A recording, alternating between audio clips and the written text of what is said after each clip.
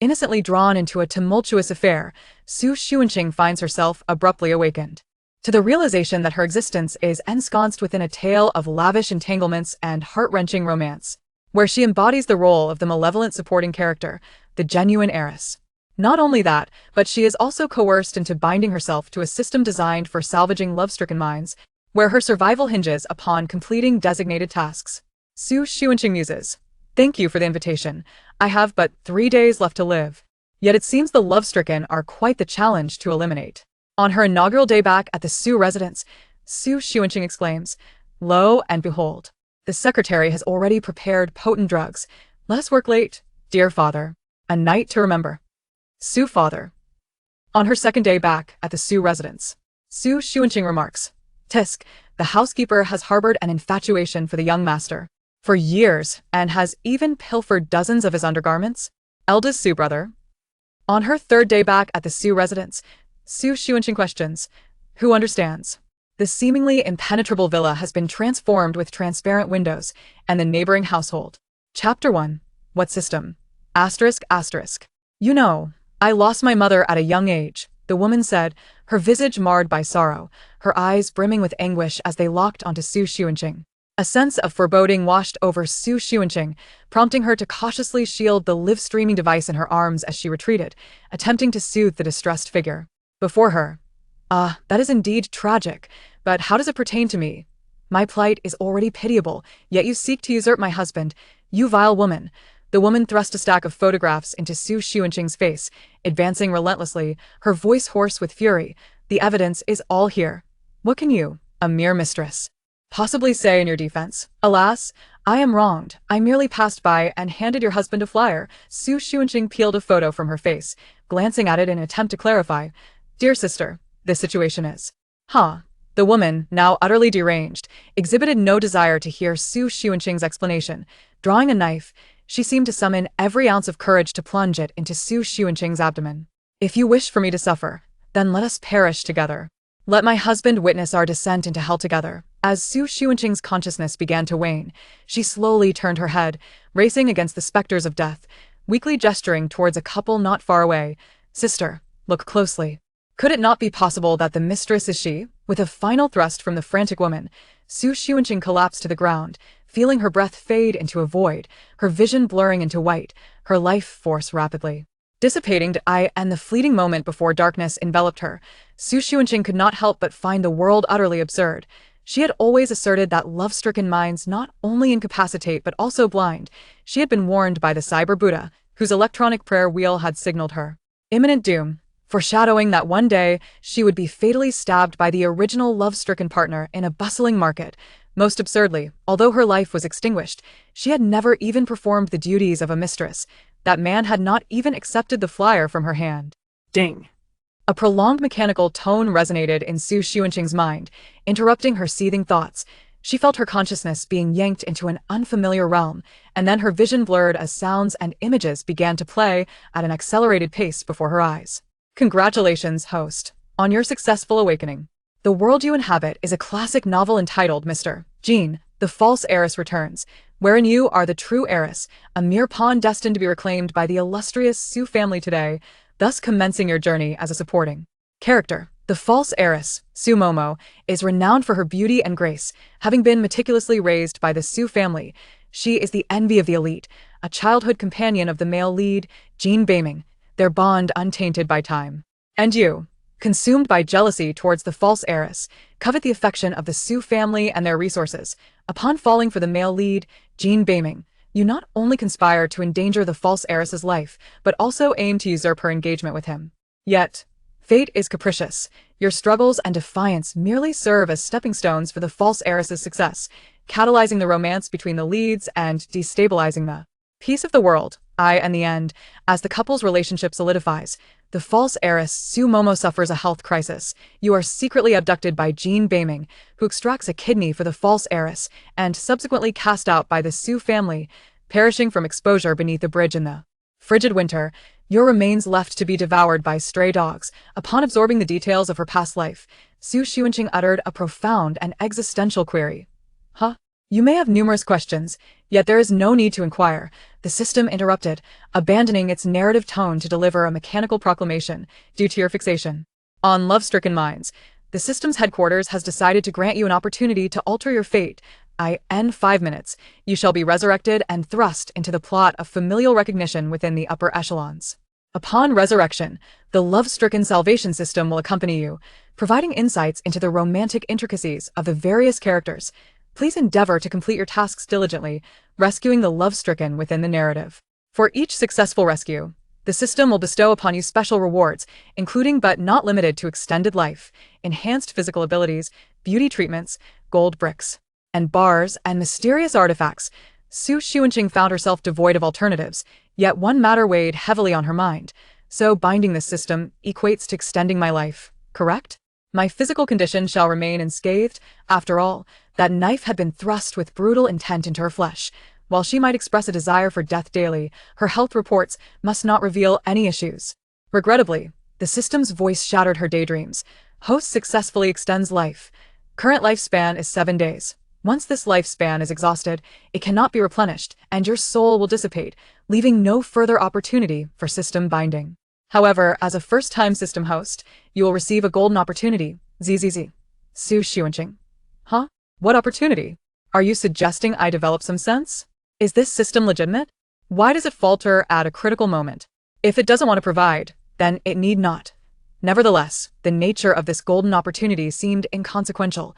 She now recognized herself as a renowned commentator on love-stricken minds, embarking upon the mission to redeem them, to save or to perish. Fortunately, having encountered myriad experiences from a young age, her mental fortitude was robust, allowing her to swiftly embrace this fantastical reality.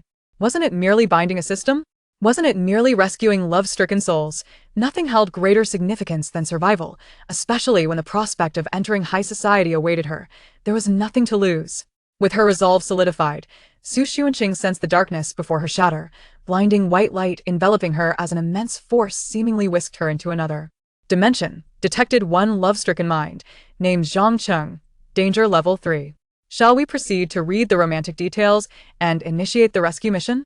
Just as Xunqing regained her bearings from the disorienting experience, she found herself seated in a sleek black luxury car, while a bald man in a tailored suit in the passenger seat regarded her with haughty disdain, asserting, "Hey, did you remember all the details I just relayed, especially Miss Momo's taboos? What, Momo's chicken leg?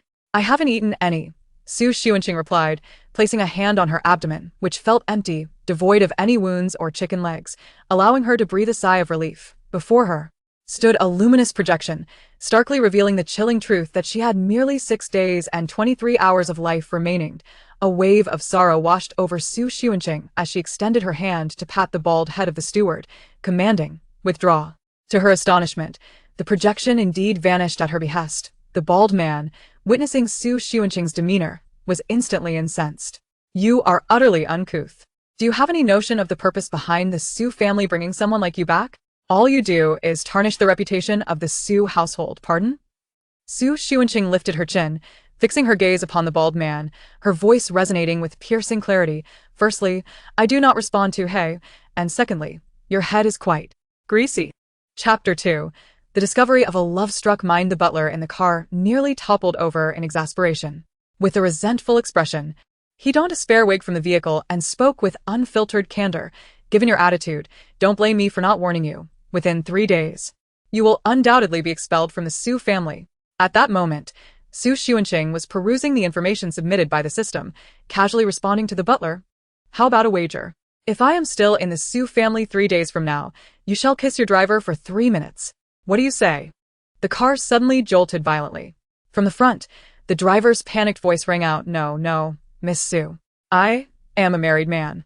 This is utterly disgraceful." The butler hurled a barrage of insults, yet Xunqing remained unperturbed.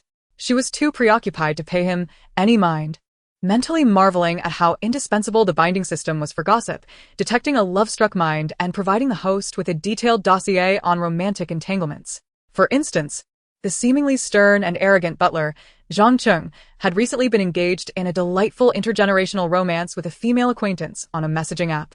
Indeed, Xunqing believed he was experiencing a transcendent love with a 21-year-old girl, despite being 36 himself. However, the information Su Xuanqing held revealed that the female acquaintance was none other than the driver beside Xunqing, a man of 42, adept at using a voice modulator, who juggled conversations with 8 men simultaneously, earning a monthly income greater than that of his current position as a driver in the Su household. Furthermore, the driver was aware of the butler's true identity. TSK, TSK, TSK.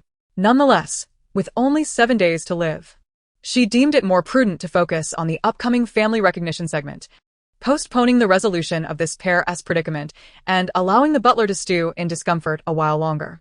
Meanwhile, in the Su family's floral hall, Su father and Su mother leisurely sipped tea as the clock struck 12, heralding noon. Su mother set down her teacup, furrowing her brow. Why hasn't the butler brought her here yet?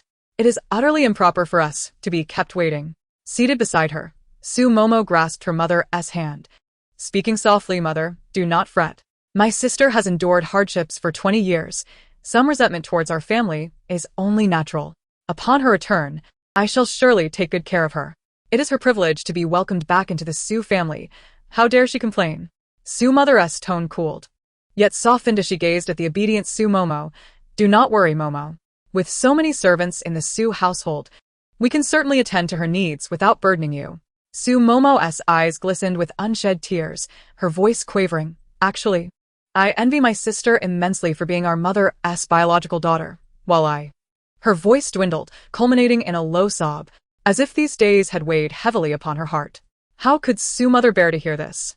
Su Momo had been her companion for 20 years. Always obedient and gentle, who in high society didn't envy her for having such a wonderful daughter. Just as Su mother was about to comfort Su Momo, the sound of a car gently coming to a halt outside caught their attention, signaling the butler's return with the girl. Su Momo, feeling particularly insecure, tugged at her mother's sleeve, looking utterly forlorn. Su mother immediately clasped her hand, reassuring her, Momo, no matter what transpires, you shall forever be our daughter. As they nestled together, Su father stood quietly by their side, forming a harmonious tableau of a family of 3 in the floral hall. Outside, the butler and the driver parked the car, while Su Xuanqing paid them no mind, strolling along the magnificent, estate-like pathway, marveling inwardly. Wow, the scenery here is delightful. If I were to be buried here after my demise, my remains would surely feel warm. What a grand floral hall. Are those real or artificial flowers? It is evident that there is no place for me among this family of 3. Su father and Su mother must be exceedingly busy. Having managed to elevate the Su family's fortunes, it is no wonder the butler and driver are too preoccupied to indulge in such juicy gossip. After soothing Su Momo, Su mother finally stepped out of the floral hall with Su father. They wished to prevent Su Momo from sinking into despair and decided to meet this girl from the slums. However, before they could position themselves, a lively female voice began chattering incessantly, her words becoming increasingly ludicrous. From a distance, a girl clad in a cheap short-sleeved shirt and shorts approached. The plastic of her sandals reflected the sun's rays, causing a sense of unease in the seasoned Su parents. What an odd sound. Where is it coming from? The girl standing before them hadn't even opened her mouth. Su Xuanqing had wandered to the entrance of the floral hall, and upon raising her head, she spotted the 2 figures on the steps. Although Su mother was over 40, her well-maintained appearance made her seem only around 30, traces of her past beauty still evident. Su father exuded an air of authority, standing alongside Su mother in apparent intimacy, though there was an invisible distance between them. As Su Xuanqing offered a demure smile, her greeting caught in her throat as her mind erupted with a cacophony of alerts. Detected a love-struck mind. Suing Yuan. Danger level 7. Would you like to read the details of this romance and initiate the rescue mission? Detected a love-struck mind. Gao Meihua. Danger level 4. Would you like to read the details of this romance and initiate the rescue mission? Detected a love-struck mind. Lu Yingying. Danger level 2. Would you like to read the details of this romance and initiate the rescue mission? Detected a love-struck mind. Su Momo. Danger level 9. Would you like to read the details of this romance and initiate the rescue mission? Su Xuanqing felt as though her mind might explode, clutching her head as she stumbled, muttering, I can't take it anymore. My head is pounding. What kind of wealthy family has so many love-struck minds? Even Su father and Su mother are afflicted with this foolishness despite being married. How utterly shameless. Upon hearing Su Xuanqing complain of a headache, Su mother instinctively reached out to support her. But the moment she registered Xu Xuanqing's thoughts, her hand recoiled in shock. What is this love nonsense? They were completely oblivious. Xu father and Xu mother exchanged knowing glances before hastily turning away. They could now confirm that they could hear Xu Xuanqing's peculiar inner monologue. At that moment, Xu Xuanqing felt an overwhelming desire to silence the system. However, with circumstances as they were, she could only suppress her urge for gossip. If she were to live here, making a good impression on Xu father and Xu mother was paramount. Mr. Xu, Ms. Gao, greetings. I am Xu Xuanqing. She offered a shy yet poised smile. Having experienced a life in the system, she remembered how her previous exuberance at finding her biological parents had led to disdain and mockery, ultimately being sent to the nanny's quarters by Xu Momo. This time, she maintained a polite distance, hoping to avoid any semblance of opportunism. Xu father and Xu mother, initially indifferent towards this suddenly appearing daughter, were momentarily taken aback by her respectful address, caught off guard by her demeanor. Then they observed the girl before them. Her lips pressed tightly together, exuding an air of nervousness. Yet, her thoughts echoed in their ears. I truly possess high emotional intelligence, after all. I did not seek to enter this wealthy family for my own sake, but rather to rescue you love-struck fools. It was not appropriate for the two to voice their thoughts aloud. They could only respond with a vague sense of bewilderment. Xuanqing has finally returned. Titles are a trivial matter. We can adjust our address in due course. Huzzah! Success! I was neither expelled nor reprimanded. What comes next in this process? Mrs. Xu, listening to the lively musings of Xu Xuanqing, felt a persistent unease in her heart.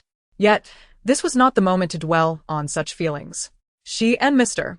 Xu were reluctant to linger outside any longer, so they guided Xu Xuanqing into the flower room.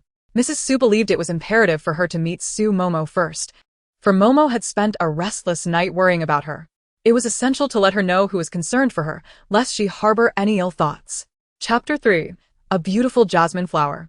As Xu Xuanqing entered the flower room alongside her mother, her gaze was immediately drawn to a girl standing gracefully by the sofa. Clad in a simple white gauze dress, Xu Momo's attire was deceptively understated, adorned with delicate sequins at the hem and intricate patterns at the bodice, resembling a beautiful yet innocent jasmine flower. The moment their eyes met, Xu Xuanqing felt as if a spark of destiny flickered in the air. Oh, the pain! Xu Momo, tears brimming in her eyes, stumbled forward 2 steps and, with a choked voice, exclaimed, Sister? Is it truly you, Xuanqing? Father, mother, and I have missed you dearly. Even the winds of longing have reached the halls of the affluent, yet I find myself repulsed by this opulence. Is this the legendary White Lotus? The fake heiress with a 9th-level romantic mindset?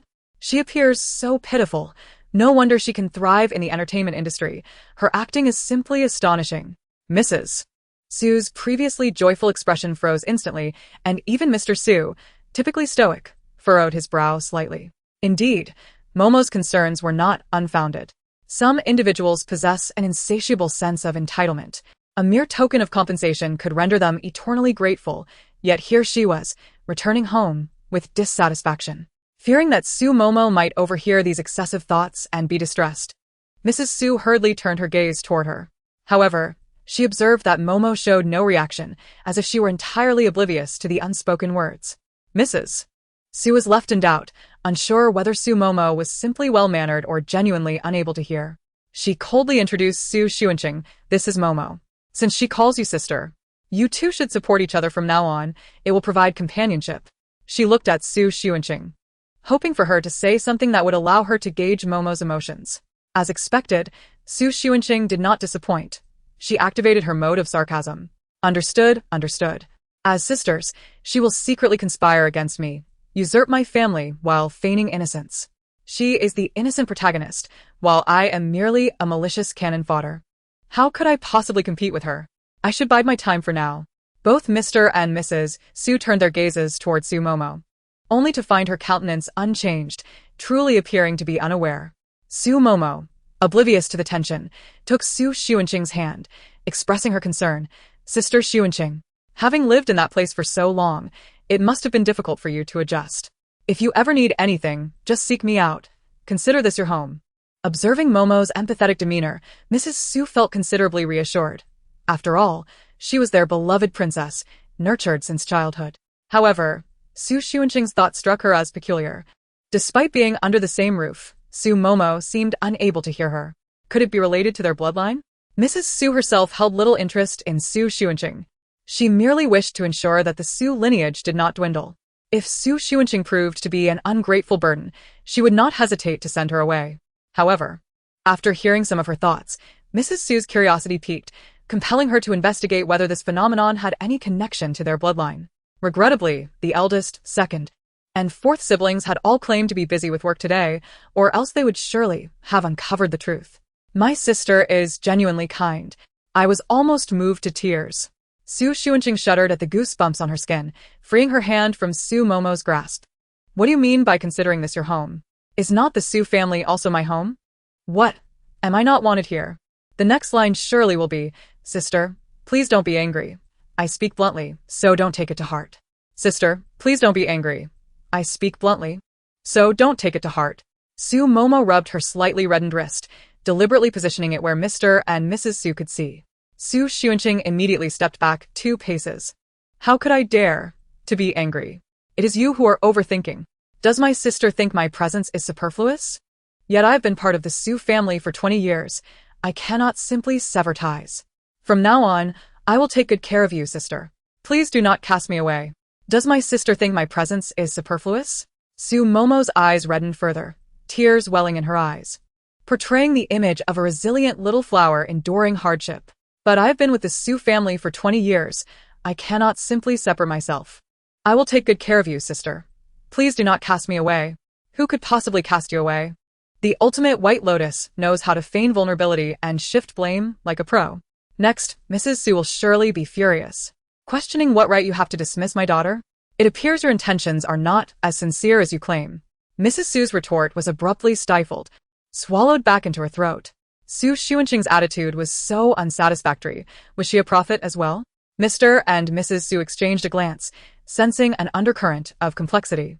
Initially, they had not found any fault in Su Momo's words, yet Su Xuanqing's internal commentary made them reconsider her intentions.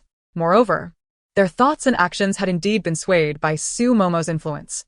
Had they not overheard Su Xuanqing's sentiments, Mrs. Su would have undoubtedly ordered her to leave by now. Observing the apparent camaraderie between the 2 daughters, albeit with palpable tension, Mr. Su took it upon himself to mediate. You are sisters. Neither of you will leave the Su family, so you must learn to coexist harmoniously. Indeed, Mrs. Su echoed, unwilling to let the atmosphere remain stilted. She turned to Su Momo, encouragingly suggesting, Momo, why not take Xuanqing around the house? Introduce her to everything. Did you not prepare a lovely room for her? You could also show her that. Mrs. Su considered how, over the past few days, Su Momo had been tirelessly attending to preparations for Su Xuanqing's arrival, even using her own card to purchase numerous clothes and bags for her. Throughout this time, Su Momo had often expressed her excitement for her sister's return, albeit with a hint of insecurity, which Mrs. Su could understand. In light of this, it seemed Su Xuanqing had been rather petty. Those coming from outside could never truly understand the family, as well as those raised within. Why am I not being sent away? Then how will I desperately plead to stay and conveniently move into the maid's quarters? I want to witness the drama unfold in the maid's quarters. Surely there will be more gossip there. Mr. and Mrs. Su, who were never particularly warm, found themselves even more distanced from Su Xuanqing upon hearing her internal musings. This child, having returned to the halls of affluence, still harbored such narrow-minded thoughts, contemplating living in the maid's quarters? Is this not a disgrace to the Su family? Moreover, what business does the nanny have that could possibly concern us? Is it watermelon, pumpkin, or gourd? Truly, it is nonsensical. In that moment, the atmosphere within the household grew exceedingly peculiar. Su Mo discerned the disdain that both Su father and Su mother held for Su Xunqing, and with a smile that radiated sweetness, she resolved to give this rustic cousin a proper introduction. Chapter 4. Here comes the gossip. All right, dear Mom and Dad. Su Mo exclaimed, her enthusiasm reminiscent of a lively little rabbit, as she commenced her heartfelt introduction to the oblivious Su Xunqing. Sister, look at this sofa in our flower room. It was brought back from Europe by Uncle Lu just last month. Its current market value is approximately $2 million. What does a $2 million sofa have to do with me? I'm not going to gnaw on it like a husky. All the flowers here are rare varieties. Each pot is priceless, so do be cautious. Oh, so if I accidentally knock one over, I'm liable for damages? I have no money, but I certainly have a life to spare. While flowers may not bloom for 100 days, I certainly do. And this coffee table, sister? I presume you have never seen one like it? It is carved from raw stone transported from the southern hemisphere, exceedingly precious. What? Did you personally bring this coffee table from the southern hemisphere? Should I kneel and prostrate myself before you? Ville Xu Montag joyfully elaborated. Xunqing maintained a polite smile, internally battling the urge to drift into slumber, mocking the absurdity of it all. The exorbitance of this household is not my doing. What use is it to inform me of the cost of the tiles without revealing where the restroom is? Is this a display of intimidation? It feels as though I am witnessing the evolution of a human mummy, with the incessant stream of mockery reaching a crescendo. The smiles of Xu father and Xu mother gradually faded, their attention unconsciously shifting from Xu Mo's elegance to the comical musings of Xunqing. Xu mother shook her head, striving to dispel the incessant chatter echoing in her mind. She often enjoyed explaining the new acquisitions in their home to Xu Mo, intending to impart a sense of discernment regarding quality so that her daughter might recognize value when making friends in the future. After all, some of the world's hidden elites may appear modest, yet their possessions are singularly exquisite. But why is this newly found daughter so incapable of distinguishing quality from mediocrity? Shall we go see Sister S' room upstairs now? Xu Mo inquired, her eyes sparkling with enthusiasm as she eagerly awaited Xunqing's response. Xunqing waved her hand dismissively, rubbing her temples in feigned weariness. Perhaps later. I need to rest for a moment. I feel a bit fatigued. Xu Mo tilted her head in confusion. Ah, did my explanation tire you out? I sincerely apologize. I understand your eagerness to chat, but perhaps you should hold off for now. It seems the time is nearly ripe. Let me first see if there are any juicy tidbits to uncover. Xunqing was genuinely concerned about being lulled into a deep sleep by Xu Mo's incessant chatter, potentially waking up 7 days later in a dire situation. She hastily opened the 3-page dossier on romantic affairs she had compiled, casually clicking on the top entry concerning Xu father, Xu Yuan. In the novel, Xu father nearly faced ruin, and had it not been for the main character's financial clout, he would likely have been found beneath the overpass by the conclusion of the tale. After reading merely 2 lines, her mind was beset by a barrage of exclamations. Suddenly, Xu father and Xu mother were taken aback. What on earth is this child rambling about? This gossip is indeed a treasure trove, truly befitting a wealthy family. Even the romantic follies are extraordinary. Unfortunate father, brace yourself for a phone call. I wonder if I can sneak a peek at this delightful scandal. It sounds too riveting to miss. Ding-gling. Just as Xunqing's thoughts echoed in her mind, Xu father's phone rang, startling him. He collected his thoughts, casting a sidelong glance at the seemingly innocent Xunqing, and proceeded to answer the call at the door. The call was from his secretary, who informed him that while organizing the office, she discovered an urgent document on his desk that required his signature. She inquired whether he intended to handle it at the office or if she should bring it to him. Xu father, who typically abhorred bringing work home, immediately decided to go to the office. The secretary, ever professional, acknowledged his decision and promptly ended the call. It appeared there were no issues at hand.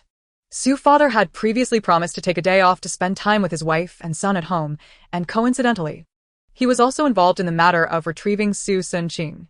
However, he had not anticipated an oversight in his work. For the Xu family to reach its pinnacle under Xu father's stewardship, it was evident that he was a workaholic. After hanging up, he intended to explain the situation to his wife before heading to the office. However, before he could utter a word, he overheard Xunqing's excited and disjointed voice. Tut, tut, tut. So returning to work is merely a facade. It appears your romantic musings are coerced? You might as well go to work now. Tonight, Secretary Wang will be making her big move. Secretary Wang has already prepared a potent coffee, and tonight, you two will have a night of passion, with her capturing it all on video for leverage. Then Secretary Wang will strike with precision, announcing her pregnancy at your doorstep to assert her claim, thereby shattering your precarious union. Ultimately, the discontented secretary will sell company secrets to a rival firm and distribute your private escapades to all colleagues, even filing a rape charge against you. What a cascade of missteps. How on earth can this be salvaged? I cannot allow my cheap father to meet with the secretary. Having just returned to the Xu family, must I witness its downfall? Xu mother and Xu father. Ah? Is this even coherent? Both were momentarily stunned, utterly unable to process this information.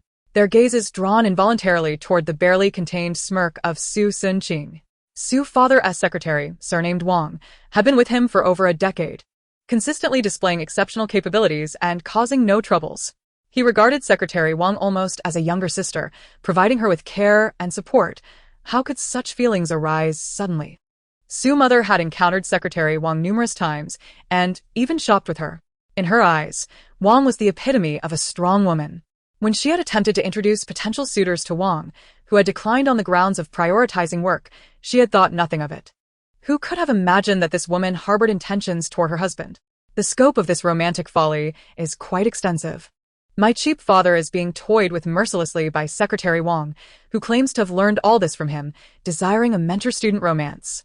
To preserve the Xu family legacy, my father must deceive himself, experiencing a Stockholm syndrome of sorts, pretending to love Secretary Wang. What an absurd trajectory. Tonight. I must accompany my father to the office, to devise a plan to thwart Secretary Wang's schemes and expose her wickedness, thus safeguarding my own existence. Xunqing pondered intently. She currently possessed but 7 days of initial vitality. Her priority was to complete the task and extend her life. No, absolutely not. Upon absorbing the entirety of this scandal, Xu's mother could no longer contain her excitement and exclaimed aloud. Facing the puzzled gazes of her family, she managed to force a smile and said, "What I mean is, dear husband, it must be quite arduous for you to handle overtime alone. This simply won't do. I should accompany you to the office." Chapter 5. The process of hiring a nanny. Mr. Xu had every intention to decline, as he had always been averse to women meddling in his professional affairs. However, considering that his wife likely shared his concerns about Xunqing's intentions, it was understandable. It was often easier for a woman to address matters concerning another woman. If his wife accompanied him, Secretary Wang would surely think twice before acting on any ulterior motives. Indeed, the company's affairs were rather convoluted. Mr. Xu nodded and exchanged a knowing glance with Mrs. Xu. The 7th-level romantic brain, Xu Ingyuan, had successfully saved the day. Congratulations to the host for gaining 3 days of life points, a bonus of 30,000 yuan, and a special item, a pocket tent. Would you like to review the item description now? Xunqing? What on earth? She hadn't even done anything yet. So how did this romantic brain save the day? What exactly went awry? No, wait, where was the golden finger? She needed to personally express her gratitude. Xunqing hastily activated her underutilized brain, reflecting on her time since arriving at the Xu household. There were indeed some details that diverged from the original narrative. Yet, most importantly, in the original story that allowed for the rewind of time, there was no mention of Mrs. Xu insisting on going to the office. As she pondered, she inadvertently murmured her thoughts aloud. Is the power of love truly so formidable? Does my dear mother believe that joining in on this overtime will alleviate my father's misfortunes? But why, all of a sudden, does she wish to go to the office? Oh well, it doesn't matter, as long as this romantic brain is successful. That's all that counts. Go, dear mother. Hearing Xunqing's inner thoughts, both Mr. and Mrs. Xu couldn't help but breathe a sigh of relief. It seemed they would navigate this hurdle successfully, and they needed to rush to the office to address the troublesome Secretary Wang. It was simply too frightening. Xu Momo had thoughtfully brought her father a freshly ironed suit, beaming as she said, "Mom and Dad, you're working hard today, even on your day off. Don't worry. Momo will take good care of my sister at home." Mr. Xu managed a strained smile, patting Xu Momo's head absent-mindedly before turning to Xunqing and saying, "Xunqing, this is your home. If you need anything, you can always ask the butler or the nanny." This daughter seemed to possess some depth. Although they were still puzzled about why they could hear her thoughts, and uncertain whether the impending crisis she had predicted was genuine, he nonetheless extended a sliver of goodwill. Mrs. Xu, however, remained anxious about Xu Momo being bullied at home. After all, her daughter had been raised quite pampered and might struggle against someone like Xunqing, who had emerged from the streets. How hard to believe. The butler and the nanny are both Xu Momo's people. Not only will I be targeted by Xu Momo, but I will also be ostracized by the staff. But it's fine. I came here to face trials, and how long I survive is all in fate's hands. Xunqing, feeling rather unmotivated, politely nodded, appearing quite obedient. All right, Mr. Xu, I wish you a pleasant workday. She was beginning to exhibit a hint of that lobby manager vibe. Mr. and Mrs. Xu hurried off to eliminate the unstable element, Secretary Wang, exchanging a few casual remarks before departing. In their haste, they failed to notice Su Momo's tightly clenched fists behind them. Su Momo had always been the cherished darling of the Su household, but just now, her father had overlooked her to speak to Su Xunqing instead of praising her. Was blood relation truly that miraculous?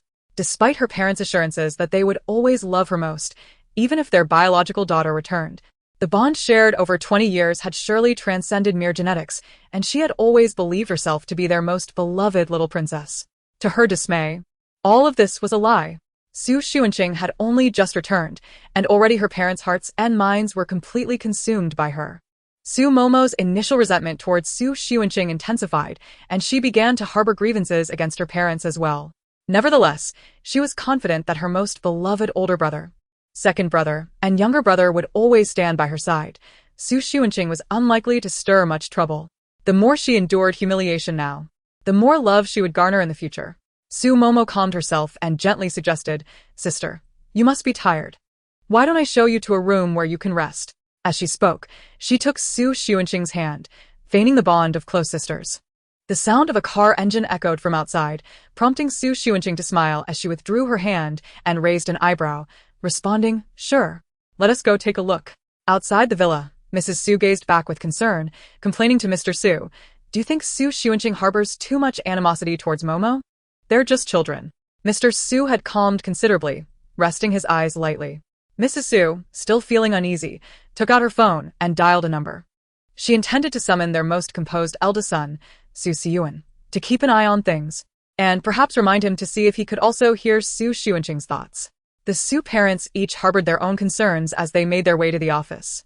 Meanwhile, Secretary Wang, having prepared her medicinal wine and donned her revealing attire, was resolute in her determination for the night. Little did she expect Mrs. Su to arrive at the company as well. Before she could devise a new strategy, she found herself dismissed the moment she stepped into Mr. Su's office. Losing both her lover and her job, she attempted to seduce Mr. Su without reservations, but was swiftly subdued by the security personnel who had been waiting. Shortly thereafter, the drugs concealed in her coffee were discovered, and in a fit of despair, she erupted in a tirade, only to be unceremoniously dragged away by the Su family's bodyguards. Banished far from the premises. Within the Su villa, Su Xunqing followed Su Momo to the entrance of a room that was said to be meticulously arranged by Su Momo herself. Along the way, Su Momo took the time to introduce her surroundings. "Look, this is the kitchen. If you ever feel like eating something, feel free to cook for yourself. Over there is the supply room, where all the cleaning supplies are kept." It was a textbook example of a nanny recruitment process. Su Xunqing was accustomed to such soft tactics. Her curiosity was piqued, however, regarding the room itself. In the original plot, she had inadvertently offended both Mr. and Mrs. Su on her first day back, leading Su Momo to suggest confining her to the nanny's quarters to temper her spirit. Thus, she had never set foot in her own room. Later, she had yielded, choosing a room on the first floor to manage, and had never seen the true nature of the second floor. To her surprise, this time things seemed to be progressing rather smoothly. Meanwhile, Su Momo had already opened the door to the room adjacent to her own, which was designated as Su Xunqing's bedroom, the very place where she once placed her bags and toys. Su Xunqing caught a glimpse of the white carpet laid on the floor and was about to step inside for a closer look when Su Momo's hand barred her from entering. Chapter 6. Please wear shoe covers. Su Momo raised her chin with an air of superiority, the small diamond on her delicate neck glinting in the light. "Wait a moment. Your shoes are too dirty. Please put on shoe covers before entering. I wouldn't want you to soil the carpet I just had laid." Su Xunqing, what an imposing set of rules. She had never been one to easily yield. Just moments ago, when Mr. and Mrs. Su were present, the two had exchanged veiled barbs, and now Su Mo had shed her pretense, fully intending to show no mercy. The vendetta within the narrative had yet to be settled. Su Xunqing retrieved a pristine pair of shoe covers from the shoe cabinet nearby. "This is it, isn't it?" Su Mo raised an eyebrow, unperturbed. "Indeed, just put them on and enter." Commoners were simply that, commoners, before someone of her exalted status, unable to stir up any significant turmoil. Yet, in the next heartbeat, Su Mo's eyes widened in astonishment. Su Xunqing swiftly shoved the shoe covers into Su Mo's mouth and, with an air of nonchalance, clapped her hands. "However, compared to my shoes, it seems your mouth is far dirtier." For a moment, Mo found herself in a state of shock, standing there, wide-eyed, even attempting to clench her jaw, only to find herself biting down on the shoe covers. Having navigated the elite circles for 2 decades, her encounters had always been characterized by superficial civility, with underhanded tactics lurking beneath. She had never experienced such a direct and unsavory affront. Not far away, 2 maids, while tidying up, cast furtive glances at the unfolding scene. Astonished to witness Mo, who was typically generous towards them, being treated in such a manner. A mere wild girl, fresh to the Xu household, dared to bully her like this? Yet, it dawned on them swiftly that this was a prime opportunity to shine before their master. Without hesitation, the 2 maids rushed forward. One gently removed the shoe covers from Mo's mouth and tossed them aside, easing her discomfort, while the other stood protectively in front of her. Brandishing a mop like a hawk guarding its chick, pointing accusingly at Xunqing. What do you think you are? How dare you bully our Miss Mo? I am a person, a being of the world, Xunqing replied with a smile, surveying the 2 maids. You are mere servants, bowing and scraping. The maids immediately placed their hands on their hips. No wonder you come from such a place. Your manners are utterly lacking. You cannot possibly compare to our Miss Mo. They cared little for right or wrong. Their singular focus was to thwart the ambitious wild girl and establish themselves as the most favored attendants by their mistress's side. Silence. Mo thought her mouth was suffused with the taste of plastic, while the 2 maids continued to bicker, giving her a headache. You fools. With your brawn. Why not just slap Xunqing instead of standing here squabbling? Meanwhile, Xunqing stood smiling, listening to the incessant chatter of her internal system about romantic details, suddenly grasping Mo's true intent.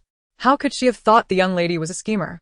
In truth, the young lady was helping her prolong her existence.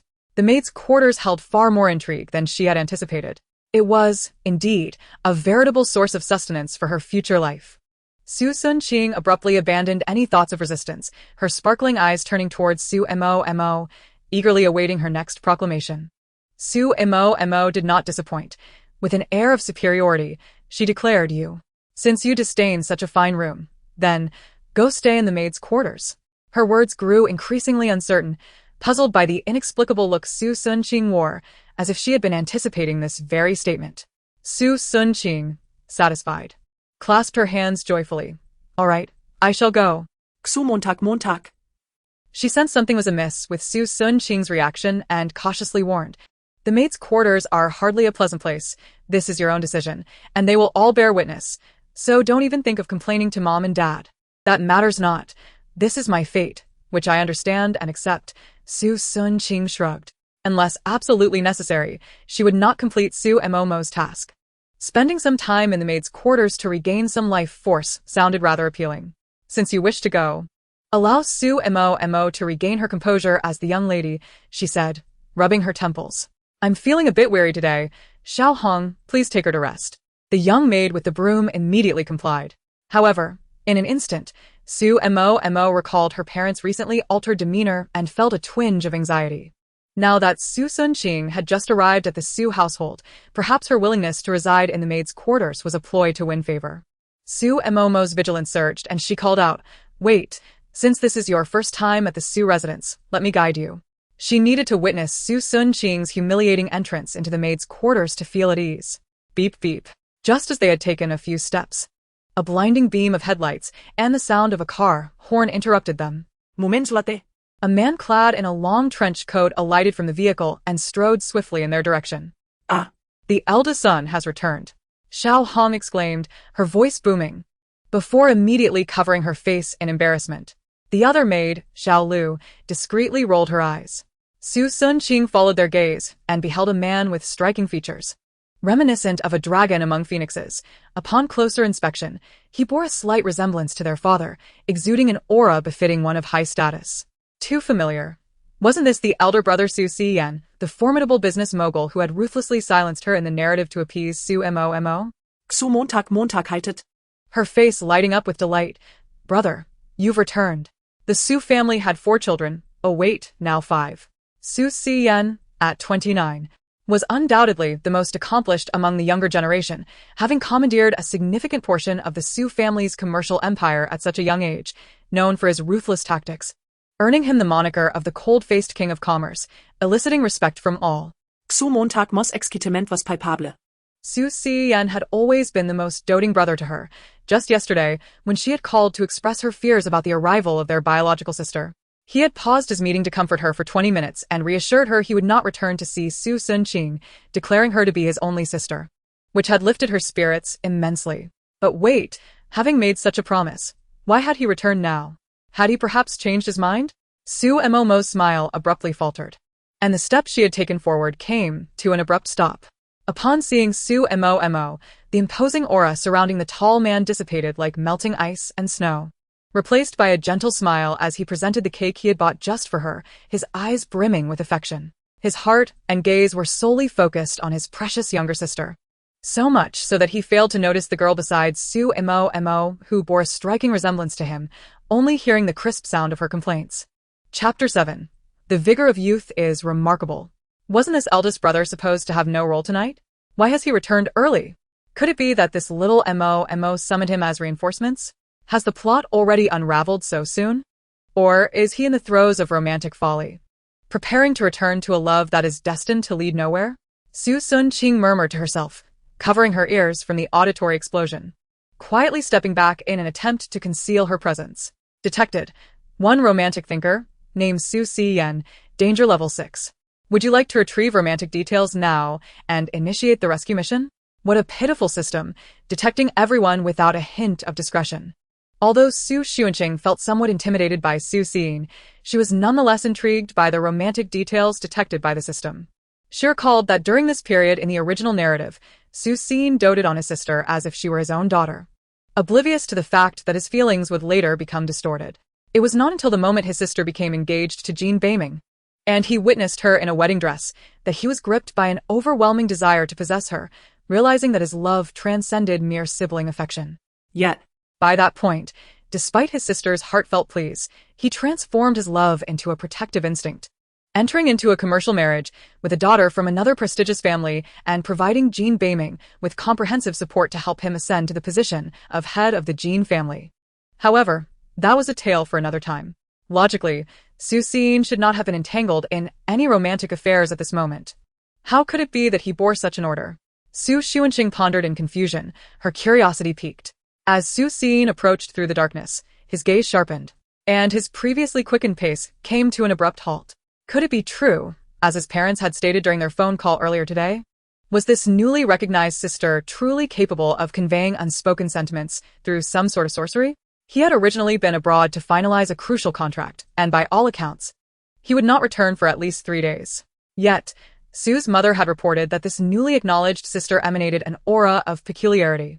Most alarmingly, she had casually remarked that the new sister seemed less than fond of Mo. This was intolerable. Without hesitation, he boarded a private jet back to the country. Su Mo was the cherished jewel of the Su family, and no one was permitted to harm her. The sudden sound startled him. He needed to ascertain the situation and ensure Mo's safety. Su Mo, standing in the shadows, noticed that her most trusted elder brother, who had initially been striding toward her, halted mere steps away, his gaze fixed intently on Xu Xunqing. His lingering gaze was prolonged, so much so that it ignited a flicker of unease within the typically confident Su Mo. When Xu Xunqing turned around, she found that Su Mo had somehow moved closer to her side, her eyes sparkling as they regarded her, causing Xu Xunqing's heart to lurch in trepidation. Oh no! Su Mo has started to look at me. Is she going to pretend to faint and frame me for it? This life is unbearable. Perhaps I should faint as well. Is my brother blind or truly in love? This is a pivotal moment, a case of double fainting. Xu Xiyan remained oblivious to the thoughts racing through the two women's minds, only to be taken aback as he widened his eyes in shock. He watched as Su Mo took 2 steps forward, as though someone had given her a push from behind. She suddenly turned around in disbelief, her voice trembling. Sister Xunqing, why? Before she could finish her sentence, she gracefully collapsed to the ground, a tragic sight to behold. Behind her, Xu Xunqing also fell, landing unceremoniously, echoing the same words. Why, young people are so resilient, they can fall asleep anywhere. This fall will surely captivate Big Brother. Since I didn't push her, I can't be blamed for this, right? Xu Xiyan. Having navigated the business world for years, he had encountered all manner of oddities, yet this scene was entirely unprecedented. Furrowing his brow, he found himself perplexed by the current tableau. But leaving both women sprawled on the ground was hardly appropriate. He quickly stepped forward to assist Su Mo. A glimmer of triumph flickered in Su Mo's eyes as she feigned weakness, murmuring, "Brother, please don't blame Sister Xunqing. Brother, please don't hold Sister accountable. It was my clumsiness that caused the fall. I was simply too overjoyed to see you, which led to my unfortunate tumble. Sister certainly didn't intend to push me, boo-hoo." Listening to their simultaneous declarations, one from within, the other spoken aloud, made Su Xian's CPU nearly overheat. However, clarity began to dawn upon him. Mo was still just a child. Her actions stemmed from a lack of security. Softening his demeanor, he gently patted her head. Speaking in a soothing tone, Mo, don't fall like that next time. What if you hurt yourself? In Su Mo's mind, a loud crash echoed. What did he mean by next time don't fall like that? Unable to bear the weight of her grievance, her voice sharpened. Brother, you don't believe me? Su Xian refrained from addressing her question and, seeing that her injuries were minor, released her to inquire, where are you two headed? Where could we possibly go? I'm simply being sent away to the nanny's quarters, far from here. Little Mo, are you not going to speak up? Hurry and tell your brother that it was my choice to go. What can I say? A man obsessed with his sister will surely believe that I volunteered to leave. Perhaps I should just say it outright. Su Xian frowned. His family had ample guest rooms, and he would never treat her so harshly. At that moment, Xiao Hong, noticing the silence, stepped forward to clarify, "Young master, it's like this. Miss Xunqing is unaccustomed to the room prepared for Miss Mo and wishes to stay with me instead." Su Mo quickly regained her composure and forced a smile. "Yes, I wanted to take my sister over for a look first and then persuade her along the way." Su Xian's suspicions began to solidify. He felt no sympathy for Su Xunqing, yet he was determined to protect his innocent sister from such manipulations. Surely, this woman wielded some enchantment that bewitched Mo. He handed a piece of cake to Su Mo before coldly stating, "It's chilly outside. Mo should return to rest. I will escort her to have a look. So you don't trust me?" Tears brimmet in Xu eyes. Spilling over as she choked out, "All right, so I'm the unnecessary one in this family. Then I shall leave." Observing the shifting expressions between the siblings, Su Xunqing's heart raced with excitement. Oh no, little Mo is about to get upset. This is going to be a disaster, a funeral pyre for their relationship. Su Xian, irritated by Su Xunqing's incessant chatter, turned to admonish her. "Be quiet, you're the one causing trouble. If it weren't for your incessant remarks, Mo wouldn't be acting this way." Chapter 8. The Cold-Faced King of Hell's Limited Edition Merchandise. Su Xunqing, suddenly caught in the whirlwind of events, blinked in bewilderment. Ha! Brother, you might want to wake up. Since your arrival, I haven't uttered a single word. What a farce! How could you blame the audience for your poor performance? Only then did Su Xian grasp the situation. He had been privy to Su Xunqing's inner musings all along, yet she had never actually spoken aloud. Did this woman not realize they could hear her thoughts? Or was she merely playing a part? Su Xian was reluctant to entertain notions of supernatural phenomena. He suspected she had some high-tech miniature amplifier that projected her thoughts directly into his ears, influencing his perception of Mo. His own research team had yet to develop anything of that nature. This time, he not only aimed to expose his ostentatious younger sister, but also sought to acquire the cutting-edge technology she possessed to expand his business empire. Su Xian's gaze turned colder. "Who permitted you to call me brother? I have only Mo as my sister. Do you think you are worthy?" Su Xunqing replied, "I have never been this speechless in my life. How do I explain that brother is merely a term used in the face of someone's absurdity? When the delivery doesn't arrive at my doorstep, or when the takeout spills, I would ask them if they want to wake up to reality." Su Mo had already dashed away, while Su Xian was preoccupied with his mental sparring with Su Xunqing, failing to chase after her. When he finally turned around, all he saw was a fleeting glimpse of a pure white figure disappearing around the corner. Su Xian withdrew his gaze. He could coax his sister later.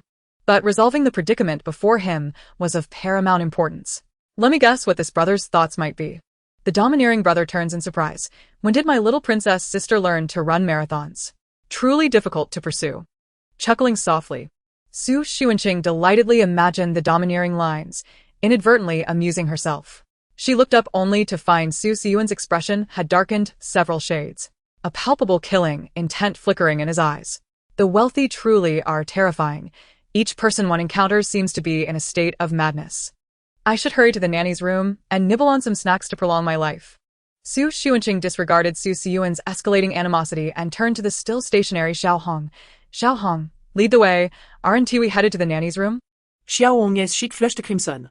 She timidly glanced at Su Siyuan, and seeing the young master was still following, she began to guide the way.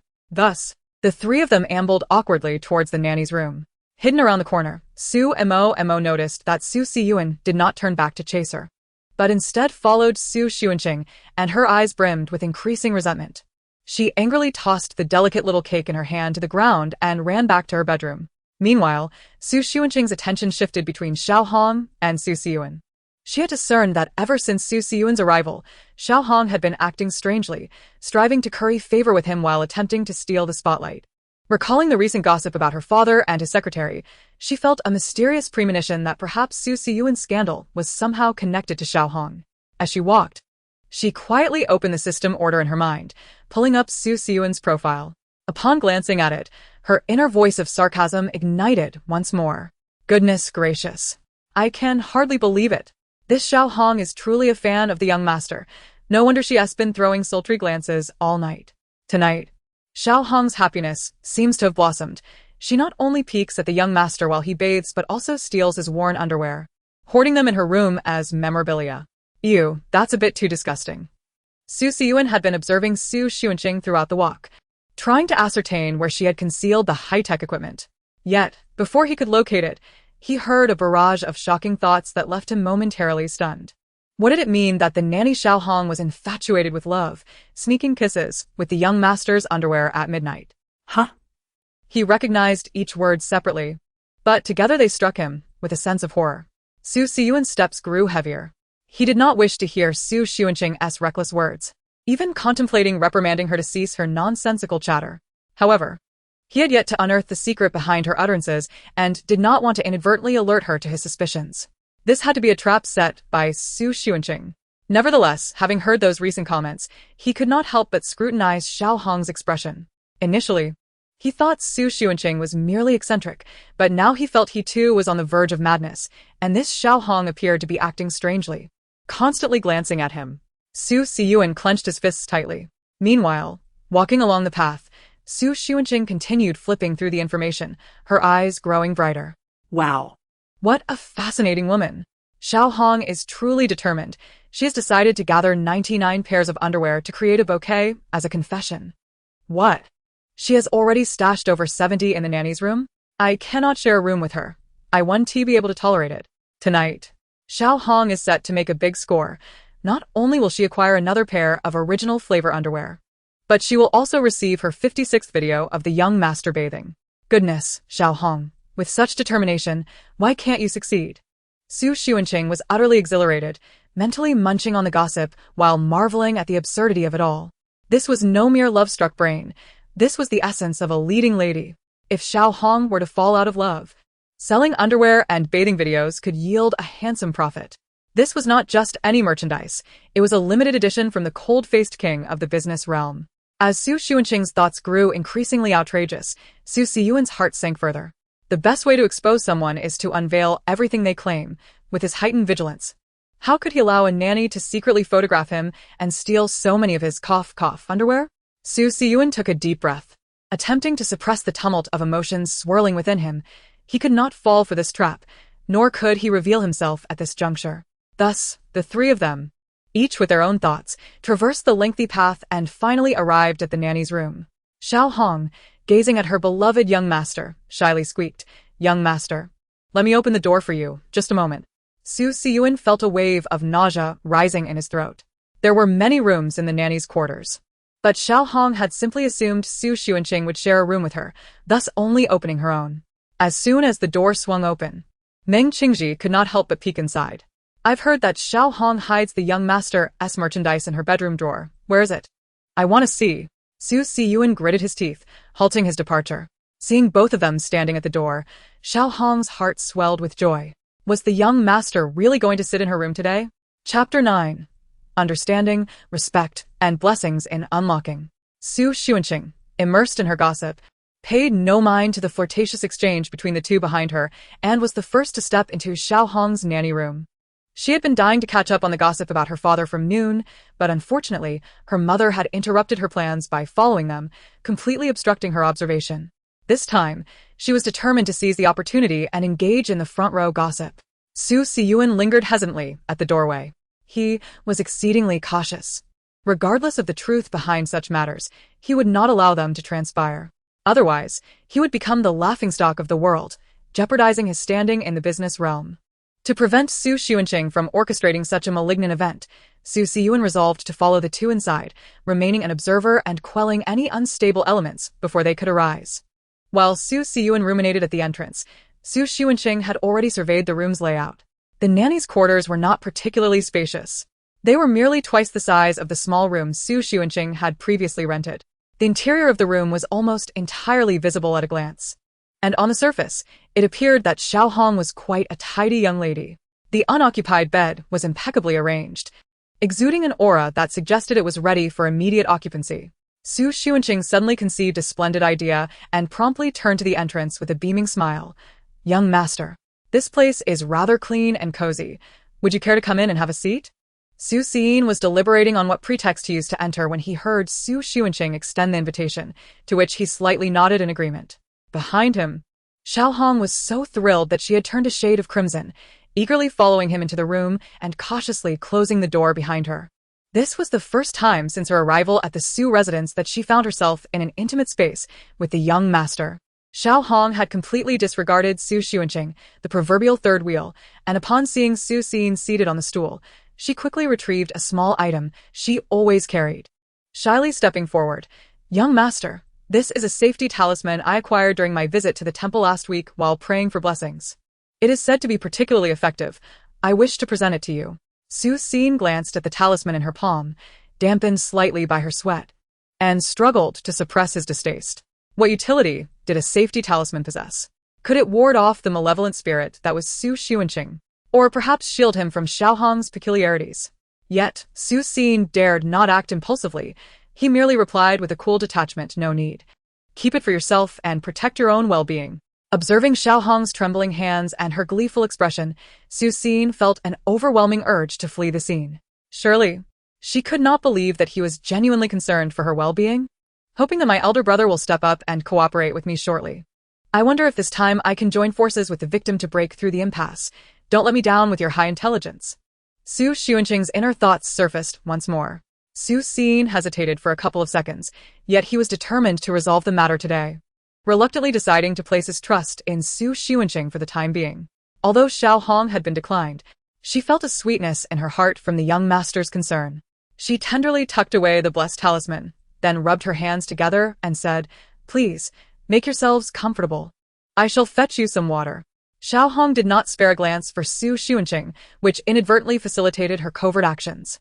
Xunqing meticulously surveyed every corner of the room before finally fixing her gaze upon the exquisite wooden safe adorned with a lock that rested beside Xiaohong's bed. The chest was resplendent, a stark contrast to the room's otherwise modest furnishings, and it bore a delicate lock, positioned as if it were held close every night. Ah, the exquisite undergarments must be housed within that wooden chest. However, that lock poses quite a challenge. How can I possibly open it without drawing attention? Though any hairpin or key could easily unlock it, I have come unprepared. What a blunder. As Xunqing fretted over this dilemma, a small clattering sound caught her attention. Turning her head, she was surprised to see Su Siyuan's key had dropped to the floor while he remained lost in thought. Gazing out the window, his brow furrowed in concentration, utterly oblivious to the fallen object. Xunqing gingerly extended her toes, carefully nudging the key towards herself. Since I'm assisting you, borrowing your key shouldn't be a problem. This certainly increases my chances. Soon I shall unlock it and deliver a stunning revelation." She reveled in her thoughts, unaware that Su Siyuan, upon noticing her acquisition of the key, had gradually relaxed his tension. Feigning casualness, Xunqing wandered around the room, ultimately seating herself at the head of Xiaohong's bed, mere inches from the chest. However, Xiaohong had prepared tea and returned to their side. Xu Xuanqing lost a golden opportunity and, in a seemingly innocuous manner, pointed to the nearby chest, inquiring, "Xiao Hong, your chest is so beautiful. What mysterious treasures lie within?" "It's even locked." Xiao Hong blushed shyly, glancing furtively at Su Xin, only to find him gazing back at her, causing her legs to tremble with excitement. She lowered her head and stammered, "It's nothing special, just some personal keepsakes, nothing of value." Su Xuanqing pressed on, "May I take a look? You know, I come from humble beginnings and don't mind the worth of things." She chuckled at her own predicament, yet Su Xin's expression darkened further. How could she belittle herself when she bore the blood of the Su family? Was she lamenting their failure to find her sooner? Upon hearing Su Xuanqing's request to see inside, Xiao Hong immediately waved her hands in denial. No, perhaps another time. It's not very convenient right now." She had yet to gather enough items. Once she had a sufficient collection to fashion a beautiful bouquet for her confession to the young master, the whole world would witness it. So Xunqing note that knowingly. Casting a sidelong glance at Su Xin, "It must be that you're embarrassed to let the young master know about your youthful affections, right? We girls understand." Oh. "How convenient that you don't want to show it. I never expected you, Xiao Hong, to possess two faces: understanding, respect, blessing, and unlocking." While sipping her tea, Su Xuanqing found herself silently mocking the pair. Yet, with Xiao Hong seated beside her and the three of them sharing an uncomfortable silence, any movement on Su Xuanqing's part would surely be caught by Xiao Hong's vigilant gaze. What a predicament. Su Xuanqing sensed that the young master was becoming increasingly restless, likely contemplating an exit, yet she had yet to find an opportunity to unlock the chest. How can I divert Xiao Hong's attention? There's simply no chance to open it. Su Xin, you lumbering oaf, are of no help whatsoever. I wish to present you with a grand surprise. Yet I can't even manage that. Perhaps I should simply abandon the endeavor for today? Hearing Su Xuanqing's internal criticisms and insults directed at him, Su Xin felt an overwhelming sense of frustration. How could he be so useless? Was it merely about Xiao Hong? He was determined to prove himself. Suddenly, Su Xin sprang to his feet, drawing the astonished gazes of both women. He spoke slowly. "Xiao Hong, how long have you been at the Su residence?" Xiao Hong, thrilled by his attention and the fact he was addressing her, eagerly stepped forward. "Young master, I have been at the Su residence for 5 years. It's just that you have returned less frequently, so we don't see each other often." "Wow, and yet you've managed to collect over 70 pairs of undergarments? Are you some sort of genius?" Su Xin regarded the furtive figure before him, veins throbbing at his temples, and stiffly replied, "Very well. Could you show me that talisman you mentioned earlier?" So Xunqing inwali aplau Su Xin. She was unsure how he had managed to draw all of Xiao Hong's attention away, but it had granted her the opportunity to act. With her hand now on the chest's lock, Su Xuanqing noted that although the lock appeared intricate, Xiao Hong was rather unacquainted with such things, and the keyhole was quite basic. She breathed a sigh of relief and carefully aligned the smallest key she had prepared with the lock, proceeding with utmost caution. Xiao Hong's incessant chatter completely drowned out the subtle sounds of Su Xuanqing unlocking the door, and everything proceeded without a hitch. Click. A soft sound emanated from the lock cylinder, and Su Xuanqing felt a surge of joy, silently exclaiming, "Yes, I, Su Xuanqing, am truly remarkable. Ugh, it stinks. How could it possibly be fermented, unwashed underwear? I can't take it anymore. The odor is overwhelming. My romantic sensibilities are dying a tragic death." Su Xiyuan paused his conversation with Xiao Hong, his expression darkening as he looked towards Su Xuanqing. He could no longer tolerate the incessant internal monologue of Su Xuanqing, though he too had caught a whiff of an indescribable stench. Noticing Su Xiyuan's prolonged silence, Xiao Hong followed his gaze and abruptly discovered Su Xuanqing's hand resting on the trunk's lock, which had inexplicably been opened. Fear surged within Xiao Hong as she instinctively lunged forward, desperate to protect her treasured possessions. Yet, she was a moment too late. Su Xuanqing was closer, and, upon seeing her leap toward the trunk, instinctively struck out, inadvertently toppling the trunk to the ground. The lid comically bounced off the floor as the trunk's contents spilled forth. An uncountable number of underwear surged out. Had Su Xuanqing not swiftly dodged, she would have been assaulted by the foul-smelling garments. Gray, royal blue, and black underwear scattered across the floor, with several conspicuous red pairs mixed in, and even a few featuring SpongeBob. Su Xuanqing rushed to open the door for ventilation, astonished at the sight of these peculiar art pieces. Heavens!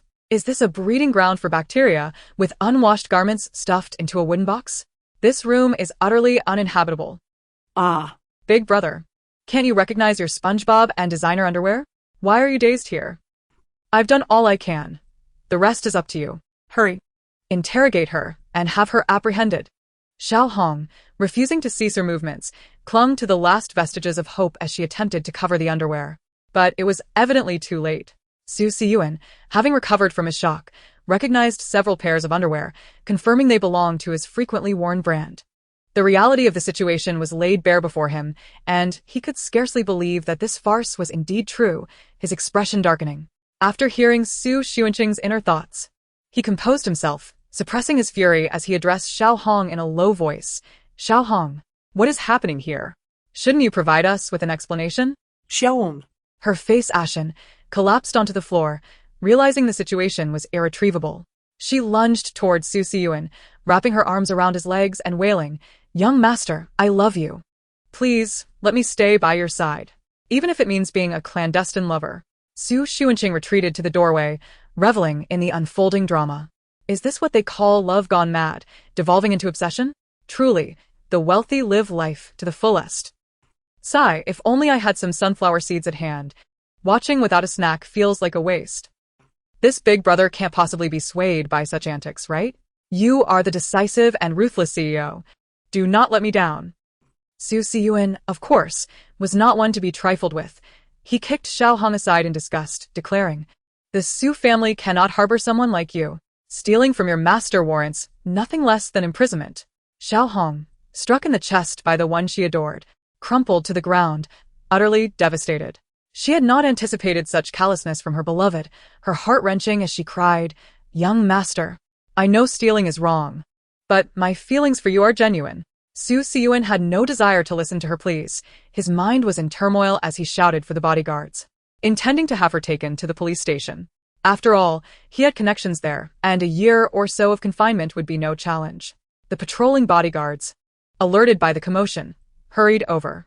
Xu Xuanqing felt satisfied with this outcome, having resolved yet another issue. Wait, something felt amiss.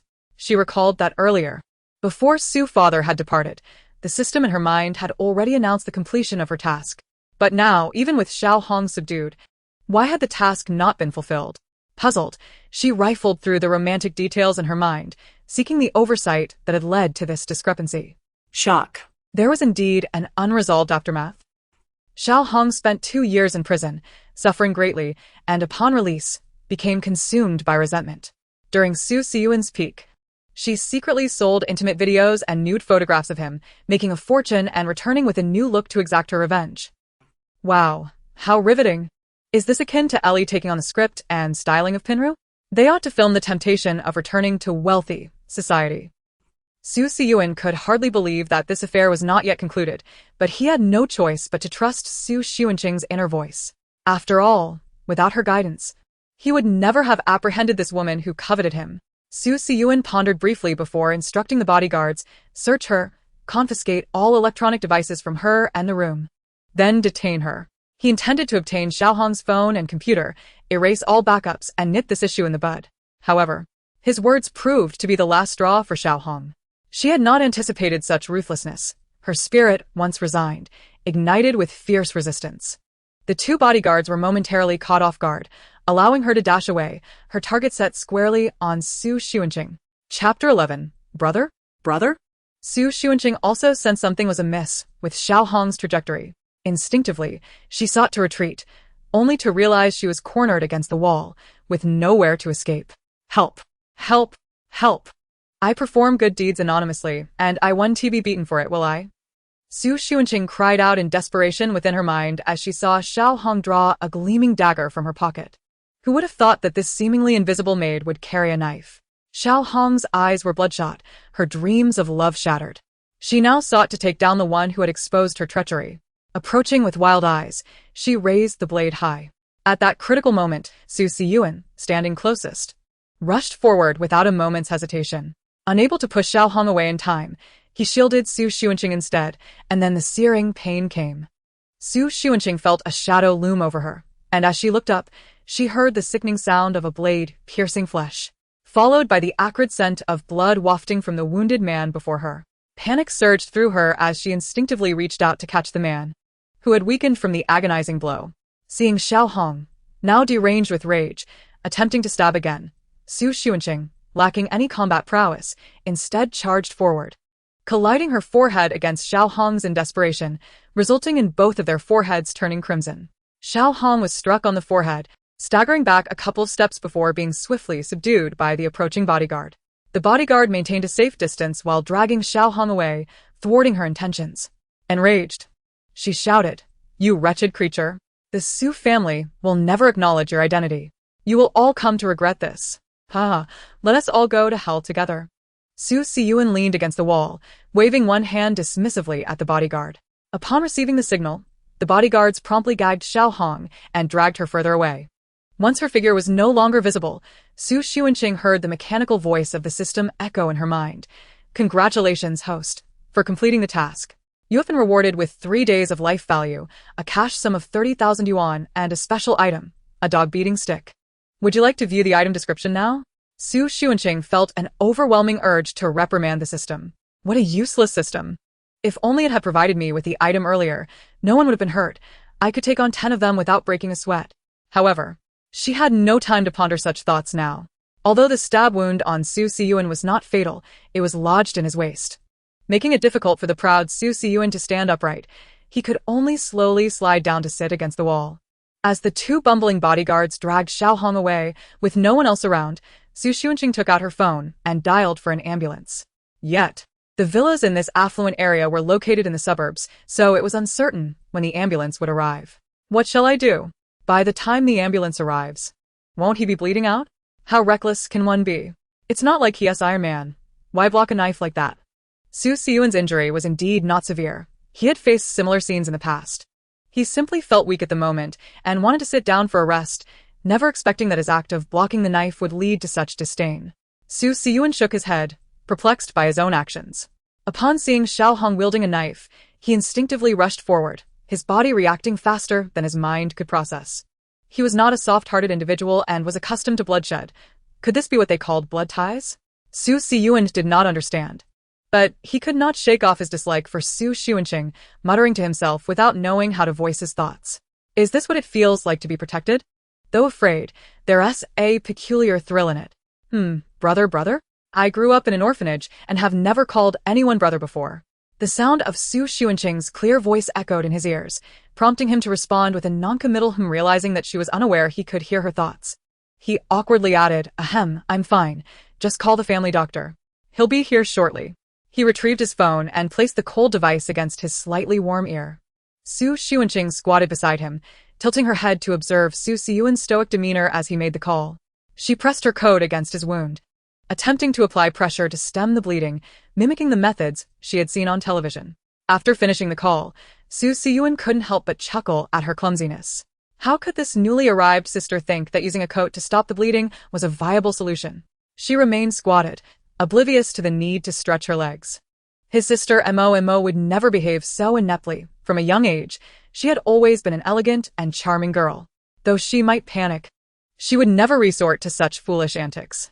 As Xu Xiyuan pondered about Xu Mo, he turned to find her standing dazedly at the corner. He hurriedly covered his wound, forcing a smile and waving at her. Unfortunately, at that moment, Xu Mo turned away, missing his gesture, and fled with a heartless demeanor. Xu Xiyuan felt a twinge of disappointment as he withdrew his gaze. It was his fault. He had assured Mo that she was his only sister. Yet he had softened towards Xu Xuanqing just moments ago. He felt he had failed her. Meanwhile, Xu Mo rushed back to her room, slamming the door shut, immediately transforming into a master of desk clearing, sweeping everything visible off her table to the floor. Hearing the sound of bottles shattering, she felt a fleeting sense of satisfaction. Suppressing the anger from witnessing the earlier scene, Xu Mo opened the window for fresh air and inadvertently heard the commotion coming from the direction of the nanny's quarters. She discerned that it was the sound of her brother dealing with that wretched Xu Xuanqing, and she felt a surge of eagerness to descend the stairs and stoke the flames. However, upon her arrival, she was met with the sight of her brother selflessly leaping to shield Xu Xuanqing from a knife, their closeness and resemblance making it seem as though they were the most intimate of siblings. In that moment, Su's heart twisted with venomous curses. If that little wretch had managed to stab Su Xiyun fatally, it would have been for the best. With her brother gone, Su Xunqing would certainly not be able to remain in this household, leaving her with her father, mother, elder brother, and younger brother, still the center of attention as the little princess. After all, losing one brother was a trivial matter, especially one who professed to love her yet readily shielded another sister from harm. Su's eyes turned red with fury, even if she closed them. The scene replayed in her mind, driving her to the brink of madness with jealousy. She resolved to find a way to expel Su Xunqing as swiftly as possible. She could not allow her to jeopardize her standing in the family. Chapter 12. Burdened by heaviness. From Su Xunqing's perspective, she remained blissfully unaware of Su's presence. Focused solely on Su Xiyun's face, which appeared even paler than before.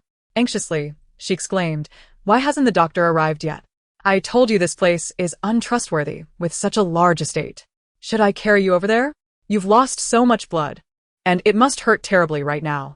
If this continues, there's a risk of infection. What if you need an amputation?" She winced at the thought, her concerns spilling over as she chattered incessantly in Su Xiyun's ear. Strangely enough, despite Su Xiyun's usual disdain for loquacious subordinates, he found her concerns somewhat endearing, feeling a warmth blossom within him rather than irritation. Ever since he had dealt with Xiao Hong according to her thoughts, he found it difficult to harbor any resentment toward her. Observing her anxiety, Su Xiyun calmly replied, "My leg isn't injured. There's no need for you to carry me. The doctor will arrive shortly, so please keep quiet." With that, he closed his eyes, choosing not to regard the bustling Su Xunqing any longer. Feeling a bit embarrassed, Su Xunqing fell silent, having intended to distract Su Xiyun from his pain. In the dramas I watch, caregivers often talk to patients to keep them conscious. Why doesn't that seem to work here? No. I must do something to distract him. Otherwise, he'll be in agony waiting here. What should I say? Noticing Su Xiyun's eyelashes flutter slightly, indicating he was still awake, she breathed a sigh of relief and asked, "Did you eat yet? Coming back at this hour?" Su Xiyun. Is this the best topic she could come up with after all that mental gymnastics? However, he, who was sparing with words, chose to respond, "I've eaten." Su Xunqing nodded and continued, "Hey, are you still going to put away those underwear? What if you have nothing to wear tonight?" Su Xian replied, "What if my fists become hard?" He discerned that although this younger sister possessed a measure of cunning, her heart remained kind, perhaps with some nurturing. She could still be of use. Su Xian spoke, "Thank you for handling the matter with Xiao Hong. Since she has been dealt with, you may stay in this room from now on." Su Xunqing's eyes widened in disbelief, and she frantically waved her hands, rendered speechless. Heavens! Why is this person repaying kindness with enmity? Had I known, I would not have saved him. What are you thinking, making me stay in this room? Do you not realize how much mold has accumulated here? Do you wish for me to become a human bacterium tonight? You haven't even collected the underwear. Are you truly going to leave me to handle this? No way. No, no, no. I do not wish to reside in this room. Let's change it. Having vented her thoughts internally, Su Xunqing hastily spoke up. Su Xian silently listened to her inner voice and agreed that the proposal seemed rather unsatisfactory. After all, she was a child with blood ties to the Su family, and having saved him today, it was unreasonable for her to occupy the servants' quarters. "Then you may return to the bedroom that Mo prepared for you. It is closer to us, and it will be more convenient for any future matters." Su Xunqing pressed her hand against her injury with increased pressure. "Huh? You want me to stay next to Xiao Mo? Isn't that tantamount to me being quietly disposed of at any moment?" Su Xian, you are as much of a villain as ever. Why must you push me into the fire pit? No, no, no. Su Xian held his breath, interrupted by her insistence on not wanting to stay, which he had heard repeated at least 10 times. Mo is a very kind girl. Perhaps there was some misunderstanding during your first meeting. After spending more time together, you will come to appreciate her. He did not wish for significant discord between these two sisters, as he could not be home often, and in the event of an incident, he would be unable to protect anyone. Su Xunqing recognized that he was an extreme sister con, and merely responded perfunctorily, Okay, understood. Don't be too amusing. You all are waiting to dig out my plump kidneys. Of course you would like me. Just a moment ago, I had the illusion that you were a good person, only for you to turn around and stab me in the back." Su Xian found these two statements inexplicably perplexing. Yet he noted the matter of the kidneys. contemplating that he must investigate later to see if Xu Xuanqing had endured something that rendered her so cautious. Fortunately, their awkwardness did not last long, as a doctor hurriedly approached with a stretcher. They placed Xu Xian onto the stretcher and drove directly to the medical office within the Xu family villa. Xu Xuanqing initially wished to follow and see how things unfolded. But upon discovering there was no space in the vehicle and recognizing she could not keep up with its speed, she reluctantly gave up. The exhaust fumes from the car dissipated before her. Xu Xuanqing finally relaxed, reflecting on the exhilarating experiences of the past few hours, although it had been somewhat thrilling. She felt quite pleased. She had gained a substantial amount of life points and money, and had witnessed such a captivating scandal within a wealthy family. Truly, the people possess beliefs, and the future holds promise. Moreover, the Xu family did not seem as difficult to interact with as portrayed in the narrative. Aside from Xu Mo being a bit bothersome, the rest were quite pleasant. Xu Xuanqing shook her hands, preparing to find a servant's room to tidy up and settle down, but just as she took a few steps, she seemed to hear urgent footsteps approaching from behind. She quickly halted, eager to ascertain the situation. Yet, as she turned, a sharp pain struck her left cheek, causing her to stagger. Xu mother, with a face contorted in anger, confronted her, shrieking, "You calamity bringer! You return only to cause your elder brother to be deeply wounded. And now poor Mo has fainted because of you. Did you return solely to curse our Xu family?" Xu Xuanqing felt a burning sensation on her face. Instinctively, she touched her cheek, realizing it was already swollen. Dazed, she asked, "Did my brother say that I caused his injury?" He had lost consciousness when the doctor carried him away. What more do you wish for? Do you want him to speak on your behalf? This is all you're doing.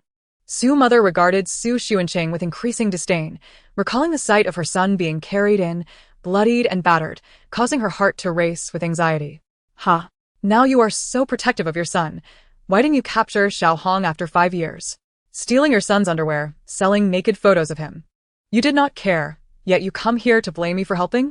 Xiao Hong stabbed him. He is bloodied and injured. And I am left holding the heavy burden. None of us are in a better position. Xu Xuanqing lowered her head, unwilling to engage further with this mother who had gone mad with fury and desperation. Ultimately, once Xu Xian awoke, the truth would reveal itself. Xu mother's chest heaved violently, but upon hearing Xu Xuanqing's inner thoughts, she strangely calmed down. At that moment, Xu father arrived, weary from travel, and happened to overhear Xu Xuanqing's recent thoughts. Connecting this with the housekeeper's mention of a maid being dealt with by the eldest young master, he solemnly inquired, "What exactly transpired today? Explain yourself clearly." Chapter 13. There are always troublesome individuals who wish to harm me. Xu Xuanqing found it amusing to be confronted by these two individuals, having only arrived at the Xu family for a brief period. Did they expect her to be some sort of deity capable of taking down 2 young masters and mistresses simultaneously? Xu Xuanqing stood tall, her slender frame exuding a remarkable presence. She concealed the system and tasks that could not be disclosed and merely stated that she had inadvertently discovered the entire affair, therefore collaborating with Xu Xian to apprehend Xiao Hong, the one pilfering the family's intimate garments. She recounted the events in detail, recognizing that since the Xu parents indiscriminately wished to place all blame upon her, she had no obligation to spare Xu Xian's feelings. After all, even if the entire world knew of this incident, the embarrassment would not fall upon her. Xu Xuanqing, Xu father and Xu mother were left speechless after hearing her account. They were uncertain whether the tale was genuine, as it sounded almost ludicrous. However, having just experienced Secretary Wang's incident, they were somewhat inclined to believe Xu Xuanqing's inner voice. If it were their own son who had heard Xu Xuanqing's thoughts and cooperated to capture Xiao Hong, it seemed quite plausible. Xu mother felt a tinge of embarrassment, but still wished to confirm. "Just now, we encountered Mo, and what she said is entirely different from yours." Upon hearing the name Xu Mo, Xu Xuanqing rolled her eyes in exasperation, finally understanding the situation. Ha! I thought Xu Xian was ungrateful, wanting to silence his savior. If you are referring to Xu Mo, then everything becomes sensible. She is the queen of reversing right and wrong, and I am thoroughly impressed. She is light, she is electricity, she is the soul myth, the truth of your Xu family. Humph. There are always troublesome individuals who wish to harm me. Xu Xuanqing inwardly scoffed, leaving Xu mother feeling exceedingly guilty. In truth, she had already come to believe more than half of what Xu Xuanqing had said. Yet she was reluctant to acknowledge it or offer an apology, so she turned her gaze towards Sue's father, hoping he might salvage the situation. Sue's father, having set aside his stern demeanor, spoke with a tone devoid of reproach. I did advise you to inquire further before making a decision. I had already mentioned that Xunqing is not the type of child to act this way. After making a half-hearted comment regarding Sue's mother, he finally directed his attention to Su Xunqing. Momo has also fainted. She is currently resting in the infirmary. Sue's father intended to clarify Momo's situation while subtly probing Su Xunqing to see if she was aware of Momo's condition, especially since Momo had alluded to Su Xunqing's dissatisfaction just before fainting. Su Xunqing, unfazed by his tactic, replied candidly, I was here dealing with Xiaohong alongside Su Xin. She left midway and was not present at all. Are you suggesting I should be blamed if she fainted in her bedroom? Instead of lingering in this convoluted discussion, she suggested, rather than fixating on this matter, why not go to the infirmary and check on your son and daughter? Sue's mother, avoiding Su Xunqing's scrutinizing gaze, forced a smile and said, all right, you should rest well. We will go see how they are doing. She was indeed anxious about her son's injury, having rushed over upon hearing that Su Xunqing was the alleged culprit. Now that she had gathered some information, although she could not fully trust it, she believed that once Su Xin awakened and they could ask him, most of the situation would be clarified. Without waiting for Su Xunqing's response, Sue's mother and father hurriedly turned to leave. Their two beloved children lay in the infirmary, and their hearts could not bear the pain. Su Xunqing observed their military-like retreat, falling into a contemplative silence. Rest? Where could she possibly rest? She could not return to Momo's side, where the threat of assassination loomed large, nor did she wish to go to Xiaohong's nanny room, as she preferred not to share space with bacteria. However, all the doors to the other nanny rooms were locked, and she had no knowledge of any vacant rooms remaining. Fortunately, fortune smiled upon her, for as she wandered, she spotted the recently encountered Xiaolu and called out, Xiaolu. Xiaolu had originally slipped away to inquire about Momo's condition but had witnessed the miraculous transformation of the initially furious parents into calm ones. She had intended to sneak back to the infirmary to report to Momo, but her presence was unexpectedly detected. In light of the current situation, it seemed that this newcomer possessed some finesse, so she paused, turned, and bent slightly with a smile, saying, Miss, do you require anything? Su Xunqing pointed towards the nanny room in front of her. Are there any available rooms for occupancy? Xiaolu's eyes flickered as she recalled Momo's instructions and the bracelet she had casually given her, stuttering, and no, there aren't any left. All the other nanny rooms are fully occupied. Su Xunqing understood that Momo would undoubtedly target her, and having previously arranged for her to share a room with Xiaohong to challenge her, it was clear that Momo would not permit Xiaolu to find her another room. Not wishing to put Xiaolu in a difficult position, she waved her hand dismissively, allowing Xiaolu to leave. Suddenly, a brilliant idea struck Su Xunqing. After completing the tasks assigned by Sue's father and the secretary, it seemed that the system had rewarded her with a tent. Yet, she had not had the opportunity to examine the item description due to the constant presence of others. Summoning the item space, she spotted the green triangular icon and gently tapped it. Ding. Congratulations on activating the special item pocket tent. This item can be reduced to the size of your palm for easy carrying and can be expanded at will, complete with all necessary amenities, a must-have for home or travel. As Su Xunqing absorbed this information, her eyes gleamed with delight. This system-provided item was truly remarkable. It was as if fortune had delivered a pillow just when she needed it most. Without hesitation, she summoned the tent and pitched it in the empty space before the nanny room. With a thought, the tent transformed into a size suitable for one person and opened effortlessly. On the outside, the tent appeared rather ordinary, its army green fabric bearing a slightly worn appearance. However, upon unzipping and entering, Su Xunqing was astounded. The interior of the tent felt spacious, adorned with a comfortable carpet and sleeping bag, along with a petite table and lamp. Even refreshments and snacks were laid out on the table, creating the ambience of a cozy mobile studio. She nestled into the sleeping bag and lay upon the soft blanket, convinced that this tent was perfect for any future escapades. Even without a proper house, it could easily transform any secluded nook into a luxurious abode.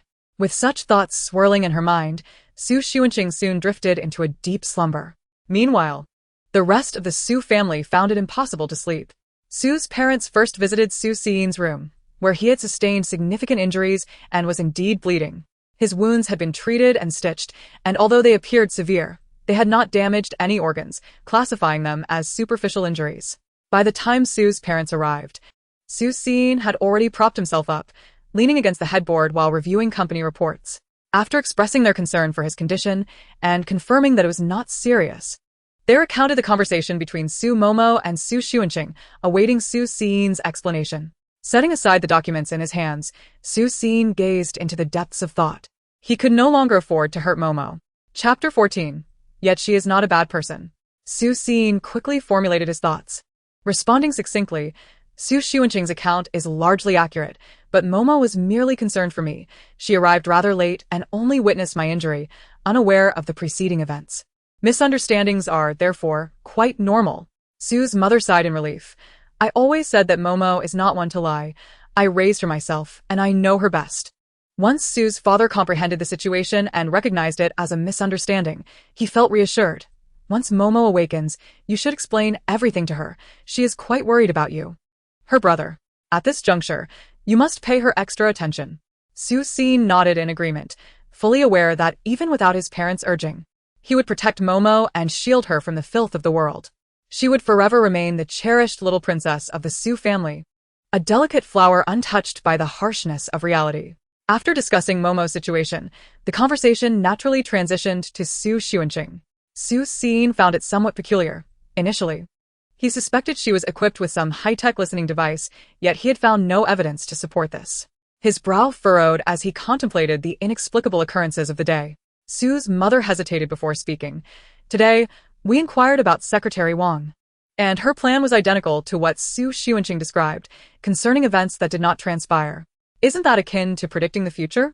Su's father nodded in agreement. We all believe in science, yet there are indeed phenomena in this world that science cannot elucidate.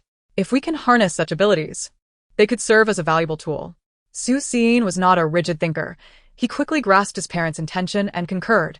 Understood. I will remain vigilant. After a moment of reflection on the clumsy girl who had attempted to cover his wound, he inexplicably added, but she is not a bad person. We should observe her a bit longer. Although Su's parents were somewhat surprised by his attitude, they had no objections. After all, this child has saved their family twice. And the bond of blood is indelible. Once the conversation concluded, Su Xiyuan decisively dealt with Xiaohong. The bodyguards dispatched swiftly located the computer, phone, USB drive, and other items that Xiaohong had concealed, erasing all contents, including the personal trinkets belonging to Su Xiyuan himself. However, given the nature of the family's secrets, to prevent Xiaohong from indiscriminately tarnishing Su Xiyuan's reputation, they dismissed her and, as a sweetener for not involving the authorities, provided her with a sum of money, sending her far away to the desolate southern hemisphere. There, she would be monitored by a small team of Su Xiyuan's, ensuring she would never have the opportunity to return home. Having resolved this significant dilemma, Su Xiyuan hurried to see Su Momo. In truth, Su Momo was not in grave danger. Her fainting was merely a result of overwhelming emotions, and with sufficient rest, she would recover. Nevertheless, the doctor, taking precautions, administered a glucose strip and advised that she stay under observation for the night in the infirmary. Coincidentally, Su Momo wished to avoid returning to her bedroom that night, to face Su Xiyuan and their parents. Su Xiyuan knocked on the door but received no response. Concerned that Su Momo might be in distress alone, he entered without hesitation. Inside, Su Momo lay half-reclined on the hospital bed, draped in a light blue knitted dress that accentuated her graceful curves. Her dark hair cascaded like a waterfall across the pillow, while her delicate face appeared pallid, her lips nearly devoid of color. Su Momo gazed sorrowfully at the figure in the doorway, her voice hoarse. Brother. Yet, uttering those two words seemed to exhaust her entirely. As she turned away from the door and murmured, Please go back. I wish to be alone. Seeing her in such a state, Su Xiyuan's heart ached profoundly. He strode over and sat at her bedside, enveloping her frail form in his arms while earnestly explaining, Momo, Xunqing did not intend to harm you. She was merely trying to assist me. You both will have ample time to get to know one another and can surely become good friends. Su Momo was taken aback that Su Xiyuan would defend Su Xunqing at such a moment. She immediately struggled to free herself from his embrace, exclaiming, Let go. She is your sister. You should be with her. I refuse to be a joke. Recognizing Su Momo's heightened agitation, Su Xiyuan refrained from mentioning Su Xunqing further and held her even tighter. Momo, my dear, you are my most beloved sister. If you wish not to interact with her, So be it. with me around, you will always be the little princess of the Xu family. At last, Xu Momo ceased her struggles, burying her face in his chest as she sobbed softly. After comforting her for a considerable time, Xu Xiyuan finally spoke in a careful yet unwavering tone. Tomorrow evening, we'll be hosting a family banquet. All the relatives will be in attendance, and you must recover by then. I have prepared a beautiful evening gown for you. Xu Momo recognized that they intended to introduce Xu Xuanqing to the family, yet this also presented an opportunity for her. Over her 2 decades in the Xu household, she had cultivated excellent relationships with both elders and peers.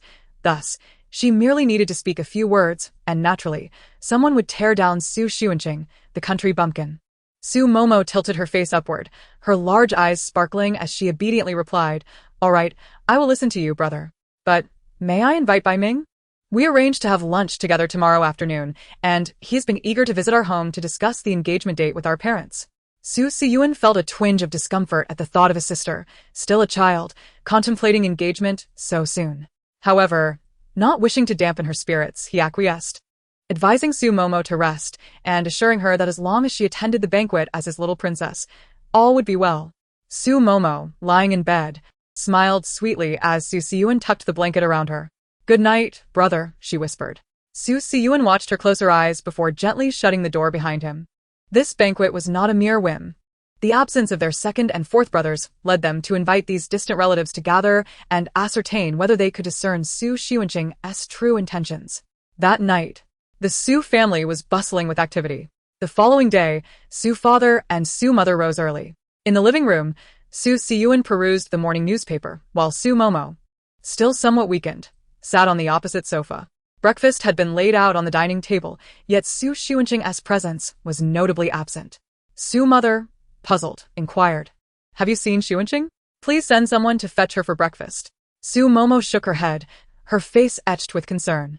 "Mother, last night, my sister refused to stay in the room I prepared for her and insisted on going to the nanny's quarters. After everything that happened, it was my oversight that neglected her. I shall find her at once." Chapter 15. The Preparation for the Crematorium. Upon finishing her words, Xu Momo sprang to her feet, ready to dash out in search of Xu Xuanqing. Xu Xiyuan, quick to react, grasped her arm, disapprovingly saying, "What does this have to do with you? Sit down and eat your breakfast." Xu Momo, filled with anxiety, fidgeted restlessly, preparing to voice her concerns once more when they were interrupted by a commotion outside. "Sir, madam, there is a small tent in the vacant lot in front of the nanny's quarters. We cannot open it." Little Green stumbled in, frightened. The implication of Little Green's words was clear. If Xu father and Xu mother discovered that she refused to arrange a room for Xu Xuanqing, they might place the blame on her. The tent in front of the nanny's quarters, small and highly enclosed, resembled a setup for suicide, making it impossible to rest comfortably. The individuals in the dining room exchanged glances, understanding the gravity of Little Green's statement. They had neglected to check where Xu Xuanqing had spent the night, assuming that with such a large house, she would have found a suitable room to rest. It was utterly unacceptable for her to have slept in a tent. Xu father stood up, striding purposefully towards the door. "If others find out, they will think we have mistreated our newly acknowledged daughter." His movement prompted the remaining family members to follow him towards the nanny's quarters, eager to uncover what Xu Xuanqing was up to. Meanwhile, Xu Xuanqing remained blissfully asleep. Having endured so much throughout the day, being stabbed and resurrected, entering a legendary aristocratic family, yet feeling her time was short, swiftly completing 2 tasks while acquiring a substantial amount of cash, her experiences felt surreal, akin to a dream. Thus, she slept soundly, relying on abundant rest to replenish her drained energy. Additionally, the tent was remarkably comfortable, maintaining a constant temperature and providing excellent insulation, allowing no light to penetrate. In her dreams, Xu Xuanqing reveled in a grand palace, indulging in feasts and commanding emperors and princes to dance for her. Suddenly, a cacophony akin to thunder jolted her awake. Irritated, she contemplated rising to investigate before realizing she was awake. Disoriented, with her hair resembling a bird's nest, she sat up in the tent, which illuminated softly in response to her presence. It dawned on her that the previous events had merely been a dream, while the current moment was her reality. She needed to strive to fulfill her duties within this affluent family to prolong her precarious existence. Bang, bang, bang. Outside. Individuals continued to knock on the tent. Faintly audible were words lacking in positivity. Could it be that someone has suffocated inside? Should we find tools to dismantle the tent for an inspection, or simply send it to the crematorium?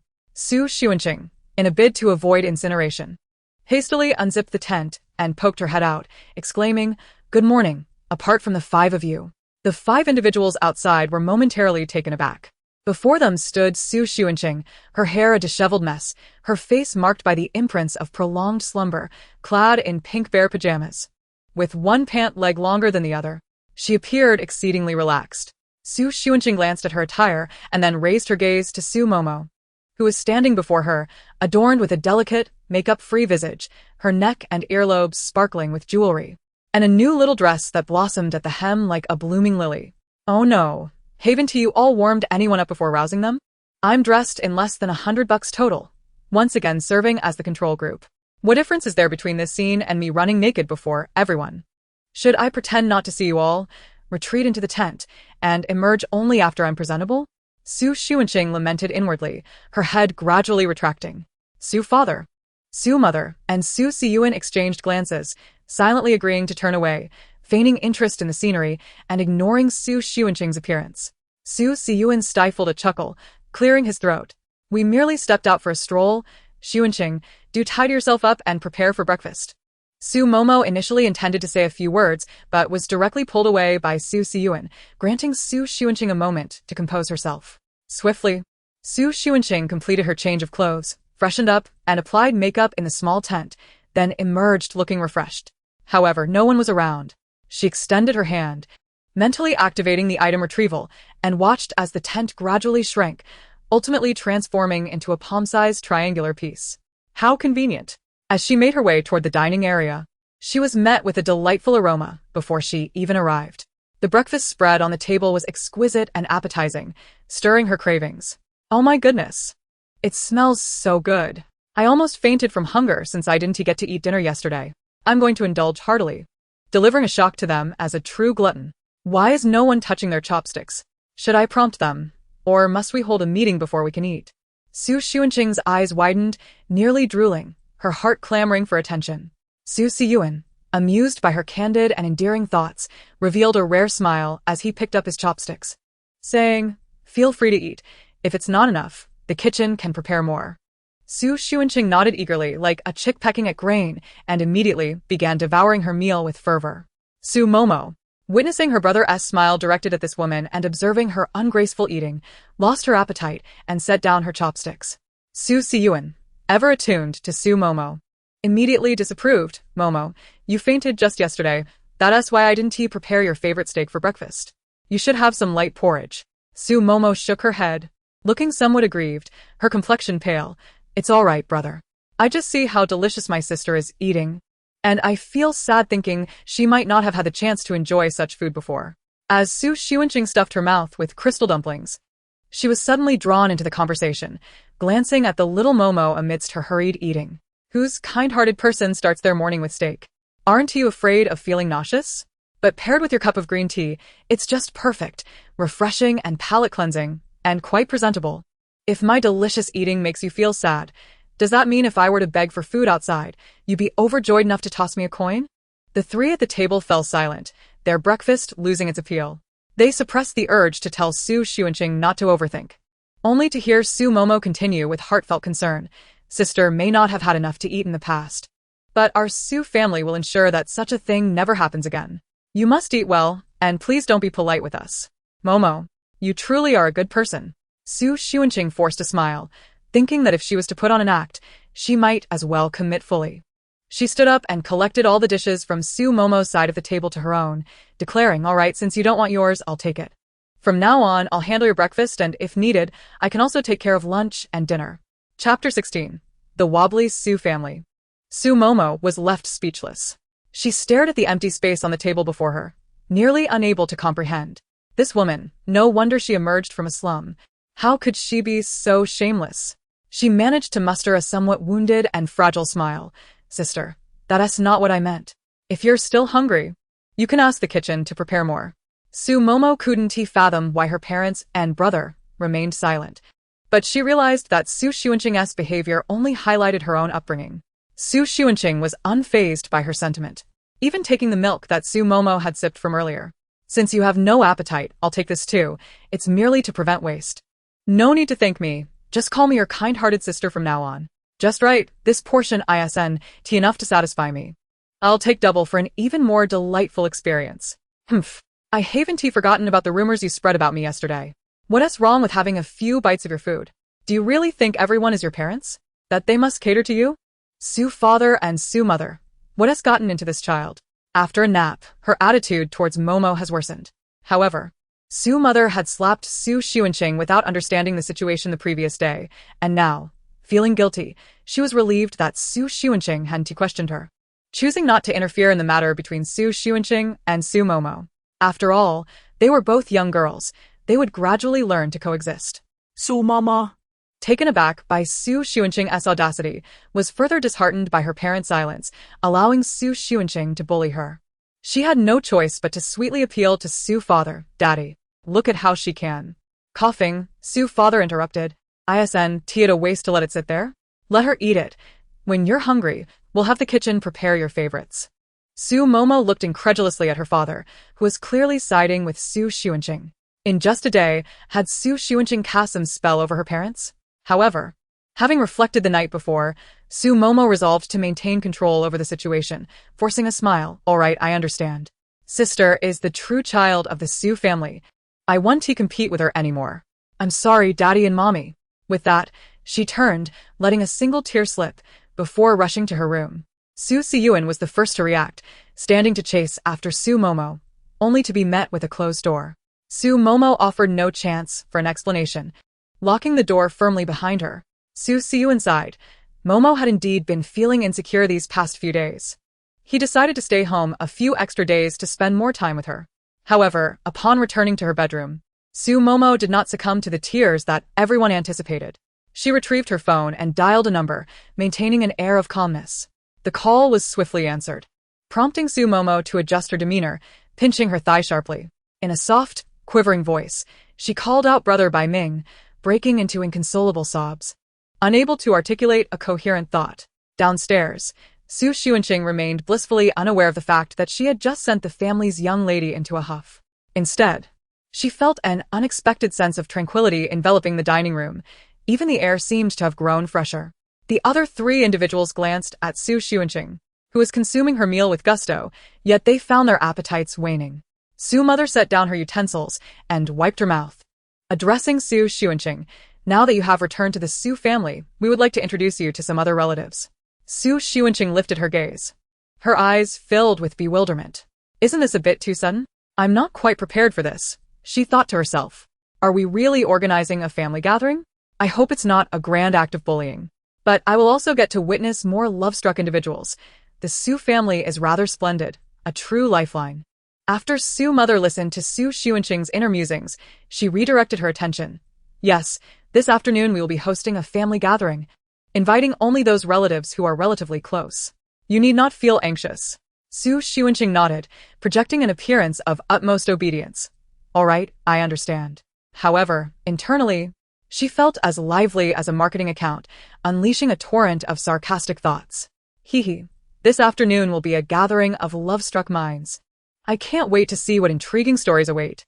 Without me, the Su family would surely fall apart. I'm not exaggerating. But there's still time today.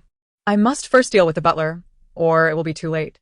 Su mother noticed that Su Xuanqing had mentioned the butler for the second time. The last occasion was when Su Xuanqing had just arrived, expressing her astonishment over the butler's dramatic misadventures. Now, she brought it up again, piquing Su mother's curiosity. The butler was particularly busy today. Su mother casually remarked, if you need anything, you might as well seek the assistance of other servants. After all, the afternoon gathering was no small affair, though Su mother was eager to hear the latest gossip. She did not wish for Su Xuanqing to create a stir that would disrupt the butler's orchestration of the event. Unaware of Su mother's good intentions, Su Xuanqing earnestly replied, no matter how busy he is, this must be resolved today. Otherwise, the Su family will be doomed. If it isn't handled today, what will become of the Su family without a butler? Su Xuanqing's urgency stemmed from her discovery that the love-struck orders in her mind had inexplicably changed upon waking. Previously, they were arranged by danger level, and she had nearly forgotten about the butler's orders. However, today, the butler's order had surged to the forefront, gleaming ominously in red. She hurriedly clicked to investigate further. To her astonishment, the danger level had risen to a staggering 9 and had become time-sensitive. It turned out that the driver was planning to pull off one last big score before fleeing. Fearing exposure, he intended to entrap the butler first. He would concoct a story about his family urgently needing money and would text the butler, suggesting a dubious loan from a place he recommended, ultimately pocketing the cash and disappearing. Subsequently, the butler would be left with a hefty debt, waking up each day to accumulating interest. However, repaying debts is a natural obligation, and the butler's salary would hardly suffice, compelling him to risk stealing antiques and company secrets from the Xu family to sell to rivals. Even so, he could not fill the gaping hole he created, leading to the Xu family becoming a laughingstock within elite circles. Xu father and Xu mother anticipated that Su Xuanqing would soon unveil the butler's misdeeds. However, she remained silently focused on her meal, not a hint of her thoughts escaping her lips. Her silence grew so profound that it began to unsettle them. She had already read through the butler's unfortunate saga that morning and had begun to devise a preliminary plan. Her singular goal was clear: to satisfy her hunger and then spring into action. Once Su Xuanqing had nearly finished all the food on the table, she let out a satisfied belch, setting her chopsticks down with a smile. "I'm done eating. May I wander around the house? Kiki. I must hurry to find the driver Zhao. Rescuing the Xu family's reputation is of utmost urgency." Xu father and Xu mother exchanged glances, their curiosity piqued. Yet they said nothing, permitting her to explore as she wished. They urged her not to hold back. She must save their precarious Xu family. Chapter 17. The Big Fish is Hooked. Su Xuanqing was quite familiar with the Xu residence. Although it was expansive, she had lived here for nearly 5 years, having traversed almost every corner. While she appeared to be meandering aimlessly, her destination was quite clear: the places where driver Zhao might frequently appear. Loitering near the garage, she soon spotted a figure resembling driver Zhao. Su Xuanqing slid forward and feigned a fall at his feet, emitting a dramatic yelp. Ouch. Zhao, who outwardly seemed a simple man, rushed to assist her upon witnessing the young lady he had just brought home tumble down, asking with concern, "Miss, are you all right? Did you hurt yourself?" Seeing her bait had worked, Su Xuanqing instantly transformed into a dramatic actress. "Is that you, Uncle Zhao? Boo-hoo. I have nowhere to stay in the Xu family, and my phone has died." Her pitiful act appeared convincingly sincere, especially with her attire consisting of cheap clothing and worn-out shoes. Zhao, catching on to her plight, replied sympathetically, "Yesterday must have been a bit rushed.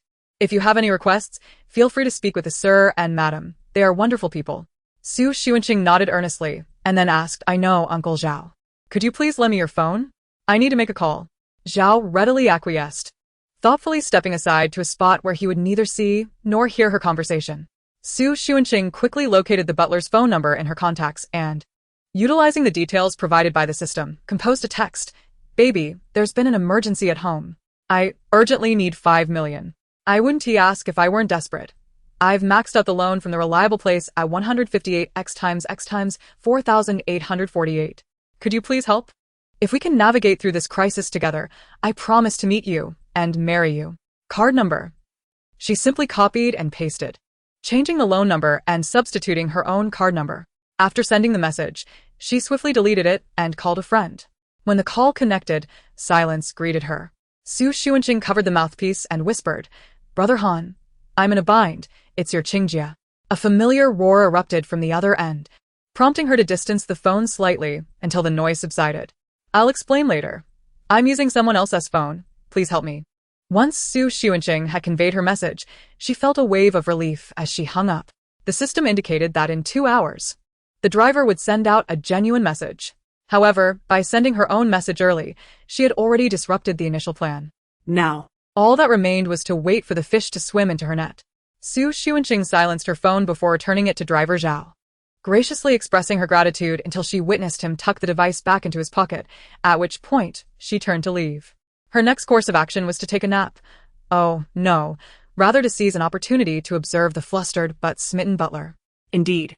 Su Xuanqing soon gleaned from the scattered conversations of passing servants that the butler, for reasons unbeknownst to them, had suddenly begun soliciting loans from everyone. However, despite the opulence of the household, the servants' salaries were far from sufficient to amass a seven-figure sum. The butler was in a dire predicament. He dared not text his online girlfriend, yet both phone calls and messages on social media went unanswered, leaving him to wonder if something had indeed gone awry.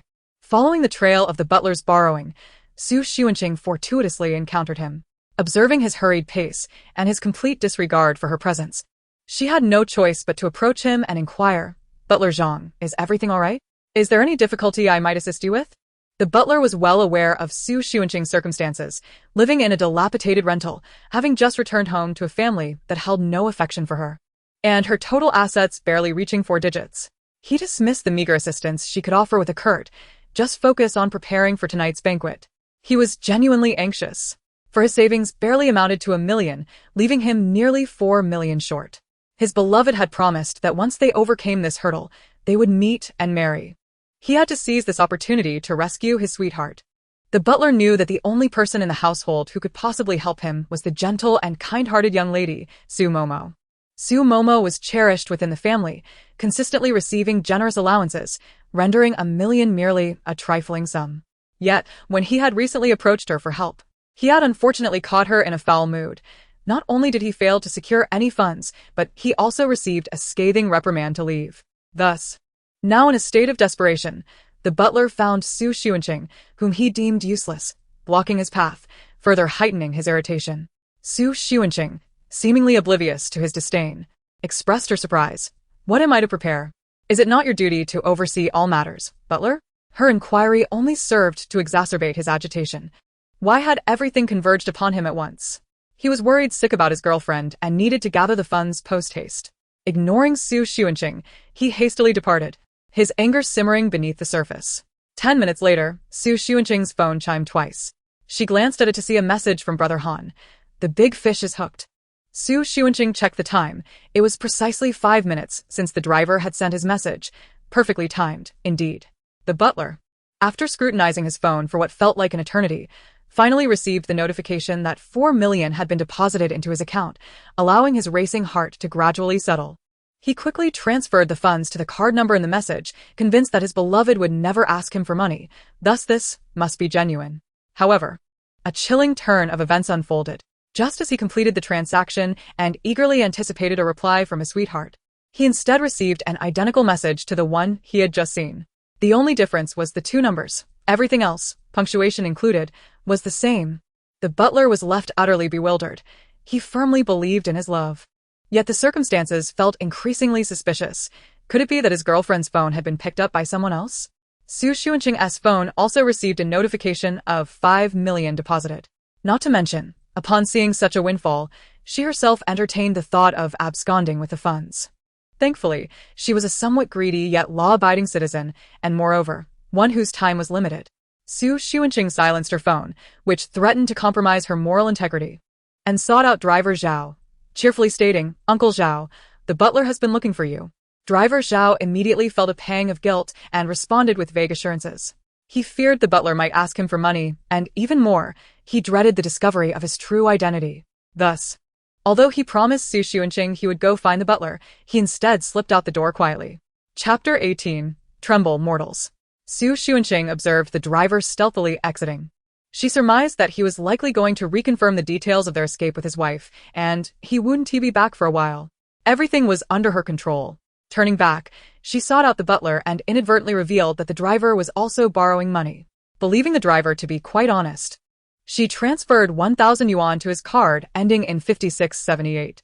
The butler, fraught with anxiety and unable to reach anyone, was reluctant to accept the possibility that he had been deceived. Yet, upon hearing Su Xuanqing's words, a jolt of realization struck him. "Which card did you say you transferred money to?" Su Xuanqing blinked, pulling up the transaction record on her phone to show him. "Here. This one. It's Driver Zhao's personal card number." The butler scrutinized it closely, comparing it to the message on his phone, and was startled to discover that the number matched the one in the second message exactly. Noticing the change in his expression, Su Xuanqing remarked, "I wonder how much more he needs. Why can't he just get a loan from the bank first?" Upon hearing the word bank, The butler was struck with clarity. He needed to investigate the information associated with that account. He refused to believe it.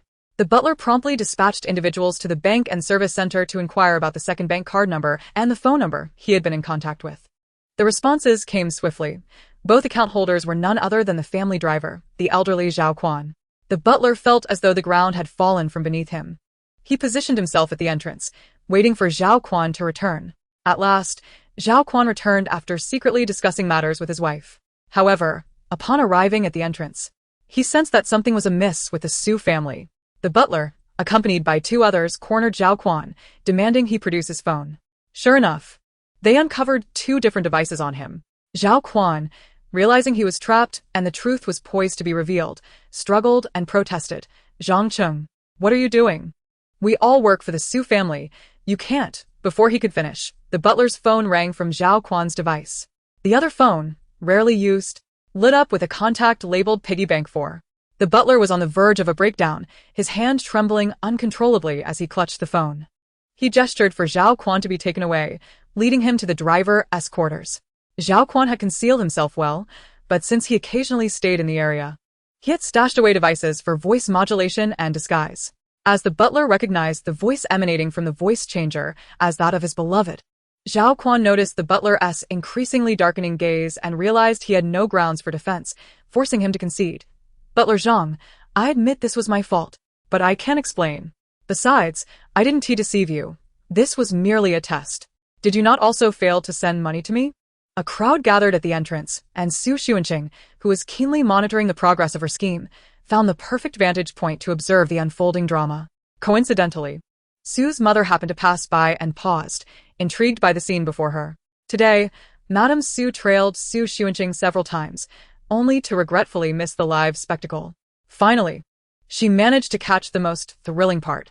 Indeed, men understand men best, don't they, Uncle Zhao? During your courtship, you not only refused the butler's red envelope but also gifted him small tokens on Valentine's Day. Wasn't that a means to keep him firmly under your thumb? This is what they call fishing with a long line, waiting to reel in a substantial catch now, isn't it? Madame Xu was utterly astonished. She never imagined that after all these years, she would witness a romance between a 30-year-old butler and a 50-year-old driver, both of whom were men. Could it be that their family truly harbors such excitement? However, upon hearing Uncle Zhao's words, the butler's face flushed with rage. What do you mean I haven't sent you any money? Is the affection I've invested during this time not worth anything? Did the 5 million I just transferred to you not count as money? You beast. In the bewildered gaze of the driver, he displayed 2 text messages and the transfer records on his phone, causing onlookers to lean in and gasp upon seeing the substantial sum of 5 million. Those who deceive truly dare to disclose figures, while those who are deceived are equally bold in their generosity. The driver was now thoroughly panicked, unable to comprehend how there could be 2 messages and a transfer, frantically waving his hands. No, that wasn't me. I didn't do it. Ahem. It's time for our little hero to make an entrance. Tremble, mere mortals, for an outrageous scam is about to be unveiled. Xunqing emerged from the corner of the crowd, declaring with righteous resolve, I know everything. With just a single utterance, she captured everyone's attention. The driver, upon seeing Xunqing, recalled that she had borrowed his phone earlier and immediately clutched at her like a lifeline. It's you. You, isn't it? The one deceiving me was you. Xunqing smiled softly. The deceiver, indeed, is you. The one here to save is me. She turned to the bewildered butler and revealed the plan she had meticulously orchestrated. I was already aware that the driver was masquerading to swindle you. By a twist of fate, I learned of his intention to deceive you today. Knowing you wouldn't believe my words, I sent you a message in advance to expose this scheme. The driver was taken aback. His plan had been so meticulously crafted, known only to him and his wife. How could this girl, who had only recently arrived at the Xu household, be privy to it? The butler, equally incredulous, gazed at Xunqing. Miss Xunqing, you mean? You're saying. His hands trembled, his lips moved for ages without producing a coherent sentence. Yes, the first message you received, that account number was mine. I have just returned the money to you.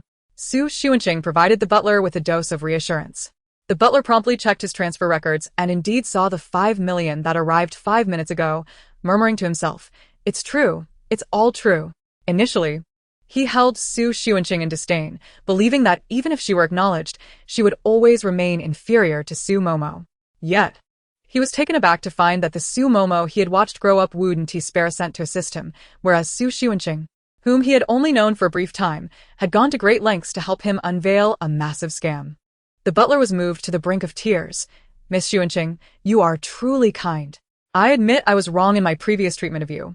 If you ever need anything, please don't hesitate to command me. Su Xuanqing maintained an air of calmness. Oh, it's nothing. We are family. It's only natural to help one another. Yay. Does this mean I can call upon the butler for extra meals at any time? All my efforts won't be in vain. I should have a room to stay in tonight, especially since my phone is about to die from lack of charge. Madame Su found herself at a loss for words upon hearing Su Xuanqing's carefree thoughts. She exerted such effort to assist others merely to secure a few extra meals and charge her phone? Is there truly someone in this world so innocent? Chapter 19. Engagement with the Jean family. Madame Su harbored doubts about this, but given the time spent together, she decided to wait and assess further. She took charge of dismissing Uncle Zhao, expelling his entire family from the Su household. After all, Uncle Zhao's wife and son were accomplices. Only the butler and a few others who were deceived were genuinely innocent. As for what the butler would do next, it was no longer the Su family's concern. Uncle Zhao left, his heart heavy, packing his belongings. Scamming was merely a side gig. Their employment within the Su family was their family's primary source of security. But now, contemplating it was futile. The butler watched Uncle Zhao depart in shame, feeling a slight sense of relief as the chaos of the day finally allowed him a moment to breathe. He sincerely thanked Su Xuanqing and Madame Su for their assistance, realizing that without them, he might have remained oblivious and foolishly lost 5 million. After savoring this indeed thrilling gossip, Madame Su recalled her many tasks and instructed the butler to promptly arrange a suitable accommodation for Su Xuanqing before she took her leave. Su Xuanqing was also of the same mind. After all, she would be residing in the Su household for quite some time. She couldn't possibly set up a tent every day, could she? She could manage, but she feared the Su family might not accept it.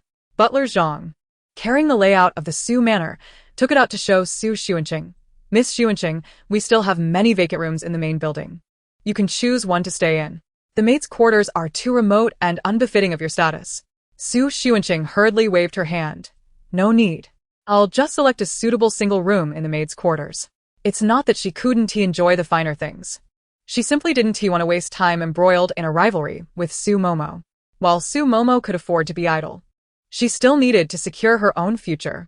The maid's quarters were quite satisfactory, offering a comfortable single room and a multitude of people to indulge in more gossip. As Su Xuanqing made her way towards the maid's quarters with the butler, she listened with satisfaction to the system notifications echoing in her mind. Congratulations, host, on successfully completing a dangerous mission. Reward, 7 additional days of life, 70,000 in funds, and a special item, a bottle of forgetfulness water. indeed.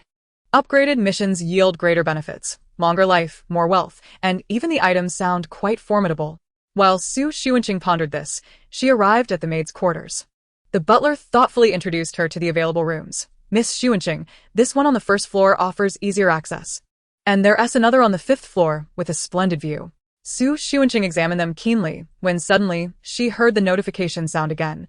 Congratulations, host, on successfully completing 3 tasks, earning an upgrade to your golden finger with an expanded range of effects. This was the second time Su Xuanqing had heard about her golden finger. The last time, she had missed it due to some inexplicable electrical disturbance. This time, she hastily seized the opportunity to inquire. Wait, what exactly is my golden finger? What range has been expanded? The system remained silent. Su Xuanqing, undeterred, called out from every angle, but the system seemed to have entered a state of maintenance, buzzing twice before falling silent. Su Xuanqing lamented. Family, does anyone understand? It seems I've inadvertently installed a pirated system that only digs holes without filling them. With no other recourse, Su Xuanqing could only comfort herself, speculating that perhaps it was an increase in goodwill due to her task completions, expanding the range of favorable impressions. Otherwise, how could she explain her disastrous start yet finding herself faring far better in the Su household than the narrative suggested? Miss Xuanqing, have you decided on this room? The voice of the butler successfully summoned Su Xuanqing back to reality. Observing Su Xuanqing standing still, he retrieved a key and handed it to her, sincerely expressing, "If there is anything you need in the future, do not hesitate to command me. Miss Xuanqing is my savior. From now on, I am at your service within the Xu household.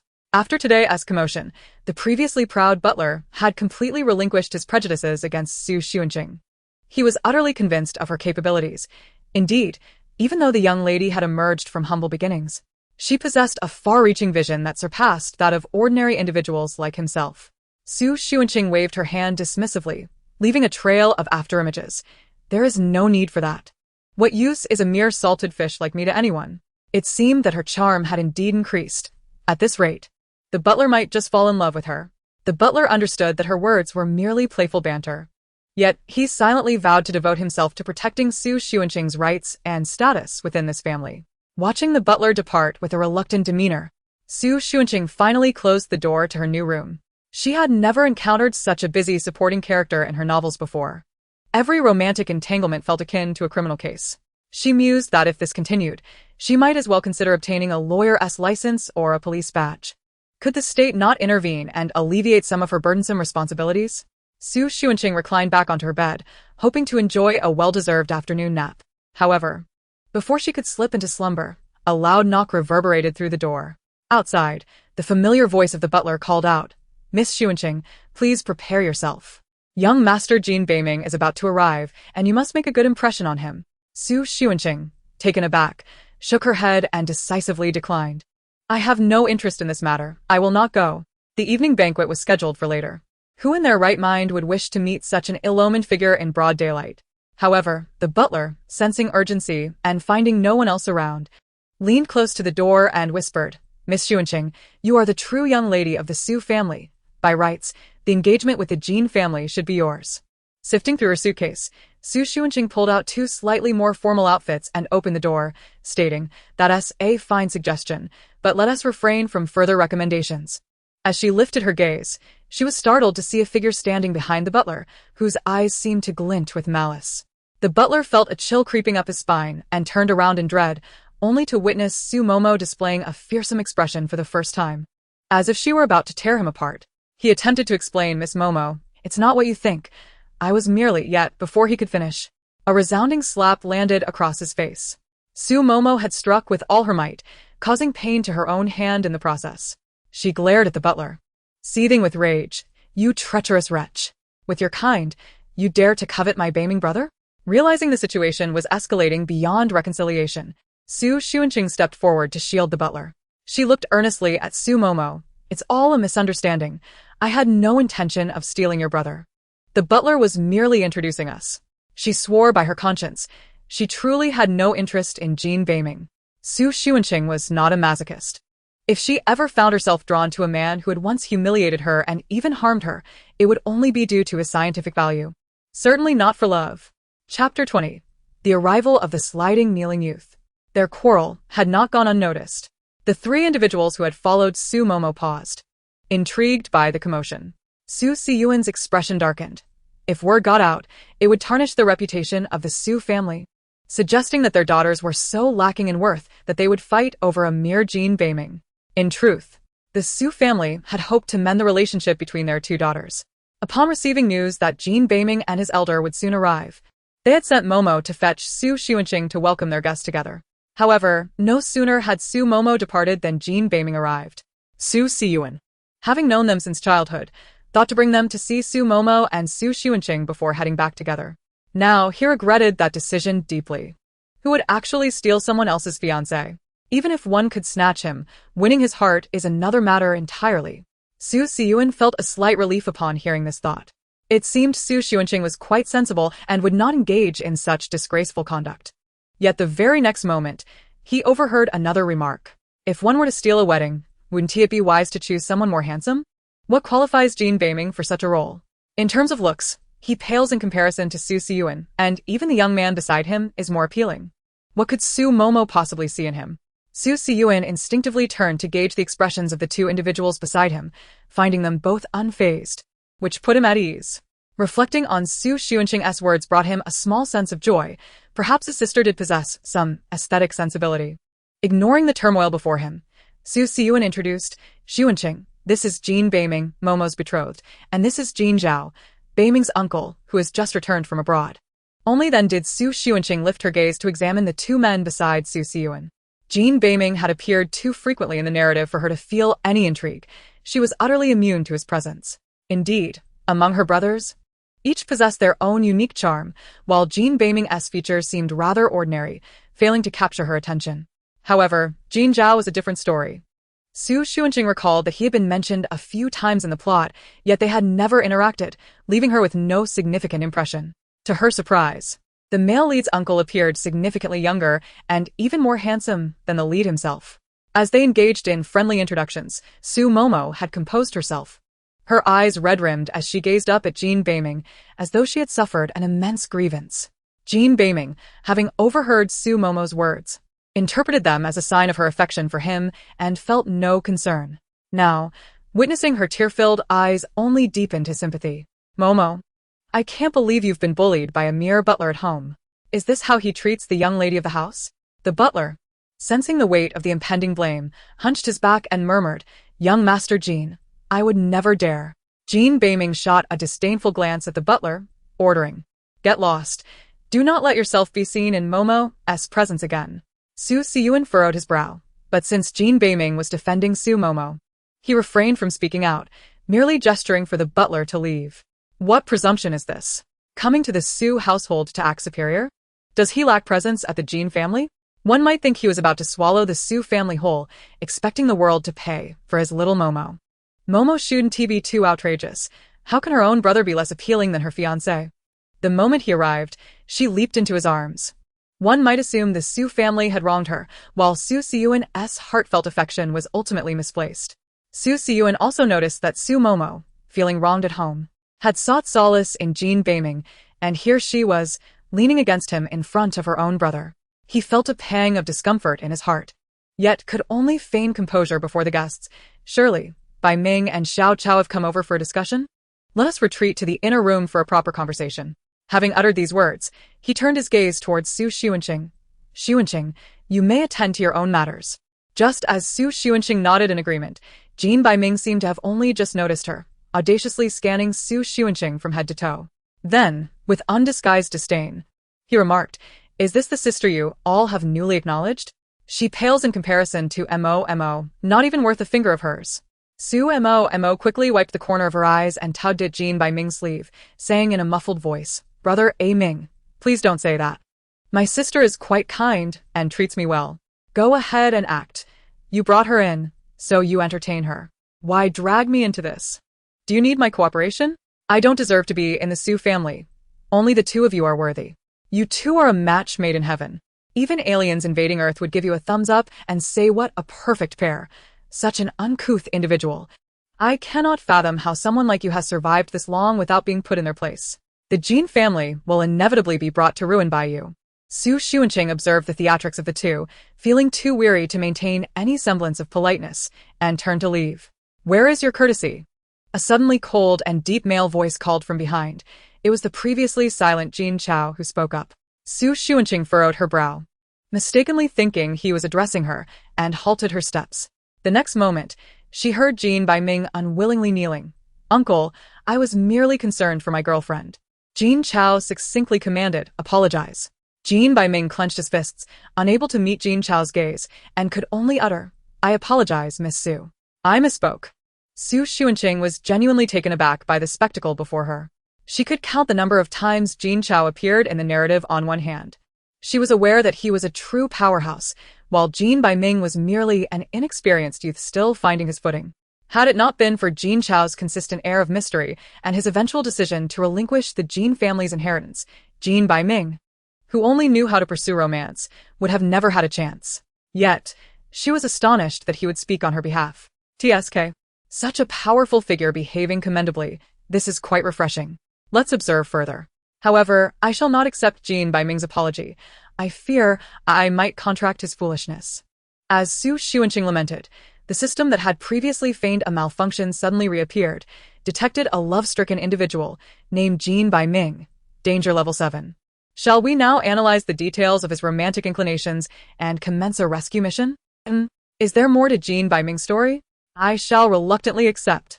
Su Xuanqing's eyes lit up, deciding to linger. Where are you all headed? May I accompany you? Hearing Su Xuanqing's interest, Su Xin instinctively disapproved, saying, Xunqing. Perhaps you should rest for a while. The banquet has yet to commence, and we will call for you later. Jin Baiming scoffed. I have no interest in someone as rustic as you, and shall not spare you a glance. Xunqing? What did she say? Why is he so worked up again? Jin Chao's cold voice interjected, apologize. Chapter 21. Uncle or brother? Jin Baiming forgot that his uncle was present today. Wishing he could take back his earlier snide remarks, he could only endure the concerned gaze of Su Mo and, feeling exceedingly frustrated, mumbled, I am sorry, Miss Su. When one is particularly baffled, laughter often bubbles up. Su Xuanqing felt an urge to laugh. She had no idea what Jin Baiming was doing. He was both naive and playful, seemingly trapped yet insisting on speaking out. What was the purpose? However, having reached this point, she had no desire to engage with what appeared to be a mentally challenged individual. Since Su Xin opposed her joining, she turned to the other authoritative figure. Brother Chao, where are you going? May I come along? The group looked at Su Xuanqing in astonishment, while Su Xin glanced at Jin Chao, uncertainly asking, do you know each other? Indeed, Jin Chao nodded seriously. Now we have been introduced. Let us proceed. Su Xin. Su Xuanqing immediately brightened, following Jin Chao like a small tail, fearful that Su Xin might reject her again. Indeed, handsome men have a sense of empathy. Jin Chao is undeniably more appealing than Jin Baiming. How can one compare a cold, ethereal god to a bumbling fool? Intelligent, handsome men are truly exceptional. Jin Baiming deserves to be deceived. TSK, I really do not wish to assist him. Perhaps I should let him fend for himself, after all. He and Mo are already in such a predicament. As they walked, Su Xin felt quite unsettled. Why did both of his sisters seem to be trailing behind members of the Jin family? Yet, upon hearing Su Xuanqing's thoughts, he set aside his concerns. He was eager to understand what was amiss with Jin Baiming and whether it would affect Mo, but he did not dare to directly ask Su Xuanqing, instead opting for a roundabout approach. What do you think of Baiming, Xuanqing? Huh? Me? Su Xuanqing was engrossed in studying the romantic details of Jin Baiming when she suddenly heard Su Xin call her name, momentarily stunned. Su Xin nodded, and the other three turned their attention to Su Xuanqing. She shrugged and candidly replied, he and Su Mo are a perfect pair, a match made in heaven. Su Xin felt somewhat disappointed but pressed further. Do you think they are well suited for each other? Su Xuanqing nodded vigorously. Absolutely. They are a perfect match. It's locked tight. I've thrown away the key. Having just finished reading the detailed accounts, she found Jin Baiming utterly detestable, but as she prepared to sympathize with Su Mo, she stumbled upon parts involving Su Mo and promptly retracted all her goodwill. The narrative she had experienced did not delve into such details. It merely highlighted the misunderstandings and tribulations between the male and female leads. Yet, who could have anticipated that their tribulations would consistently challenge the boundaries of legality? Ha! Jin Baiming is quite the lawbreaker. Years ago, he coerced underage girls and simply paid them off afterward. Now he is seemingly running some special club, indulging in group activities. He shamelessly claims it is for the purpose of studying the human body, while in reality, he is deceiving innocent female university students, all while portraying himself as a selfless contributor. He professes that Su Mo is his moonlight, but insists that the moonlight cannot shine solely on him. He must make contributions to humanity's progress, all while dragging her into extreme group activities. They should just marry already. A silent union would suit them perfectly. And they could play to their heart's content afterward. Su Xuanqing was already aware of the immense power Jin Baiming wielded, straddling both the lawful and unlawful realms, ultimately cleansing his reputation through some so-called human evolutionary research project. Yet, she had not anticipated the depths of his depravity. The so-called research project was merely a facade to satiate his twisted desires. Moreover, Su Mo had transformed from a mere tool into someone who gradually developed feelings for the experiments Jin Baiming conducted on her, willingly offering her body, which led to her subsequent afflictions. Goodness, the two of you are recklessly flirting with the law, and in the process, you even extracted my kidney to fulfill your future? Upon hearing the cascade of Su Xuanqing's thoughts, Su Xin was left in shock, his fists clenched tightly. Seeing Su Mo gazing adoringly at Jin Baiming filled him with overwhelming irritation. He wished he could separate the two of them right then and there. How could his pampered younger sister ever marry such a beastly creature? As the group approached the door to the living room, the once jovial expressions of Mr. and Mrs. Su shifted dramatically upon hearing Su Xunqing's unspoken sentiments. They were taken aback, unable to accept the revelations conveyed by her thoughts. Their gazes filled with complex emotions as they regarded the newcomers. Jean Beiming, spotting Mr. and Mrs. Su, approached them with polite deference. "Hello, uncle and aunt. I apologize for the early visit. My uncle, Jean Zhao, has recently returned from abroad and is quite concerned about the matter between me and Mo. Jean Zhao nodded respectfully at Mr. and Mrs. Su. "Mr. Su, madam, it is an honor to finally meet you." The Su couple managed a strained smile. Jean Zhao was of the same standing as them, and given his youth, they felt compelled to tread carefully, even if it meant disregarding any fallout with Jean Beiming. "Your daughter is quite remarkable," Jean Zhao remarked unexpectedly after greeting them. Su Mo felt a surge of hope and stepped forward shyly. "Thank you, uncle." Yet, before she could finish, Jean Zhao deftly sidestepped her direction and turned his attention to Su Xunqing. "I apologize for not being clear.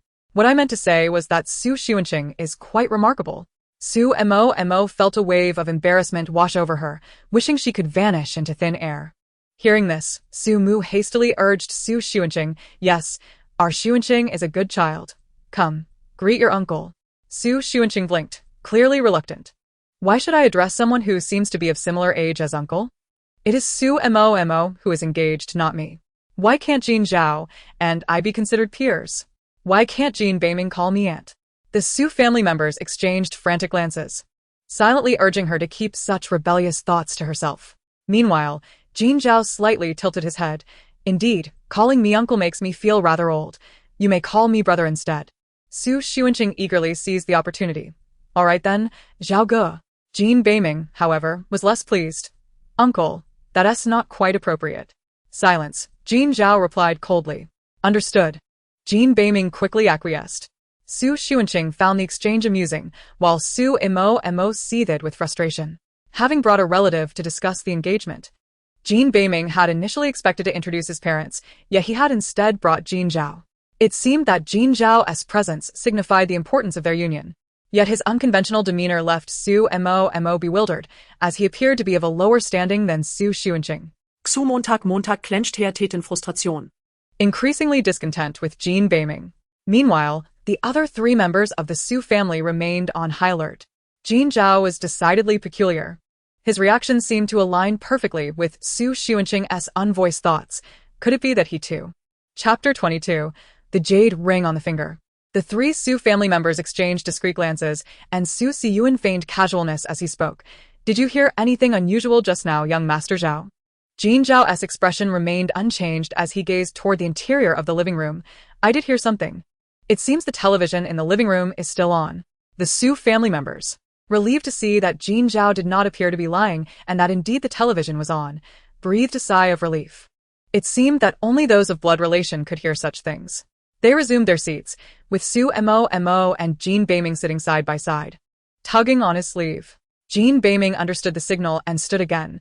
"Today, I brought a relative to discuss the possibility of an early engagement with the Su family. I have brought some small gifts for uncle and aunt." He stepped forward, presenting several small bags he had been holding. The gift for Mr. Su was a dark, ink-black inkstone, its smooth edges indicating its high quality. For Mrs. Su, he offered a sparkling necklace of considerable value, and for Su Siyuan, a prestigious watch that perfectly matched his elite demeanor. All three received their gifts, while Su Mo wore a bracelet that Jean Beiming had recently acquired at an auction, a stunning ruby that complemented her complexion beautifully. Yet, amidst the exchange, the atmosphere remained tense, save for Su Mo's delight. Su Xunqing was the only one without a gift. Su Siyuan's expression darkened.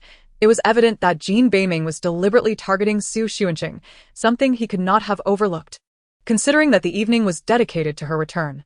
Although they had prepared to annul Su Mo's engagement, they could not tolerate such a slight to the Su family's dignity. Su Xunqing represented the Su family and would undoubtedly prove significant in the future. Mr. and Mrs. Su remained silent, having accepted their gifts without a word of acknowledgement. Su Mo noticed the palpable tension in the room. She thought it trivial that her family would allow their relationship with the Jean family to be jeopardized over a newly recognized Su Xunqing. Biting her lip, she stood to speak, but Jean Zhao preempted her. The recognition of Su Xunqing as part of the Su family is a momentous occasion. This is a gift from the Jean family to welcome her. Under the scrutiny of various gazes, he calmly removed the jade ring from his right thumb and approached Xu Xuanqing. Xu Xiyuan sprang to his feet, exclaiming, "No, that is far too precious." Jean Beiming's eyes widened in shock as he interjected, "Uncle, that is not appropriate. It belongs to our family." However, upon catching the look from Jean Zhao, his words faltered, caught in his throat as he fell silent. Xu Xuanqing gazed at the figure before her, her eyes clouded with confusion, yet her hands instinctively hid behind her back. No. No, no. I refuse to accept a ring that has been worn by someone else, no matter how valuable it is. Look at my attire.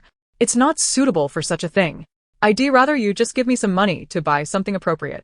Still, seeing Jean Beiming and Mo react so dramatically is rather satisfying. It's not like it's a family heirloom or anything, right? Mr. and Mrs. Xu, along with Xu Xiyuan, heard Xu Xuanqing's inner thoughts and turned to assess her appearance. Compared to yesterday, she was dressed more formally, likely in her best attire. Yet it still lacked the elegance of even a mere-maid-esque casual wear. Jean Zhao hesitated momentarily, as if contemplating something. But in an instant, he stepped forward and spoke. "Go ahead." Xu Xuanqing looked around, until Mr. Xu finally spoke. "If it's for you, then you should accept it. You are my daughter."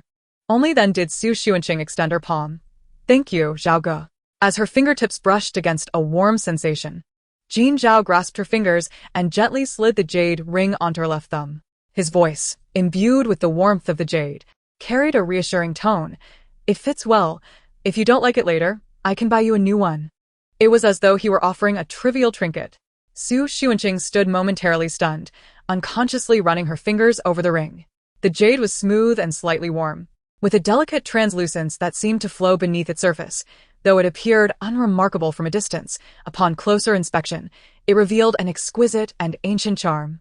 When she lifted her head once more, Jean Zhao had already returned to his seat, gently sipping the hot tea in his hands.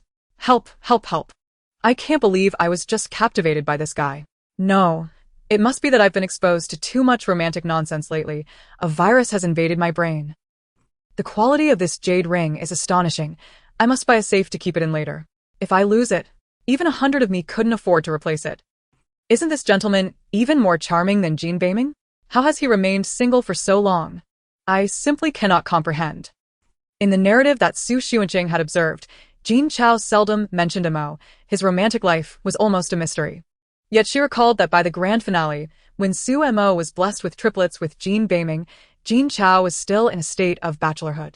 At that moment, Jean Zhao shook his cup of tea before setting it down and casually warned, "This piece of jade must be worn continuously. It cannot be removed. Only by having its aura nurtured can jade thrive. Leaving it unused will cause its value to depreciate." Xu Xuanqing promptly nodded in compliance. "All right, Brother Zhao. I will remember to wear it at all times." "What is this? Am I supposed to have a camera installed on me? Do I have to keep it on even while bathing?" Indeed, it seems that the world of the affluent is rife with domineering figures. Just as I began to swoon, they start with their overbearing declarations. Very well, time for me to regain my clarity. Su Mu listened to Xu Xuanqing's outrageous inner monologue and slowly shifted her gaze. "You all arrived early. The banquet won't commence for a while. Shall we take a stroll?" Xu Mo felt utterly overlooked, after all. She was the one who had invited Jean Beiming to bring gifts for the family and to subtly revisit the topic of their engagement, hoping to diminish Xu Xuanqing's arrogance. How had the situation escalated to this point?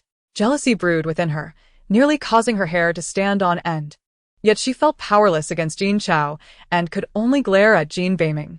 Jean Beiming, astonished by Jean Zhao's reaction, was perplexed by his uncle's seemingly ascetic demeanor, who had never shown interest in women. He wondered what spell Xu Xuanqing had cast to elicit such engagement from his uncle.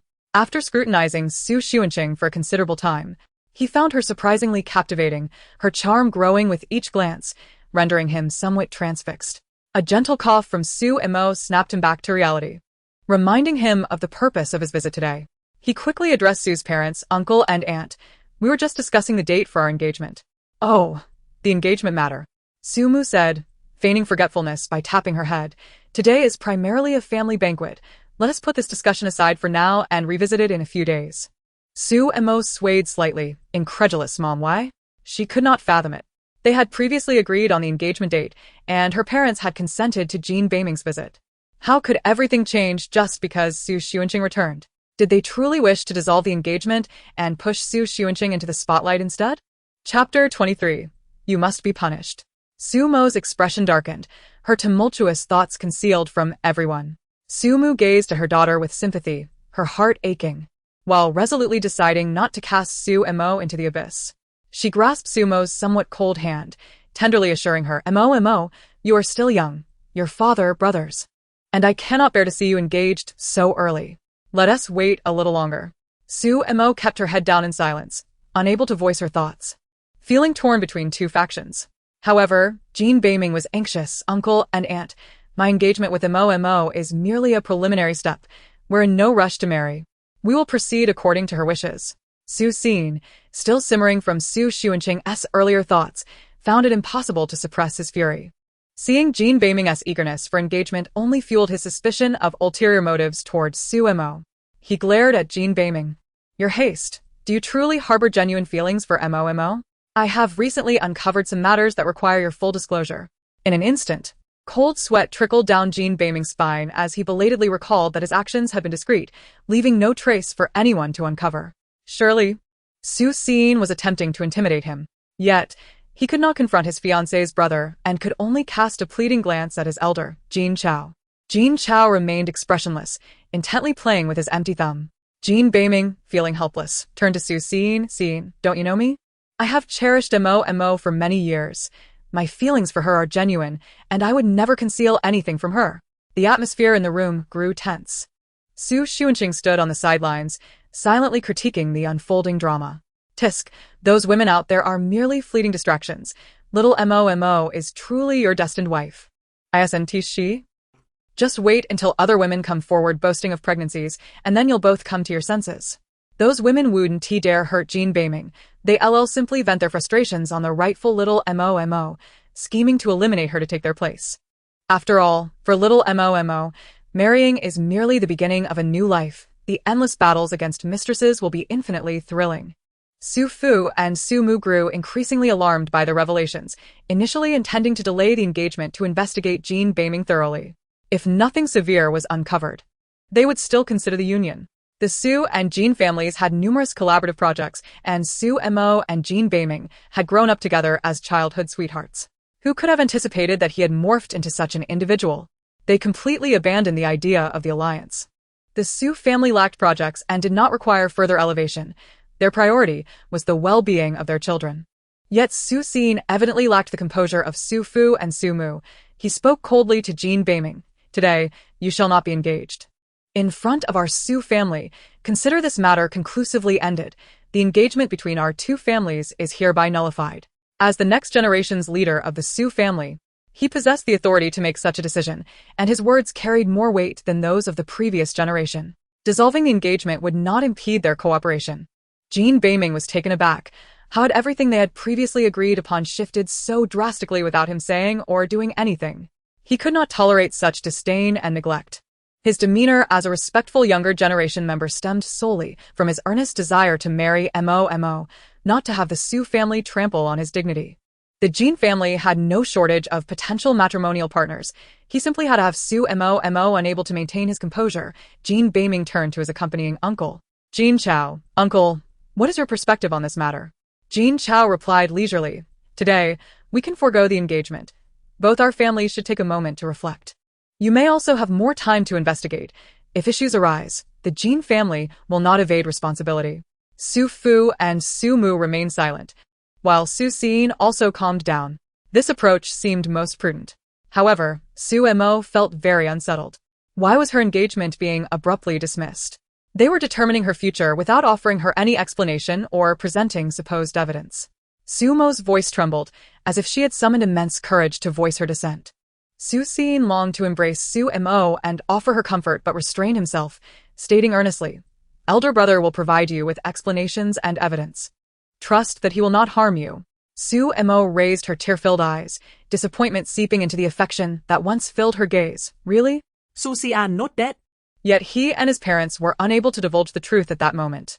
While they remained silent, Su Xuanqing reveled in the drama unfolding before her. Although it conflicted somewhat with the storyline, She possessed the intricacies of romance in her hands, secretly assuming the role of a grand playwright in her heart. It's all right, it's all right, go forth bravely and elope. Pikachu. Strive for your breathtaking love. I believe you shall surely succeed. Your golden opportunity awaits you. The entire world may doubt you, yet you remain unyielding. Her teasing remarks echoed joyfully and loudly. Impossible for the three present to ignore, and they wished fervently to close their eyes and escape from reality. Su Momo, seeing that the situation had reached an impasse, wiped her tears and mustered a brave smile, timidly asking Su Xian, "Big brother, may I go see Bai Ming off? Surely that is permissible?" Su Xian sighed. How could he possibly refuse his tearful Momo? He replied gently, "Very well, you may go." However, feeling a twinge of concern, he turned to the nearly giggling Su Xunqing. "Xunqing, accompany Momo. See Xiao Chao off." Su Xunqing, thoroughly enjoying the drama, was abruptly interrupted and pointed at herself in disbelief. "Me? Oh well, a new sister must make her mark. She is to do something, so why not? Xiao Gu seems like a decent fellow. What a pity he was born into the Jin family." Walking ahead, Jin Chao slowed his pace, positioning himself alongside Su Xunqing, slightly turning his face to observe her. "Do you not favor the Jin family?" Su Xunqing appeared somewhat bewildered. Had she inadvertently voiced her critiques? Sensing her confusion, Jin Chao added, "It's written all over your face. Your thoughts are plainly visible." Su Xunqing, feeling embarrassed, touched her own face. "I shall refine my acting skills." Striving to maintain a composed demeanor next time, the two strolled leisurely behind, while Su Momo and Jin Bai Ming walked ahead. No matter how vast the garden, it would eventually come to an end, and soon they escorted the Jin relatives to the entrance. Jin Bai Ming, reluctant to part, grasped Su Momo's hand, suddenly tightening his grip. "Momo, would you consider coming with me? Here it comes, the second wave of gossip. Go with him, and face crime together. Go with him, through storms, rain, and even prison. Go with him, and in old age, face the inability to afford basic sustenance." Su Xunqing stifled a laugh, entertaining herself with an internal rap. Beside her, Jin Chao covered his mouth, lightly clearing his throat, a hint of a smile gracing his features. Su Momo was tumultuous with emotion, eager to respond affirmatively to Jin Bai Ming, yet she found herself constrained by her identity as a daughter of the Su family. Just as she wrestled with her thoughts, she heard Su Xunqing's laughter and mistakenly assumed it was directed at her, retorting angrily, "This is my home. I must remain." She envisioned a bright future with Jin Bai Ming, but as long as Su Xunqing lingered, her rightful place would be usurped. Observing Jin Chao's indifferent demeanor, Jin Bai Ming grew earnest, embracing Su Momo and reassuring her. "Momo, do not worry. I shall return to see you soon. Well, keep in touch. And do not let me lose track of you, understood?" While a poignant farewell unfolded, Jin Chao took out his phone and instructed Su Xunqing, "Please save my number." Su Xunqing regarded this sudden request for contact with wariness. What is his intention? Why this odd behavior? Does he feel that my nephew's engagement has been disrupted, and thus seeks a scapegoat? Or does he wish to recruit me as a spy, leveraging a jade ring to gain insight into the Su family's affairs? Jin Chao, unperturbed, entered his number into Su Xunqing's phone, dialing and then hanging up before stating, "Should you encounter any difficulties, feel free to seek my assistance after all. You may call me brother." Su Xunqing's face brightened. "Of course, Xiaoge, rest assured. This is my self-made top brother. Today has been fruitful. What is in my family? Merely Su Momo's real brother. At least with Xiaoge, there are gifts to receive. Hee hee." Su Xunqing felt a surge of delight, entirely oblivious to the increasingly prolonged gaze Jin Chao held upon her. Eventually, Jin Bai Ming and Su Momo concluded their farewells. Had it not been for Su Xian insisting on escorting them to the gate, Su Momo would have preferred to accompany them back to the Jin residence. Jin Chao, seeing Jin Bai Ming pause, took the lead towards the waiting car.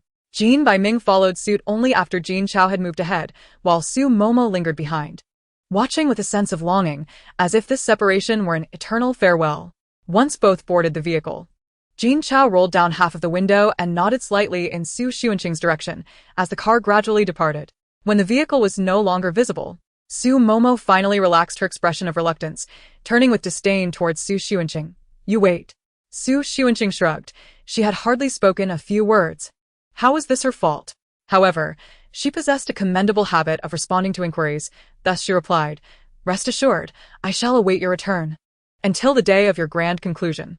With that, she disregarded Su Momo's menacing glare, cheerfully contemplating that once the plot reached its climax, Jin Baiming's transgressions would accumulate sufficiently and she would find a way to report them to the relevant authorities. Romance was permissible, but if they sought to harm society together, that was unacceptable. Moreover, with the two of them accelerating their narrative, it was plausible that her own misfortune could arrive prematurely. Xu Xuanqing resolutely forbade such a fate, yearning to live out the remainder of her life unscathed. If she could ensure the successful completion of her tasks, thereby securing her future, Xu Xuanqing and Su Momo, at odds with each other, parted ways upon entering the Xu residence.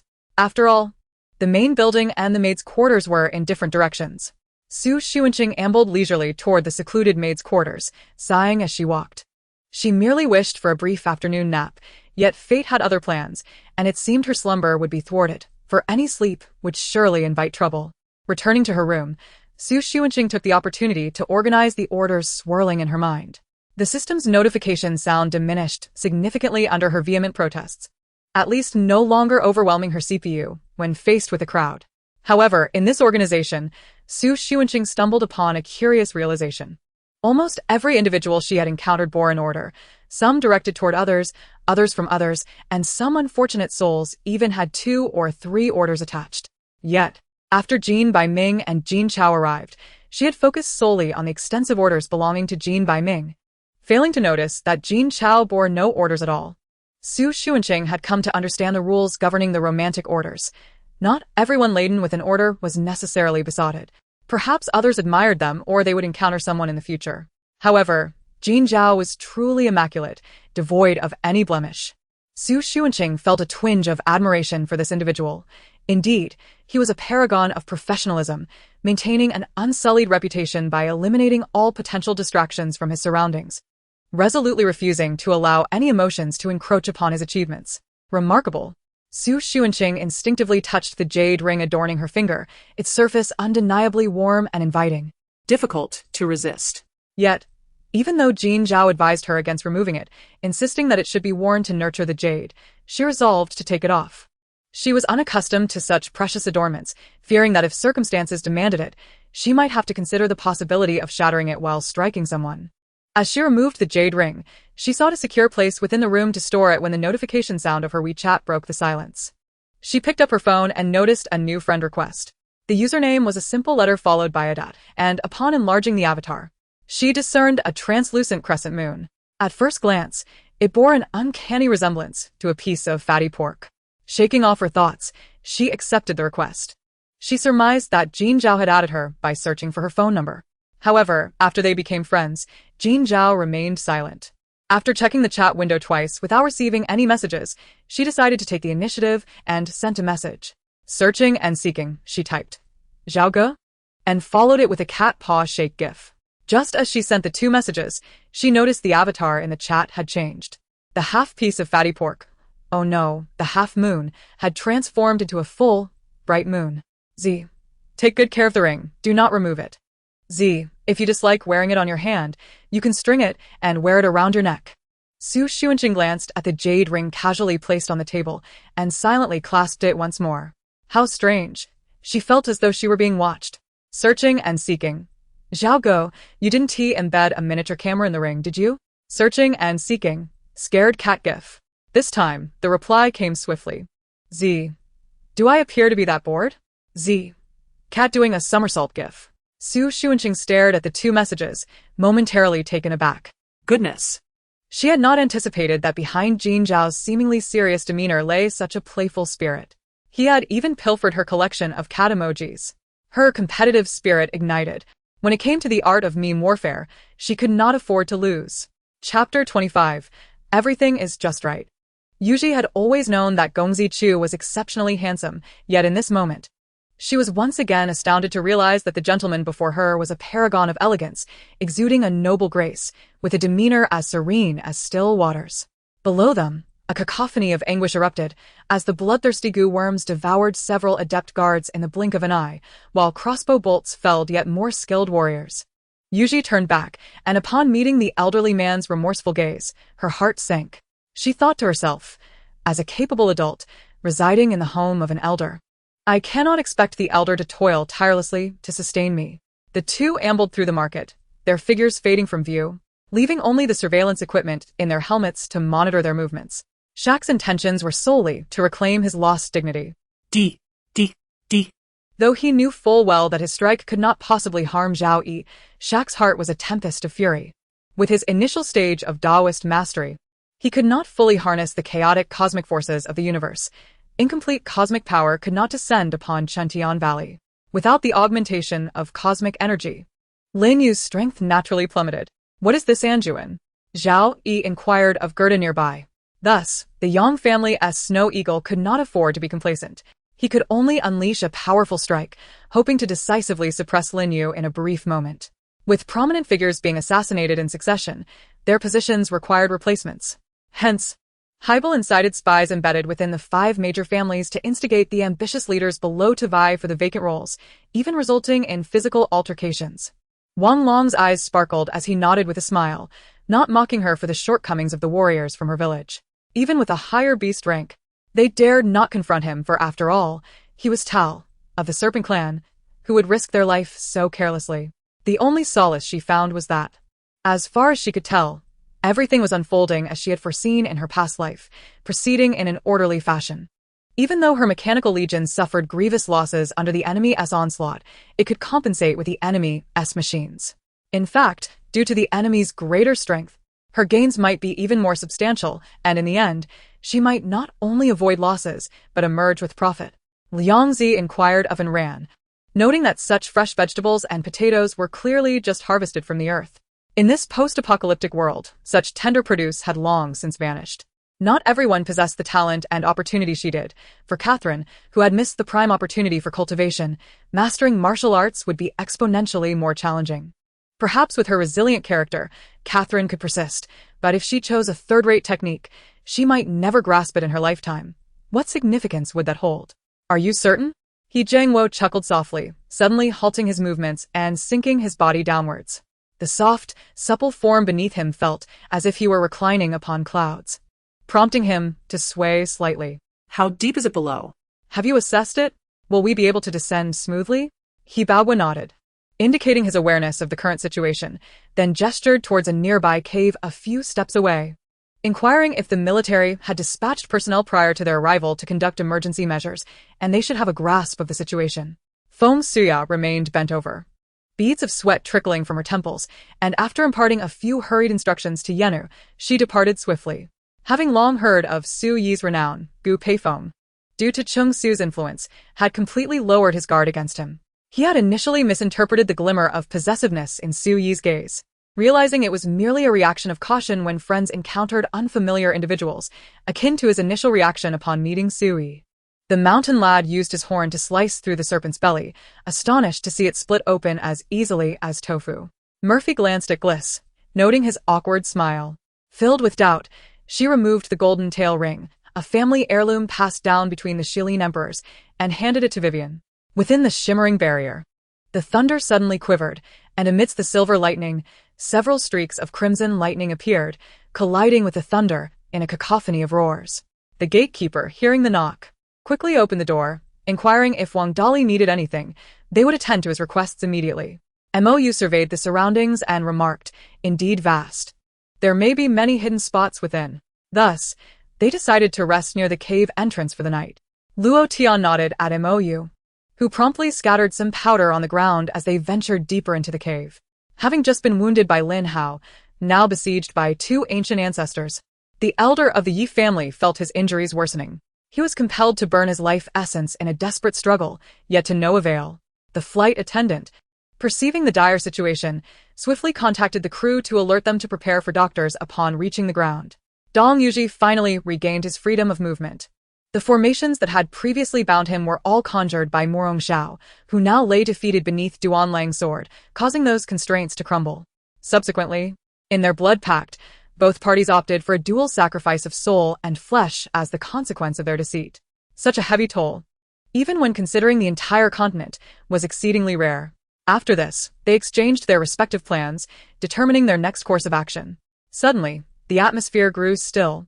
and the figure in the gray robe remained silent before letting out a piercing scream as the surrounding malevolence surged towards him, heedless of the radiant brilliance that emanated from him. I am soon to be in a relationship. Engaging with him is hardly worth my time. I console myself with this delusion. Chapter 26. Are you speaking? Xunqing nearly dropped her phone. Goodness, just moments ago I was fretting over what to wear. And now this message arrives? It's absurd. The camera must be hidden in the jade ring. Before she could fully process this, another message popped up on her phone. Z. I just saw this dress on TV in the Animal Kingdom segment and thought it suits your temperament perfectly. I hope I'm not intruding? Xunqing. What on earth does she have in common with the Animal Kingdom? What connection does this gown have with it? Upon glancing at the image Z sent, she coughed. Indeed, it bore a resemblance to a peacock. Coincidentally, the dress hanging in the center of the rack was a deep forest green, identical to the one in the picture. The bodice featured a ruffled design, with silver threads adorning the waist and sides, refracting dazzling light when illuminated. The skirt was voluminous, almost trailing the ground, embellished with deeper green silk flowers at the back. Even when merely draped over a shapeless hanger, it appeared stunning and alluring, exuding an aura of danger and mystery, a subtle opulence. Initially, Xunqing had not focused on this gown, believing she could not carry such a color and style. It seemed far too grand and aristocratic. However, once her gaze fell upon it, she found it impossible to look away, as the other garments nearby seemed to fade in comparison. Summoning her resolve, Xunqing was now curious about the impression she had left on Jin Zhao. Why not try it on? What harm could it do? Little did she anticipate that this fleeting thought would lead to considerable trouble. After over 20 years of life, she discovered her utter inability to dress herself. How vexing. The gown was intricately designed, shrouded in sheer fabric with numerous drawstrings, making it quite challenging to wear. Moreover, the maid's room had only just been converted into a dressing room, merely clearing out the furniture without installing a full-length mirror. Thus, Xunqing could only prepare herself, painstakingly hunting for zippers and ties. After more than 20 minutes of struggle, she managed to organize the gown. The experience of changing clothes had thoroughly exhausted her. However, the worst part was discovering that not only was there no mirror in the dressing room, but neither of the two rooms offered any sizable reflective surface. With a sigh, she retrieved a small mirror from her suitcase. A knock at the door interrupted her thoughts. It was Su Siyuan's voice. Guests are beginning to arrive. Do you need a stylist to assist with your gown selection? Xunqing, still acclimating to the opulent lifestyle, promptly declined. I've already chosen. I'll be out shortly. Su Siyuan felt reassured. Approximately 20 minutes. Let the butler wait for you at the door. He will escort you to the back hall. After affirming, Su Siyuan departed to attend to other matters. With only 20 minutes remaining, she had no time to change into another gown and hurriedly retrieved her styling tools to arrange her hair and apply some makeup. Selecting a pair of emerald gemstone earrings from the accessories Su Siyuan had brought, she initially aimed for a subtle look. Yet, upon seeing her reflection, she set down the nude lipstick. The splendid forest green would appear overly pale against bare tones, lacking vibrancy. Xunqing opted for a pair of silver high heels, applied a striking red lip, and enhanced her eyes and brows with an alluring flair she had never possessed before. During her brief stint as a beauty influencer, she had primarily focused on natural and youthful looks during her live streams, but she could easily adapt to other styles. Admiring her flawless eyeliner in the mirror, Xunqing smiled, quite pleased with her reflection. The butler's voice called from the entrance, urging her, Miss Xunqing, please hurry. Time is of the essence. Guests are, but before he could finish, he halted mid-sentence, stunned into silence, his eyes wide with astonishment as he beheld Xunqing. Confused, she adjusted a playful curl of hair framing her face, asking, What is it? Is there something wrong? Heaven forbid, did I put the gown on backwards? The butler, as if jolted back to reality by her voice, exclaimed, No, no. Miss Xunqing, you are simply breathtaking. I have never seen anyone so beautiful. That dress seems tailor-made for you. Xunqing regarded the butler with skepticism. You must be seeing me through rose-colored glasses, thinking I look noble in green. The butler frantically waved his hands, fervently explaining, No, Miss Xunqing, I have encountered many beautiful ladies, but your appearance today will undoubtedly captivate everyone. Understanding he was merely flattering her and not wishing to make him uncomfortable, she chose not to pursue the topic further. She was well aware of her own appearance. As she walked, She gradually grew accustomed to the feeling the gown provided, gaining confidence with each step, her presence becoming more commanding. However, as she neared the back hall, a man clad in a white suit appeared on her path. The man, flamboyantly turning around, sported tousled hair and sunglasses perched on his nose, exuding a nonchalant demeanor. He took a few steps forward, blocking Su Xuanqing's way, and whistled, "Hey there, I don't believe we've met before. Which noble family do you hail from? Let us get acquainted." The butler fell silent, hesitant, unsure whether to intervene. Su Xuanqing recognized the familiar face and was momentarily speechless. Yet, the man opposite her remained oblivious. Noticing Su Xuanqing's lack of response, the tousled-haired man stepped closer, forcing a bubble-like tone. "Hey, beautiful, I'm the attending physician at Mingyang Private Hospital. Do you require assistance with your heart?" Su Xuanqing took 2 steps back, creating distance from the individual before her. "Su, air has begun again?" What an utterly unsurprising scene replayed. What on earth does he do every day with that magnificent face of his? Engaging in such frivolities day in and day out, it's no wonder no one loves him. He resorts to drowning his sorrows and claims to be profoundly lonely. The butler, seeing both individuals standing frozen in place, assumed Su Xuanqing was intimidated and promptly introduced. "This is our second young master, Su Xiling, and young master. This is the young lady, Su Xuanqing, the biological daughter recently recognized by Mr. and Mrs. Su." Su Xiling disregarded the butler's introduction, fixating his gaze on Su Xuanqing as he inquired, "Were you speaking just now?" Chapter 27. He is a madman. Su Xuanqing unsheathed her sword, glancing around. Perplexed, was he addressing her? Could it be that he had already lost his mind from the outset? She retreated a couple of steps, a frown of disdain creasing her brow. There was no sound. "Perhaps you are hearing things?" Su Xiling was resolute, showing no intention of evasion. "Just now." Yuhi wanted to inquire whether she had thought something in her heart, whether he could hear her innermost thoughts, but the words faltered on his lips, as if something esoteric was obstructing him. This was the first time he encountered such a situation. Excitement coursed through him, making every hair on his body stand on end. How intriguing, haha, how utterly fascinating. Su Xiling suddenly erupted into exaggerated laughter, then seized Su Xuanqing's wrist, exclaiming with enthusiasm, "Did you just say you're my sister? Then come with me, I'll take you somewhere fun." Su Xuanqing immediately struggled free, pulling her hand behind her back. Becoming wary. This Su Xiling was quite the unreliable character in the narrative. He could almost be deemed a genius in medicine, having saved numerous lives with a scalpel. Yet the earnestness he displayed on the operating table starkly contrasted with his eccentricity in private. Once he shed that white coat, he transformed into a devil who reveled in the pleasures of life, always eager to explore peculiarities. Su Xuanqing thought this individual ought to be sent to Jean Beiming's laboratory. Even if they didn't share interests, they could at least study one another. After all, both had their mental issues. However, Su Xiling's research stemmed from passion, while Jean Beiming pursued wealth and fame. In the end, Su Xiling joined Jean Beiming's lab for Su Momo's sake, where the two proud geniuses initially clashed ideologically, but gradually, Su Xiling was suppressed by Jean Beiming, while Su Momo merely consoled her brother, urging him to endure for her sake. Ultimately, Su Xiling met a tragic end, consumed by his obsession with technology. He became a subject of his own experiments, losing everything, including his life. Though Su Xuanqing felt a pang of sympathy for his predicament, she would not allow her compassion to overflow, nor would she attempt to redeem a madman. She resolutely declined, stating, "The banquet is about to commence, and everyone is waiting for me. I cannot leave now. This madman would surely die for little Momo. He must be back to help her find a venue. For heaven's sake. This family is truly extraordinary, not a single sane person among them. No wonder the ending is so tragic. Can't they manage themselves?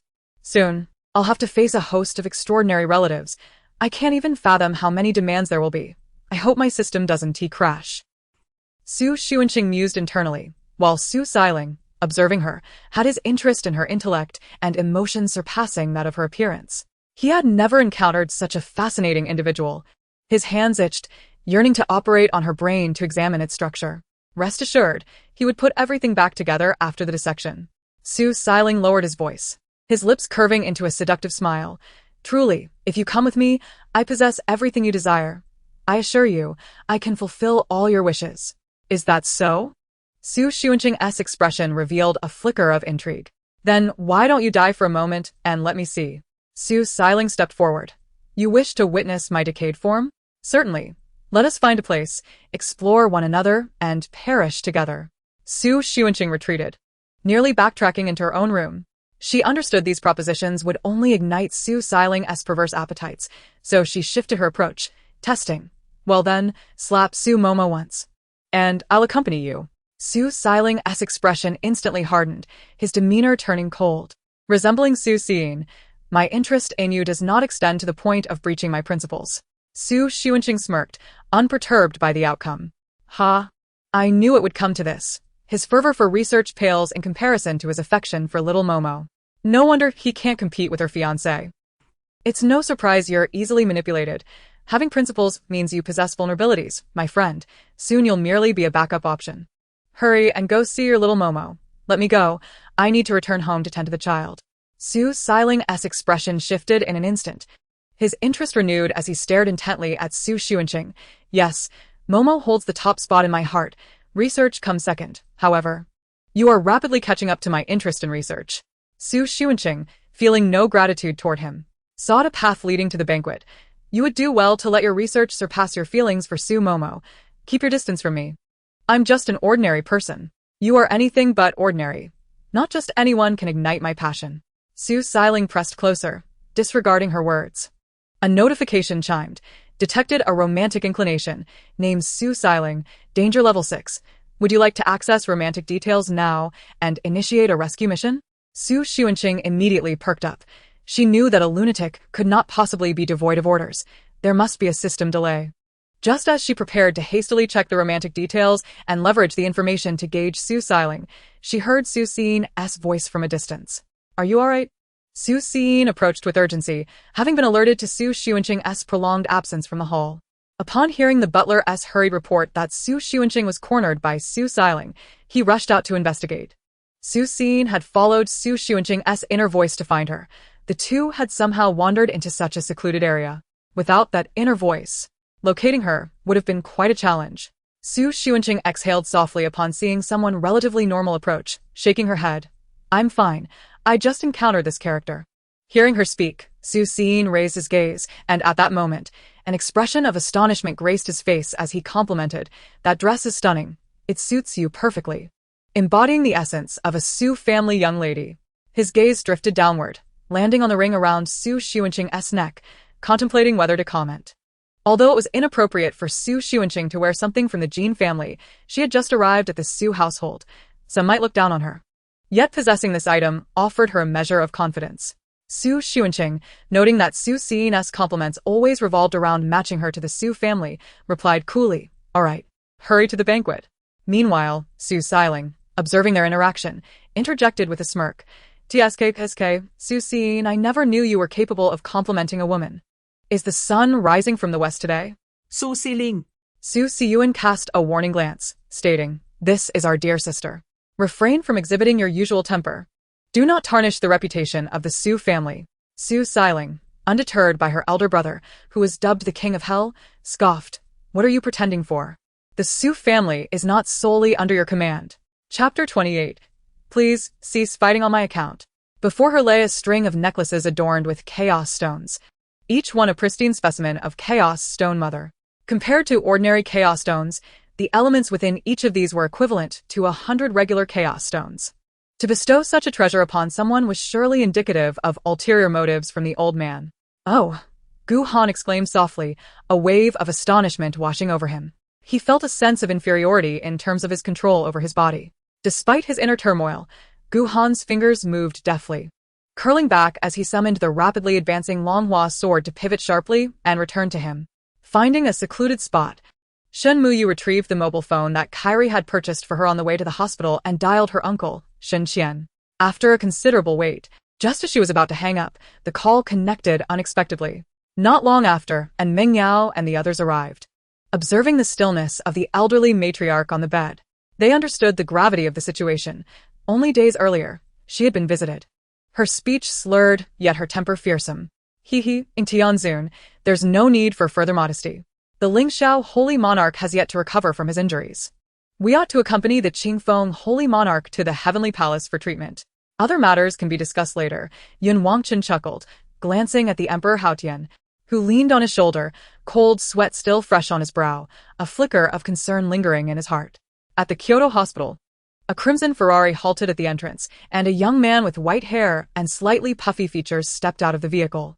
Without uttering a word, he bore a cold demeanor, his ink-black eyes chillingly distant, thin lips pressed tightly, an unmistakable irritation etched upon his face. A hefty 150-pound grist spiraled through the air, tumbling 3.5 times before crashing heavily to the ground. What past events are you referring to? I sensed he was reluctant to clarify this point and couldn't help but voice my thoughts. What could possibly be toxic within a cherry pit?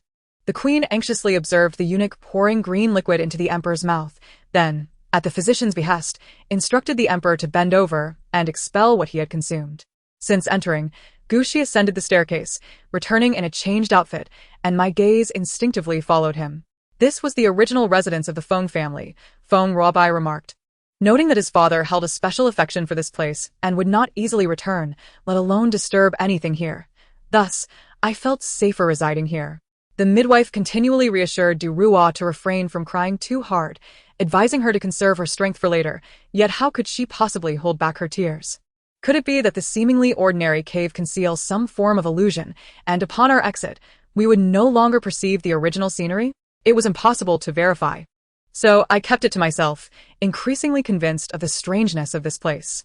However, from another perspective, given that Cui Yuanhai's expertise in firearms had already been exposed, there was no need to worry about his safety. Any faction, as long as they were not driven mad, would refrain from harming such a master. I was grateful for his sacrifices for Zhuangyan. He did not kick him while he was down, nor did he deliberately distance himself to preserve his own safety. In an instant, Lin Jiejie found herself unable to mourn the fleeting autumn or rejoice in spring, for her limbs had grown numb to the point of unbearable discomfort. She laid her son down and stretched her painfully stiff legs. Her tongue gently brushed against Lu Wu's hand. Lu Wu discreetly wiped Du Ruo's lips with his thumb before nonchalantly withdrawing it. Do you think I am some sort of monster? Yubin chuckled softly. Although Chun Tao appeared steady, he harbored a degree of youthful exuberance. Otherwise, he wouldn't share a common language with that ruffian, Lei Pengzi.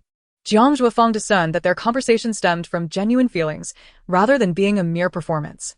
Although the curtain obscured their view, he knew Meng Ying was in tears. And from her voice, he could tell she was suffering from both physical and emotional depletion. Jiemu scoffed, dismissing the verbal sparring as futile. It would be far more effective to crush them when the time came than to rely on flowery rhetoric. Yi Qian's plans gradually unraveled. This was not merely an SS-level cockroach, but an SS-level entity. Hong Feng sidestepped and, with a swift motion, aimed a sword at Bai Yi's head. Jiang Zhuofeng raised his hand, unleashing a thread-thin sword aura that shot forth like lightning. Li Hao regarded the task reward information, according to the game's logic. This handcrafted mattress from Haston must be exorbitantly priced. If memory served him correctly, the most expensive model of that brand sold for 1.2 million euros, equivalent to approximately 9.35 million yuan. Depicted on the ancient painting was a phoenix, not of blood wind, but a mysterious breeze, coiling in the air alongside the azure dragon to its left. Below the phoenix, a few lines of poetry were inscribed. 2 dragons entwine the golden pillar. Yin and Yang shift the cosmos. The crimson flame blood talisman sword, dragon and phoenix display their might. Secrets concealed within the pillar. The 3 treasures vanquish evil. Similarly, Feng Xiaoqiao had her questions, knowing without a doubt that Dong Cheng was likely stationed at the dungeon's entrance. The deathly aura emanating from the red-eyed ghost eagle enveloped Li Shan, Ling Feng, and Mo Ning in an instant. I shall not take residence. I must return shortly. Li Hao, accustomed to the 9 million yuan master bedroom mattress, found it unappealing to stay even at a 5-star hotel, regardless of the pleas. With an increase in spiritual fields, more spiritual plants could be cultivated and additional spiritual beasts could be raised, ensuring a continuous supply of daily cultivation resources for the army. Despite the fact that Long Fei had fainted for an entire day and night after consuming the plum blossom pill, it was undeniable that the pill had indeed enhanced his power. Chapter 29. 42 orders have been placed. Lilith, having run all the way from home, despite her excellent stamina, could not help but feel exhausted to the point of being unable to stand upright. Returning from shopping, Tang Shurqing felt as though he had missed a fortune, as if he had lost $1 billion. The mountain tiger referred to Yang Yi, who was unmatched among ruffians. His fighting style was methodical, leaving those he struck unable to rise. He particularly targeted the areas behind their ears and necks, and in no time, the thugs would be sprawled on the ground. Only the man in sunglasses remained, clutching his stomach and attempting to flee.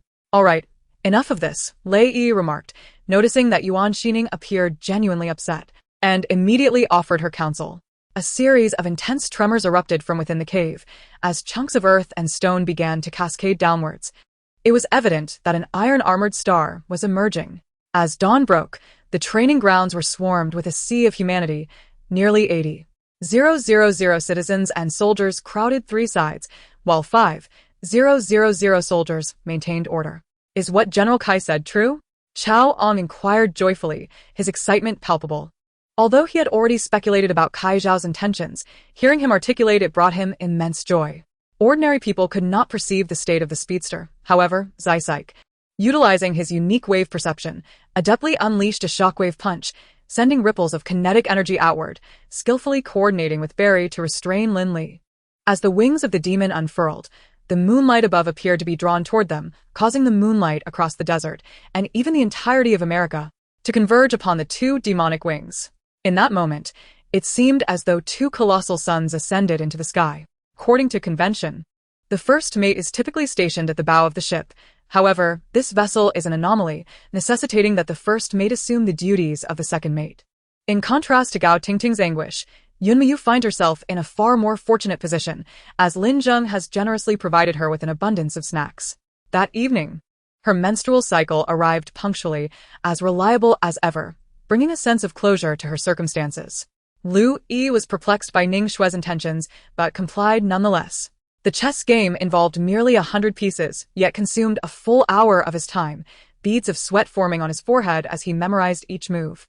At that moment, Dao Yan unleashed the supreme artifact, imbued with the unparalleled power of a single strike from his previous existence, catching the demon lord Feng Bai Yi off guard and inflicting injury upon him. The final quintet, having indulged in several morsels, eventually remembered their task of gathering intelligence. After tidying up, they proceeded to the heart of beast-severing city, the gathering place for cultivators. "Got it," Lin Zia exclaimed, making a playful grimace. She felt certain that if a battle were to ensue, it would be Luo Nan who would escort Lin Zi, not her, an encumbrance. The fact that he brought her along indicated that their venture bore no danger, merely allowing her to experience the thrill of combat. "Si habit helit." Words lodged in her throat. Both were deeply enamored, yet lamentably too late. "Let us escort you home, Ketty.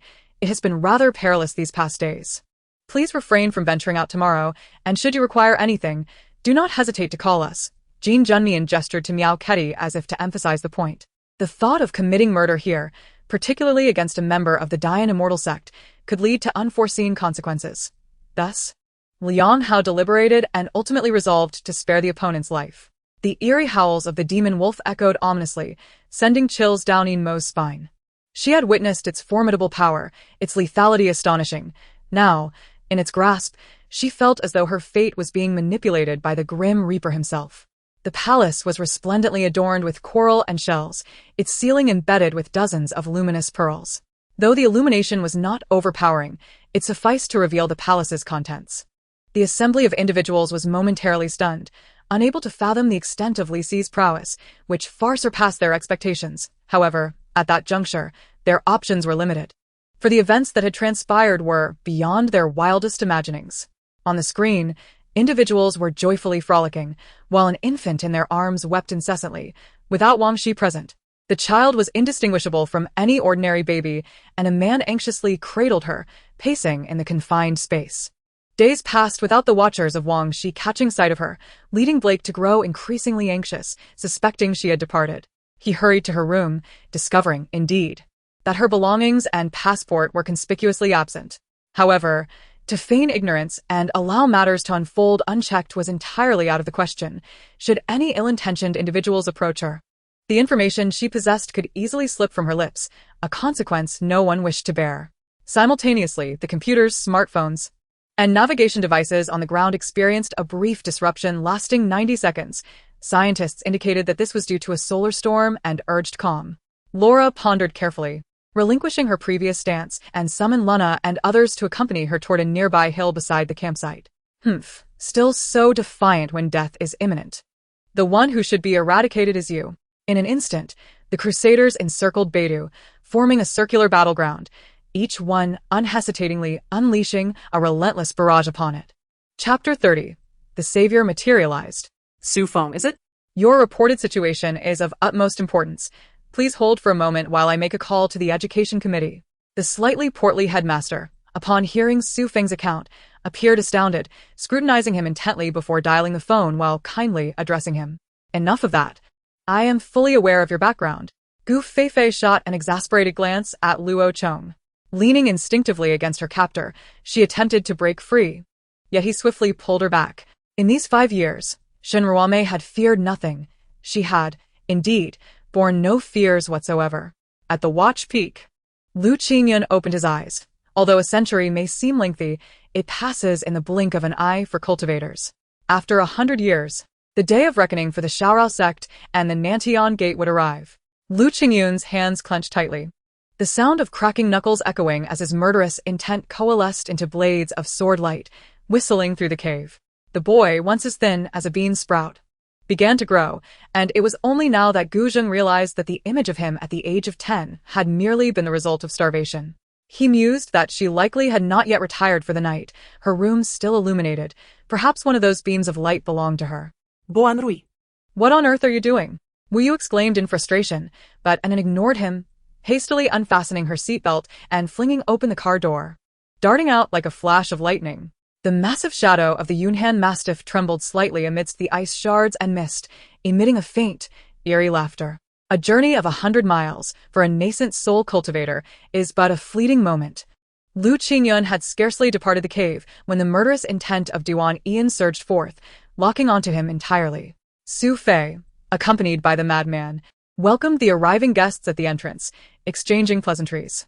He was baffled, truly perplexed, despite Lin Yu being of equal standing. Why could he not even harm a single hair on Lin Yu's body?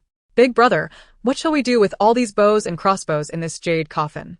Xia Yuhua observed me, seemingly entranced, her gaze fixated on the array of crossbows within the coffin, and couldn't help but ask. Lin Yiming found it utterly absurd. He had known Tang Luo for quite some time and considered himself well acquainted, yet he had never realized Tang Luo possessed such artistic talent. Meanwhile, these days had been the most leisurely for Long Jinfei, as the Ming family had provided no information, while a duo and Naya reveled like carefree children in Guangzhou. Just then, Bai Feifei, accompanied by the police, stormed onto the rooftop, witnessing Tang Luo leap into action. Due to Yun Xiuming's frail condition, she had lain unconscious for over 10 days without any signs of awakening. Yu Longxiang felt increasingly anxious, yet had no alternative, and thus secretly infused her with his true energy when no one was watching. Upon your return to your original place, you may attempt to absorb it. The voice intoned gravely. The hearts of the crowd collectively leapt to their throats. Zhang Qingming's expression turned icy, his deep-set eyes flashing with murderous intent. When he realized that Bai Yu was not of the demonic clan, nor had she succumbed to darkness, he wondered if he would feel deceived in matters of the heart. He glanced at his teammates, then spotted Qianqiu in the front row, immediately formulating a strategy to change the subject. Preoccupied with numerous questions, I devised a straightforward yet forceful approach, simply to investigate or, more directly, to ascertain whether this being was truly human. In the pale gold domain, a wave of blue gold surged forth, as if the very fabric of the realm had been rent asunder. Chun Mu's Zhulong eyes sparkled with brilliance as he scrutinized his surroundings. The newly evolved Zhulong eyes not only possessed formidable offensive capabilities, but also retained the extraordinary vision of the Three-Eyed Clan. The minutes spent evading had drained him significantly. Even now, engaging in close combat would not guarantee his victory.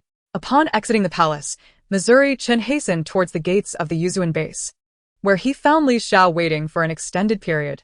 Had one been aware of the value of this Han sword, they would not only dare to commit robbery in broad daylight, but would also contemplate murder in the streets.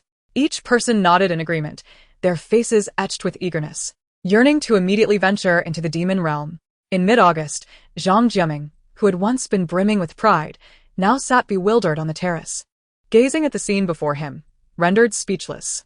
Madam, do you recall that I mentioned I had 3 questions to ask you from the very beginning? She fixed her gaze intently on the proprietress. In an instant, her entire being felt as though it had crystallized into ice. Her blood ceased to flow. Her heartbeat gradually slowed, and her mind became hazy under the onslaught of this chilling sensation. If that were the case, merely exchanging the strength insignia would allow for the possibility of masquerading as a fool while hiding a tiger's ferocity. From the outset, Lin had sensed a perilous signal emanating from these individuals, a sensation akin to his confrontation with Chris.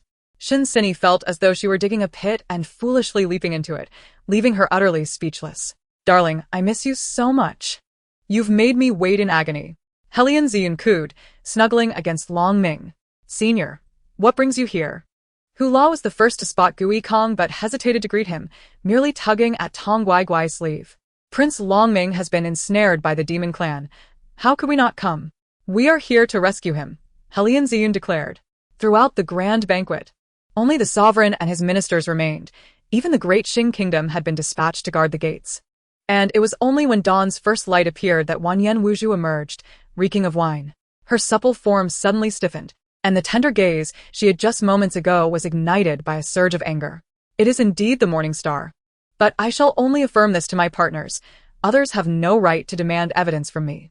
Such an arrogant and disdainful demeanor marked the posture of a sovereign. As the conversation between the two progressed, it became increasingly incomprehensible. After exchanging a few words, they sought other adversaries, while Lilith busied herself, contributing to the perfect ensemble. System. Congratulations to the Dark Road-S Lucifer and the Lowly for concluding their wedding night. Both shall receive the following rewards: a bounty of experience and the skill heart's desire. At times, he could not discern whether he was perceiving Ling Xuejiao as Xiaoho Ningwu or vice versa. Invariably, upon seeing Xuejiao, he would experience two conflicting illusions. Chapter 31. I Know Your Secrets. Su Xuanqing observed the varied reactions of those below but could not discern what they were saying.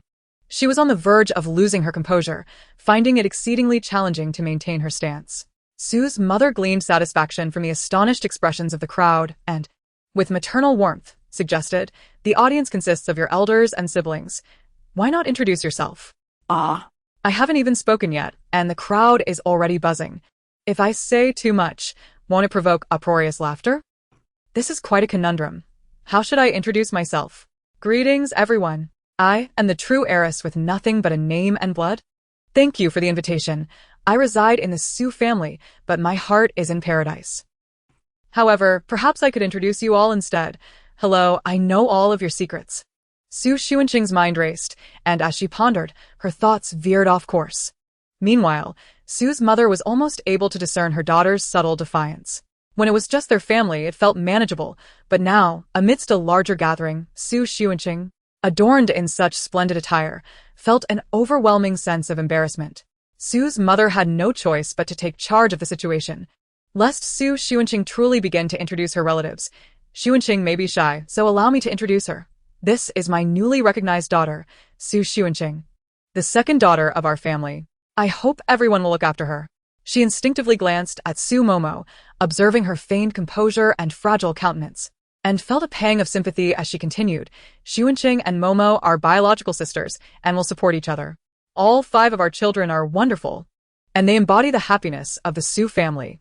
As her speech concluded, the relatives below clapped in unison, eager to avoid being perceived as lacking enthusiasm. Listening to this convoluted introduction, Su Xuanqing let out a small hum, muttering to herself, "This is hysterical. Is this an introduction for me or a reprimand? Each statement more absurd than the last. This is a recognized daughter, yet she is a biological sister to my own daughter. Please clarify who has wronged whom. In the future, who will be looking after whom? It seems I must rescue each of you individually." Good heavens, a family of 5 children sounds utterly chaotic, indeed. In this era, it appears that both the poorest and the wealthiest families produce the most offspring. With each word Su's mother uttered, Su Xuanqing found herself mentally critiquing the commentary, and by the end, her mother's expression was on the verge of faltering. Yet today was her orchestrated event, and she must bear the consequences. She could only physically interrupt Su Xuanqing's wandering thoughts. "Xuanqing, why not greet everyone? We are family now." Sure enough, Su Xuanqing ceased her ruminations, donning a smile as she spoke. "Hello everyone, I am Su Xuanqing. I look forward to your care and support." "Thank you." Her voice rang clear and bright, striking the hearts of those in attendance like a powerful blow. The relatives' suspicions were confirmed. Xu Xuanqing's voice resonated perfectly with their unspoken thoughts, leaving them puzzled about the situation. The atmosphere remained decidedly peculiar. However, this was anticipated by Xu Xuanqing. She felt no embarrassment, but rather found amusement in it. This is hilarious. Indeed, it is challenging to integrate into a prominent family, surrounded solely by members of Xiao Momo's fan club. No worries. We can communicate when you seek my assistance in the future, hee hee. Next, it is time for our grand perspective, little Momo, to take the stage. Xu Xuanqing's gaze fell upon Su Momo, who cleared her throat and straightened her posture, exuding poise. She knew Momo was about to make a spectacle. Indeed, Su Momo believed the audience harbored disdain for Xu Xuanqing, and thus, with graceful strides, she approached from the side of the stage, standing beside Su's mother. With a smile that radiated propriety, she resembled the true matriarch of the household. Welcome, sister, to our Xu family. Shall we not strive together from now on? What endeavors we are to pursue remains unspoken. We shall work together to fortify the Xu family, ensuring that we bring pride to our lineage. Do not be absurd. You entered this union for the family's sake, so allow me the dignity of preserving my facade. Sister, being of similar age, if there are suitable young talents, be sure to introduce them to our sister. Oh, I see. The map of Yen country must be too limited, and all this fuss is merely for your own benefit. You have already wed Jean Baoming. The world is aware of it, so there's no need to make a ruckus. Is it truly necessary to prevent your parents from withdrawing the engagement? Jean and I will be grateful to everyone. Henceforth, our Xu family and the Jean family shall be a formidable alliance. Oh dear, that is not the case. As Su Momo spoke, she suddenly adopted a nervous expression, adorably covering her mouth with her hand and stamping her foot in a playful manner. Today Bai Ming is coming over and my parents, along with his uncle Jean Chao, are discussing our marriage. It's not yet finalized, and I accidentally let it slip. Haha, what a splendid performance. Let's all give a round of applause for our little Momo's exceptional acting. Su Momo continued to smile shyly on stage, yet unexpectedly, thunderous applause erupted from the audience. As if they had just witnessed a brilliant comedy duo, their attention entirely captured by Xu Xuanqing's candid remarks. Oblivious to the true sentiments of the crowd, Su Momo mistakenly believed they were congratulating her on her relationship with Jean Bai Ming, feeling a touch of pride as she declared, "Everyone is here today mainly to get to know my sister, so please feel free." Does she truly see herself as the undeniable star of the Xu family? Her parents haven't even spoken yet she dares to overshadow them. What is Jean Bai Ming really? Just a wilted cucumber. If your parents wish to rescue you, why do you insist on flying into the flames? Tisk, I've never seen someone courting disaster quite like this. On stage, Su's father and mother, along with Su Siyuan, wore expressions of grave concern. They had not anticipated that their usually obedient daughter, Su Momo, would unexpectedly announce her relationship with Jean Bai Ming in such a significant setting without their consent. They had clearly stated today that there would be no engagement, so why was this child not listening? Others began exchanging knowing glances, realizing that the marriage proposal with the Jean family had likely fallen through. Otherwise, why would she be so eager to assert her claim in such a public venue? Families with eligible daughters began to secretly rejoice, sensing renewed hope for their own prospects.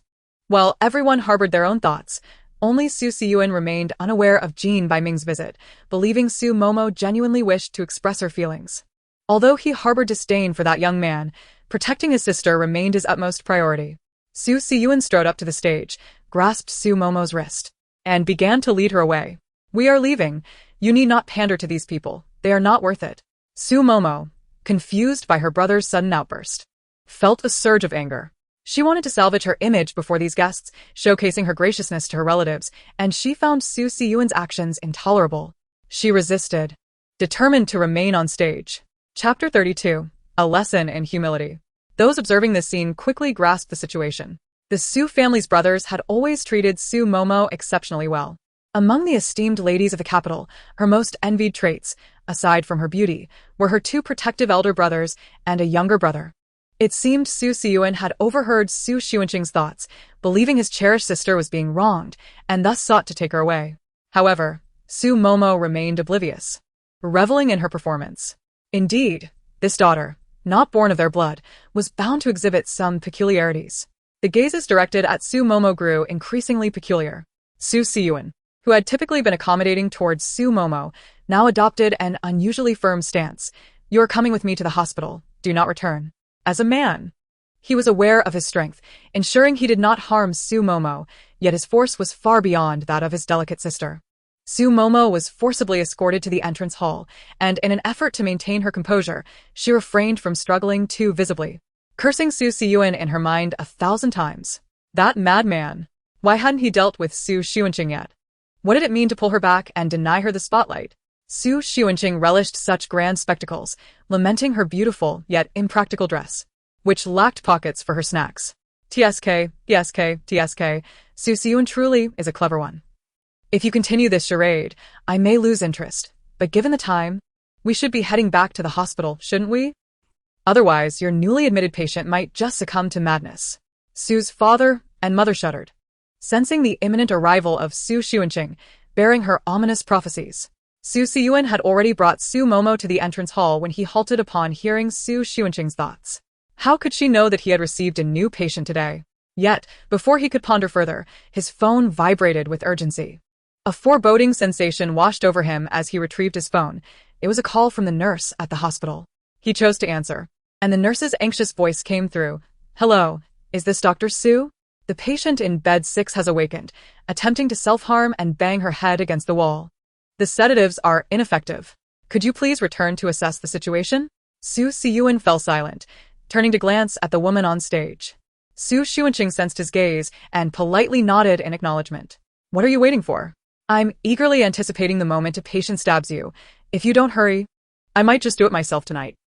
You all think the patient in bed 6 has self-harming tendencies, yet little do you know, her propensity for harming others is far more pronounced. This time, we couldn't find a suitable target, so she chose to inflict pain upon herself, only to awaken and see Su Siyuan first, instantly falling in love. You are the last glimmer of hope in her life. What harm is there in indulging her request to carve a rose on your backside? A soft giggle broke the silence of the grand hall as a girl, unable to contain herself, laughed at the absurdity of Su Xuanqing's thoughts. Realizing her involuntary outburst, the girl, clad in a duckbill cap and oversized sunglasses, quickly retreated into a corner. The others, alerted by her laughter, snapped back to reality and pretended to be busy. Those sipping wine continued their indulgence, while others resumed their conversations and strolls as if a switch had been flipped. Noticing the festivities resuming, Su Xuanqing signaled to Su's mother and descended from the stage, making her way to the dessert area.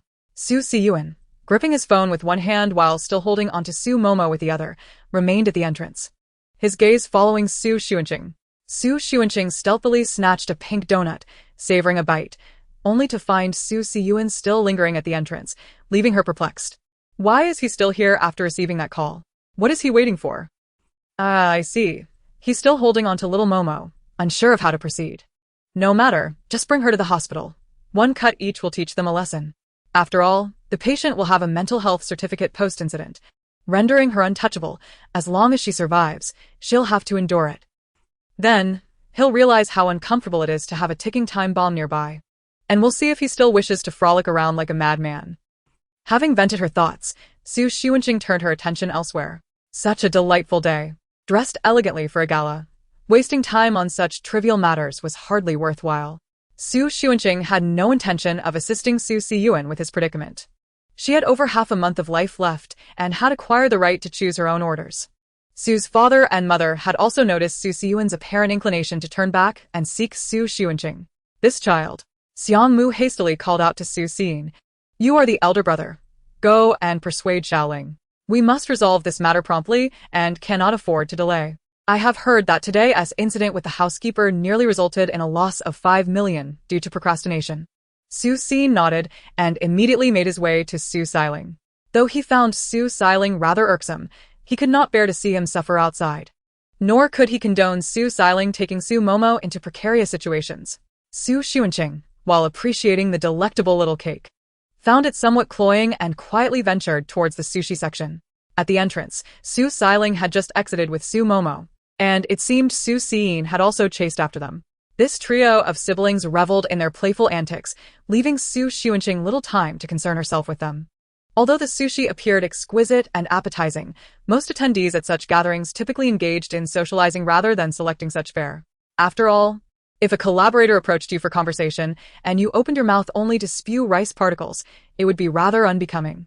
Thus, Xunqing found herself in a relatively deserted area, allowing her the freedom to choose at her leisure. Was this not a complimentary buffet? Delightful. She took a sip of cola and stuffed a piece of Arctic clam sushi into her mouth, savoring the sweet, fragrant satisfaction that made her want to squint in pleasure. Xunqing, is it? Suddenly, a girl's voice emerged from behind, tinged with a hint of cautious familiarity. Xunqing had just been contemplating the likelihood of anyone approaching her when, to her surprise, someone did. What to do? How can I swallow this sushi in 2 seconds and regain my elegance? Oh no, I can't chew anymore. Don't look down or the sushi will fall. Don't cry or someone will laugh. Xunqing. You can do this. Don't be timid. With rapid mental preparation, she forced the sushi down her throat and turned around, presenting a deliberately practiced smile. Hello, I am. May I ask what you need? The girl who had just greeted her raised a hand, pointing at Xunqing's mouth, but then, feeling a bit intrusive, lowered her hand and leaned in closer, whispering, Xunqing, you have a piece of seaweed stuck in your teeth. Xunqing's smile froze at that moment.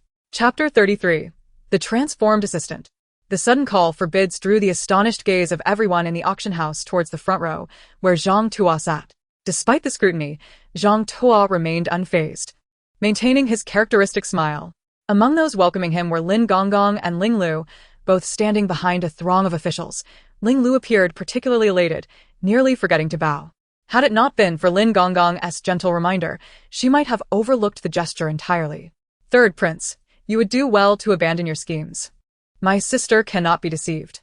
Her intellect surpasses your imagination. Rather than laboring under her scrutiny, it would be wiser to seek another, when Xunqing remarked, laced with subtle derision. Jiao, was that ethereal voice yours? Upon seeing Jiao, Zhou Tian felt a wave of reassurance and scrutinized him. Silence. Stop feigning innocence. Do not hinder Master Jin's judgment. Tian Erlong admonished coldly. Today marked the entrance of new students at Tianyu Spirit Academy, with Luo Zhe and approximately several hundred newcomers arriving at the academy's gates, reminiscent of Mu Yi's earlier entry. Meanwhile, the Blood Saintess clung tightly to Qiyu, preventing him from loosening his grip due to anguish, while her garments were shredded by him, leaving her delicate skin marred with visible scars. Oh dear comrades, that Count Dracula truly exudes sophistication. The welcome gift he presented was simply astounding. To be honest, I am quite satisfied. After utilizing the return scroll to arrive in the Imperial City, Qing Tianzhu began to flaunt in the bustling district. Young master, after a long journey, dinner is ready. Please dine and rest early. Upon reaching the banks of the Qishui River, Lan Rongyue had been dazedly standing there for nearly half an hour, while Jiu'er had already prepared dinner. After hesitating several times, she approached Lan Rongyue and spoke. At the start of the game, Iverson refrained from engaging in the offense, merely observing, while the rest of the 76ers struggled, gradually losing their edge. A black Volkswagen seemed to careen out of control, hurtling down the street, causing Feng Xiaoxiao to grip the handle in terror, while Lu Chongqun grappled with the driver. Ultimately, the Volkswagen crashed into a roadside tree, sending both Lu Chongqun and the driver smashing through the windshield, collapsing in a faint at the front of the car. From this vantage point, the swallowing heaven gourd resembled an instant portal for Dongfang Yuping within this realm of cultivation, remarkably practical. Dongfang Yuping dubbed this replicated counterpart the mirror of different phases. Du Han not only maintained an interest in Meng Fan but also deliberately prioritized him, neglecting her own meal as she began to serve dishes into Meng Fan's bowl, entirely disregarding her own appetite. Lord Yi still bore in mind Lady Lin's presence, yet he was too preoccupied or perhaps unwilling to visit her, resulting in Yi Luhuan spending far more time with Yi San than with Lord Yi during her childhood. The clanging of metal echoed, sending tingles through their hands, causing some to inadvertently drop their weapons with a clatter. Li Tianqi was taken aback to see General Yuan, fully armed with a sword at his waist, emerge from the shadows. He had assumed only the emperor was present. Money and gold bars littered the floor of the safe, which Zhang Donghai swiftly gathered into his personal satchel. Cries of anguish resonated within the illusionary array, leaving Songyun astounded, only to witness a dragon's tail sweep, blinding a hapless wolf, which then ferociously attacked anything or anyone within reach. Subsequently, Other creatures discovered a wealth of plundered treasures within the tiger's den and doghouse. Our physical forms are akin to houses, mere segments of time and space, manifestations of energy transformation. Only consciousness possesses the ability to traverse time and space. Thus, it is not time and space that move, but our consciousness that truly propels the motion. These two locations are of utmost importance within the military. However, their size and quantity render them impossible to conceal. There shall be no second chance. He smiled back, dismissive, silently watching as Luo Yao and He Sanyi distanced themselves until they boarded the vehicle that had come to retrieve them. The frail old man pondered for a moment before saying, "You may proceed first. A single venture into peril can be fueled by courage, but after 4 or 5 attempts, nothing can stave off fear." His brow furrowed slightly. No other choice? Then, it is indeed a matter of necessity. How could he forget her hardships? He realized he had indeed forgotten much about her. However, I find myself powerless in this instance, for such abruptness cannot be easily prevented by anyone. Descending in a concealed location, a convoy of 6 mechanized vehicles took to the highway, speeding relentlessly, overtaking one vehicle after another. While the number of vehicles in that direction continued to increase, her grievances had incited her, thus meriting this punishment. Mu Shichen sighed, having long since lost his trepidation. In its place lay tranquility. People often say that those who survive great calamities will surely find blessings thereafter, and he believed he was no exception. On the riverbank, the army stood ready. At the officer's command, they swiftly boarded the wooden rafts and boats, commencing their crossing of the river. The unspoken half of the conversation was roughly grasped by Wantang, for she herself harbored similar doubts. After years of experience, Yanwei was no longer the naive child he once was. From the moment Min Fei appeared, he understood that he was confronting a perilous situation that could lead to life or death. Due to the disparity in their realms, Min Fei could effortlessly extinguish him with a mere wave of her hand. However, for the sake of Nia Yulan, he had no choice but to step forward. As Song Zheng contemplated this, he immediately began to perform incantations, diligently erasing the markings on the azure pattern longsword. The sword quivered slightly, and within moments, the aura of Xunqing diminished perceptibly. Yet, concurrently, time continued to elapse. What would the next chapter of Song Zheng's journey through the primal ancient lands entail? Chapter 34. When in pain, seek a doctor. Su Luoxue, preoccupied with her own affairs, suddenly sensed a shift in the gazes of those around her. Despite her attempts to speak softly, Su Xuanqing's thoughts resonated loudly in the gathering, easily audible to all present. Fortunately, the matter at hand bore little relation to her. And it was not particularly scandalous. If reported successfully, it might even garner her a surge in followers. The bold revel in the world's pleasures. And Su Luoxue felt quite pleased with her efforts that day.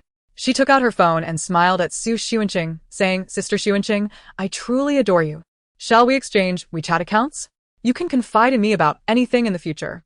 Su Xuanqing readily agreed, only to realize that she had forgotten her phone due to the formal attire she was wearing. Curse this banquet, she thought. She provided her phone number to Su Luoxue, promising to accept her friend's request once the event concluded. Su Luoxue thought that if they could cultivate a good relationship, it would offer her some assurance in the future. And the more she looked at Su Xuanqing, the more she liked her. Suddenly, her gaze fell upon Su Xuanqing's neck, and she noticed that the bruise there did not appear to be from makeup. Alarmed, she exclaimed, "Xuanqing, what happened to your neck?" Su Xuanqing touched her neck, still feeling a bit of pain, and replied with a smile, "It's nothing, just a scratch from a rabid dog. I'll apply some ointment later." That mad dog Su Xiling has truly gone too far. Did he intend to leave me for dead? How embarrassing. She dressed up beautifully only to end up with a battle-damaged look. I wonder if the 3 of them have gone to the hospital yet. Why hasn't the order for rescue shown up? Could it be that they didn't manage to stab him? Upon hearing that Su Xiling was the culprit, Su Luoxue was not surprised. He was indeed a lunatic, with an unhealthy obsession for Su Momo. Having experienced her fair share of bumps and bruises while filming, Su Luoxue quickly retrieved a small bottle of ointment from her bag and handed it to Su Xuanqing, saying, "Use this. It won't leave any marks. If it works well, I'll bring you more next time." Su Xuanqing accepted it graciously, thanking her.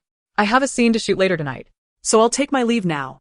Su Luoxue stood up, adjusted her hat, mask, and sunglasses, then leaned down to hug Su Xuanqing. "You look absolutely stunning today. From now on, we shall be good friends." Su Xuanqing was equally fond of Su Luoxue. She anticipated that beneath Su Luoshua's cool exterior lay a charm akin to that of a friendly neighbor. They promised to go out for a meal together next time they had the chance. Su Luoshua then exited the grand hall, determined to resolve matters early. For tomorrow would be Thursday. Since she had given everyone the day off, she planned to visit the police station alone to report the incident. Su Xunqing watched Su Luoshua's silhouette fade away, then finished her orange juice in one gulp. Sister Luoshua should be able to handle this, right? This incident could prove to be a fatal blow to her rising stardom. If she overcomes it, her potential is boundless. Today also marks a day of accumulating cyber merit, hee. Let me see if I should enlist another lucky soul to assist. While sipping her drink, Su Xunqing discreetly surveyed the other guests at the banquet, only to find that many wore predatory expressions, with several appearing eager to approach her. Initially, they had dismissed Su Xunqing as merely a child playing games, but upon hearing her accurately recount the individuals and events surrounding Su Luoshua and seemingly predict future occurrences, they began to take her seriously. It turned out that Su Xunqing's earlier musings about Su Xiling were not mere childish curses. They were indeed foresight into unfolding events. The crowd's interest ignited, as they were no ordinary individuals and recognized the value of having a danger detector in their midst. No wonder they were hastily convening a banquet only 2 days after recognizing her. They had discovered a treasure. As thoughts swirled, a group of girls approached Su Xunqing. The tallest among them, strikingly beautiful, initiated the conversation. Hello, Xunqing. I'm Yaya. It's a pleasure to meet you. I've been experiencing frequent headaches lately, but I'm unsure of the cause. Su Xunqing, puzzled yet polite, responded with a smile. Hello, perhaps you should consider seeing a doctor? How absurd. Why seek me for a headache? Do I look like a traditional Chinese medicine practitioner? If you stop fervently streaming at midnight with male hosts, wouldn't you feel better? Who doesn't suffer headaches from staying up late? Yaya's smile faltered, taken aback by Su Xunqing's attitude. Why was she airing her private matters in public?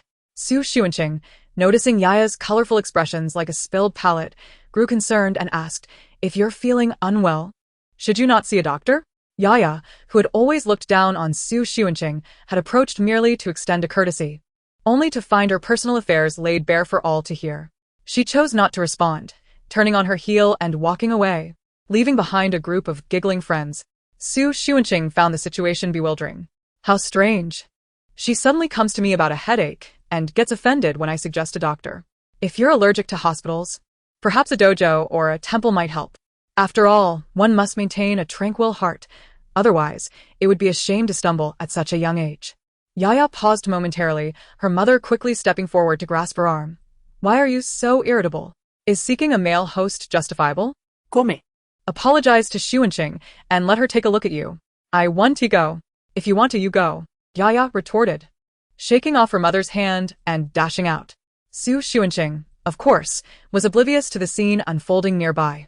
After all, she was surrounded by too many people, each chattering enthusiastically, which was beginning to give her a headache as well.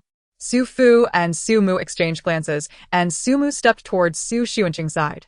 The older generation, hesitant to initiate contact with the younger, found themselves mostly encircled by peers. Standing just outside the circle, Su Mu spoke softly. Our Xunqing might be feeling a bit fatigued. Perhaps everyone could visit her another time. Let her return to rest for now. The surrounding individuals found it difficult to refuse Su Mu, and after exchanging pleasantries, they retreated. Ah.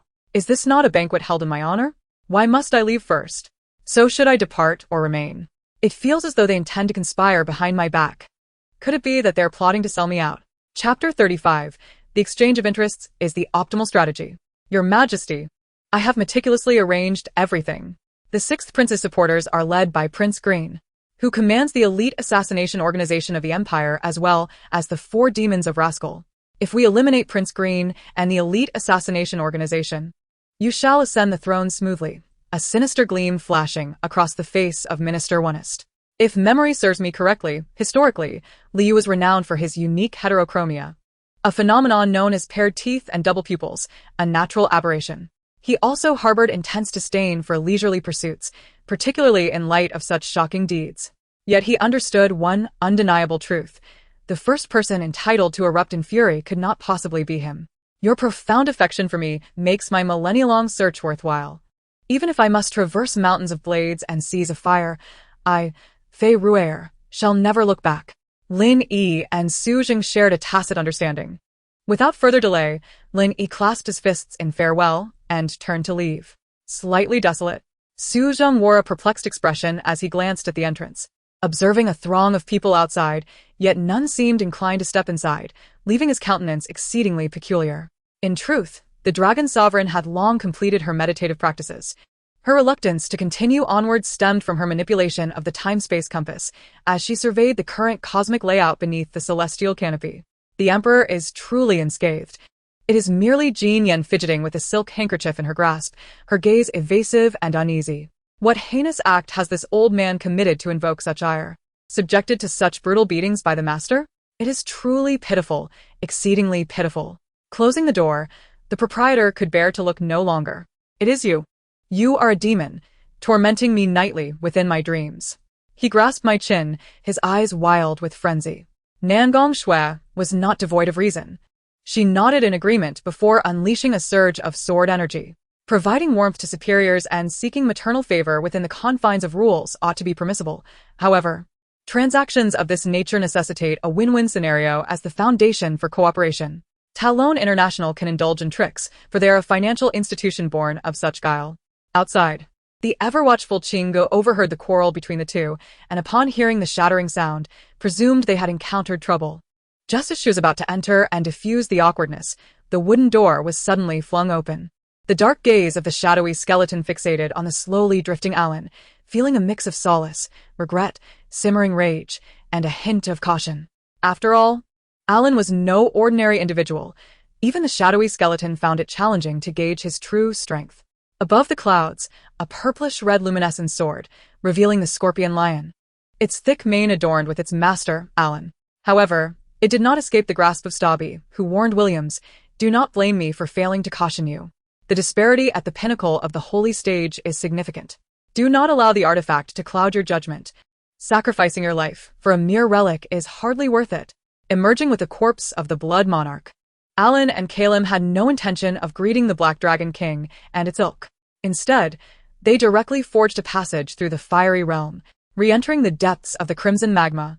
Yi Hua, the illustrious second prince of the Great Yang, the current crown prince, one who could endure the burden of a disastrous reputation yet live nobly, with his piercing gaze and regal demeanor, had never suffered so much as a scratch on the battlefield, yet here he was, so brutally dismissed. In truth, Chanyu wished to abandon such a compromising posture, for it was excessively intimate and stimulating, but with favors to ask, one cannot falter even in this regard. Maintain a distance of 10 feet from me. Indeed. Orlis's words proved effective, as a majority of the male students gravitated toward her vicinity, yet the pack of wolves seemed intent on making close acquaintance, only to be quelled by her commanding voice. Yet at this moment, he could not afford to ponder much.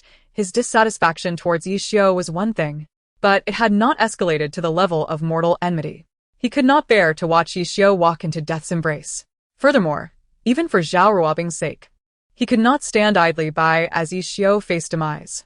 Li Junjie, having lost face, dared not continue his arrogance. He obediently tidied his belongings and retreated to the upper bunk. Indeed, Zhang Tian had deliberately set up a formation during his seclusion, likely due to newfound insights. Otherwise, he would not have chosen this moment to retreat. "I came to seek you both for a few matters," Zhang Zheng said. In contrast to those singers who gained fame through marketing, he was truly renowned for his genuine talent.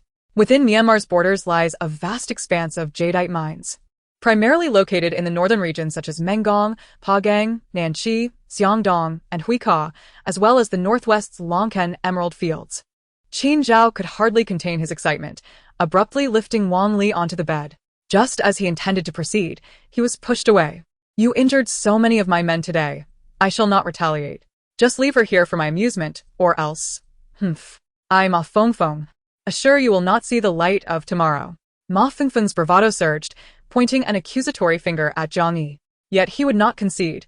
He had yet to surrender, merely finding himself at a slight disadvantage in their skirmish. Who said he was bound to lose? The absence of ordinary realm experts suggested that this level might, to a large extent, not exist at all or be unattainable. However, Yin Feng, being at the pinnacle of the true Dan realm, activated his secret technique in a moment of peril, shifting his heart 2 inches to the right. Chapter 36. despair, rescue, and retrieval. Patient No. 6 fixed a steady gaze upon Xu Xiling, and as he approached, he swiftly drew a knife, aiming for Xu Xiling's abdomen. Xu Xiling, ever vigilant, anticipated some initial maneuvering but was taken aback by the immediate assault, his reaction slightly delayed. The blade did not pierce his abdomen but instead sank into his thigh. Patient number 6 gazed at the wound with a mix of regret and exhilaration. Ah, it has missed. Yet, Dr. Xu, your blood appears quite alluring. I adore it. Do you fancy my gift? Perhaps you would like a portrait? Xu Xiling stepped back, supporting himself against the table, while the nearby nurse stood frozen in terror. Only Xu Xiyin, who had just entered, witnessed the scene and shouted, "Someone! Restrain this individual!" Several bodyguards clad in black surged in from seemingly nowhere, pinning the now nearly unhinged patient number 6 to the bed. He seemed utterly impervious to pain, his gaze fixated on Xu Xiling's thigh with a near-obsessive fervor. So beautiful. Did you all see? The amaryllis is bloomed. This is my most satisfying creation. Take this person to my laboratory. I shall treat him privately later, Xu Xiling commanded, pulling the delicate dagger from his thigh and casting it to the floor, departing without a backward glance. This was a high-end private hospital. As both the son of a shareholder and a world-renowned medical expert, Xu Xiling knew the staff would adeptly handle the patient's identity and other concerns without his further worry. Xu Xiling experienced a series of stabbing pains in his leg, yet his heart surged with excitement. The occupant of bed No. 6 must be a semi-finished product that escaped from another laboratory. It was unclear why it had been sent to their hospital, but it undoubtedly warranted investigation. Encountering 2 exceptional research subjects in a single day was indeed a privilege. Xu Xin trailed behind Xu Xiling, frowning as he urged, "There is no need to be reckless at such a time. Tend to your wounds." Xu Xiling dismissed the trivial injury, relishing the thrill of bloodshed. Leave me be. He suddenly halted, arching an eyebrow at the figure behind him. The young master, accustomed to clean dealings in the business world, has likely never encountered such raw brutality. Are you not frightened? Xu Xin, who had only just been stabbed the day prior, fell into silence. A peculiar thought crossing his mind. Were the men of the Xu family destined to be stabbed? Xu Xiling did not anticipate a response from Xu Xin. He tossed a room key card to him, saying, "Here, my appearance today is not suitable for meeting Mo. Consider it a favor. Remember to bring her home." With that, Xu Xiling strode directly to his laboratory. Upon arriving at the hotel, Xu Xin learned from the front desk that Xu Mo had checked out half an hour earlier and had left in a car. His expression darkened. This unreliable sister of his Shirley hadn't he gone searching for Jean Beiming again? Had she? What kind of potion had Jean Beiming administered to make her so willing to repeatedly abandon their family's choices? His suspicion proved correct. Xu Mo would not remain obediently in the hotel. After confirming that both her brothers had departed, she had called Jean Beiming, claiming that she had been sent away from the family banquet and was now alone in the hotel. Jean Beiming, instantly distressed, made no excuses and summoned a driver to fetch Xu Mo. Not wishing to return home, they went together to the Jean residence. Jean Beiming's parents took a liking to Xu Mo as well, personally inquiring after her well-being for a considerable time before encouraging the 2 young people to engage in further conversation, repeatedly inviting her to stay the night at the Jean house.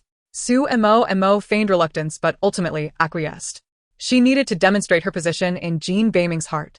Securing this union would grant her a voice within the Xu family. At the Xu family villa, Xu Xunqing had retired early for the night, utterly exhausted from a day filled with turmoil.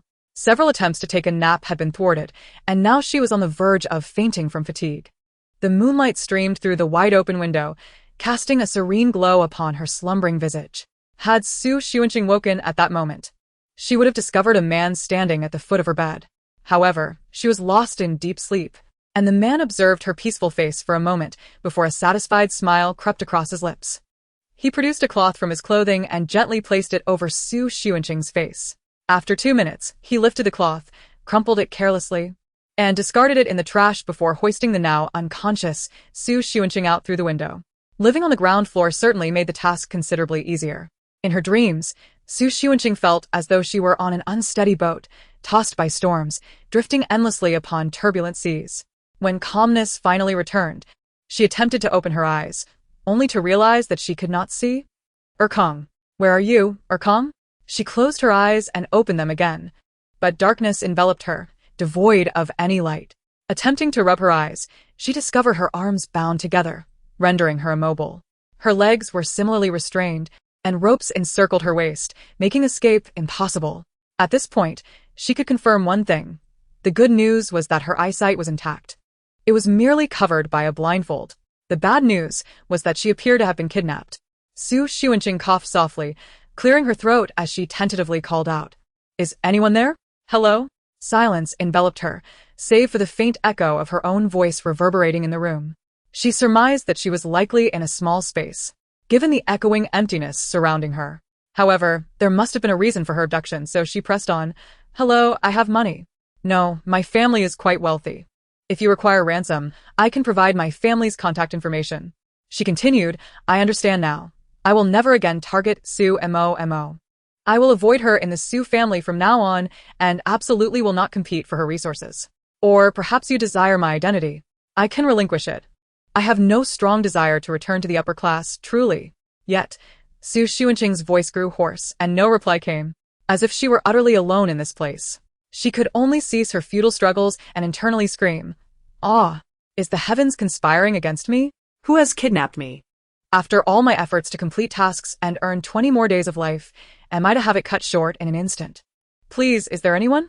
Woe is me, I am in such dire straits. Help me, save me." Meanwhile, on the rooftop of the Jin residence, Jin Zhao, having indulged in red wine, had fallen asleep in a rocking chair, rubbing his temples. What a racket. It's the dead of night. What is the matter with that young lady? Chapter 37. The Brother Who Enjoys Thrills. Xunqing, flopping about like a salted fish, quickly deduced that this was a professional method for binding large crabs, far beyond her capabilities to escape. But she remained unperturbed. She possessed something far more advanced. Xunqing called out to the system in her mind, "System. Your host is about to meet her demise." The system remained unresponsive. Undeterred, she pressed on, "Hey, system, considering I have completed so many tasks over the past few days, might I receive some tangible stacking rewards? Others can spend 648 on a game and receive extra surprises. I cannot be expected to labor without living." The system emitted a few crackling sounds, seemingly malfunctioning. "Congratulations, host. You have successfully completed the task. The target, Xu Luoxue, has been rescued, the danger has been averted, and you are rewarded with 4 additional days of life, 40,000 yuan in funds, and a special item, an indestructible lighter. Would you like to view the item description now?" Xunqing's eyes sparkled beneath her black blindfold. She had known that seeking assistance was often more fruitful than relying solely on oneself. At critical moments, the system proved to be quite useful. She recalled several previous task items that she had not yet had the chance to examine. As she was bound here, with little else to do, she decided to investigate them all at once.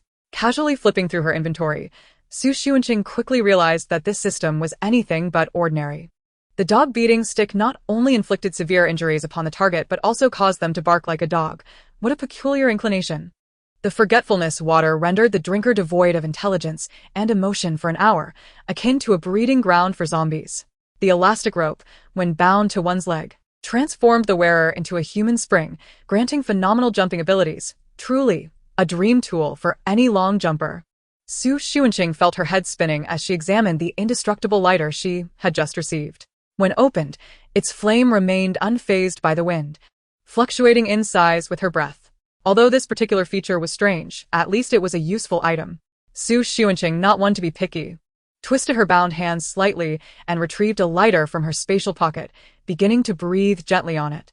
Due to the obscurity of her surroundings, she struggled to accurately position the lighter against the ropes that confined her, inadvertently scorching herself several times before managing to ignite something else. Time slipped by in a blur, and fatigue began to set in. At last, the ropes around her hands exhibited a slight looseness. Outside the control room, Xunqing sat with an air of casual interest, legs crossed, as she observed Xunqing's performance on the large screen. Such sturdy ropes, employing them for games might spark interest, but using them to bind me feels somewhat insulting, does it not? I wonder what time it is now. I'm starting to feel a bit peckish. If I manage to escape today, I shall indulge in a proper meal, including a portion for little Jasmine. Oh well, I'm tired. Dying isn't the worst option either. Despite the night vision of the camera, Xunqing remained oblivious to the lighter in Xunqing's hand, finding her amusing as she remained composed in such perilous circumstances, exuding an air of confidence. The detection apparatus above Su Xuanqing's head continued its operation, and the data displayed on another screen remained stable, with only a slight increase in frequency when she contemplated her thoughts. She was no different from anyone else, even less intense than the fluctuations observed in Lab 6. The ropes are finally loosening. Remarkable. I deserve a brief respite. Let me guess who my captor is. Never mind. I can't be bothered to guess. I'll just randomly curse one lucky audience member. Su Xiling, you bastard. Su Xiling. He initiated the automatic recording of abnormal data, then rose gracefully, washed his hands meticulously, and opened the observation room door. Su Xuanqing's hands were blistered from the heat, and she couldn't help but reminisce about Su Luoxua. The ointment gifted to her at the banquet had proven remarkably effective, cooling her neck and alleviating the pain. Surely it would work wonders on the blisters as well. Yet, uncertainty loomed over whether she could ever return. Su Xunqing sai quy li. Mentally paying homage to deities from both Eastern and Western realms, beseeching divine intervention, before resolutely continuing to ignite the lighter, determined to fully untie her hands and devise an escape plan. However, just as she sensed the ropes might finally yield, a faint sound reached her ears from an oblique direction. It appeared someone had entered. Instinctively, Su Xuanqing concealed the lighter, aware that any evidence could be misconstrued. In the darkness, the soft footfalls approached, halting at a distance perilously close to her. Su Xuanqing tentatively called out, "Hello? Is there something you wish to discuss?" No response followed. What is this? Even a mouse squeaks when discovered. Could this person be mute? Nevertheless, Su Xuanqing dared not act rashly and cautiously added, "If you need anything, feel free to speak. I will comply with what I can. Engaging in this little darkroom bondage play would tarnish our reputations." Confirmed. It's that Su Xiling. A strong scent of disinfectant. I thought he was trying to appear sophisticated. Is this truly just a ploy for revenge against little Jasmine? With her identity unveiled, Su Xiling ceased to silence, responding with a light chuckle. "Hello, sister." Su Xuanqing, seizing the moment, theatrically exclaimed, "My dear second brother, my beloved second brother, have you come to rescue me?" Her performance was exaggerated. "I can't see. Can you help me? Wearing a blindfold for too long is detrimental to my vision. It's hardly friendly to my Casilon big eyes. I wish to see where I am and how it is so empty." Su Xiling, confident in the positioning of his laboratory, had deliberately confined Su Xuanqing in the innermost chamber to avoid any chance encounters with her family that might overhear her thoughts. He reached out and lifted the blindfold from Su Xuanqing's eyes, saying, "Brother wishes to engage in some private conversation. I find you quite intriguing." Tears welled in Su Xuanqing's eyes from the sudden brightness, and she turned her head, closing her eyes momentarily until she adjusted to the room's illumination before lifting her gaze once more. "TSK," Su Xiling pinched her chin between two fingers, as if admiring a work of art. "What a splendid visage. I can scarcely bring myself to harm you." Releasing her, he produced a small golden knife, its blade gleaming ominously. Su Xiling let the back of the knife glide slowly across Su Xuanqing's face, pausing for a few moments on the angry red marks on her neck before allowing it to descend toward her collarbone. Leaning closer, he whispered in her ear, "Sister, I adore thrilling experiences. Do provide me with a reaction, one to you?" No sooner had he finished speaking than Su Xuanqing felt a sharp pain in her shoulder, the knife's tip having pierced her skin. "Stimulate your ancestors for generations." Perverted Fiend. Chapter 38. He descended from the sky. Yet, he would never have anticipated that he had unwittingly set a flag for himself, leading to an encounter with his son in such an unusual manner. Approaching the target location, he heard a cacophony of sounds ahead, resembling a fierce battle. Originally striding purposefully, Luota immediately slowed, taking refuge in the shadow of a mushroom as he continued forward. Upon learning that Qiu Shaoza had arrived in Yanjing, Jia Heshuan hastened to the station, fully aware that while Qiu Shaoza was familiar with the city, he feared encountering some ill-fated individuals. Lin Yun bellowed, channeling all his strength into a devastating blow with the Sword of Heaven, targeting the already severely wounded Cloud Emperor. Moreover, the Red Dragon Gang had always been well received by the residents of the Eastern District. In the eyes of the public, organized crime was synonymous with malevolence. Yet the Red Dragon Gang was not such a group. They protected the residents of the Eastern District without ever demanding protection fees, and even offered them assistance, earning the people's goodwill. Time flowed without regard for the concept of duration, his muscular form radiating a power so potent it could shatter the realm of thunder with a single strike. These levels were already known to Lei Li, who had reached them, but his concern lay with the realms beyond the extreme divine level. Everyone's poetry is commendable. Let us now compose verses inspired by objects. The proposer suggested. A terrifying surge of energy erupted, causing Zheng Yang and the others to wear solemn expressions, their hearts filled with dread. The individual before them, even in such circumstances, wielded such formidable power, truly astounding. As for me, I cannot say. I only know that recently there has been much chatter in the martial world, claiming that the sword of the Son of Heaven is about to emerge, capturing everyone's attention, by Qian Nua remarked. Startled, I hastily pulled a mirror from my storage ring. And lo and behold, I found an unexpected lip print on my neck. The Lian golden bell remained unscathed. I was taken aback. The force of a single punch was astonishing, capable of shattering mountains and stones. Upon hearing those words, we all instinctively nodded in unison. Tianzhan hesitated momentarily before also acquiescing. Indeed, the searing heat emanating from the entrance surged forth like an uncontrollable tide. At that moment, I felt my throat parched, as if flames were about to erupt from within. With this thought, Chu Yi's heart raced, nearly overwhelming him with excitement. The time to absorb had finally arrived. Just as the two were engaged in conversation, a cacophony of hurried footsteps echoed from outside. Han Tianzhao rushed in, followed closely by Han Tianshu, whose expression mirrored the gravity of the situation.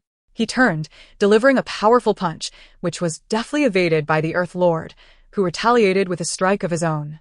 Yin Fong remained silent, prompting me to inquire with Luo Lin regarding any news about Tianzhan. He replied in a tone tinged with helplessness and a wry smile that there had been none. It seemed he had vanished without a trace. Congratulations, Mr. Xu. Coral sneered inwardly, perceiving everything as mere illusion and smoke. He had unwittingly fallen into a trap. A frigid voice called out from behind, causing me to pause momentarily. Yet I chose to disregard it and continued onward. Just as I took my first step, I heard a furious shout from behind me. Uncle Fu glanced at the list and noticed that everything on it was available, nodding in agreement. You were indeed correct.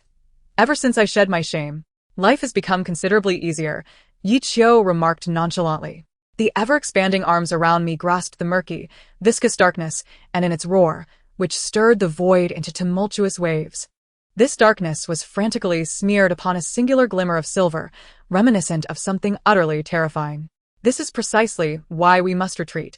In the realm of Wangyue Jianghu, all bosses possess an anger system.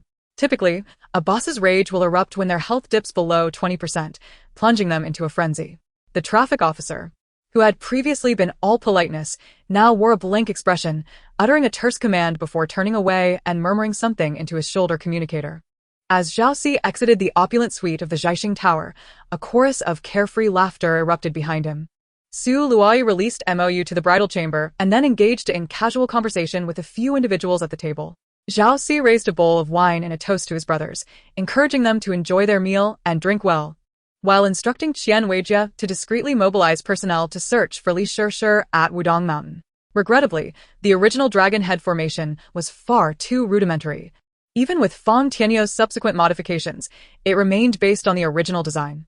After the recent significant absorption of the Earth's energy, it would require several years before it could be utilized on a large scale again. Each competition felt like a grand festival, regardless of which god-tier streamer was broadcasting. They would always yield the time for competition.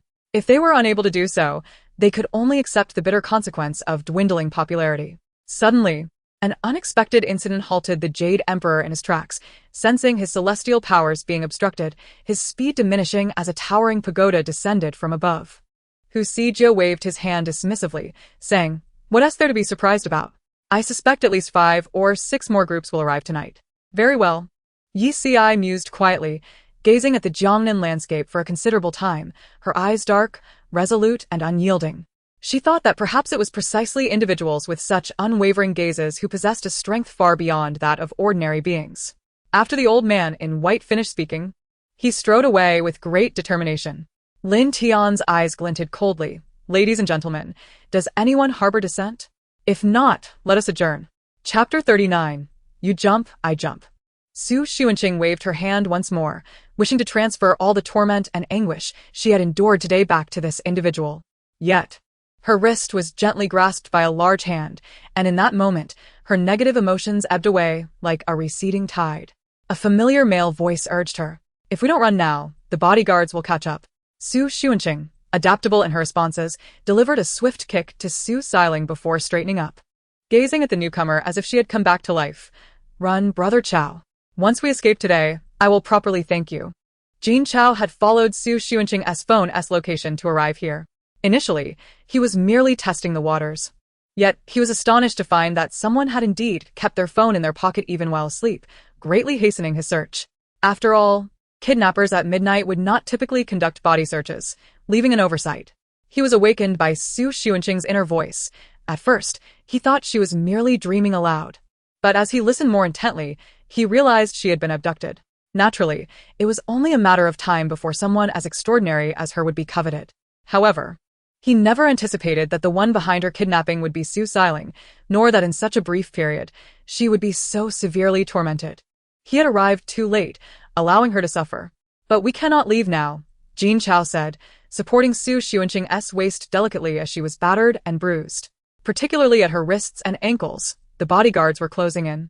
Xu Xiling had already succumbed to unconsciousness, posing no threat to them, yet the footsteps outside grew ever closer. The head of the bodyguards, passing by the window, spotted the man who had just infiltrated the room and his boss, for whom he was being handsomely compensated.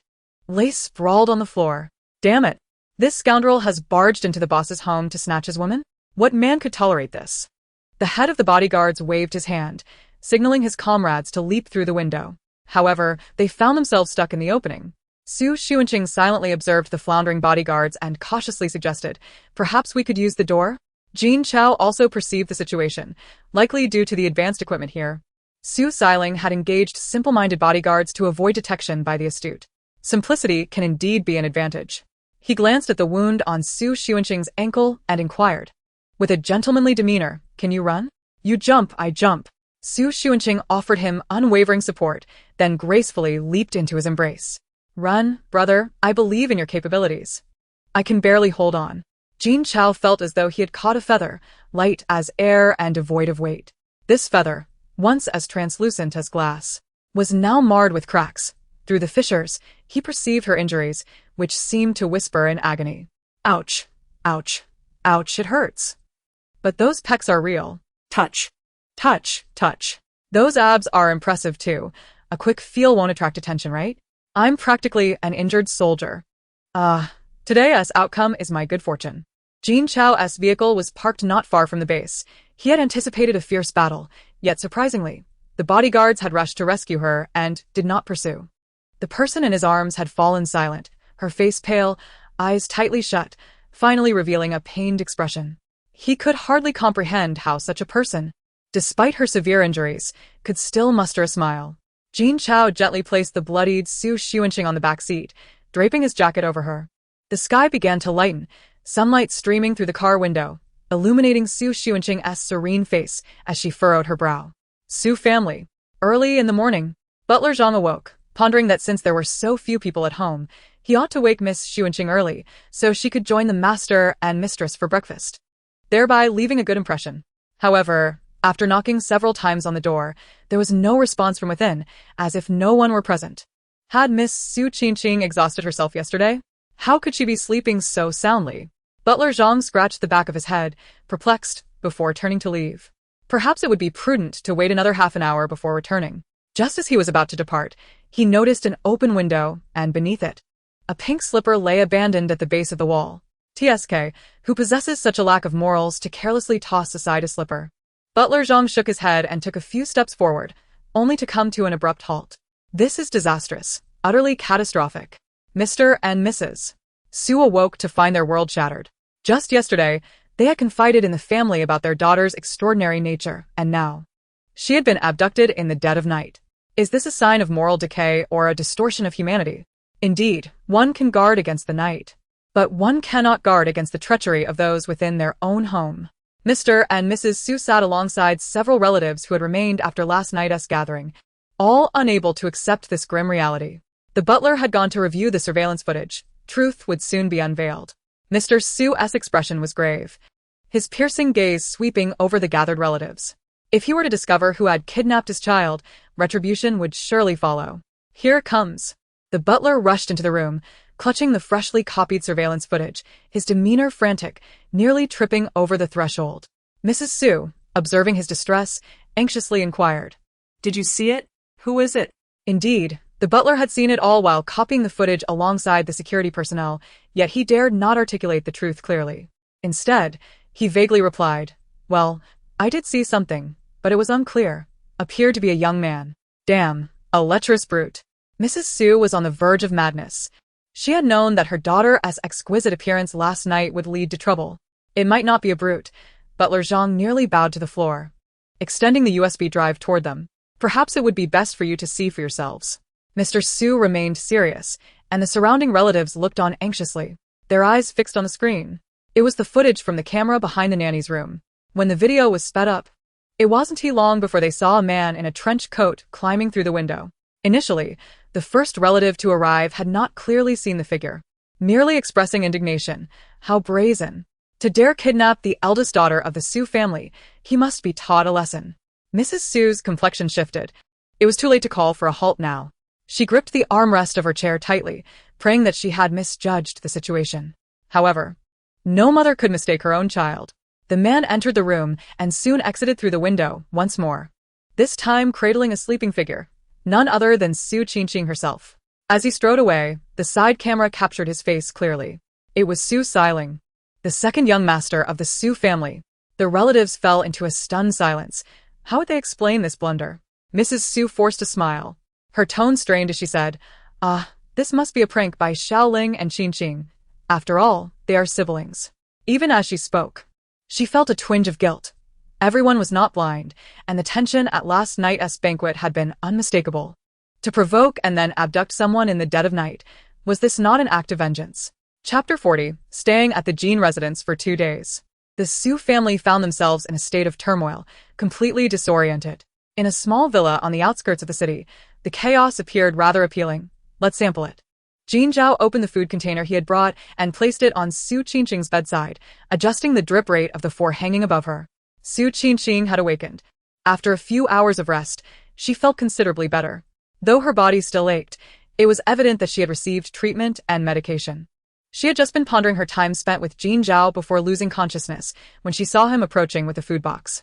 "Thank you, Brother Zhao." Xunqing watched as he set up a small table for her and lifted the lid of the container. The aroma of vegetable porridge filled the air, making her stomach grumble with hunger. Impatiently, she scooped a large spoonful and stuffed it into her mouth. Jin Zhao reached out, but it was too late. She was already burning her tongue, tears welling in her eyes, with a mouthful of porridge caught awkwardly like a charming little hamster. Slow down, it's hot. Jin Zhao fanned the porridge, trying to cool it down. "You say it's too late, brother. However, as you are my savior, I shall never hold any grievances against you for life. How might I delicately inquire who administered the medication to my wounds and changed my clothes?" Xunqing struggled to swallow the porridge, her eyes darting toward Jin Zhao. As he fanned the air, he replied, "Rest assured, I am not the one who changed your clothes. It was me, little sister."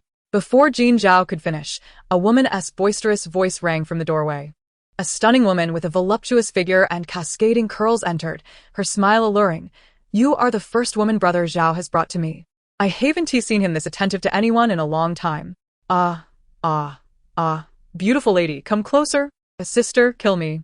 I used to think having a double chin was desirable for this feeling. I feel that having my savior here is somewhat redundant. Could it be possible that my savior is actually my sister?" Xunqing stared at the radiant woman, her expression devoid of emotion. Jin Zhao, on the other hand, froze in place, suddenly feeling a pang of insecurity about his own appearance. During the rescue at midnight, she had declared him the most handsome man in the world, Praising his physique. Was he so easily replaceable? Both were lost in their thoughts, but to Qin Dai, it conveyed an entirely different meaning. She deliberately draped her arm over Jin Zhao's shoulder, blowing gently at his neck and casting sultry glances at Xunqing. "Little sister, are you feeling jealous? After all, my relationship with Brother Zhao is indeed extraordinary." Xunqing met Qin Dai's gaze, blinking innocently, feeling a tinge of grievance. "Sister, I am indeed feeling jealous. Why do you only cling to brother, and not to me? Is it because I am not good enough, and do I not please you?" Jin Zhao remarked. He seemed somewhat superfluous here. Qin Dai stood there in shock, then realized that the dynamics between the two appeared rather peculiar. Taking a step back to question Jin Zhao, Brother Zhao, is this not your little girlfriend? Jin Zhao shrugged. No. She isn't. Su Qingqing met Qin Dai's puzzled gaze and shyly smiled. Sister, I am single, and I am not very familiar with Brother Zhao. We are merely acquaintances. Compared to Brother Zhao's insignificant sister status, I would much prefer to be your dog, sister. I see you treating this place like a guest house. Qin Dai settled into a nearby chair, her qipao slightly parted to allow her to cross her legs comfortably. The little girl is mostly fine, just some superficial wounds. I have prepared the medication. You can apply it yourself when you return. Don't waste my resources here. She could not hear Su Qingqing's inner thoughts, but felt increasingly uneasy under the girl's peculiar gaze. Jin Zhao listened to Su Xuanqing's inner thoughts and realized that he had indeed come to the wrong place. Stop it, senior sister. This is Su Xuanqing, the biological daughter that the Su family has recently acknowledged. I happened to pass by and saw her being kidnapped and mistreated, so I rescued her. When he first arrived, the situation was rather urgent, and they hadn't exchanged many words before he attended to Su Xuanqing's injuries. After speaking, he turned to introduce Su Xuanqing. This is Qin Dai, my senior sister, an exceptionally skilled surgeon. No wonder I was brought here. It turns out it was indeed my sister who saved my life. The pain from my wounds has vanished in an instant. How wonderful. At last, the domineering CEO's family doctor isn't a handsome man. It seems that only by having more senior sisters can we truly capture their hearts. What should I say in my self-introduction to win over my sister's heart in one go? Su Xuanqing's eyes sparkled as she looked at Qin Dai. Sister, I. She hesitated for a long moment, unsure of what to say, and finally blurted out, May I have your contact information? If my wound reopens in the future, I will surely think of you. Qin Dai burst into hearty laughter, waving her hand dismissively. No need for that. If your wound reopens, just find a Zhao. I'm very busy and have no time. Su Xuanqing watched Qin Dai's retreating figure with a hint of disappointment, when suddenly, the stuttering system emitted a sound, detected a romantic infatuation, name, Qin Dai, danger level, 6. Would you like to read the romantic details now and initiate a rescue mission? By the time Qin Dai had vanished through the door, Su Xuanqing immediately turned to Jin Zhao and asked, Is Sister Qin married? Jin Zhao raised an eyebrow. Why? Are you planning to steal her away? He found it amusing how infatuated this girl was. What was so captivating about Qin Dai that she was so enchanted after just one meeting? Heavens, my sister is actually married at a young age. Although she claims it was for love, it's all a lie. The man renowned for pampering his wife is merely seeking a substitute, treating my sister as another person. This is terrifying.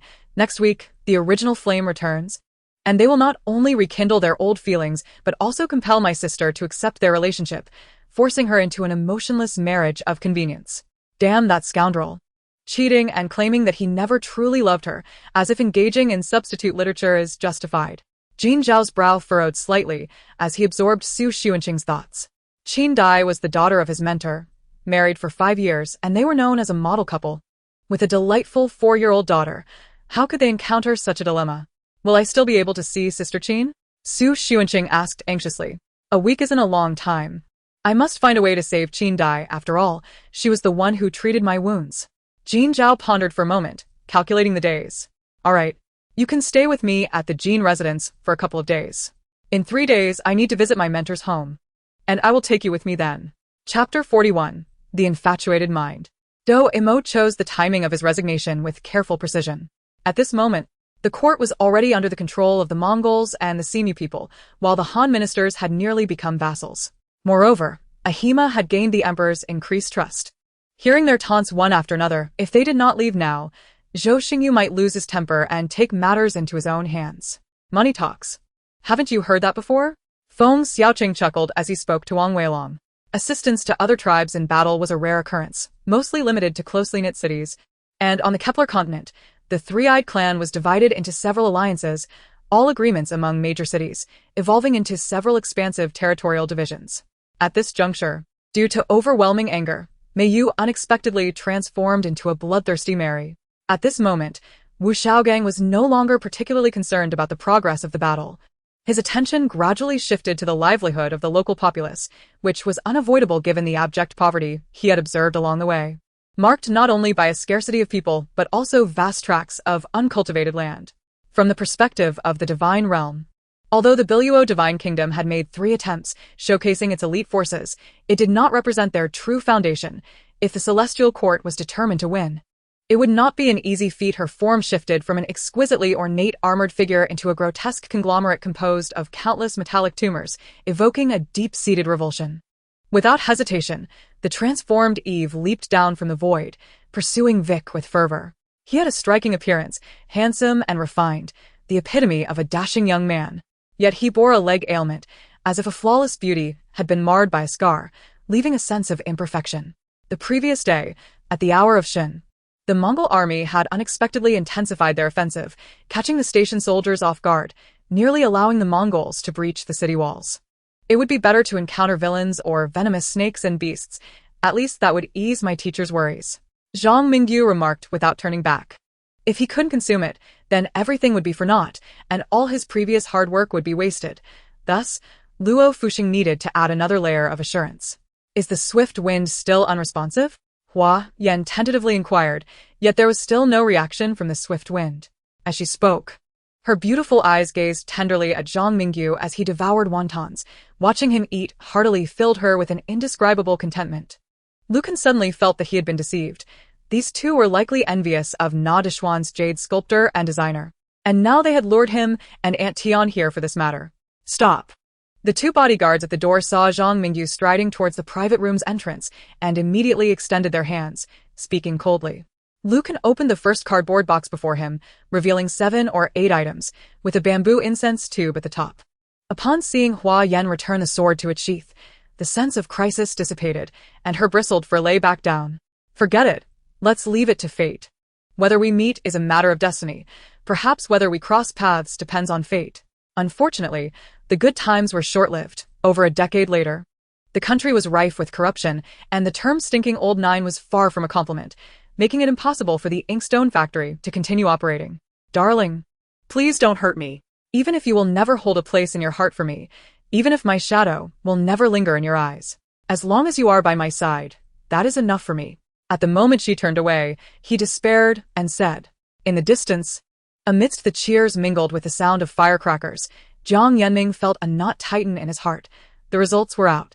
The glimmer of hope in her eyes dimmed instantly as she shifted her gaze away from him, tightening her embrace around him.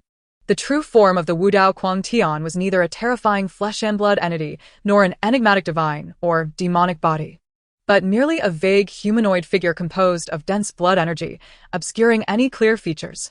Everyone's concerns were evidently unwarranted. In the face of the bandit's sudden attack, Yi Tian's lips curled into a faint smile. Aside from Muyu, Su Yuyang genuinely could not think of anyone among his acquaintances who might possess the address of Ling Miao's hometown. Hearing this, the demon human was visibly moved. Yet a great favor need not be spoken of. He could only bow deeply to Xiaoyang. The merman race is renowned for its tears, which are precious spirit-gathering treasures, though most people are unaware of their whereabouts. However, surely the Spider King is not ignorant? The local rough has a name. Is that doctor truly capable? Still somewhat skeptical, Wang Jingxi furrowed her brow and inquired. They had all taken Wang Jingyi to see the finest doctors in America, who concurred that her treatment was now optimal. Feng Ji arrived to inform the two that they could leave. Yanli stretched languidly and glanced at the sky outside, the glaring sunlight causing her eyes to ache slightly. At this moment, Yushi finally felt at ease. Indeed, in every field, there are masters to be found. And it was impossible for Yu Qin to excel in every endeavor. Princess Feng Ro's hair was disheveled, her attire stained with blades of grass, and she limped as she ran, rendering her quite pitiable. However, in the realm of the god of combat, Chun Fuyun surprisingly grasped the essence of the 8 Extremes fist. And through relentless monster hunting and leveling up, he internalized the most fearsome of its 8 techniques, the Yan Wang San Xian. The Audi behind us surged forward, its tires screeching as it slammed to a halt. Yet, this maneuver allowed the pursuing Audi to be left in the dust, as the rogue accelerated once more. The car roaring ahead, the repaired nails began to pierce the skin of her arm, but in that moment, she showed no mercy, and Suja felt no pain either. Chapter 42. Has Uncle returned with his entourage? Stay right here, and do not move. I will go investigate and return shortly. Yi Lingchen instructed the group before stealthily advancing ahead. Like an immense net, it swiftly enveloped a vast expanse of void spanning millions of miles. the boundless emptiness rife with sword energy, completely ensnaring the approaching Wei Jianxing and the other three semi-star monarchs. Despite Yi Lingchen's feelings of helplessness, he could discern from Tang Wu's gaze that the underlying truth was no fabrication. The news of Su Ying's sudden disappearance, initially concealed from everyone, had inevitably spread after several fruitless days of searching. Upon hearing Qing Wu's footsteps at the door, he stifled his anger and weariness to greet her, only to be met by a wave of alcohol-laden air. It was she, Nan Gongmeng, whom Dong Fan recognized as well. Zhua Haiyue's traversal of the 100 levels of the 3-star tower had undoubtedly granted her immense renown.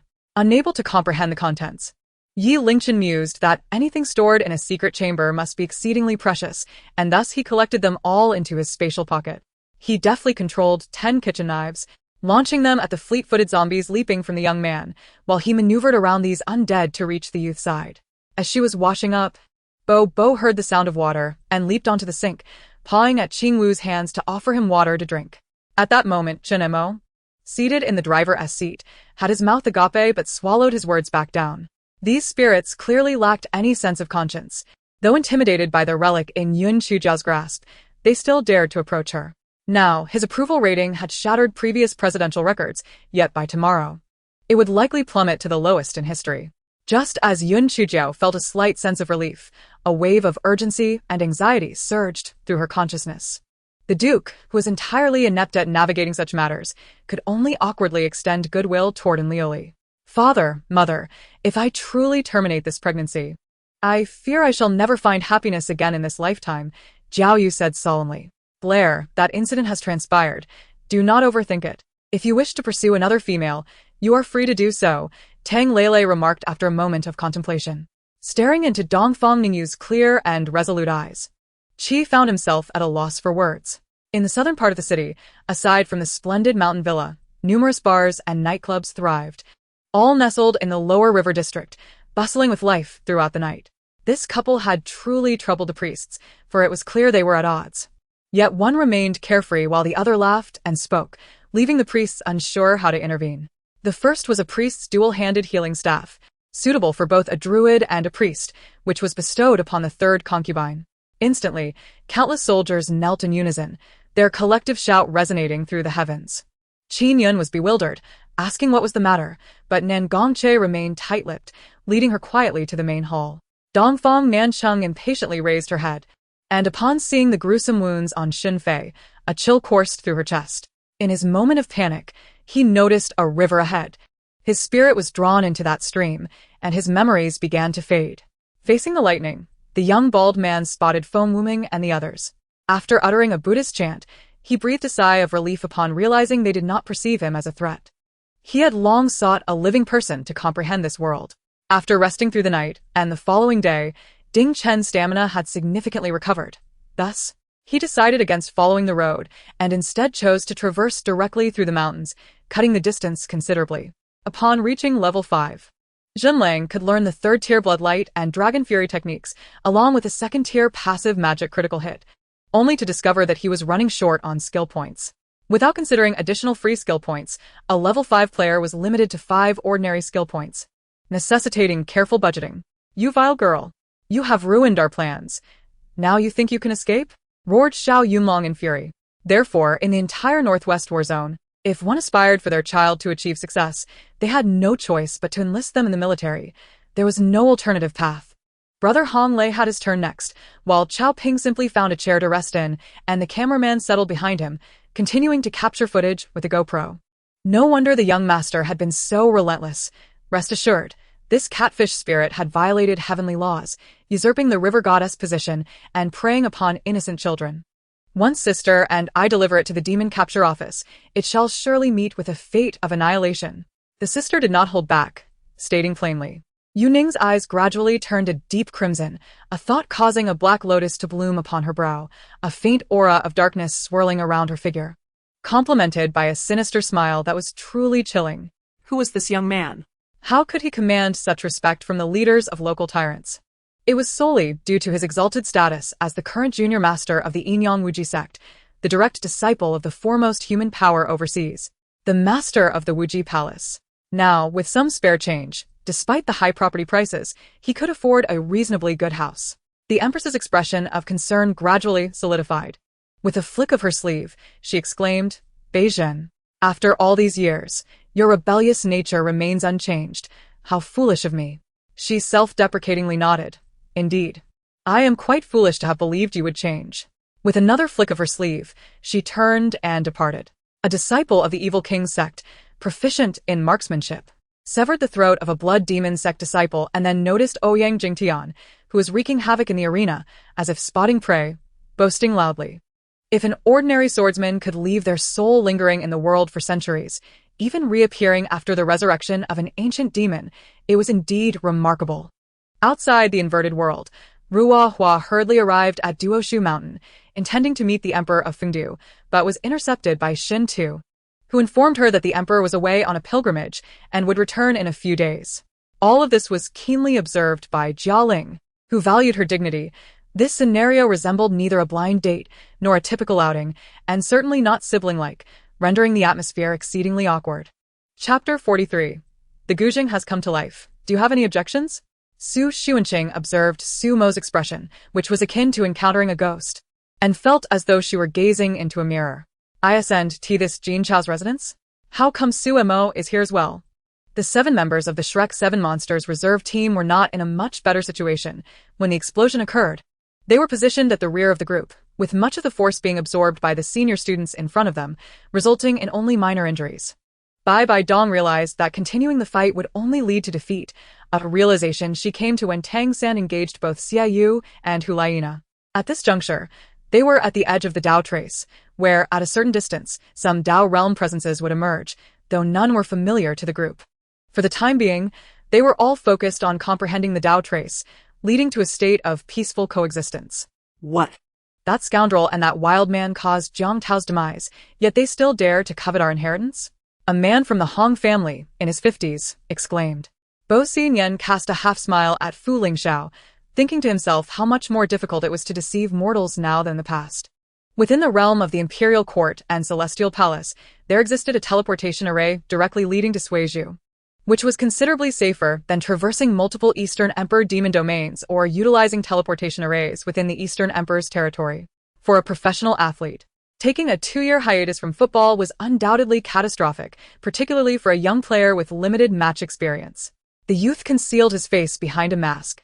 In contrast to the 3 who had spoken earlier, his physique appeared notably more slender, yet the muscular contours of his arms, exposed beneath his short sleeves, exuded an aura of both competence and strength. Now that he was part of the research team, he had specific research tasks to complete. Yet he felt entitled to critique the developmental plans of others. Did he truly believe himself a special envoy, capable of making arbitrary comments? On what basis should they heed his opinions, and what position did he hold to voice such matters?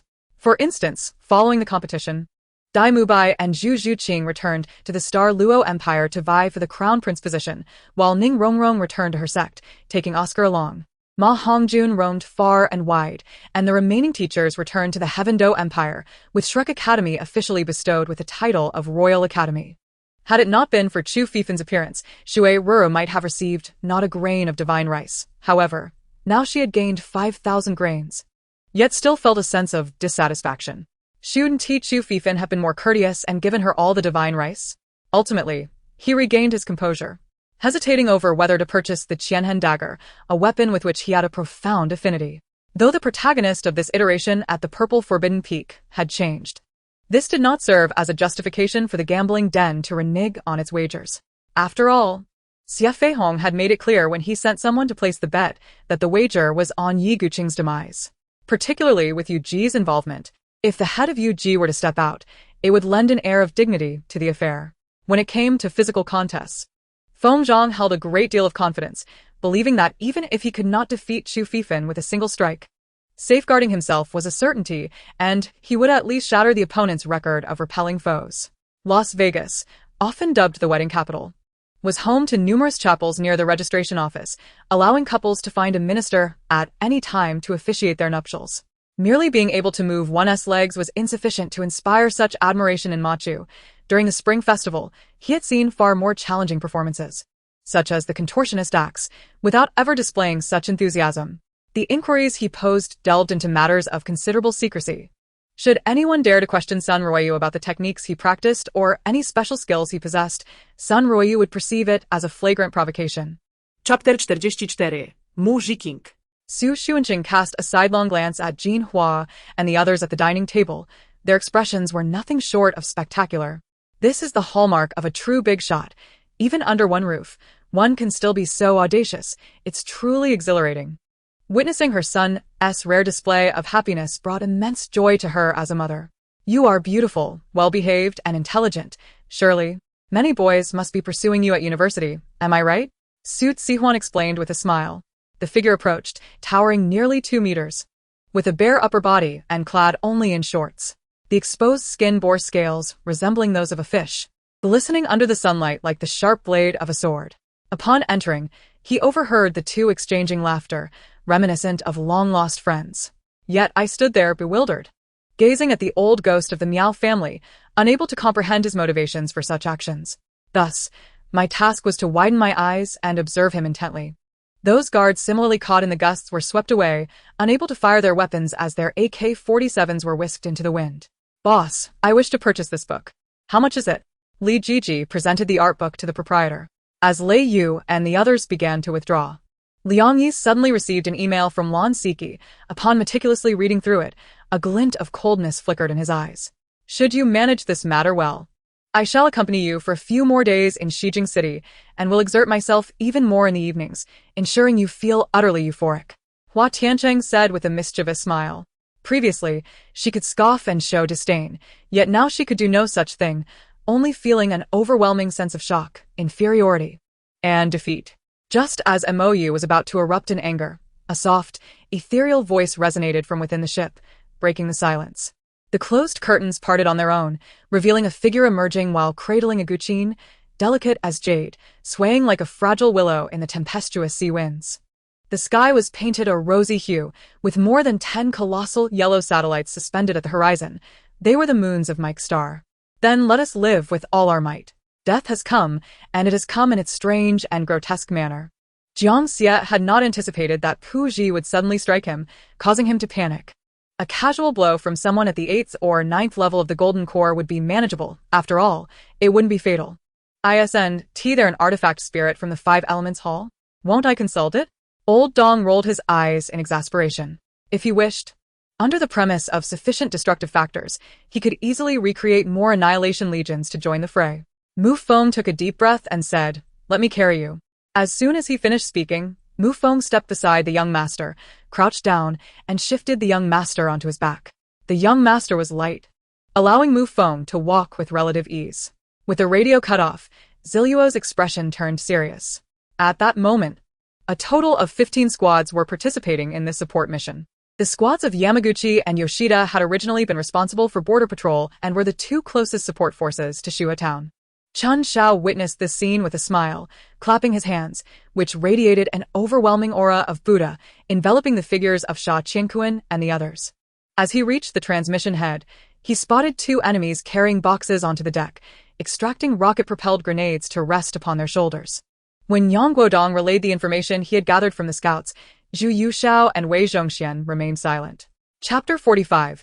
The Spring Bamboo Noble Academy. He is doing well. Jin Chao ceased his actions, rising to place the comic book back into the safe, turning his back on Su Xuanqing to collect his emotions. From childhood, I could discern how deeply he loved my mother, often recounting tales of their past, which in turn made him affectionate toward me. Yet, time has passed so long that those memories are nearly faded. His father had passed away 9 years ago. That year, he had just embarked on his journey abroad for studies, and upon his return, the first thing he encountered was a video of the aftermath of the accident. His father lay silently in the coffin, his body seemingly assembled from fragments. Su Xuanqing gazed at his silhouette, a wave of compassion unfurling from the depths of her heart. Surely Zhao Ge must be heartbroken, yet he has managed to care for himself impeccably. After gathering more narrative fragments, I am determined to unearth the truth about Aunt Mu for him. But the atmosphere is so heavy right now. What could I say to lighten it? Su Xuanqing summoned all her emotional intelligence, filtering through potential topics in her mind. However, before she could speak, a bright, youthful voice rang out from downstairs. "Brother Zhao, are you home? I'm back." A new character unlocked? Why hadn't I heard about Zhao having a sister before? Jin Zhao waved from the window to the girl below and turned to Su Xuanqing to explain. This little sister of mine was found near the amusement park by my father. She had been living in the old house until I returned to the country these past few days. So that was the case. Su Xuanqing vaguely recalled a character in the narrative who met an unfortunate fate. Could this be Jin Zhao's sister? The sound of footsteps echoed in the hallway as Jin Zhao opened the door, and a small figure clad in pink darted straight into his embrace. Su Xuanqing turned her gaze towards the door and beheld a girl who appeared to be around 10, her hair styled into 2 playful buns, looking utterly adorable. Jin Zhao helped her remove her backpack and guided her towards the sofa. It was only then that the little girl noticed the presence of another person in her brother's room, and her demeanor shifted to one of caution. Su Xuanqing rose, smiling warmly at her. Hello, I'm your brother's friend. My name is Su Xuanqing. The little girl's eyes narrowed with suspicion. You're Su? What is your relation to Su Mo? What a challenging question to answer. An adversary, Su Xuanqing replied decisively, knowing that even a moment's hesitation would be a disservice to Su Mo. However, the little girl's eyes sparkled with excitement. Really, sister? That means you're my good sister now. Su Xunqing, heck mama? Is such good fortune possible? I thought children who frequently visited would also be swayed by Su Mo. As expected, a child raised by Zhao is bound to possess impeccable values and insights. Jin Zhao watched the two with a mix of exasperation. Managing one was already a headache, and now 2 children were colliding together? He playfully ruffled his sister's hair and formally introduced her. This is my sister, Jin Qing. She's in 5th grade. Hey, stinky brother. Why are you telling her what grade I'm in? That is so uncool. Jin Qing protested, flailing her arms. So this is Jin Qing, sharing the same character as Aunt Mu. It seems Uncle Jin indeed harbors deep affection. What an adorable little bundle. Truly a charming addition to life. A detection indicated a budding romantic interest, named Jin Qing, danger level 7. Would you like to retrieve romantic details now and initiate a rescue mission? Wait, what? How could such a young child have a romantic interest order? Su Xuanqing's hand froze mid-action, as this was the second instance today she had been taken aback by the system. Sensing her sudden stiffness, Jin Zhao inquired, What's wrong? Su Xuanqing forced a smile and casually asked, Little Qing, how are you finding school? Are the teachers nice to you? Upon realizing Su Xuanqing was interested in her school life, Jin Qing excitedly began to recount her experiences. Yet, Su Xuanqing's mind was far from tranquil. She was intently reviewing the romantic data provided by the system, her anger escalating with each revelation. This is supposedly an elite academy? Taking pictures of young girls without consent and inappropriately touching children. How can they even call themselves educators? Next semester, this scoundrel will be teaching Jin Qing's class. Isn't that a disaster waiting to happen? No way. Every child is the future of our nation. How can they be tarnished by such a person? Em Furies, Ateli Fury. Su Xuanqing seethed, while Jin Zhao's expression mirrored her gravity. He had invested in sending Jin Qing to the elite academy hoping for a better educational environment, never anticipating such a situation. Jin Qing was his bottom line. His only family. He would not allow anything to happen to her. Su Xuanqing realized this matter could not be delayed. While Jin Qing went to her room to fetch her Lego, she pulled Jin Zhao aside. I had a friend who worked part-time at your sister's school. He mentioned a teacher named Luo Feng whose character is questionable. Have you heard of him? Jin Zhao nodded. I think I've heard of that teacher. Let me look into it. Su Xuanqing promptly affirmed. You'd better investigate thoroughly. We can't let little Qing suffer any grievances. Jin Zhao took out his phone and dialed a number. Check into Luo Feng at Chengdu Elite Academy and send me the information as soon as possible. What the heck? It's summer, yet there's still a Chengdu? I never noticed that name before. As expected, the connections of a big shot are incredibly useful. Just one call can get anything checked. It seems there are quite a few victims. Luo Feng has a wall of photos showcasing the children he has targeted. How disgusting. The two sat on the sofa, each reflecting on the gravity of the situation. Within 2 minutes, Jin Zhao's phone buzzed. He retrieved the device and read a text, aligning it with Su Xuanqing's thoughts. Luo Feng indeed seems suspicious. He appears to be engaging in some questionable activities at the school, but no one has investigated him for no reason, so he has managed to evade scrutiny. Su Xuanqing, seeking to simplify matters, asked, Did your sources uncover any crucial evidence? Jin Zhao shook his head, eager to hear Su Xuanqing's perspective. Su Xuanqing had her own plans. Her system conducted indiscriminate order checks. If she went to the elite academy, would all the children who had or were about to encounter Luo Feng's inappropriate advances also have orders? If so, completing this single task would ensure her longevity. Indeed. Saving a life is worth more than building 7 pagodas. This is a tangible manifestation of the blessings one receives from doing good deeds. Shall we visit little Qing's school together? Xu Xuanqing devised a brilliant plan. Relying on others never felt secure. It was best to uncover the truth ourselves, thus resolving this matter entirely. Jin Zhao nodded. All right, I'll call the driver. Xu Xuanqing halted his movement, a mischievous smile gracing her lips. No need for a driver. Let us disguise ourselves first. Chapter 46. The Dreaded Sweetness. Jin Zhao, apprehensive that Xu Xuanqing might request some bizarre attire, firmly opposed. We can go to the school openly. Parents are allowed to visit at any time. Please, even the police know to go undercover when investigating. Why would you expose yourself? If we stand beside Luo Feng, do you think he'd willingly hand over evidence? As expected, this young master's thinking is limited. It seems I must be the one to save this operation. Xu Xuanqing patted Jin Zhao's shoulder with an air of pretentious wisdom, declaring, in this regard, I am an expert.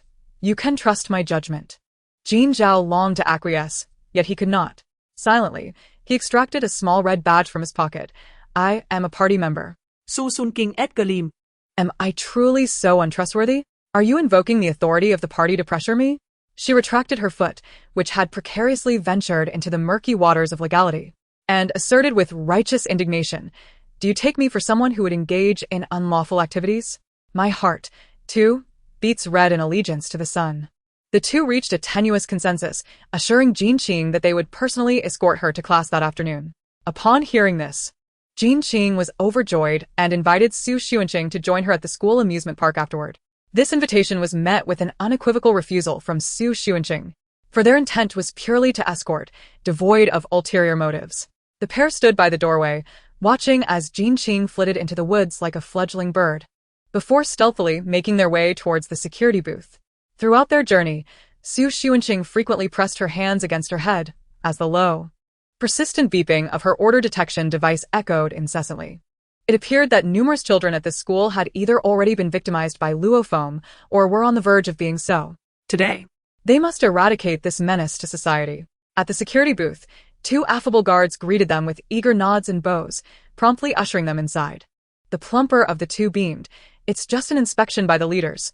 Why must we don the security uniforms? It feels rather embarrassing. Xu Xuanqing cleared her throat, maintaining a facade of seriousness. Our superiors have high hopes for Chunju, which is why this is a covert inspection. Aside from the two of you, even the principal is unaware of this operation. The lean guard gasped in delight, covering his mouth and whispering, then leader, will we truly receive a pay raise after this inspection? Certainly, Xu Xuanqing replied, tapping the table with a gesture reminiscent of authority. This undercover visit is merely to take a couple of photographs to reassure our superiors, after which everyone will be rewarded. You have all worked hard over the years. The plump and lean guards exchanged glances, their eyes sparkling with excitement as they eagerly offered their assistance. Xu Xuanqing handed a larger security uniform to Jin Zhao, gesturing for him to change. Time to don your new attire, Officer Jin. In order to preserve the integrity of Jin Zhao's status as a party member, Xu Xuanqing had abandoned the idea of stealing surveillance footage. After all, locating such footage would be quite challenging. The school was vast, and Luo Feng was no fool. He would certainly evade the cameras when preying on the children. It was far more prudent for them to infiltrate directly, gathering evidence in plain sight. Jin Zhao, holding the security uniform, surveyed the cramped room and asked, shall we change here together? Xu Xuanqing thought to herself, what is this guy thinking? Is there another option? Time is of the essence. We cannot afford any delays. She insisted. I'm not averse, but how do I respond? No, brother, I cannot do this. She mentally rehearsed the scenario as both she and Jin Zhao shuddered at the thought. I trust that Brother Zhao is a good person. Let us stand back to back. You want to turn around, right? Xu Xuanqing smiled warmly. Jin Zhao, of course, was not the type to feign virtue. He nodded and turned away first. However, Xu Xuanqing was no saint. She remained facing him, as any sensible girl would prioritize her own safety. Thus, she watched as Jin Zhao changed, which seemed entirely justifiable. Jin Zhao possessed an enviable physique, yet Xu Xuanqing had never witnessed him in a state of undress. The security uniform consisted of 2 pieces. As Jin Zhao removed his suit jacket and shirt, the chiseled lines of his back muscles became apparent, and the sheer strength of his arms was a sight to behold. Goodness gracious! What a divine gift! Brother, you're killing me. She exclaimed inwardly. The male models I encountered while working in the golden splendor of yesteryear couldn't compare to this physique. I wonder how much one must earn to encounter such a specimen as Brother Zhao. Control yourself, Xu Xuanqing. You cannot let this cause a nosebleed. Hearing the outburst from behind him, Jin Zhao slowly closed his eyes. He knew better than to trust Xu Xuanqing's words about turning away. She had not turned at all. His muscles tensed, the freshly discarded clothing still draped over his arm, and without warning, he pivoted to face her, pinning Xu Xuanqing against the wall behind her. Xu Xuanqing gasped in surprise.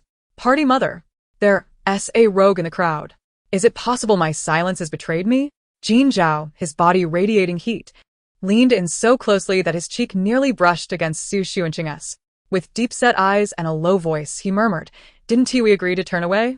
Xu Xuanqing reached for her partially open blouse, but as they were too close, she inadvertently grazed his abs and chest multiple times.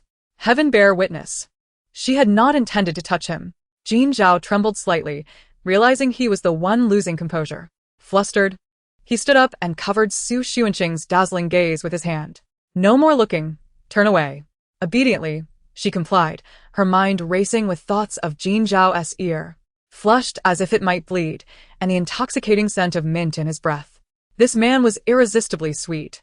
Xu Xuanqing, undeterred by the recent interlude, cheerfully donned her security uniform. In contrast, Jin Zhao felt somewhat awkward, his gaze towards Xu Xuanqing imbued with an unspeakable sentiment. The two greeted the waiting guards outside with confidence and made their grand entrance into the school. By now, students were engaged in their lessons, and the air was filled with the sounds of learning. Xu Xuanqing stood beneath the teaching building, retrieving the class schedule she had just acquired. Luo Feng's 5th grade math class will end in 10 minutes.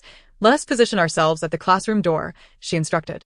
Jin Zhao, fully trusting her leadership in this operation, affirmed his readiness to follow her directives. The teachers at Chunju Academy were renowned educators, which was one of the primary reasons parents felt secure investing in their children's education here.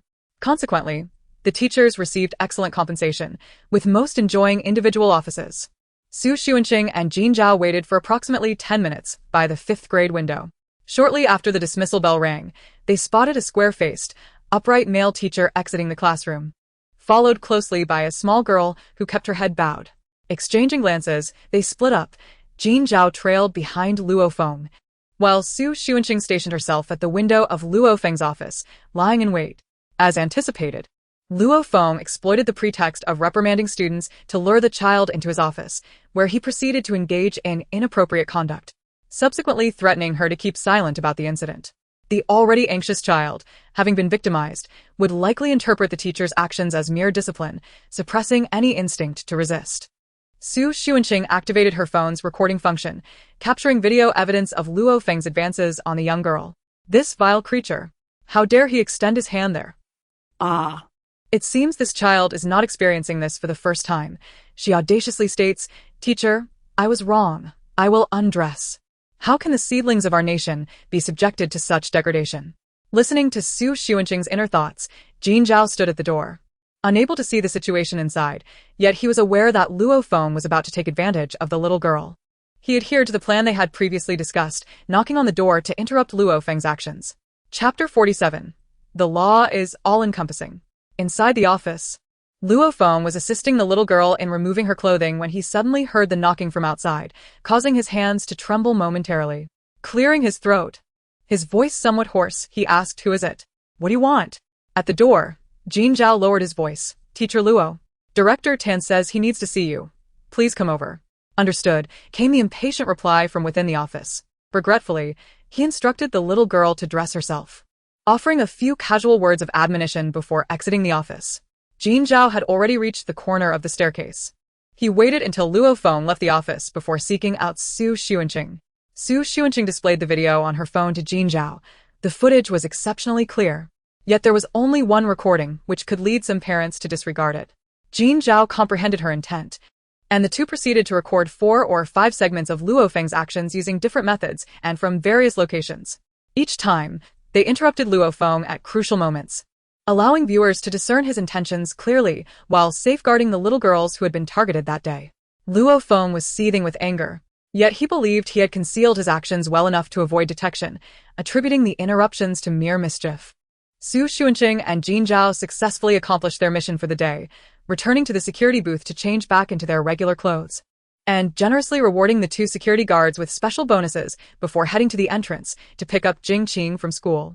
As a prestigious academy, the entrance of Chunju was lined with luxury vehicles, creating a scene reminiscent of a bustling market.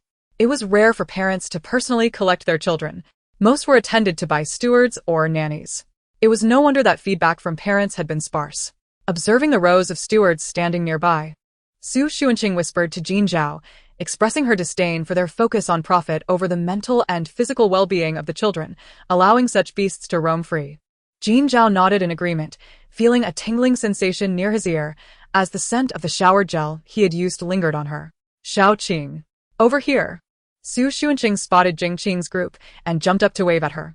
Suddenly, the fragrant aroma dissipated for Jin Zhao as he glanced at Xunqing's group, noting that they were not in the 5th grade. Why was the second group emerging so early? He resolved to provide feedback to the principal next time, suggesting that older students be dismissed later for better order. The three of them, resembling a happy family, bought an array of snacks at the school gate and returned to the Jin household with cheerful spirits. Xu Xuanqing and Jin Zhao collaborated to organize the videos they had recorded earlier, extracting only the critical segments before proceeding to disseminate them widely. Indeed, they had also obtained contact information for the children's parents from the security guards, intended for notifying parents when their children were unaccompanied. Naturally, this information belonged to the stewards and nannies, as parents seldom provided their own numbers. However, the stewards and nannies sufficed. Xu Xuanqing took charge of drafting the message, while Jin Zhao arranged for his contacts to set up virtual numbers, packaging the message and video for distribution. After sending, he included a small virus to prevent them from deleting the video unilaterally. That night, Beijing was shrouded in an ominous atmosphere. Numerous stewards and nannies received the video. Even if they could not discern its authenticity, they dared not conceal it and immediately informed the children's parents. While the parents were devoted to their careers, they still loved their children. Upon discovering that such a beastly teacher existed within their child's school, an uproar ensued. The influence of Chunju in Beijing was undeniable, and as news spread, the entire community rallied to the school, with several prominent figures personally applying pressure. Xu Xuanqing and Jin Zhao heard of these developments. They took a day off for Xunqing, treating her to a day of fun at the amusement park, deliberately avoiding the commotion. If they were recognized by the security guards or Luo Feng, it would not bode well. Even at the amusement park, Xu Xuanqing remained attentive to the situation at school, knowing that the incident involving Chunju could not be suppressed. Luo Feng was summoned for apologies and had his teaching credentials revoked on the spot before being taken into custody. The police searched his office and room for evidence, uncovering a plethora of incriminating materials he had retained. With so many influential figures involved, it seemed unlikely that Luo Feng would ever emerge from prison again, and he deserved every bit of it. Seated in the car returning to the Jin residence, Xu Xuanqing listened to the series of task completion notifications in her mind, feeling for the first time that the system was not excessively bothersome. This time, she had gained over a year's worth of lifespan and a monetary reward exceeding 3 million. Yet, what brought her the most joy was the sight of over 100 items in her system space, filling her with immense satisfaction. She had indeed become somewhat of a prodigy, albeit with peculiar and occasionally trivial items that might prove useful at any moment. 3 days swiftly passed. Xu Xuanqing and Su Momo had met several times, both surprised that the other had not yet left the Jin household. Su Momo had heard that the Su family was actively searching for Xu Xuanqing, yet it seemed Jin Zhao was keeping it a secret, as no one had informed the Su family of Xu Xuanqing's whereabouts. She was puzzled by the urgency of the Su family search, suspecting that Xu Xuanqing must have offended them. Otherwise, why would she avoid being found? After coming to this realization, Su Momo directly called Su Mu. Su Mu was already aware of Xu Xuanqing's situation at the Jin household, recalling their first meeting when Jin Zhao had presented the family heirloom jade ring to Xu Xuanqing. She felt that their relationship was unusual. Now that Su Momo was seeking out Jin Baoming while Xu Xuanqing was pursuing Jin Zhao, the implication was quite evident. "Momo, your call brings me great joy. When will you return home?" In contrast to her concern for Su Xuanqing, Su Mu was more eager to have Su Momo back, her tone markedly urgent. Su Momo bit her lip. She and Jin Baoming were inseparable at present, and she wished to directly propose marriage before returning to the Su family. However, she could not afford to rupture ties with the Su family just yet, nor could she outright refuse Su Mu, so she hesitantly replied, "In a couple of days. I will return when Sister Xuanqing comes back, all right?" After finishing her sentence, she hesitated and added, "Sister Xuanqing is only just stepping into high society. It is only natural for her to be enchanted by a man like Jin Zhao. However, she is still a member of our Su family, and it seems rather inappropriate for her to openly pursue Jin Zhao, doesn't it, mother?" Su Mu furrowed her brow at Su Momo's words.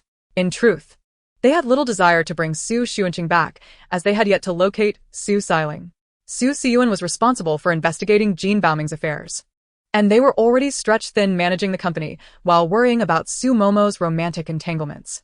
They simply lacked the energy to tend to an additional person. Nonetheless, Su Momo was correct. After all, Su Xuanqing was still a member of the Su family, and her prolonged stay at the Jin household was indeed inappropriate. As thoughts of family members urging for a meeting with Su Xuanqing filled her mind, Su Mu gritted her teeth and responded, "Very well, in a couple of days. I will go to the Jin family with your elder brother to bring you sisters back. Tell Xuanqing to enjoy herself for a few days before returning." Su Momo obediently agreed, as if there were no conflicts between her and Su Mu. However, once the call ended, her smile vanished instantly. Informing Su Xuanqing in advance? Not a chance. She intended to catch Su Xuanqing off guard and expose her to embarrassment in front of both the Jin and Su families. Nevertheless, Su Xuanqing had no time to ponder over Su Momo's petty schemes. She was thoroughly enjoying herself these days, having completely cast aside any thoughts of the Su family or Su Momo. Changing into a resplendent sapphire blue dress, she twirled around for Jin Zhao, cheerfully inquiring, "Zhao Ge, what do you think of me wearing this to Sister Qindai's house?" Chapter 48. Bringing a little girlfriend along? Jin Zhao's gaze followed her radiant smile, and he deemed his assessment fair. "Beautiful, this dress befits you." Su Xuanqing had grown accustomed to Jin Zhao's serious manner of complimenting, and she too found the dress quite pleasing. Its simple yet elegant design was perfect for such a casual gathering. Jin Zhao selected a sapphire blue tie to match and adjusted the ring hanging around her neck before they left the Jin residence, one behind the other. Seated on the sofa, Su Momo watched their departing figures, nearly crushing the cup in her hand. If she wasn't mistaken, Su Xuanqing's dress was the limited edition released by BN this autumn, featuring 3 unique styles, each one singularly exquisite. Such priceless items were something Jin Baoming could only hope to acquire, yet Su Xuanqing was already wearing one? As Su Xuanqing stepped out, she cast a puzzled glance back. "How strange. I haven't provoked this little jasmine flower these past 2 days, have I? Why is she looking at me with such predatory eyes? Not satiated enough, perhaps. To transform into a cannibal? Never mind, I'm about to see Sister Qindai. I can't let someone like that affect my mood." Jin Zhao observed the rapid succession of expressions on Su Xuanqing's face, finding her utterly adorable. Together, they ventured into the serene bamboo grove on the outskirts, where Jin Zhao kindly informed her, "The teacher has retired and resides here, enjoying a comfortable life away from the bustling city." Su Xuanqing nodded, recalling that Qin Zhen was renowned for his business acumen.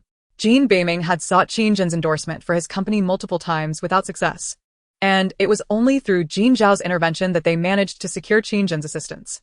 It was evident that Qin Zhen held his student in high regard. "Ah, you truly managed to bring the young lady here." Qindai's voice preceded her arrival, her laughter bright and inviting as she emerged to greet the two. Dressed in a white silk qipao adorned with bamboo leaf embroidery, she harmonized beautifully with the bamboo grove's ambience. Su Xuanqing politely offered the tea leaves she had brought, sweetly stating, "Sister, this is a gift from me and Zhao Ge for the elder." Then, with a beaming smile, she presented another bag. "This is an outfit I chose for you. It should suit you splendidly. Thank you for saving me the other day." Qindai graciously accepted the gifts, raising an eyebrow with a smile. "You two go on in. Everyone is already inside." "Oh, my sister smells so delightful." "Sister is so beautiful, sister. Take my breath away. I must find a way to sit beside her. Her looks and figure are simply irresistible. I also need to figure out how to inform sister about that scoundrel. It's infuriating." Jin Zhao gently turned Su Xuanqing's head away, his tone somewhat exasperated. "Come on. We shouldn't keep the teachers waiting. As they stepped into the hall, hearty laughter greeted them. Upon seeing Jin Zhao, Qin Zhen's eyes lit up as he remarked, Jin Zhao has arrived? How rare, bringing a little girlfriend to meet the teacher this year. His voice was so resonant that Su Xuanqing could hardly pretend not to hear. So, Zhaoge has never brought anyone to dinner before. This is a bit awkward. How can I explain that I'm merely here to enjoy a meal and perhaps catch a glimpse of the beautiful sister? Pondering this, Su Xuanqing greeted Qin Zhen and his wife, intending to clarify her status as not being Jin Zhao's girlfriend, but her words were preempted. Teacher, it's been 2 years since we last met. Your health seems as robust as ever. Jin Zhao deftly sidestepped the topic, neither affirming nor denying it, as he guided Su Xuanqing to sit down, introducing her to his teacher's wife, Chu Yan. Su Xuanqing exchanged polite nods with him before quickly turning her gaze away. Humph. He looks all respectable, yet he's a scoundrel. Deceiving beautiful women? Absolutely unforgivable. Today is the day for my righteous self to take action, she silently vowed. Only to see Qin Dai sitting next to Chu Yan, their eyes locked in an affectionate gaze, as though they were the perfect match. Were it not for the fact that the details of their romance had not gone awry, Su Xuanqing would scarcely believe that such a seemingly compatible pair had a husband who regarded his wife as a mere stand-in. The dinner table was a genuine family gathering, with Qin Zhen and his wife treating Jin Zhao as their own son, extending the same warmth towards Su Xuanqing. Qin Dai and Chu Yan displayed a sweetness akin to that of newlyweds, leading Su Xuanqing to question her own perceptions. Jin Zhao sensed Su Xuanqing's concern regarding Qin Dai, trusting her judgment, yet they lacked tangible evidence at this moment. He could only serve her more food, ensuring that while she protected others, she also nourished herself.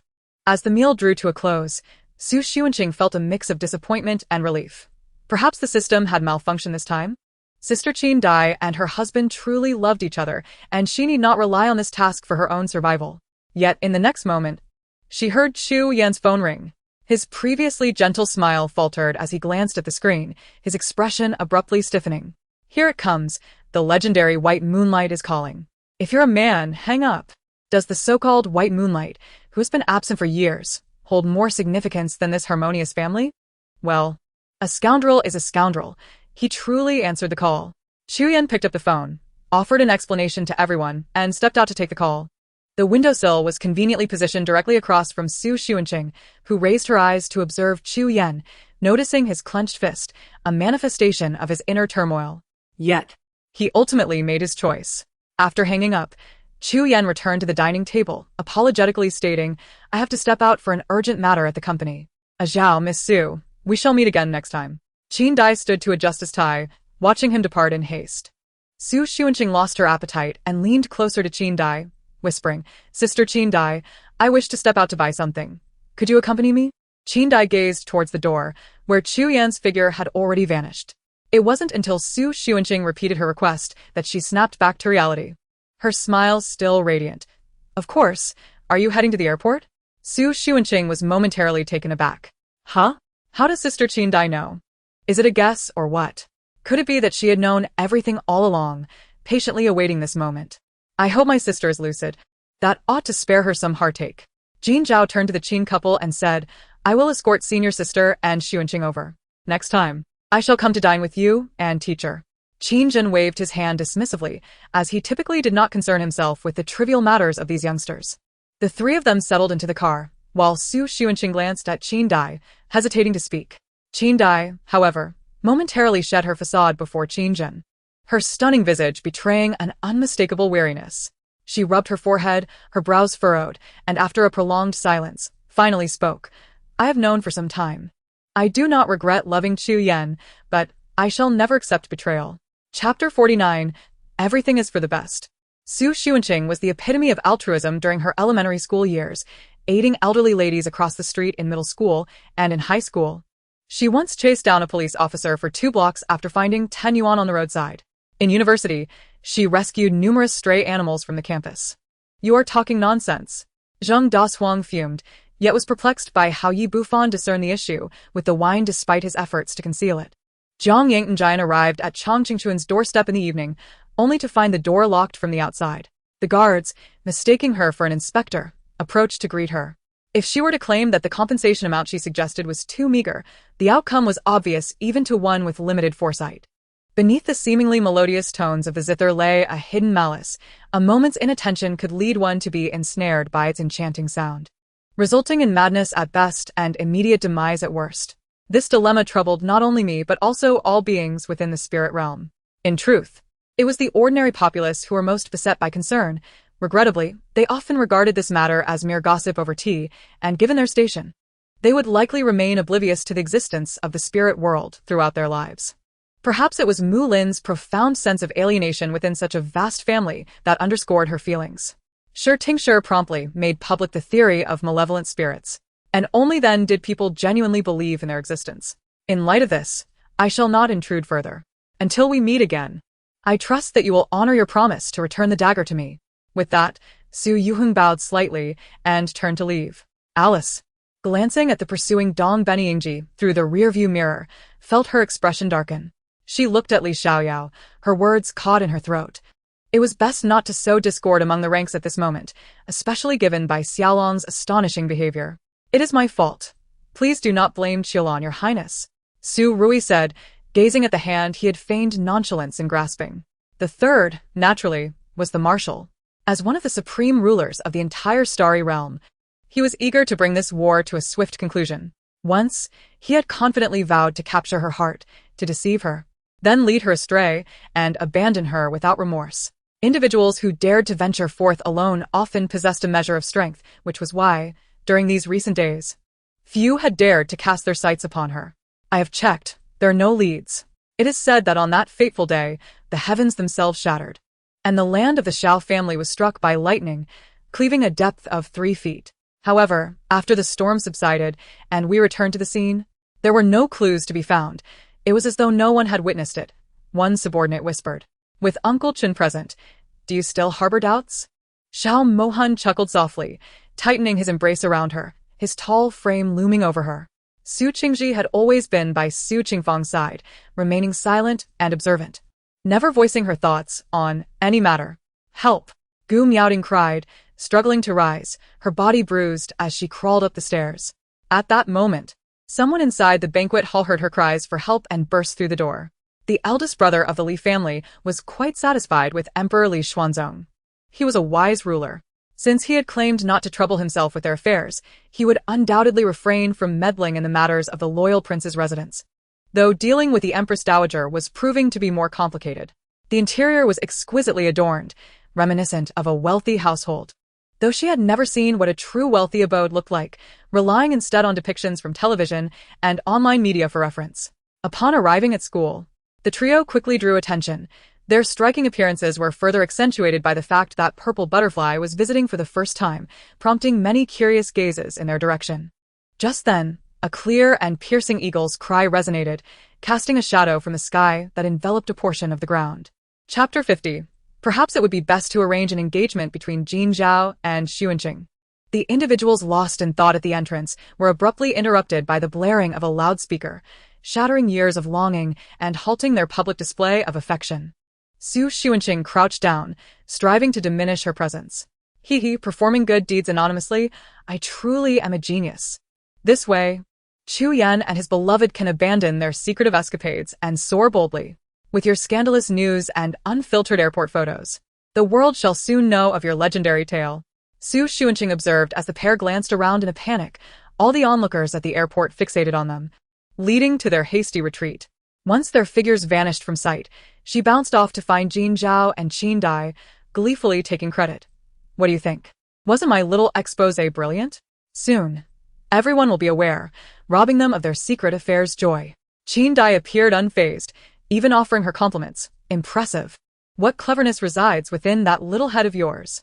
Seeing that Qin Dai displayed no particular reaction, Su Xunqing quietly exhaled in relief. The absence of a completion prompt indicated that this matter was far from resolved. There was a chance Chu Yan might pursue her further. Nevertheless, the revelation of his infidelity had compromised his standing. The three successfully executed their airport operation, and Su Xunqing joyfully obtained Qin Dai's contact information, delightedly planning to delve into the romantic details provided by the system to assist her beautiful sister. From this point forward, it would be up to Qin Dai. Neither children nor assets would she relinquish. Su Xunqing and Jin Zhao first escorted Qin Dai home before returning to the Jin residence. As they exited the parking garage, they noticed something amiss. A new vehicle occupied the space.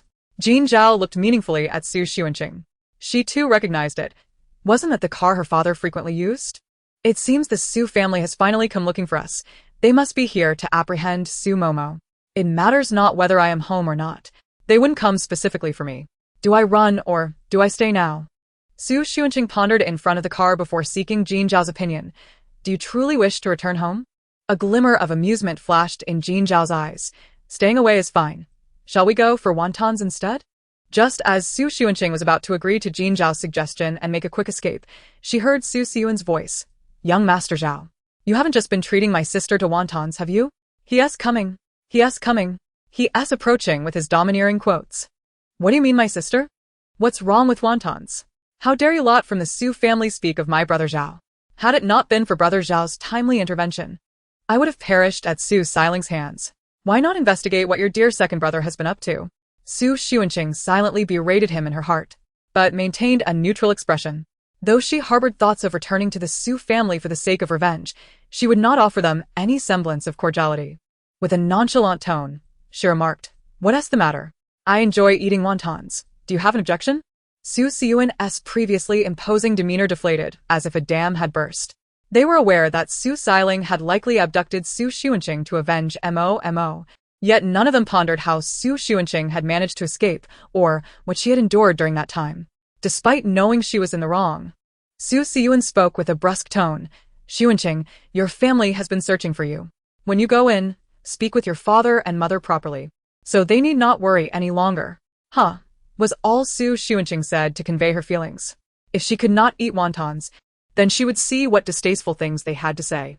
Ignoring the formidable presence of Su Siyuan, she turned to Jin Zhao behind her and said, Let us go back and see what kind of animal show we have at home. Jin Zhao circumvented Su Siyuan and walked alongside Su Xuanqing, his support evident. Su Siyuan observed as the two did not wait for him, leaving him no choice but to follow. As the eldest brother, he naturally could not stoop to quarreling with such children.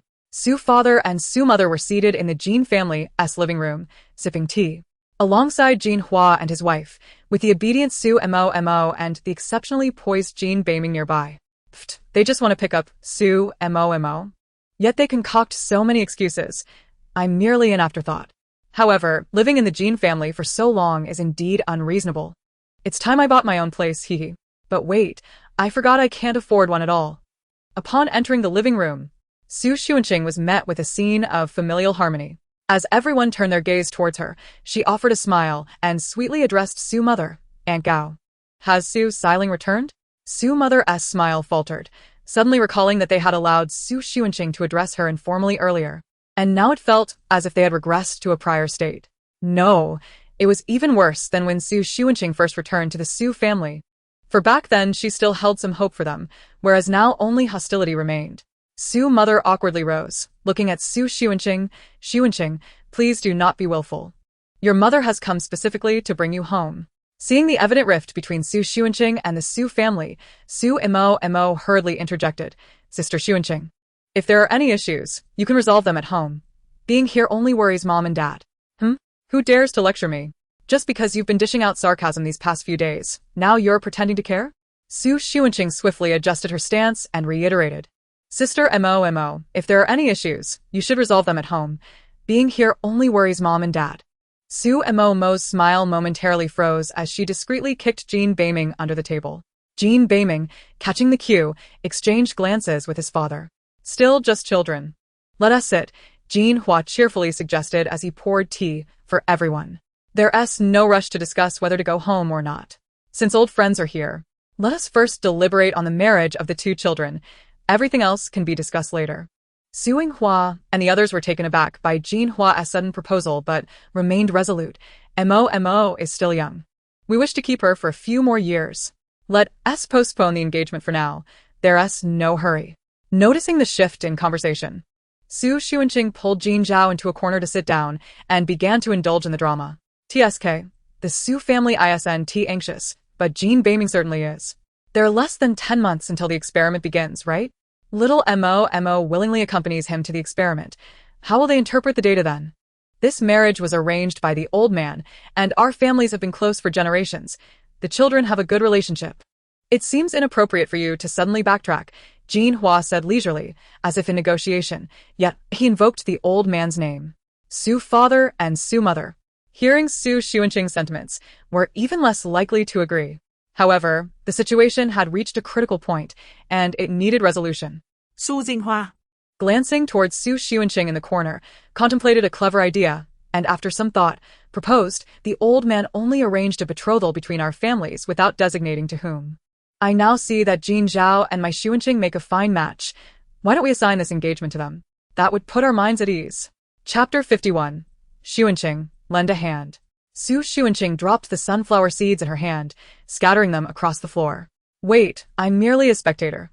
Why am I being drawn into this? She planned to return home and invite her best friend to her birthday party, hoping to demonstrate that she was thriving. The recent revelation left Yang Chaoren feeling as though his mind was insufficient to grasp the situation. What exactly was happening?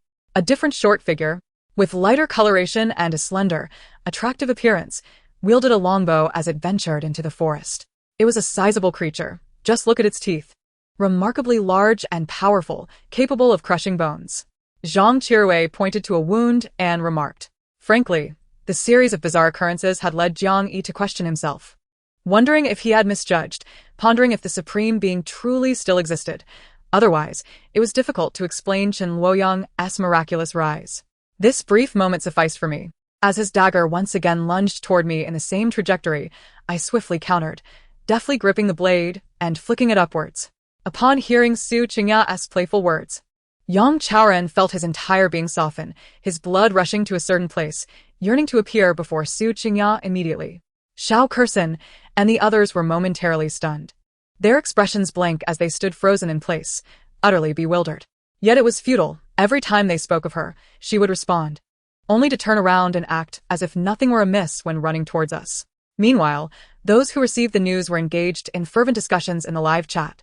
People from all corners of the nation eagerly anticipating Yi Tian's press conference, with the streaming platform for the event brimming with spectators. The burly man declared, fists clenched tightly, a deep yellow energy enveloping his hands, as if he were poised to strike at any moment. It was a mountain of toys and warriors. A voice resonated, and Lao Kai turned to see who it was, as even seated, the giant Heirding occupied a significant portion of his field of vision. The footsteps of the group echoed crisply in the expansive space, where the left side had transformed into a garden, now overgrown with weeds. Xiang Yangxi was eager to depart. Upon seeing Si Zijin request her assistance, she promptly scurried away.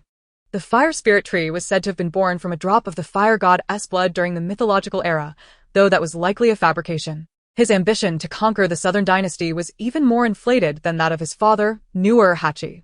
After inheriting the position of Khan with the wild boar skin, he set forth a strategy to conquer the southern dynasty, beginning with Korea, then Mongolia, eliminating the Ming dynasty's left and right arms before assaulting Beijing. These 4 mutated rats were the very ones that once slept beside the Rat King, each larger than a house cat, their glossy black fur gleaming, sharp teeth bared. Their eyes now red as they pursued their prey. This creature had thrown Zicheng into chaos, and as a member of Zicheng, he naturally harbored no fondness for the mysterious individual. Even after Huaziyu had finished singing, the crowd remained ensconced in an exquisite tranquility, unable to extricate themselves from its embrace. What should have been a simple question left Tang Yaotian momentarily taken aback. He opened his mouth to respond but hesitated, his brow furrowing in contemplation. Despite having witnessed this scenario several times, he found that the details he had once firmly grasped now appeared to blur and fade. Did you not receive an invitation to my wedding? Shuarikaria, perplexa. Given the camaraderie among their fellow disciples, it was inconceivable that Jin Zimo, who seemed indifferent to social hierarchies, would fail to extend an invitation to Su Jing for such a significant life event. Chapter 52. The elder brother, sister-in-law, and nephew. Regardless of the assistance offered, I cannot be ensnared in this, she lamented. How am I to pursue romantic endeavors or indulge in my penchant for handsome models thereafter? Xu Xuanqing felt this situation exceeded her willingness to assist. Noticing the gaze directed at her from across the room, she lowered her voice and remarked, It's not that I lack the desire to help, I simply lack the means. Su Momo and Jean Beiming are a match made in heaven. What business do we have meddling in this? I concede that I occasionally covet your beauty, but I am not so foolish as to allow myself to be shackled here. Even if you offered me 5 million, along with a luxury car and mansion, I would merely consider it. Su Xuanqing shook her head repeatedly, mentally scoffing. It was impossible. No one could truly understand her. She was far better suited to completing her tasks in solitude, relishing the joy of unacknowledged rewards. Jin Zhao's gaze fell upon the jade ring she perpetually wore, and he began to play the emotional card. True friends provide cover for one another. I will not infringe upon your freedom. This is merely a nominal engagement, easily annulled. In a discreet moment, he slipped a card into Su Xuanqing's palm, his eyes sparkling like a puppy's. Take this. It contains 6 million. From now on, all expenditures at any of my family's establishments will be on the house. Is there anything else you desire? Su Xuanqing was momentarily stunned. Surely this cannot be real? Aren't we merely two minor characters? Why does this feel so promising? Could it be that I am the true protagonist? This is increasingly diverging from the aloof mogul portrayed in earlier rumors. Do the wealthy not regard their wealth as anything substantial? No, such windfalls do not simply fall from the sky. I shall not acquiesce. Su Xuanqing returned the card, her eyes now wary. You haven't been helping me with ulterior motives, have you? Is there a profit to be gained? Jin Zhao looked at the black card in his hand, his expression wounded. So this is how you perceive me? That's fine. I can contend with the Jin family alone. With or without your support. Su Xuanqing's resolve faltered, for he had indeed treated her with kindness these past days. Moreover, he is my savior. Her brother appeared pitiable, on the verge of tears. Unbeknownst to them, Jin Qing had returned, observing the two with innocent curiosity. Sister Xuanqing, have you been bullying my brother? Su Xuanqing quickly waved her hands in protest. I have not. I did not. Please do not say such things. What sort of big shot is pretending to be a little crybaby? How about we? Seeing Su Xuanqing's demeanor soften, Jin Zhao seized the opportunity, taking her hand and addressing the onlookers. Xuanqing and I have come to a mutual agreement. We can proceed with the engagement. I would appreciate everyone's assistance with the details.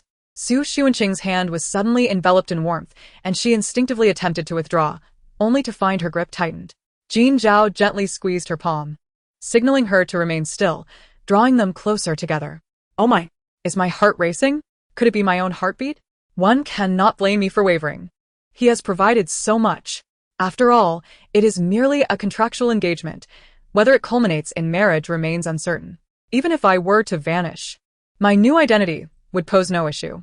Gradually, Su Xuanqing calmed her thoughts and reciprocated Jin Zhao's grasp, internally accepting this gentleman's agreement. Su's parents observed the pair. Although merely a temporary arrangement, relief washed over their faces. This arrangement not only distanced Su Momo from the perilous Jin Beiming, but also preserved the alliance with the Jin family. Furthermore, Jin Zhao's value far surpassed that of Jin Beiming, ensuring Su Xuanqing remained a fortuitous asset. It was undeniably a wise bargain. Jin Hua and Jin Beiming were equally satisfied, as their future plans would proceed smoothly. Only Su Xian and Su Momo remained furrowed in concern, though they refrained from voicing any further objections. Su Xian did not regard this as a prudent course of action. It was evident that Su Xuanqing's dependence on Jin Zhao exceeded her ties to the Su family. An ominous sign. Su Momo, meanwhile, felt a twinge of resentment.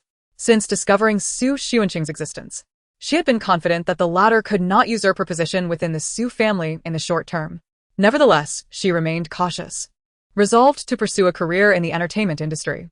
With her looks and lineage, leveraging the Su family's resources would surely yield substantial rewards in a few years.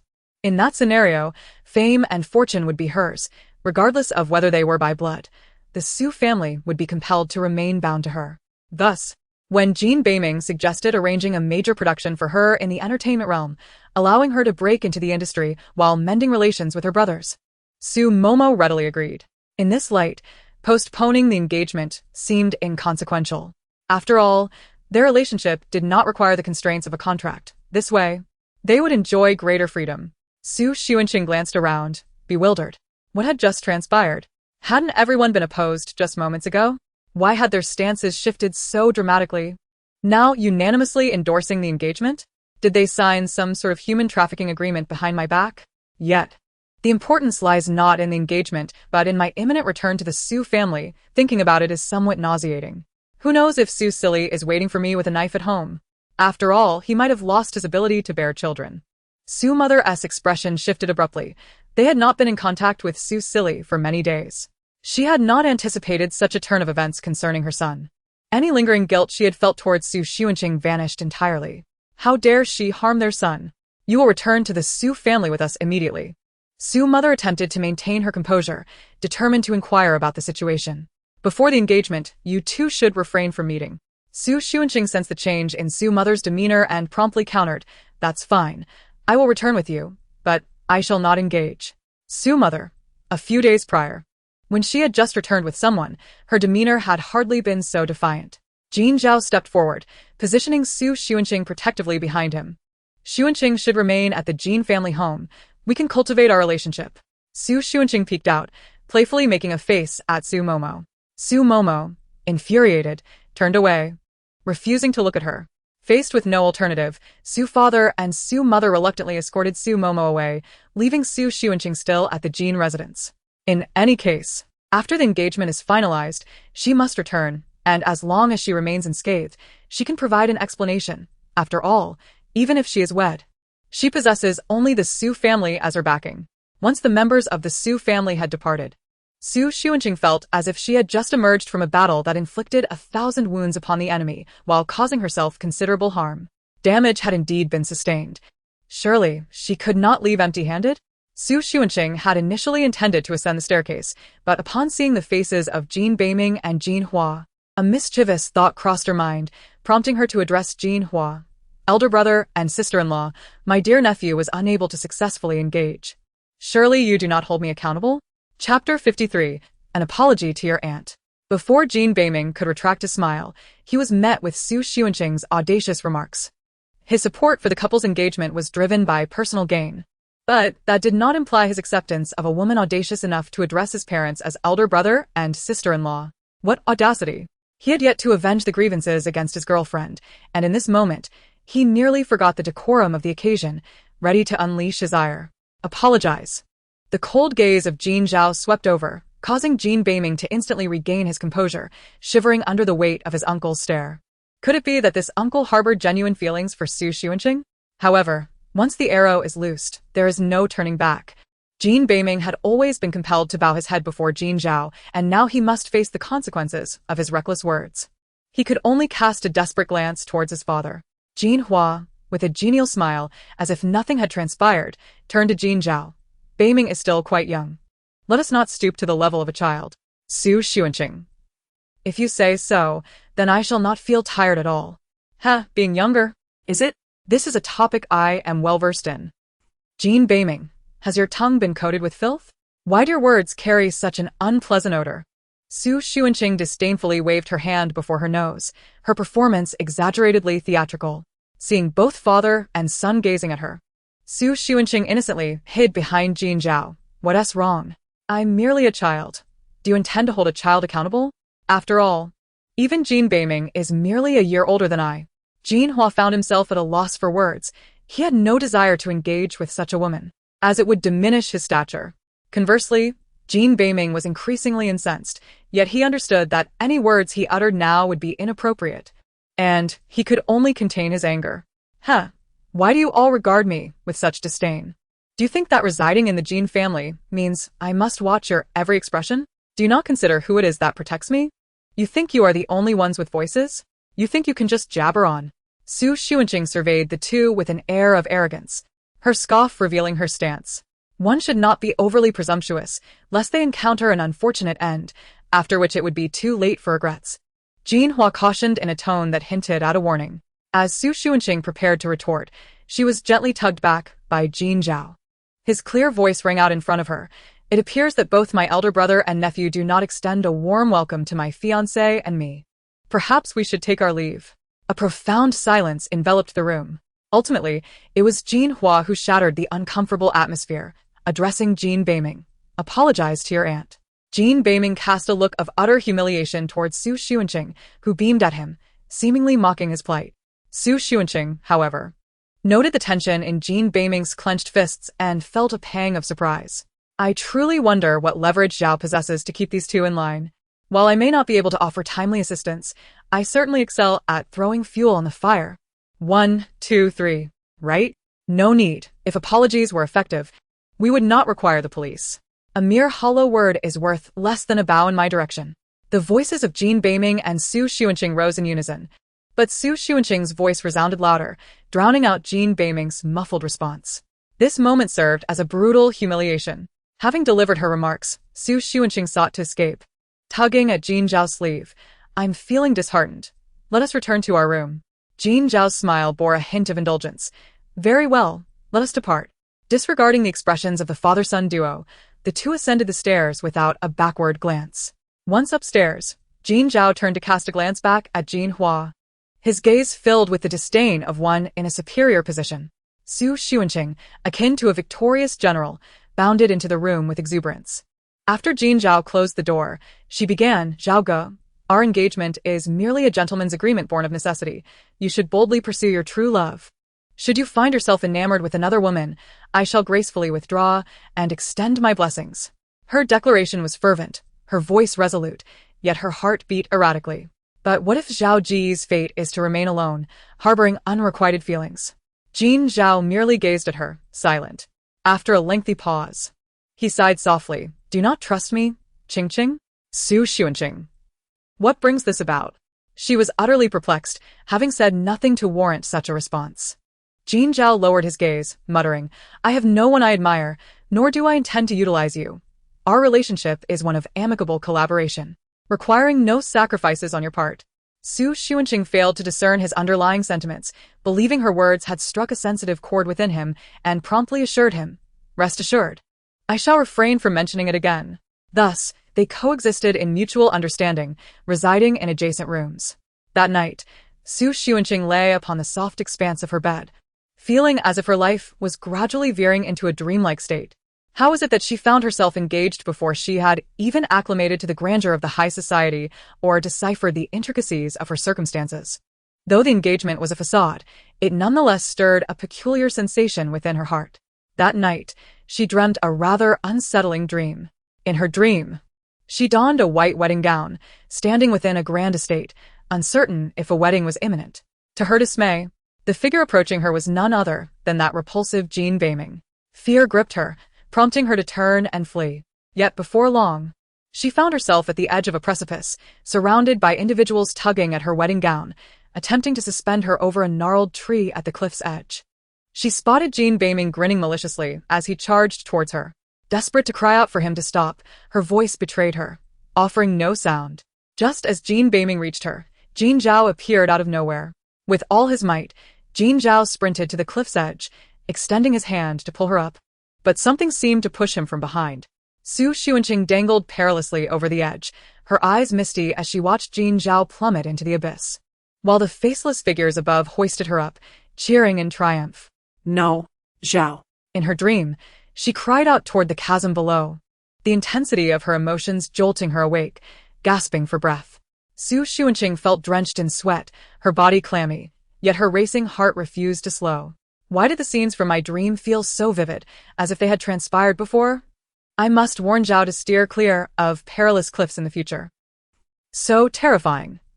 In the adjacent room, Jin Zhao leaned against a headboard, eyes closed, attempting to steady his racing heart. He dreamt of the same scene, a cliff, a demon, a person intent on pushing her down, and himself, powerless to intervene as he watched it all unfold. Chapter 54. I am Xunqing's fiancé. Su Xuanqing felt that the peculiar dreams she had been experiencing were merely a product of the pressure exerted by the system's tasks. After all, now that she was in the free Jin household, she could survive for another year, and it was high time she reclaimed some semblance of her own life. Having planned her day ahead, she cheerfully stepped out. Meanwhile, Jin Zhao was already waiting at her doorstep.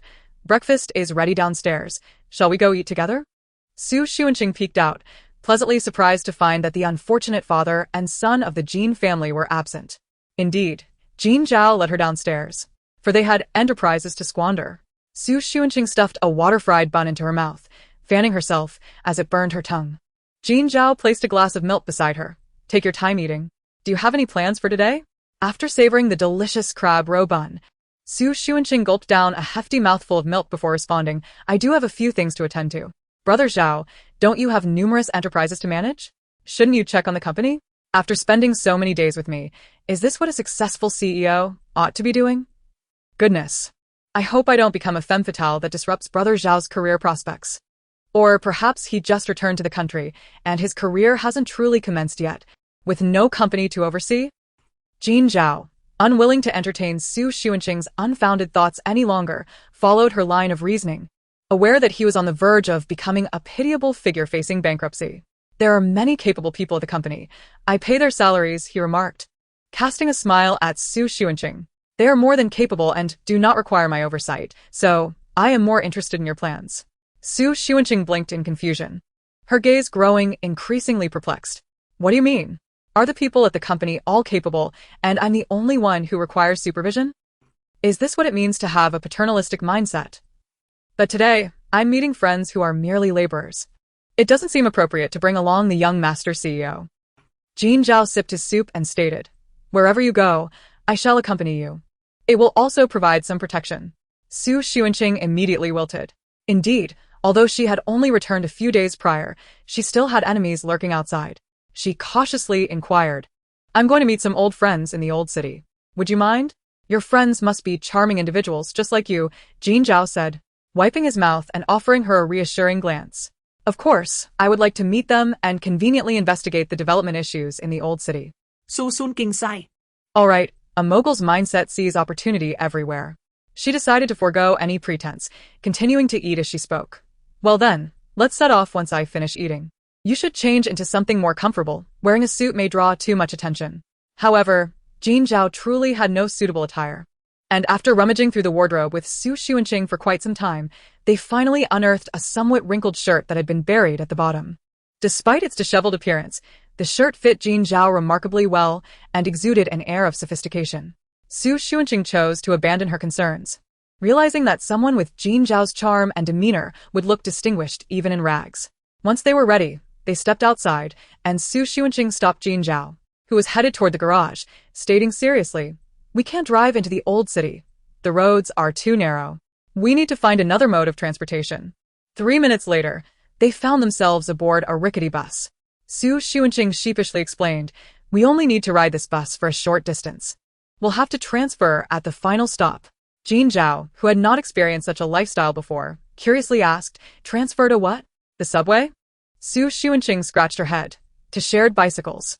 Jin Zhao had yet to ride such an adorable little electric bike, but the principle was similar, and he quickly adapted. However, for Su Xuanqing, the adjustment proved somewhat challenging. Upon arriving in the old city, Su Xuanqing felt as if she had plunged into a sea of vibrant life. Her spirit invigorated. As she navigated through the streets, she greeted various passers-by, creating a lively atmosphere. Auntie, you're setting up shop so early today? The oranges look fresh. Where have you been these past few days, Xiaoqing? I saved some grapes for you. Remember to come pick them up. Wow, Wang Ge, your new hairstyle is handsome. Did you get it done at Xiao Tao's? Be careful riding your bike. Come over to Wang Ji's house later for some pork knuckles. Grandpa. Are you still pondering over that chess game? You can't see well, so why not wear your glasses? Xiaoqing's back. Can you help me with the TV at Grandpa's house later? It's not working. Jin Zhao, listening to Su Xuanqing's cheerful exchanges, couldn't help but be captivated by her vivacity. He felt the road was too short, as he had barely begun to learn about Su Xuanqing's past life before they arrived at their destination. Su Xuanqing parked her bike at the nearest docking station and turned around, beaming as she introduced Jin Zhao. That repair shop up ahead is where I often gather with my friends. It might be a bit messy, but it's definitely clean. Well, it should be clean. As Su Xuanqing entered, a cloud of dust caught her off guard, causing her to stumble. She waved her hand in disdain and yelled inside. Huanye. Coya. Dingye. Luya. Is anyone there? What are you shouting for? A frustrated male voice echoed from upstairs, followed by the sound of footsteps descending. Some people still know how to come back, vanishing for a week and still need help with a call? As the man spoke, he paused upon seeing the person standing beside Su Xuanqing. Su Xuanqing smiled brightly and introduced Jin Zhao. This is Huang Ge, who has always taken care of me. He usually fixes cars and lends money. He's a good person. Over there is Zhao Jie, who runs a hair salon, and Lu Jie, who does nails. Ding Ge, hey. Ding Ge, stop playing and come down. Ding Ge is a gaming coach with exceptional skills. She introduced all her friends in turn, and Jin Zhao nodded at each of them. Yet, the group remained unimpressed. Huang Feng scrutinized Jin Zhao for some time before finally directing a questioning gaze at Su Xuanqing. Jin, we have a club for the wealthy here. After being gone for a few days, why did you bring back a rich man? Have you lost interest in us? Su Xuanqing knew they were tough on the outside but soft on the inside. She casually pulled out a couple of chairs and attempted to introduce. Oh, this is my brother Zhao, he's. What would be the most fitting description? A lifesaver? That one do. I can't let everyone worry. My elder brother? Even less so. Huang Ge and the others are always fighting over the position of my elder brother. Su Xuanqing struggled with her words, all the while gathering the group's attention, eager to hear her explanation. Unexpectedly, in the midst of her dilemma, Jin Zhao spoke up. Hello everyone, I am Xuanqing's fiancé.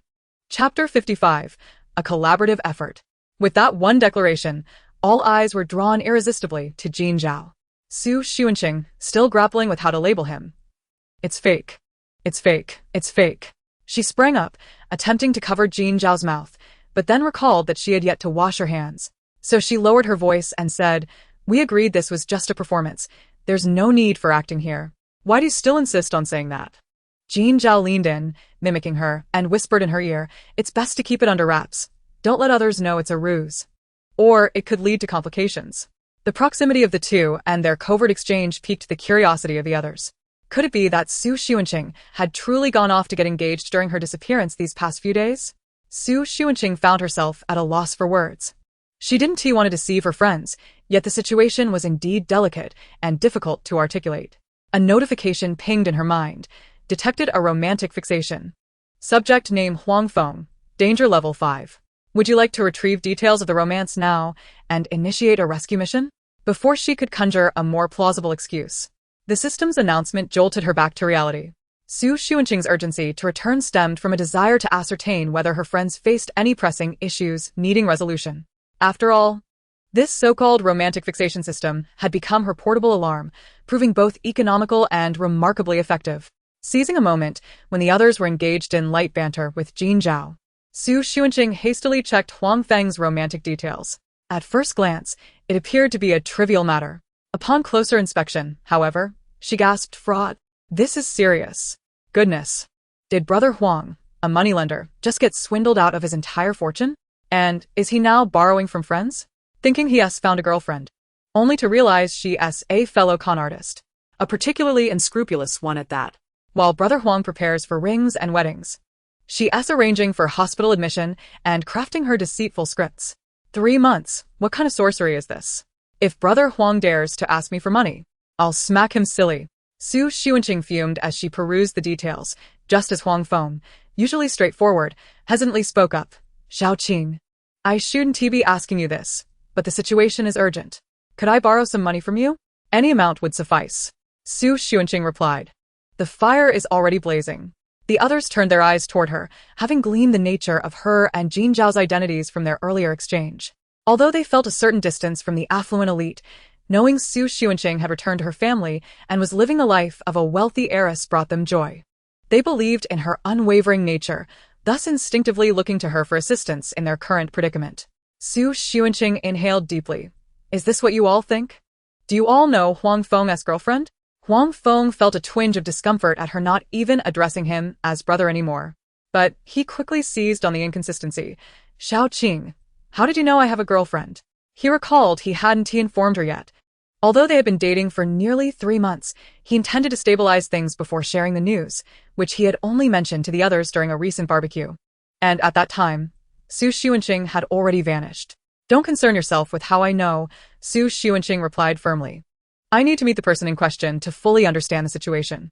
Zhao Lili, sensing the tension between them, quickly interjected. Xiaoqing, don't think Brother Huang is deceiving anyone. We've met a Qin. She is a wonderful girl. Just unfortunate to have been diagnosed with cancer at such a young age. She is still trying to con money even in the late stages of cancer. What a remarkable girl indeed. Refusing hospitalization or treatment, she is just hanging on at home. If she can deceive you, it's clear you haven't suffered enough hardships yet. Where have my once smart friends gone? They seem bewitched all of a sudden. Su Xuanqing refrained from directly voicing her concerns to avoid hurting her friends, silently critiquing the situation while pondering a viable solution. As suddenly, an idea struck her. I'm not unwilling to help, but as you know, I've just returned home and am still finding my footing. So I can't produce that much money. However, Xu Xuanqing glanced at Jin Zhao. I wonder if Brother Zhao can pick up on my intention and play along, suggesting he has wealth and connections to cure cancer. That might be a stretch, but it could be effective. Jin Zhao seamlessly grasped Xu Xuanqing's thoughts and cleared his throat to respond. Xunqing might be a bit financially constrained, but if necessary, I can provide some emergency assistance. I have connections with renowned international doctors who may be able to treat cancer. We can arrange for a transfer to a specialized hospital for an examination. Goodness. Is Brother Zhao reading my mind? No. Is he some kind of celestial being? How could he decipher my thoughts just from my gaze? I'm enchanted. Xu Xuanqing gazed at Jin Zhao with starry eyes, showing her admiration. Huang Feng, however, was no longer focused on Xu Xuanqing. He stood up in shock, stammering, "Really? Is it true, Brother Zhao? Can cancer in the late stages really be treated?" "Ha. Whatever you say, I'll believe it. I might as well sell you health products in a few years. Actually, selling them now might work too. It seems the driver from the Huang family doesn't recognize you, or you'd have been cleaned out by now." Xu Xuanqing rolled her eyes discreetly, stifling her laughter. She had to hold it together. Of course, medical advancements abroad were fairly developed. Jin Zhao lied without flinching, his collaboration flawless. Yet, I must assess her current condition. Ideally, the patient should possess a positive mental state and a will to survive.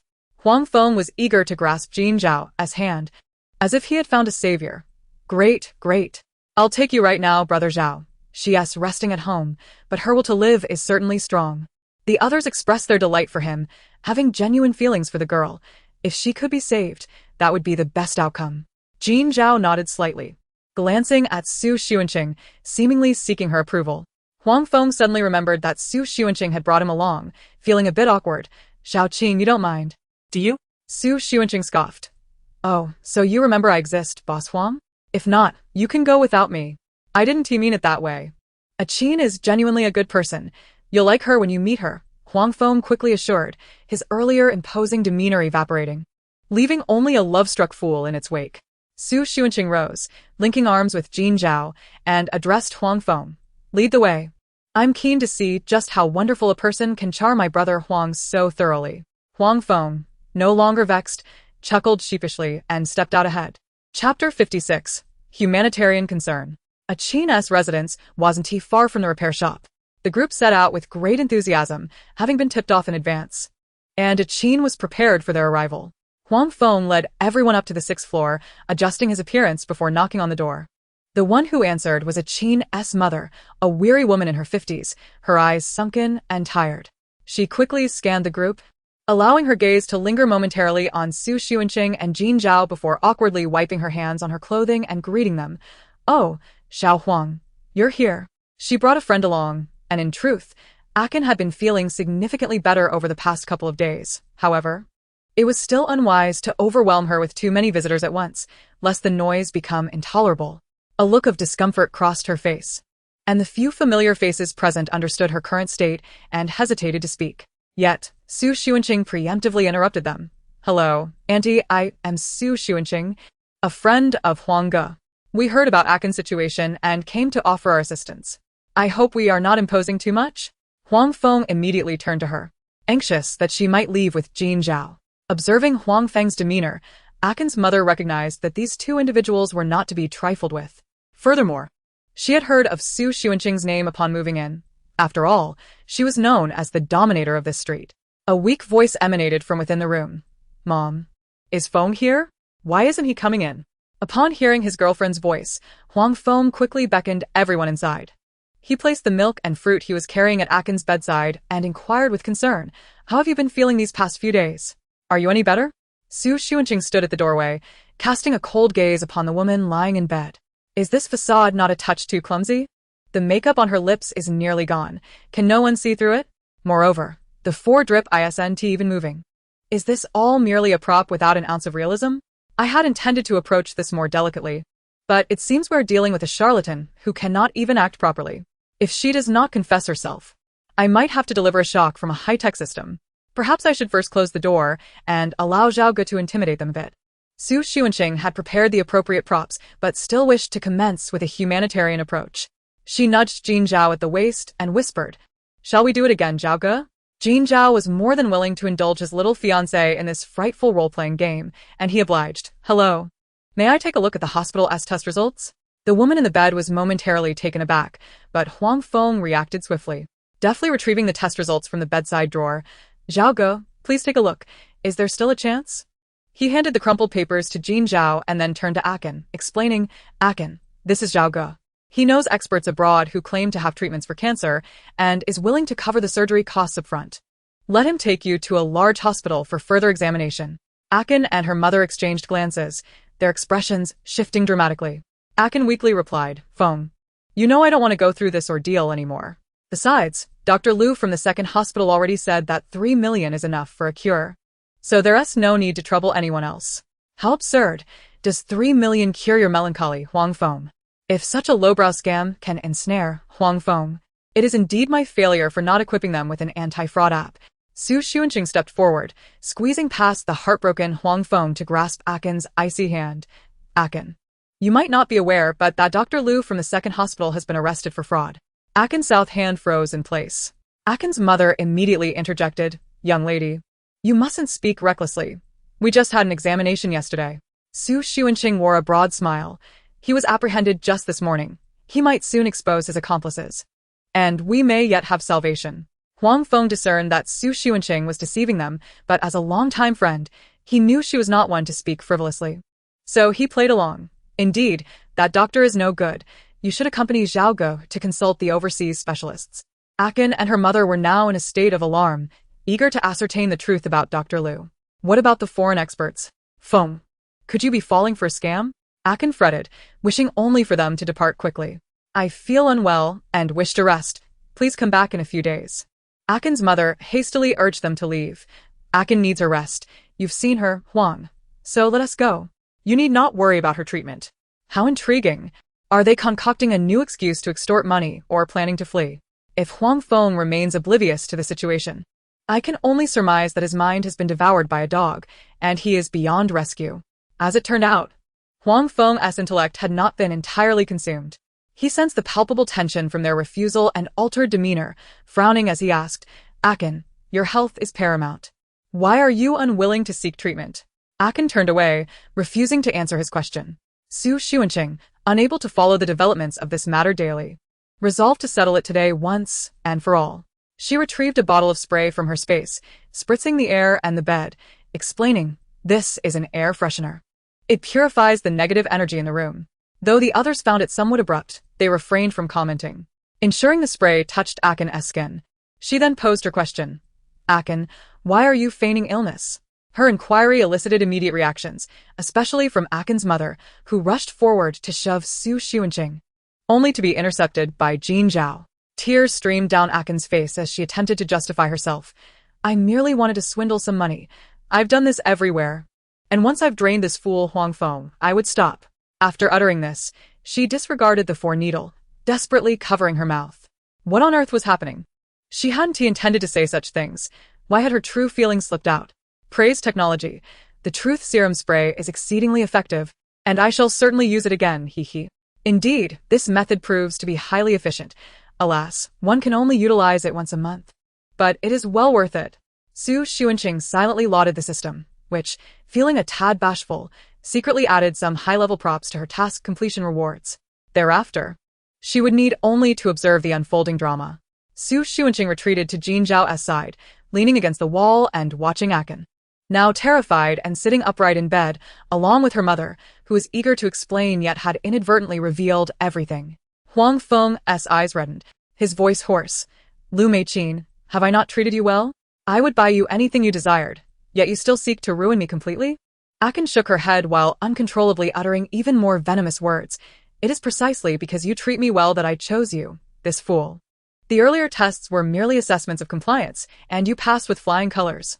Who else could I deceive if not you? Chapter 57. Entertainment Headlines. Huang Feng felt as though the sky had collapsed upon him. He had believed he had encountered a love that transcended life and death, only to find this was the outcome. Meanwhile, Zhao Jia and Lu Jia exchanged glances, utterly astonished. They had never perceived that the previously gentle and kind Akin harbored such a sinister nature. Xunqing tugged at Jin Zhao. The matter is resolved. Let them untangle their emotional entanglements themselves. We should take our leave now. The two quietly exited the room, followed by Zhao Jia and Lu Jia, leaving space for Huang Feng and Akin, mother and daughter. However, Su Xuanqing did not stray far. She crouched at the entrance of Akin's home, raising her phone and signaling to her friends, "I've called the police. They'll be here shortly to take them away." Aside from the funds Huang Feng was in the process of gathering, the mother-daughter duo had already swindled him out of several 100,000 yuan, well above the threshold for filing a case. Zhao Jia and Lu Jia shared a sense of disbelief. Had it not been for Su Xuanqing's return, they would all have fallen victim to this deception. Before long, the group heard the blaring of police sirens from downstairs. Su Xuanqing brushed the dust off her clothes and declared, "All right, it's time for us to leave." Sister Zhao and Sister Lu hurriedly followed suit. As ordinary citizens, they held a deep-seated apprehension towards the police. The group returned to the repair shop, where Brother Ding, sensing the peculiar atmosphere among them, poked his head out from his phone amidst his busy schedule, inquiring, "What is going on? Where's Fingzi? Is Akin in serious trouble again?" Sister Zhao sighed and recounted the recent events to Brother Ding, who nearly dropped his phone in shock. Are they really con artists? Ding turned off his game, scrolling through news articles while lamenting someone had warned Fingzi, but he didn't listen and ended up getting beaten up. We were so focused on supporting Fingzi that we didn't even consider why they would slander Akin. The group shared a collective sense of regret until the conversation shifted back to Su Xuanqing. Sister Lu, curious, asked Xiaoqing, "How can you be so certain that Akin is indeed a fraud?" Su Xuanqing, of course, couldn't reveal her mission or the system, responded earnestly. "I've achieved a perfect score on the Youth University Learning platform and represented our Greenwater Street in a campaign against fraud apps. Such schemes are immediately recognizable." The others gazed at her with admiration, but Brother Ding's expression shifted. He glanced at his phone, then back at Su Xuanqing and Jin Zhao, repeatedly checking before hesitantly lifting his phone screen to ask, Is this you two in the news?" Su Xuanqing paused her boast, looking at the phone hovering near her face. Upon seeing it, her demeanor soured. The entertainment section's headline was emblazoned with an exaggerated title, Jin Family's International Tycoon Engaged to Su Family's True Heiress, sparks of instant attraction between the two. Su Xuanqing thought, what? I haven't even entered the entertainment circle, and I'm already making headlines? Who released such scandalous news? Is there no law anymore? The article featured a clear photograph from the recent reunion banquet, showcasing Su Xuanqing's unfiltered image alongside Jin Zhao's side profile in a suit. The two appeared quite the match. Brother Ding scrolled through the news, exclaiming, "Incredible, Xiaoqing. When I heard your introduction, I thought you were just from a wealthy family. I didn't realize you hailed from a top-tier aristocracy. You've hit the jackpot." Su Xuanqing felt speechless, simply wanting to know how much it would cost to retract the news. They've published my photo online. How can I ever escape now? Am I destined to be trapped? The comment section is already filled with haters. What if I go out and get pelted with rotten eggs? She fretted. No. We must have Zhao Ge find a way to resolve this. Gathering her thoughts, she clutched onto her reliable lifeline. Zhao Ge, this is unacceptable. It severely tarnishes your image. How will you date other girls in the future? Primarily, how can I even interact with other men openly? The onlookers, intrigued, exchanged glances. Has the aristocracy reached a point where one can have both a wife and a mistress? Jin Zhao, exasperated, gestured with his eyes. I'm already engaged. What further romance is there to discuss? Su Xuanqing suddenly realized her slip of tongue and could only sulkily put down her phone, attempting to reconcile her thoughts. Sister Zhao, however, remained optimistic, suggesting, Xiaoqing, it's a pity you're not pursuing a career in entertainment.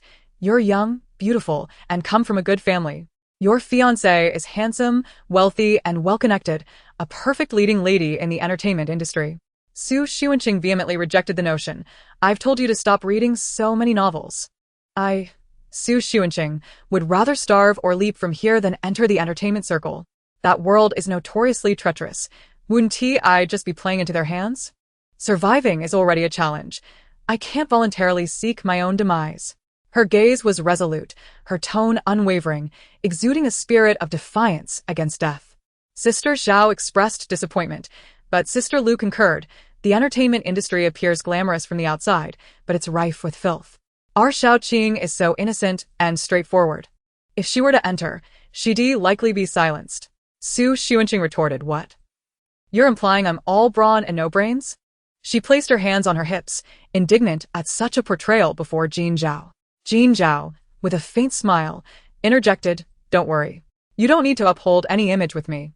The others exchanged knowing glances, revealing their delight in the unfolding drama. Su Xuanqing passionately joined in on the conversation, lamenting the recent absurdities in the entertainment industry, expressing her vehement rejection of it, and was ready to take her leave. However, the next moment, the system's abrupt mechanical voice shattered her resolve. "Congratulations, host. You have activated the main quest. Enter the entertainment industry alongside the female lead, Su Momo. Refusal will incur a penalty of -500 days of life. Accepting will expand the range of your rewards. Please make your choice." Su Xuanqing felt as if the sky had fallen. With barely 380 days of life remaining, a deduction of 500 days felt akin to being summoned to the underworld for a final destination. Though she voiced a choice, it was essentially an ultimatum. Her frustration filled the repair shop. Noticing her troubled expression, Jin Zhao inquired with concern, "What's wrong? Xunqing? Is something the matter?" Su Xuanqing forced a smile, revealing an expression that hovered between laughter and tears. "It's nothing. I was merely reflecting on my brief existence and thought that if I could shine in the entertainment industry, it wouldn't be such a bad experience." Chapter 58. Her Past. Su Xuanqing departed the repair shop in a spectral demeanor. She subtly hinted that perhaps the entertainment industry wasn't as dire as it seemed, and if the right opportunity arose, she might consider trying her hand at it. This thought floated through the astonished gazes of her companions as she drifted away. Jin Zhao, catching up to Su Xuanqing, who seemed intent on heading into traffic, offered his unwavering support. "You can pursue whatever you desire. It's all right. It is a concern. It's very much a concern. This isn't about what I want. It's about something compelling me." Damsu mama. I almost forgot. She was the one who forcibly dragged me into the entertainment industry, becoming the target of widespread criticism. I'm genuinely developing PTSD over the entertainment industry. Everyone only sees Su Momo's kind and charming side. When will anyone recognize my inner self? Su Xuanqing gazed skyward, wishing for divine guidance. The heavens seemed to favor her, as dark clouds quickly gathered overhead, preparing to unleash rain. She promptly reined in her thoughts. After all, there was still some time before Su Momo entered the industry, and she could plan her approach. She certainly wouldn't endure the same fate as in the story. "Let us go. We have another destination to reach." Su Xuanqing, ever carefree, decided to leave future worries for another day, knowing there were other matters to attend to today. Seeing Su Xuanqing's spirits lifted, Jin Zhao ceased to dwell on the previous topic. He would be more vigilant in clearing the obstacles from her path in the future. Su Xuanqing did not ride her bicycle this time. Instead, she strolled along the street with Jin Chao, enjoying a bowl of noodles before meandering leisurely towards their destination. They had not walked for long when Jin Chao began to feel that the area was becoming increasingly remote. Soon nestled between the fields, he spotted a spacious, independent courtyard accompanied by a multi-storied building. Above the black iron gate hung a hand-painted wooden sign that read, "Spring Women's Welfare Institute." Upon arriving here, Su Xuanqing's spirits visibly lifted. She pointed to the sign overhead, proudly proclaiming, "I personally crafted this sign and sealed it with glue to ensure the letters wouldn't wash away." Jin Chao gazed up, examining the slightly crooked characters. Each stroke appeared endearingly vibrant, brimming with life, much like the impression Su Xuanqing left on him, unorthodox and exuberant. A few children were playing with the railing at the entrance, and upon noticing the two figures outside, one of them hurried inside to fetch an adult. Two slightly older children peeked shyly at them before sending a representative forward. "Hello. Are you Sister Xuanqing?" Su Xuanqing, delighted, knelt to meet the little girl's gaze and presented her with a lollipop she had purchased earlier. "Yes." How do you know me? She hadn't been around when this group of children had arrived. The girl, though a bit bashful after receiving the candy, replied boldly, "I've seen your photo on Director Mama's desk, and she often tells us stories about you." Su Xuanqing's smile widened, almost uncontrollable, as she playfully asked, "I hope they aren't just the mischievous tales?" The girl nodded and shook her head. "Some are, but many are not. Director Mama says you are the best and bravest girl, and we should follow our hearts like you." Su Xuanqing looked at her with a little adult-esque demeanor, her eyes suddenly moist with emotion. She could vividly imagine the director standing at the podium, her tone both exasperated and proud as she recounted Su Xuanqing's childhood antics while secretly seeking to praise herself. Qing girl? Is that you returning? A familiar voice approached, and a woman in a black coat hurried over, exuding warmth and surprise. Why did you come back today, without a word? Su Xuanqing turned her face away, blinking back tears, and replied in her usual tone of complaint. What's the matter? Must I report to you before coming home? Hey, you little rascal. The director's wrinkled face broke into a smile as she stepped forward, attempting to grasp Su Xuanqing's hand, but hesitated, fearing to soil her child's immaculate attire. Su Xuanqing noticed this gesture and took the initiative to grasp the director's hand, leading her inside. I've recently moved, and I might not be able to return every 2 months, so I wanted to come see you while I had the chance. The director beamed with joy, patting her hand. As long as you're doing well, that's all that matters. Whether you come back or not is inconsequential. Her gaze shifted towards the handsome young man beside Su Xuanqing, inquiring, where did you find this charming fellow? He looks quite dashing and seems well matched with you. Su Xuanqing truly laughed this time. No wonder she asked my mother. She thinks I look splendid no matter what. She even dares to think Jin Chao is a decent match for me. If he hears this, he might be flustered. She covered her mouth. Following the director's lead, I brought back a fiancé. How surprising. The director gasped in shock and turned to look at Jin Chao. Listening to their conversation, Jin Chao understood that this was someone very important to Su Xuanqing. If she had brought him here, he must be considered family. Hello, Auntie, I am Jin Chao. He greeted, placing the fruits and meat Su Xuanqing had bought earlier beside the door, his demeanor refined and polite. I apologize for taking so long to visit you. Su Xuanqing blinked, casting him a glance, tempted to tease him but ultimately refraining. What does taking so long mean? It sounds as if we've been together for ages. Pfft, we haven't even been together. We've only known each other for 3 to 5 days. Isn't that misleading? Men are indeed clumsy in their words, adept at making vague promises, tisk. The director, however, was quite pleased. Having nurtured Su Xuanqing from a small child to a university graduate, she cherished her dearly. Lacking her own children, the girls she adopted at the Welfare Institute were all like her children, with Su Xuanqing being her favorite among them. These years, after completing her studies, Su Xuanqing had been working outside, sending money home periodically, which caused the director to worry about her being alone and vulnerable. Now, with a seemingly cultured young man by her side, it was indeed a pleasant surprise. Observing the items Su Xuanqing had brought, the director smiled with delight but scolded gently. I told you not to bring anything. You barely make enough to cover your own expenses. You should save up for some new clothes instead. The government supports us well. Su Xuanqing chose not to argue. The local government was indeed benevolent, providing substantial support to the Welfare Institute. However, the continuous influx of abandoned children at their doorstep was a sweet burden for the director, often leading to financial strain. Seeing the director head into the kitchen with the items, Su Xuanqing smiled at Jin Chao. I grew up here. It's quite large and filled with many delightful secret spots. Would you like me to show you around? Chapter 59, The Little Fish Extinction Device. Jin Chao readily agreed. He felt that Su Xuanqing now appeared truly alive, a notion that, in turn, invigorated him. Su Xuanqing led Jin Chao to the cornfield at the back, reminiscing with a laugh. My mother said I was abandoned in this very cornfield as a baby. She was here to water the plants when she spotted a floating child, which startled her. Jin Chao surveyed the lush cornfield before him, almost envisioning a helpless infant cast aside upon the earth. And this became my territory. Su Xuanqing found 2 large stones suitable for sitting, dusted them off, and plopped down, gazing at the clear sky, marveling.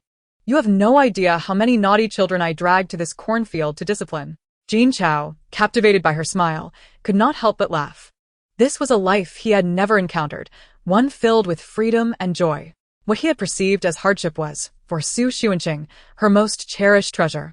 After a moment, Su Xuanqing ventured to a nearby stream, catching a half bucket of small fish before cheerfully calling out to Jin Chao, I'll fry these little fish for you this afternoon.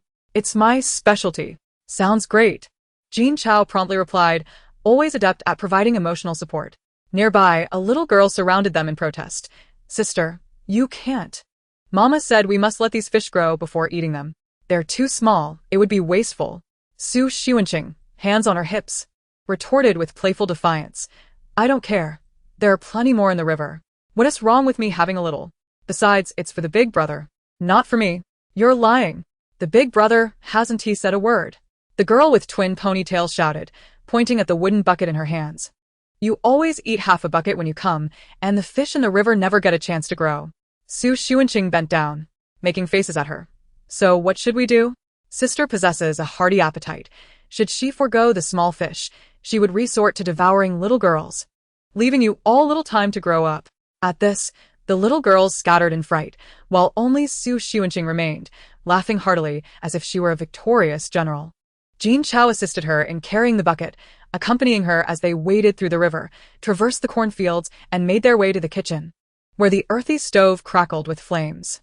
Inside, the headmistress, upon seeing Su Xuanqing, lamented, "How many times must I implore you to cease tormenting those small fish? Every time you visit the river, it drains the children's spirits, and they are beginning to harbor grievances." Su Xuanqing, undeterred, retorted, "So what? I love to eat." With a firm resolve, she set the bucket aside, rolled up her sleeves, and commenced preparing the ingredients. "I even brought back some meat. Those were traded for fish. The small fish from our river are simply the most delectable, unmatched by anything outside." Jin Chao positioned himself on a small stool opposite her, declaring, "I shall assist you." "No need. Why not take a stroll outside instead?" Su Xuanqing finally acknowledged that she had brought Jin Chao along, but in merely half an hour. He had already sullied the garments befitting a young master. What a faux pas! I was so engrossed in my own amusement that I forgot he is a scion of a prominent family. To have a young master perched on a stool beside me, filleting small fish. If this were to reach the news, I would surely be in dire straits. Yet, Chao is quite amiable. He took me for wontons and willingly stepped into the kitchen with me. A truly good person. Su Xuanqing felt quite content with Jin Chao, regarding him as a genuine friend from the depths of her heart. As he handed her small fish, he explained, "I am not the type of young master who shies away from work. Feel free to instruct me." Su Xuanqing reciprocated his camaraderie, wishing to avoid any semblance of formality, though her thoughts wandered elsewhere. "This assertion is amusing. Upon our first encounter, you were the epitome of aloofness." A couple of apologies have Jean Beiming standing at attention, silently shedding tears in the dead of night. Yet, such a person is far more relatable than those exalted figures of the past. Oh dear. Is this a hint of domesticity I detect? Shaking her head, Su Xuanqing banished her untimely musings, focusing intently on the ingredients before her. Meanwhile, Jin Chao's downcast eyes sparkled with joy. In the days spent with Su Xuanqing, he experienced more happiness than in all his previous 20 years combined. If given the choice, he would wish to live this way indefinitely, unperturbed by the sordid affairs of his family and social circles. No one could match Su Xuanqing's innocence. With deft movements, Su Xuanqing prepared the meal, having assisted the headmistress in cooking since her elementary school days. Now, as she crafted her signature dish, it came effortlessly. The small fish, encased in a golden, crispy batter, exuded an aroma that tantalized the senses. Sprinkling her homemade chili powder, she picked the topmost fish and playfully fed it to Jin Chao, exclaiming, "Quick, taste and tell me how it is." Her eyes sparkled with anticipation, begging for praise. Observing this exchange, the headmistress stood to interject, but was met with the sight of Jin Chao lowering his head to bite the fish from Su Xuanqing's hand, a gentle smile gracing his lips as he savored the morsel and affirmed, "Delicious. This is the best fried fish I have ever tasted." He spoke no falsehood. Su Xuanqing's face lit up with joy, and she quickly took a bite herself, cheeks puffed as she declared, "Delicious. My culinary skills remain intact." Watching their delightful interaction, the headmistress settled down, reassured. Her child had grown, now surrounded by those who could understand and protect her. What a joy it was. Su Xuanqing and Jin Chao, the two young adults, brought the remaining dishes to the outdoor table, where the little ones had already organized themselves, sitting neatly at the table, looking utterly adorable. They took their places beside the headmistress, happily enjoying their meal with the less-than-perfect bowls and utensils they had brought. Su Xuanqing had tasted many delights at both the Su and Jin households, yet it was here that she savored food imbued with genuine affection. After the meal, the children lined up, dutifully carrying their bowls to the kitchen. The older kids washed their dishes while the younger ones wiped down the tables, creating a harmonious and orderly atmosphere, their laughter echoing far and wide. Su Xuanqing, however, led the headmistress into her former small room, where she pressed a card into her hands, saying, "Mother, I recently found my biological parents. They are quite wealthy, and I am living well. You can use the money on this card to treat the little sisters to something nice." Winter is approaching, perhaps buy them warm clothing and blankets. The headmistress, as if confronted with a hot potato, immediately pushed the card back, hands clasped behind her back. I do not want money. You will need funds for yourself upon returning home. Keep it safe. Do not squander it, my dear. The headmistress's expression betrayed not joy but a hint of worry. You have only just returned. Be prudent. Even if they offer you money, it is wise to save it for future needs. Xunqing anticipated this reaction and refrained from disclosing the amount on the card. She reiterated, they treat me well, truly. You need not worry. Moreover, I will earn my own money. This amount is not significant to me, but you still have the little sisters to care for. The headmistress remained steadfast in her refusal, her concern for Xunqing's current situation intensifying upon learning of her affluent family background. She feared her child might suffer some indignity. Xunqing gently leaned against the headmistress's increasingly stooped frame, displaying a trusting demeanor. Mother, I have grown and can protect myself. No one can bully me. I know you have grown, the headmistress replied, her heart swelling with pride as she glanced at the tall figure by the door. Satisfied that her daughter had found a commendable partner, Xunqing did not wish to persistently deny her relationship. Perhaps this would alleviate some of the headmistress's concerns. Standing at the door, Jin Chao listened to their conversation, the faint smile on his face betraying his amusement. Ultimately, when the headmistress was distracted, Xunqing discreetly slipped the card beneath her pillow. Inside was a reward of 1 million from the system. She had no need for such a sum. But the welfare center certainly required renovations. As they departed the welfare center, they left behind some snacks for the children, receiving a plethora of charming gifts in return, drawings, woven rabbits, and clay figurines, each a token of affection from the little girls. Xunqing also packed the remaining small fish into a bag, intending to take them home as delightful treats. On the way back, she added Jin Chao to a WeChat group with Huang Go and Zhao Jie, requesting they keep an eye on the welfare center situation and communicate any matters within the group. By the time they returned to the Jin residence, night had fallen. The study upstairs glowed with light, likely indicating that Jin Hua and Jin Beiming were hard at work. Xunqing placed her treasures in her temporarily assigned small bedroom. Sitting cross-legged on the carpet, propping her chin on her hand as she gazed at Jin Chao across from her. Has today been too overwhelming for him? I feel guilty for dragging him into this day of adventure. Xunqing chastised herself internally, only for Jin Chao to speak first. I had a wonderful time today. Your friends are quite delightful. Really? Xunqing felt similarly. Yet she restrained her pride and humbly remarked, my life has always been like this. It may seem vibrant and colorful, but in reality, it is fraught with hardship due to poverty. It is not merely a facade of happiness. I find that particularly admirable, Jin Chao replied, his tone deliberate, as if every word was uttered to affirm her sentiment. I envy you, for I have few friends. He lied without a hint of embarrassment, having severed ties with all his former acquaintances. Xunqing was indeed deceived. I always said that the wealthy are often quite lonely, she mused. Though you possess boundless wealth, you have sacrificed your joy. How infuriating! Why does that sentiment evoke a pang of sorrow within me? Casting aside her distractions, Xunqing reached out to pat Jin Chao's solid arm, saying, poor thing, do not worry, from now on my friends and I will be your friends. Jin Chao nodded, readily embracing this new identity of poor thing, showing no sign of discomfort. It was well-deserved. After exchanging a few more words, they each retreated to their own rooms. Xunqing nestled against her bed's headboard, clutching her stuffed toy, and sighed as she recalled the system task she had received that day. Help! How am I supposed to enter the entertainment industry? Should I force my way in? Perhaps I could rob a talent scout on the street and threaten to burn all his business cards if he won't let me in. What a dreadful world. Aside from presenting me with challenges, what else does it have to offer? Frustrated, she tugged at the toy's ear and released it, her gaze landing on the rabbit's crimson eyes, momentarily reminding her of Su Momo. Yes. Su Mama. Since the plot revolves around following Su Momo, why not simply accompany her? I will find out which production she is involved with or what variety show she is participating in and tag along. Su Xunqing tablet queerly. Recalling the storyline she had previously seen, where Su Momo had initially accepted a low-budget fantasy drama, garnering immense attention with her stunning looks. In the narrative, Xunqing found Su Momo displeasing and abruptly infiltrated the crew, becoming the malicious second female lead, adding to her own scenes and slapping Su Momo multiple times in a fight sequence. Unbeknownst to her, Fans of Su Momo captured the entire ordeal and uploaded it online.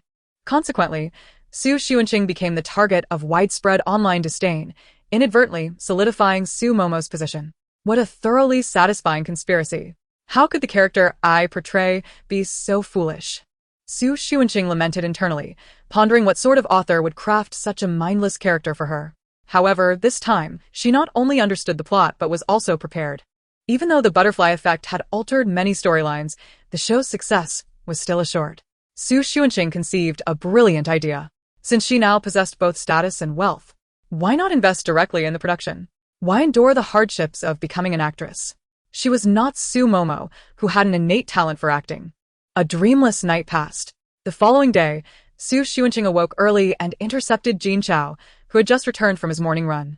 He wore a black tank top, showcasing his well-defined muscles, causing Su Xuanqing, who had yet to eat breakfast, to feel a pang of hunger. What a hefty chocolate croissant. It looks delectable. I crave it. Enough of that. Let's get to business. Why am I so distracted by those muscles? Su Xuanqing forcibly averted her gaze and quickly expressed a request. Brother Chao, I wish to get in touch with graduating students from the directing department at the Central Academy of Drama. Do you have any means to facilitate this? She was merely hoping to stumble upon someone at the school, as utilizing connections would be more advantageous. Jin Chao wiped the sweat from his neck with a towel and nodded, saying, Sure, I'll send you their contact information on WeChat shortly. Wow. This man is truly charming. So accommodating. If I don't rein in my feelings, I might just fall in love. There's hope for my life. Great. Thank you, Brother Chao. Su Xuanqing's eyes sparkled as she eagerly handed him a glass of milk, saying, Here, please enjoy. I'll be stepping out for a bit today. Is that all right? Having overheard her contemplations the previous night, Jin Chao was aware that she aimed to enter the entertainment industry by investing in a graduating student's final project. Thus, he had already instructed his secretary to gather all pertinent information. He never contemplated what would happen if Su Xuanqing failed to seek his assistance. He was merely prepared in case she needed help. Sure, go ahead. I have some matters to attend to at the company today. Jin Chao nodded. Having arranged for the driver to escort Su Xuanqing, he could always hear her thoughts, and the bodyguard lurking in the shadows would ensure her safety, preventing any recurrence of past incidents. Meanwhile, he had more pressing matters to attend to. Chapter 61. Encountering True Love. Su Xuanqing ascended the stairs, and soon received 2 documents on her phone. One contained the details of all the graduating students from the directing program, including information about their final projects. The other included everyone's contact information, appearing clear and reliable. As expected of Brother Chao, what a dependable individual. I could marry him. Su Xuanqing mused joyfully, while the man in the shower merely smiled to himself. One should not place all their eggs in one basket. Su Xuanqing located the contact information for the director of the fantasy drama and perused her classmates' works, discovering several hidden gems. She noted a passionate campus drama and a suspenseful thriller, preparing to audition for both. After all, securing just one successful project would recoup her investment, and even failure would serve as valuable experience. Confident in her years of reading novels and watching television, she believed she would not falter. Once prepared, Su Xuanqing dialed the director's number. A soft-spoken girl answered, polite and courteous. Upon learning that Su Xuanqing was interested in investing in her project, she promptly agreed to meet. They arranged to convene at a milk tea shop outside the school. Once the driver dropped Su Xuanqing off, he parked across the street, keeping watch. Su Xuanqing understood that this was Jin Chao's way of ensuring her safety, and she accepted the gesture without complaint. However, upon entering the milk tea shop, she found no sign of the girl. Dialing the number again, she heard the ringtone behind her. Turning around, she spotted a cute girl with glasses awkwardly seated at a table. Upon noticing Su Xuanqing, the girl quickly stood up, stammering, hello? Are you Ms. Su? I am Lin Yuanyuan, the creator of the script for Nine Heaven's Dragon Song. The girl stumbled over her words, yet Su Xuanqing's attention was only partially focused on her. Beside Lin Yuanyuan sat a fellow university student, while Su Xuanqing's mind echoed with the system's announcement. Detected a romantic mindset, named Lin Yuanyuan, danger level 5. Shall we now access the details of the romance and initiate the rescue mission? Su Xuanqing briefly perused the romantic details pertaining to Lin Yuanyuan, discovering that she was indeed a rare case of genuine romantic obsession, albeit one that had been manipulated into such a state. Lin Yuanyuan's boyfriend, a classmate, initially pursued her. recognizing her considerable talent, but subsequently subjected her to relentless suppression, making her believe that only her boyfriend cared for her and that she possessed no abilities of her own, thus compelling her to heed his commands. No wonder Lin Yuanyuan starred in a drama that garnered immense popularity, yet the director remained obscure and unrecognized. It became evident that her boyfriend had seized the opportunity brought forth by the show's success, usurping the director's credit and replacing the name with his own. To add insult to injury, he even coerced Lin Yuanyuan into becoming a homemaker while he floundered in his own endeavors, taking out his frustrations on her. Bah. What a despicable man. Xu Xuanqing remained standing, observing Lin Yuanyuan's boyfriend as he confidently rose to introduce himself. Hello, Sister Xu, I am Kai Cheng, Lin Yuanyuan's boyfriend and her collaborator. Together, we completed the creation of the script, which is why I am here with her today. Kai Cheng was evidently well-groomed for the occasion, adorned in new clothes, sporting a carefully styled haircut, and emanating the scent of cologne. Xu Xuanqing disregarded his outstretched hand, ordering a milk tea instead and taking a seat opposite them. Articulating her terms, I shall invest in only one individual. The director's name can bear but one name. Both Lin Yuanyuan and Kai Cheng were taken aback by Xu Xuanqing's forthright declaration. They exchanged a glance before Kai Cheng spoke up. Sister Xu, while we are two individuals, we require only a singular investment, which will not encumber you with excess demands. Xu Xuanqing adopted an air of authority. Reclining in her chair with a smile, I have calculated that the director's name can only be one. This will ensure my success. You may deliberate on this matter. Both Kai Cheng and Lin Yuanyuan displayed expressions of discomfort. Xu Xuanqing stood and moved to place her order, allowing them ample time to confer. Although she already suspected the outcome, she wished to afford Lin Yuanyuan an opportunity to grasp the situation. 5 minutes later, Xu Xuanqing resumed her seat, inquiring, Have you reached a consensus? Kai Cheng glanced at Lin Yuanyuan, his expression one of reluctance as he began. Sister Xu, this script was a collaborative effort, and we both hold it dear. However, we do not wish to forfeit this opportunity, so we discussed it and agreed that my name will be credited as the director, while Yuanyuan will co-direct during the filming. Does that work for you? Xu Xuanqing's smile broadened, nearly erupting into laughter. It became evident that silence often invites amusement. She turned her gaze to Lin Yuanyuan, who kept her head bowed, seemingly resigned to the decision.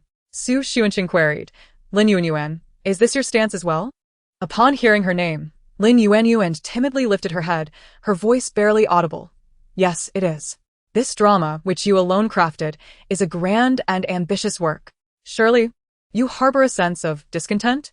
Xu Xuanqing gently placed the script they had brought onto the table, her gaze piercing as she scrutinized Lin Yuanyuan. Why then?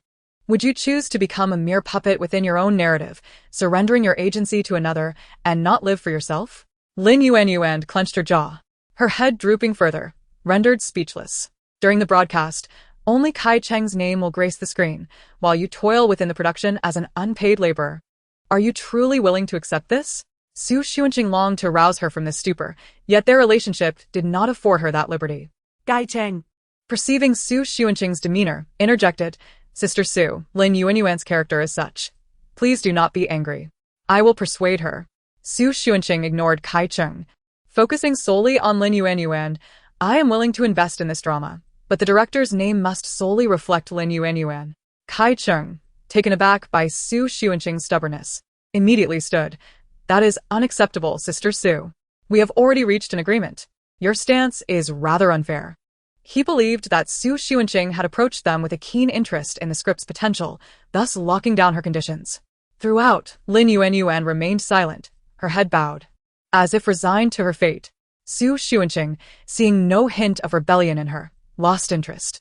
She had no intention of engaging in charity, nor would she squander her resources to elevate a man who merely reaped the rewards of another's labor. With a firm grip on the 2 cups of milk tea she had just purchased, she made her way toward the exit. Chapter 62. Each has their own fortune. Xu Xuanqing anticipated an attempt to retain her but was unprepared for Kai Cheng to block her path, his demeanor turning aggressive. What is this? Are you attempting to coerce me?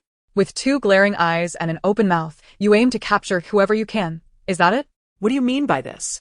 Xu Xuanqing reinstated her smile, leaning back against the chair while directing her gaze at Lin Yuanyuan. Is this your idea, you 2 lovebirds? No investment, no departure? The more she disregarded Kai Cheng, the more his rage intensified. After all, his entire reliance lay on Lin Yuanyuan's talent. Lin Yuanyuan, startled by Su Xuanqing's inquiry, cast a fearful glance at Kai Cheng. She finally stood, her lips moving without producing sound. There's no hope. This is truly hopeless. Kai Cheng, satisfied with Lin Yuanyuan's demeanor, advanced towards Su Xuanqing, donning a facade of polite insincerity. Sister Su, we are all students here, and we value every investment. There's no need to abandon this over a few disagreements. Is there not a way for us to sit down and discuss this? Su Xuanqing, disinterested in further discourse, turned her attention toward the door, lazily calling out, Chao Ge, I require assistance. Instantly, 2 bodyguards clad in black burst through the door, swiftly subduing Kai Cheng amidst the startled gasps of the patrons. Their movements were rapid and precise. Kai Cheng's face was forcefully pressed against the table, contorted in a grotesque manner. The owner of the milk tea shop, familiar with Kai Cheng, had previously feigned ignorance, but upon witnessing his predicament, rushed forward, exclaiming, Oh dear. Lady, let us discuss this calmly. Such actions are rather inappropriate. We live in a society governed by law. Only then did Su Xuanqing finally glance at Kai Cheng. Did you think that securing investment for a script was akin to collecting protection fees at the school gate? At over 20 years of age, you are hardly a child anymore. It's high time you matured. The future awaits you, bright and promising. Even in the face of adversity, Kai Cheng glared at Su Xuanqing in futile defiance, only to be pressed down more firmly. Su Xuanqing had no desire to engage further with such individuals. She gathered her belongings and exited the establishment. The bodyguards issued a few threats to Kai Cheng before releasing him and pursuing Su Xuanqing outside. They had originally been tasked by Jin Chao to discreetly protect Su Xuanqing, with specific instructions to remain inconspicuous so as not to incite the young mistress's ire. How, then, did their presence become known? The bodyguards were perplexed and dared not inquire further, choosing instead to retreat into the shadows once more. As Su Xuanqing approached the car parked across the street, she was suddenly called out to. Turning around, she was surprised to see Lin Yuanyuan rushing towards her, her face flushed and her gaze cast downward, as if she dared not meet Su Xuanqing's eyes. Su Xuanqing assumed Lin Yuanyuan had come to apologize on behalf of Kai Cheng, but was taken aback when Lin Yuanyuan stammered, Miss Su, why do you insist on this proposal? She referred to Su Xuanqing's demand to solely invest in Lin Yuanyuan's directorial project. Su Xuanqing regarded her with a gentle smile and asked, Are you truly content to live a life so controlled? To relinquish your work to another, allowing him to bask in the glory and reap the financial rewards, while you remain at home, bearing children and fading into obscurity. This is the reality of your existence, and I do not seek to intimidate you. The individual before her perhaps understood their situation, yet remained unwilling to step out of the confines of their comfort. Su Xuanqing was not a do-gooder. Her tone remained calm as she continued, I wish to open the cage for you, but you have declined. So be it. Each person must bear their own fortune. Lin Yuanyuan's head drooped further, her voice trembling uncontrollably. Thank you, Miss Su, for your kindness. I apologize on behalf of Kai Cheng. Even if my name is not included, I will wholeheartedly devote myself to the project.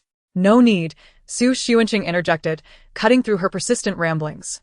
She opened the car door and said coolly, Opportunities do not present themselves repeatedly, and I am not a philanthropist.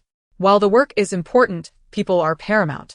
Your submission will only embolden him, and he will not cherish the script. With that, she raised the car window, turning her gaze away from Lin Yuanyuan's expression. She aspired to assist as many young women as possible, yet recognized that not everyone is deserving of salvation in this world.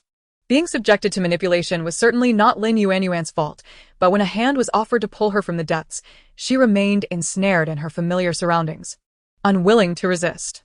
This suggested that her wounds were not yet severe. When she had endured enough suffering, she would emerge, after all. Someone capable of crafting such an enchanting script could not be considered foolish. Su Xuanqing glanced at the script in her hands, regretfully setting it aside. Having consumed nearly half of her milk tea, she found the flavor delightful and instructed the driver to halt the vehicle, waiting for the bodyguards trailing behind. How wonderful! That young master Jin Chao has likely never tasted milk tea. I must introduce him to this delightful treat of the common folk. Life may be a struggle, but milk tea should be savored sweetly.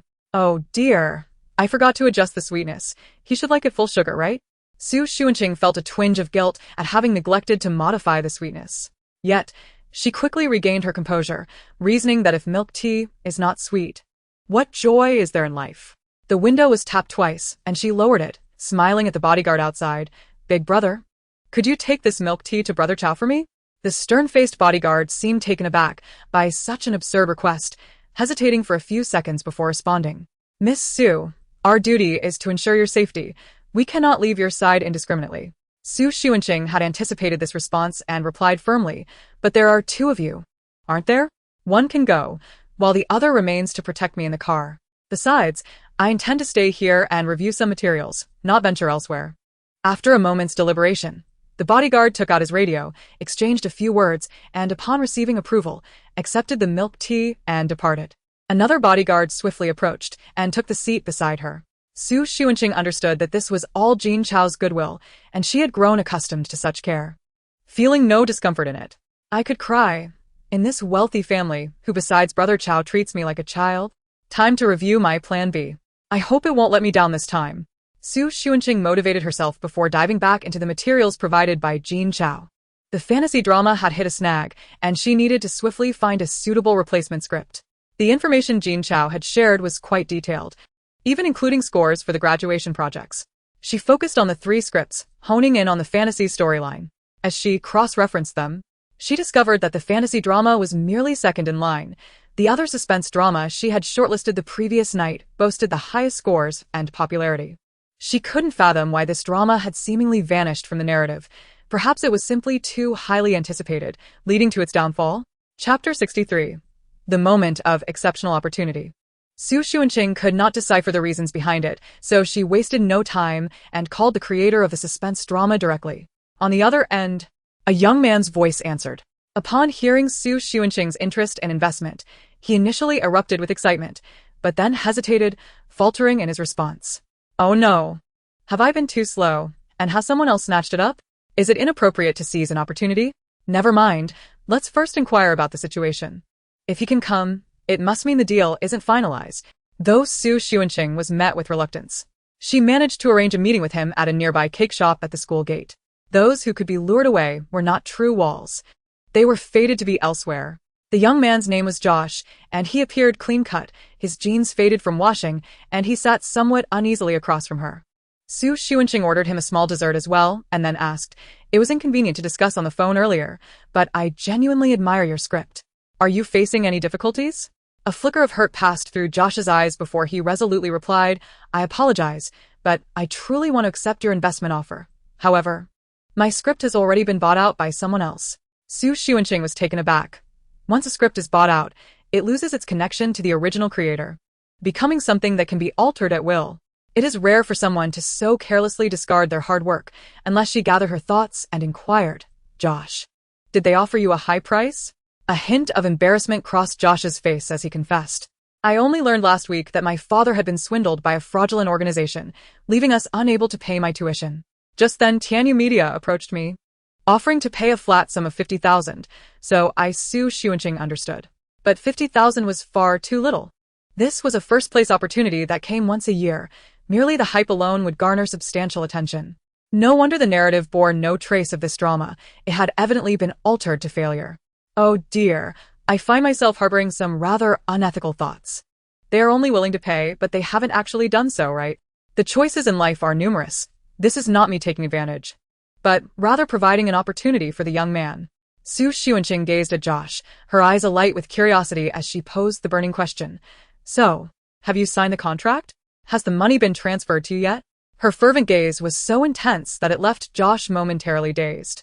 He shook his head, responding, "The contract has indeed not been signed yet, but I have given them my word, and it would be inappropriate to backtrack."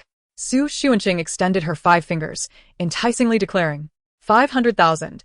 I am willing to invest 500,000, granting you full rights to your work. My investment is in you as a person, and all I require is a notification of the process." She was acutely aware that 500,000 was hardly sufficient, likely insufficient even for the initial preparations. However, it was evident that Josh did not comprehend these intricacies. Upon hearing the sudden escalation of the monetary offer and the ownership of his creation, he felt an intense stir of desire. Yet, he wavered for only a moment before resolutely declining. Thank you very much for your appreciation, Xu. However, having made a promise, I cannot retract it. If I write further scripts in the future, I hope we can collaborate again. Xunqing felt a twinge of disappointment. Yet she deeply admired Josh's sincerity, prompting her to refrain from pressing the matter further. She gestured towards the small cake before them, smiling. All right. Let us simply enjoy this meal. I wish your script great success, and should you have any promising works in the future, do not hesitate to reach out to me. Josh exhaled in relief, gratefully taking down Xunqing's contact information. Just as they each took a bite, Josh's phone rang. He glanced apologetically at Xunqing before rising to answer the call at the door. Xunqing absent-mindedly scooped at the small cake on her plate, her ears perked up, eavesdropping on the conversation outside. At first, Josh's voice was barely audible, but soon it grew louder. What? This is not what we agreed upon. It is inappropriate. Xunqing listened intently for a while, but could only capture fragmented phrases, ultimately conceding defeat. Before long, Josh returned to his seat, his face ashen. Xunqing cast a sidelong glance at him, having no intention of breaking the silence, yet Josh spoke up. Xu, Tianyu Media just contacted me unexpectedly, stating that my script failed the second round of reviews, and the collaboration has been cancelled. His tone was laden with hurt. This maneuver by Tianyu felt like a direct assault on his righteous spirit. Maintaining an impassive demeanor while consuming her cake, Xunqing replied in a nonchalant tone. Oh, Is that so? Internally, however, she was screaming with exhilaration, having run a mental marathon of joy. How splendid! It's a company lacking vision. We are saved. Thank you. Heavens, for this opportunity. I shall seize it with both hands. The young lad is still too naive, though he is in his senior year. He remains an innocent student, unaware of the world's harsh realities. Meanwhile, standing in the office of Tianyu's president, Jean Chao gently sipped his tea. Nodding slightly at the person across from him. Pleasure doing business with you. Josh felt a wave of awkwardness wash over him, unsure of how to position his limbs. He had just firmly rejected an offer, and now he found himself needing to express a desire for investment once more, feeling somewhat embarrassed. Yet, he realized he had to choose between pride and financial necessity. Recalling his family's predicament, his father in debt, his mother unwell, his sister studying, and his own ineptitude, he set aside his pride and, gritting his teeth, inquired, Xu, may I ask if your proposed investment still stands? All terms are negotiable. Absolutely. The terms remain unchanged. Let us sign the contract now. To his surprise, Xunqing was remarkably forthright, producing a contract she had prepared in advance and sliding it toward him. Do you have any friends-in-law? Have them review the contract to ensure there are no issues. I would not want you to feel I have deceived you post-signature. Josh was genuinely taken aback by Xunqing's decisiveness, having anticipated a more protracted process. He hastily took the document and began perusing it. As he read, he felt a surge of gratitude. Although he was not well versed in intricate legal clauses, it was evident to any discerning eye that the contract was extraordinarily favorable to him, safeguarding his creative freedom. As a soon-to-be graduate, who does not harbor dreams for the future, upon completing his review, he promptly produced a pen, declaring no need. I can sign it right now. With that, he affixed his name to both copies of the contract. His gaze towards Xunqing brimming with hope and fervor for the future. Xunqing shook her head, recognizing the impulsiveness and passion of youth. Luckily, being a good person herself, she had no intention of exploiting Josh. Otherwise, it would have been a disaster. She collected the contract before her. Assuming her role as the employer, each of us shall retain a copy of the contract. If you discover any issues upon review, feel free to reach out to me. The funds will be transferred to your account this afternoon. Resolve your family matters swiftly, and prepare to commence work. Josh's respect for Xunqing gradually grew as he attentively absorbed her subsequent arrangements, nodding in agreement. Although this is your debut work, my expectations are high. We must compete with others in the same time frame and secure victory. Xunqing chose not to directly mention Lin Yuanyuan's project, not wanting to create any discomfort for the young man regarding his classmates. She emphasized, however, that money must yield results. Should additional funds be necessary, they could be requested. But mediocrity was unacceptable. Seeing Xunqing's earnest dedication to his work moved Josh deeply, prompting him to silently vow to achieve results worthy of her faith. Yet, he was no fool. He understood that the so-called contemporaries were likely his classmates. Nevertheless, he felt unperturbed. Xunqing continued discussing script ideas and casting concepts with Josh. unexpectedly discovering that their thoughts aligned in numerous aspects, confirming him as a worthy collaborator. Josh, inspired, assured her that he would promptly attend to his family matters and soon immerse himself in the project, refining the film's details and officially embarking on the endeavor. Xunqing observed the vibrant young man envisioning the future, her heart brimming with aspirations for financial success. They engaged in a delightful exchange, devising uncomplicated preemptive solutions for the challenges they could foresee. Josh is truly remarkable, with innovative ideas and a strong capacity to absorb feedback. He incorporates my suggestions seamlessly. If we launch in the summer of next year, I should be able to bid farewell to this high society life, quietly retreating to earn my keep, hee. Indeed. One must rely on oneself. My recent indulgences alongside Chao nearly rendered me unproductive. Xunqing felt a warm glow within, realizing that the right work could indeed bring joy. She was thoroughly pleased with the outcome of her outing, while Lin Yuanyuan's fantasy drama remained her primary objective. She believed this suspenseful project with Josh held far greater potential than the other two. She even began to confidently muse that the previous success of the fantasy genre might have been due to her lack of investment in suspense. After leaving the cake shop, the two parted ways. Josh, invigorated by their discussion, resolved to return home to elaborate on details, drafting a timeline and project proposal. Meanwhile, Xunqing climbed into her familiar vehicle. However, instead of instructing the driver to head back immediately, she rubbed her temples, muttering to herself, why does it feel like I'm forgetting something? After pondering for a while without clarity, she decided to let it go, reminding herself that her objectives for the day had been accomplished. Just as the car was about to pull away, a frantic knock echoed against the window. Xunqing rolled down the car window and was greeted by the sight of a breathless young woman standing outside, clearly having just sprinted over, struggling to articulate a complete sentence. However, words were unnecessary. Xunqing's system had already begun to relay information in her mind, detected a lovesick individual named Rinchichi, with a danger level of 4. Would you like to retrieve the romantic details now and commence the rescue mission? Upon hearing this name, Xunqing couldn't help but exclaim in astonishment. How could she have forgotten something so crucial? Last night, she had shortlisted 3 scripts, and apart from the 2 she had just discussed, there was a passionate campus drama directed by none other than Rinchichi. Heavens above! Could it be that I am the chosen heroine of this world? I encountered Joshua but was intercepted, and now, having forgotten about Rinchichi, she has come seeking me. It appears that my fate in the entertainment industry is destined to be one of great abundance. Moreover, this industry is fraught with complexities and scandals, tailor-made for me to thrive and profit, one job yielding 2 incomes. What bliss! As Xunqing indulged in her daydreams, she did not forget to address the person outside. Is there something you need? Would you like to get in and discuss? Yes. Rinchichi finally caught her breath, but felt it was somewhat impolite, so she opened the car door and introduced herself. Hello, I am Rinchichi, a recent graduate from the directing department of the Drama Academy. I would like to recommend a script I have written. Xunqing nodded, gesturing for her to take a seat. Once inside, Rinchichi glanced at the driver and bodyguard in the front seat, her voice dropping to a whisper. Sister Qing, could you ask the gentleman in the front to step out for a moment? I have something I wish to discuss with you privately. Xunqing's demeanor shifted to one of caution as she regarded the driver and bodyguard. Why do you call me Sister Qing? I only invited you into the car. I haven't disclosed any personal information. A flicker of panic crossed Rinchichi's eyes as she quickly clarified, I'm Lin Yuanyuan's roommate. I heard someone was coming to speak with her about investment, so I inquired about your name and chased after you. Xunqing believed her words, yet she remained wary of this stranger. After all, she had only recently been resurrected and had experienced targeting and kidnapping, witnessing violence firsthand.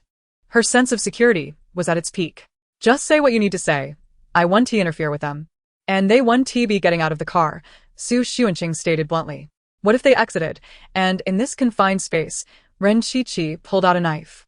How would she defend herself? Rinchichi, surprised by Xunqing's caution, bit her lip but pressed on.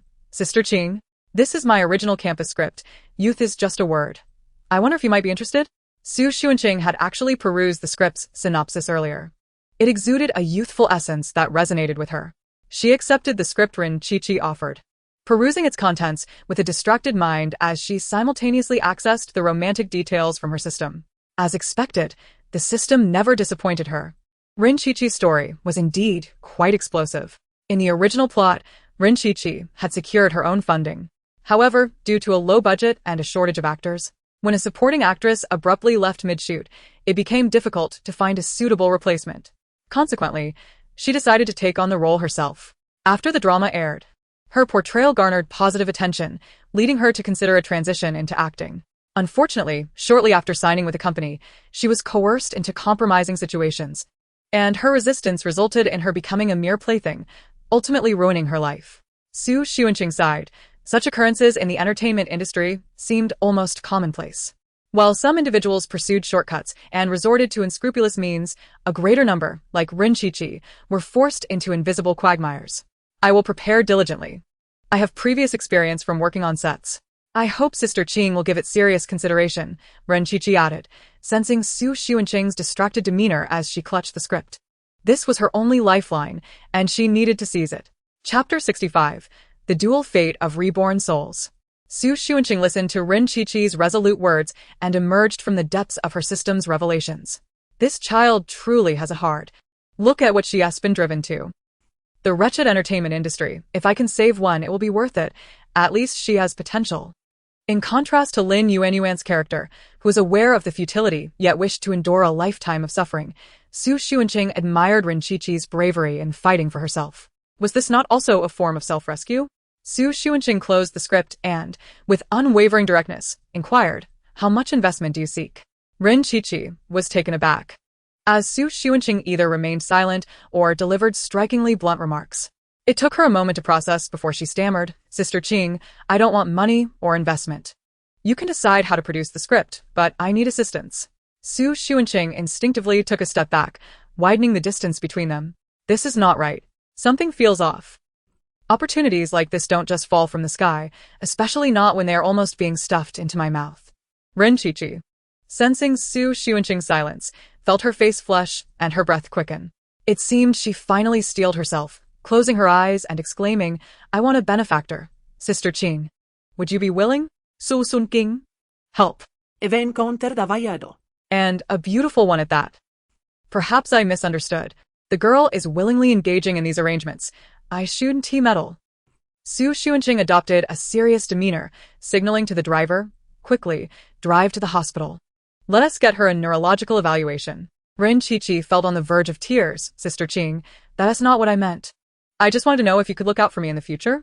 I have some secrets I can't share." Xu Xuanqing was perplexed. Given Rin Qiqi's age and her moderately well-off family background, what kind of overwhelming secret could she possibly harbor? Moreover, if it were truly a secret that couldn't be disclosed, how could she dare to offer help? What if it involved hiding a body after committing murder? Just then, she realized that her understanding of Rin Qiqi's romantic details was far from complete. There were still several pages of revelations to uncover. Xu Xuanqing hurriedly glanced through, only to discover that Rin Qiqi was not just entangled in one scandal but was, in fact, a rare double-edged fate. Besides being coerced, Rin Qiqi was also one of the future experimental subjects of Jin Beiming. Jin Beiming was notorious for employing such methods, personally taking charge or grooming certain men to use love as bait to lure naive girls into a nightmarish experiment. Rin Qiqi, believing the gentle reassurances offered at a drinking party were a lifeline, had unknowingly stepped deeper into the mire. Xu Xuanqing began to empathize with Rin Qiqi's forthcoming tribulations. Wait. Forthcoming? Why was she so agitated and eager for protection now? Xu Xuanqing was convinced that Rin Qiqi must indeed harbor secrets that were better left unspoken. Determined to uncover the truth, she addressed the bodyguard and driver, "You two step out of the car. Allow me to speak with her privately for a moment." The bodyguard immediately expressed his refusal, saying, "Miss Xu, it's not possible. Our orders are to ensure your safety." However, Xu Xuanqing was eager to uncover the truth, suggesting, "What if you stand by the car while I keep the window and door closed? Would that be acceptable?" Rin Qiqi nodded vigorously, her eyes pleading. The bodyguard and driver exchanged glances and reluctantly agreed, each stationed on either side of the vehicle. Xu Xuanqing turned to Rin Qiqi, her gaze filled with curiosity. "Now can we speak? What secrets do you harbor?" Rin Qiqi clenched her fists, seemingly summoning all her strength as she lowered her voice. "I may encounter some difficulties in the future, all within the scope of Sister Qing's capabilities. When the time comes, Sister Qing can lend me a hand." Xu Xuanqing recognized her caution and understood her reasoning. Yet, from her own perspective, as the chosen protector, she felt entitled to know what troubles might arise. After all, who would bear the burden of another's uncertainties based solely on vague insinuations? Xu Xuanqing joked, "Are you starting to predict the future? What if you plan to rob a bank? Would you expect me to clean up the mess? I cannot agree to such ambiguous terms." At her words, Ren Qiqi lowered her head, caught in a dilemma. With graduation approaching, she did not intend to abandon her aspirations in the entertainment industry. However, contemplating the potential for a painful existence once more, she resolved to seize the opportunity and take a gamble.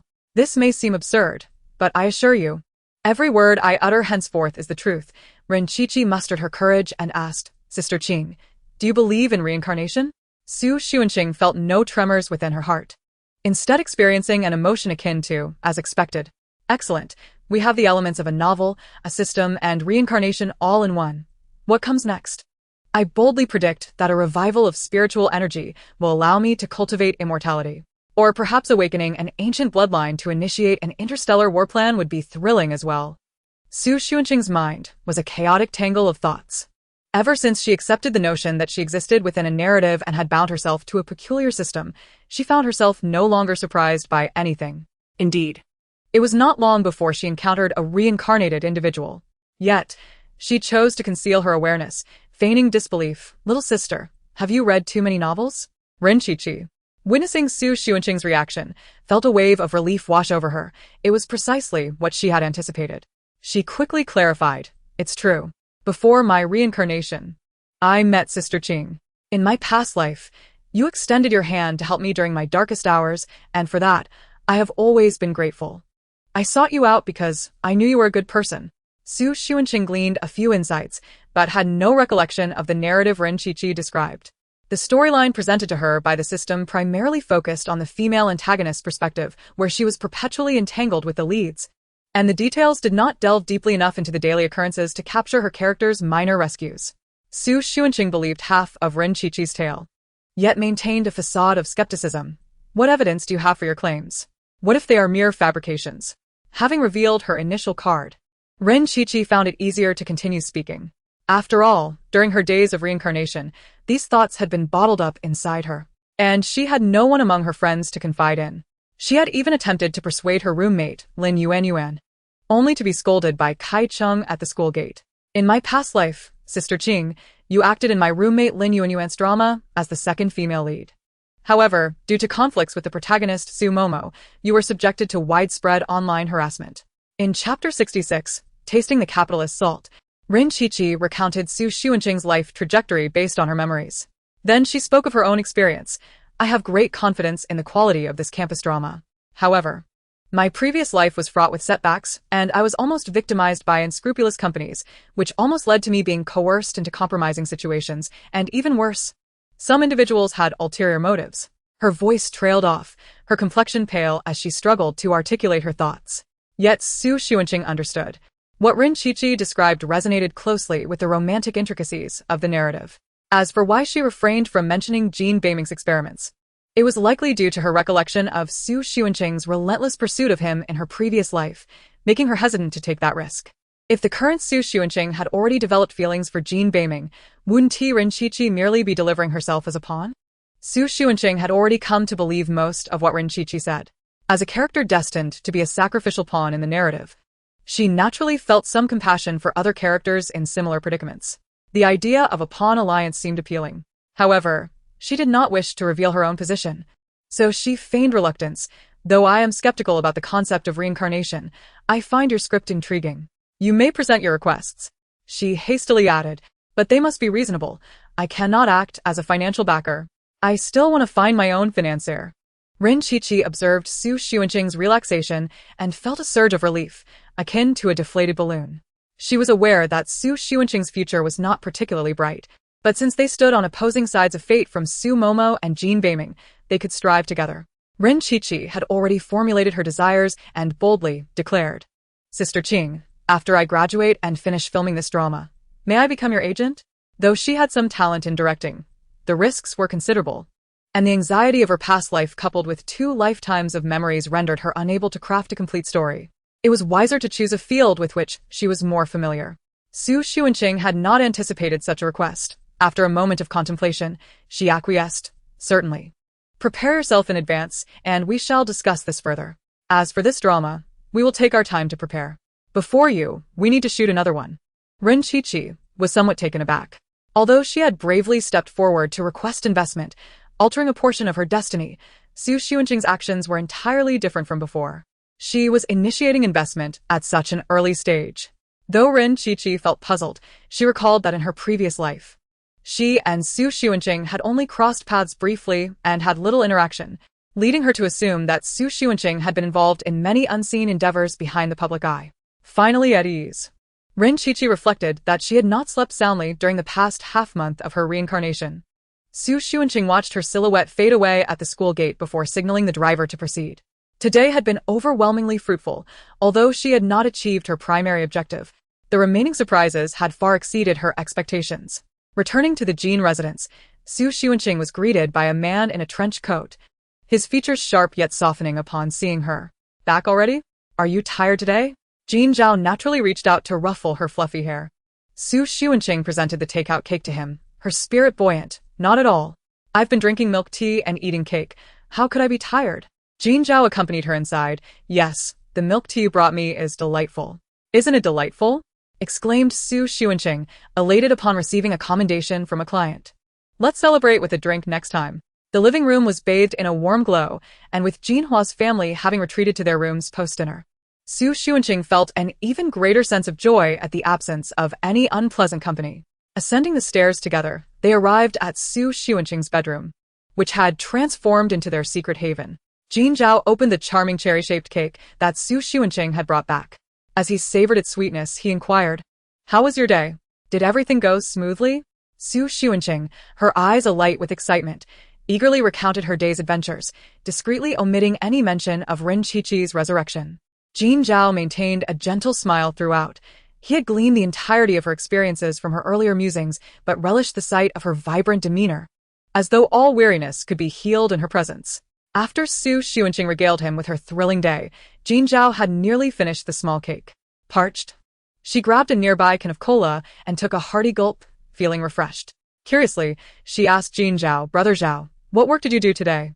If it's inconvenient, feel free to skip it, I understand." Jin Zhao regarded her, his tone unassuming. "Oh, it was nothing much, just the acquisition of an entertainment company." Su Xuanqing's mind raced. Did I just imagine that? Surely, it was just a figment of my imagination. How could Brother Zhao, a corporate magnate, casually declare such a daunting feat?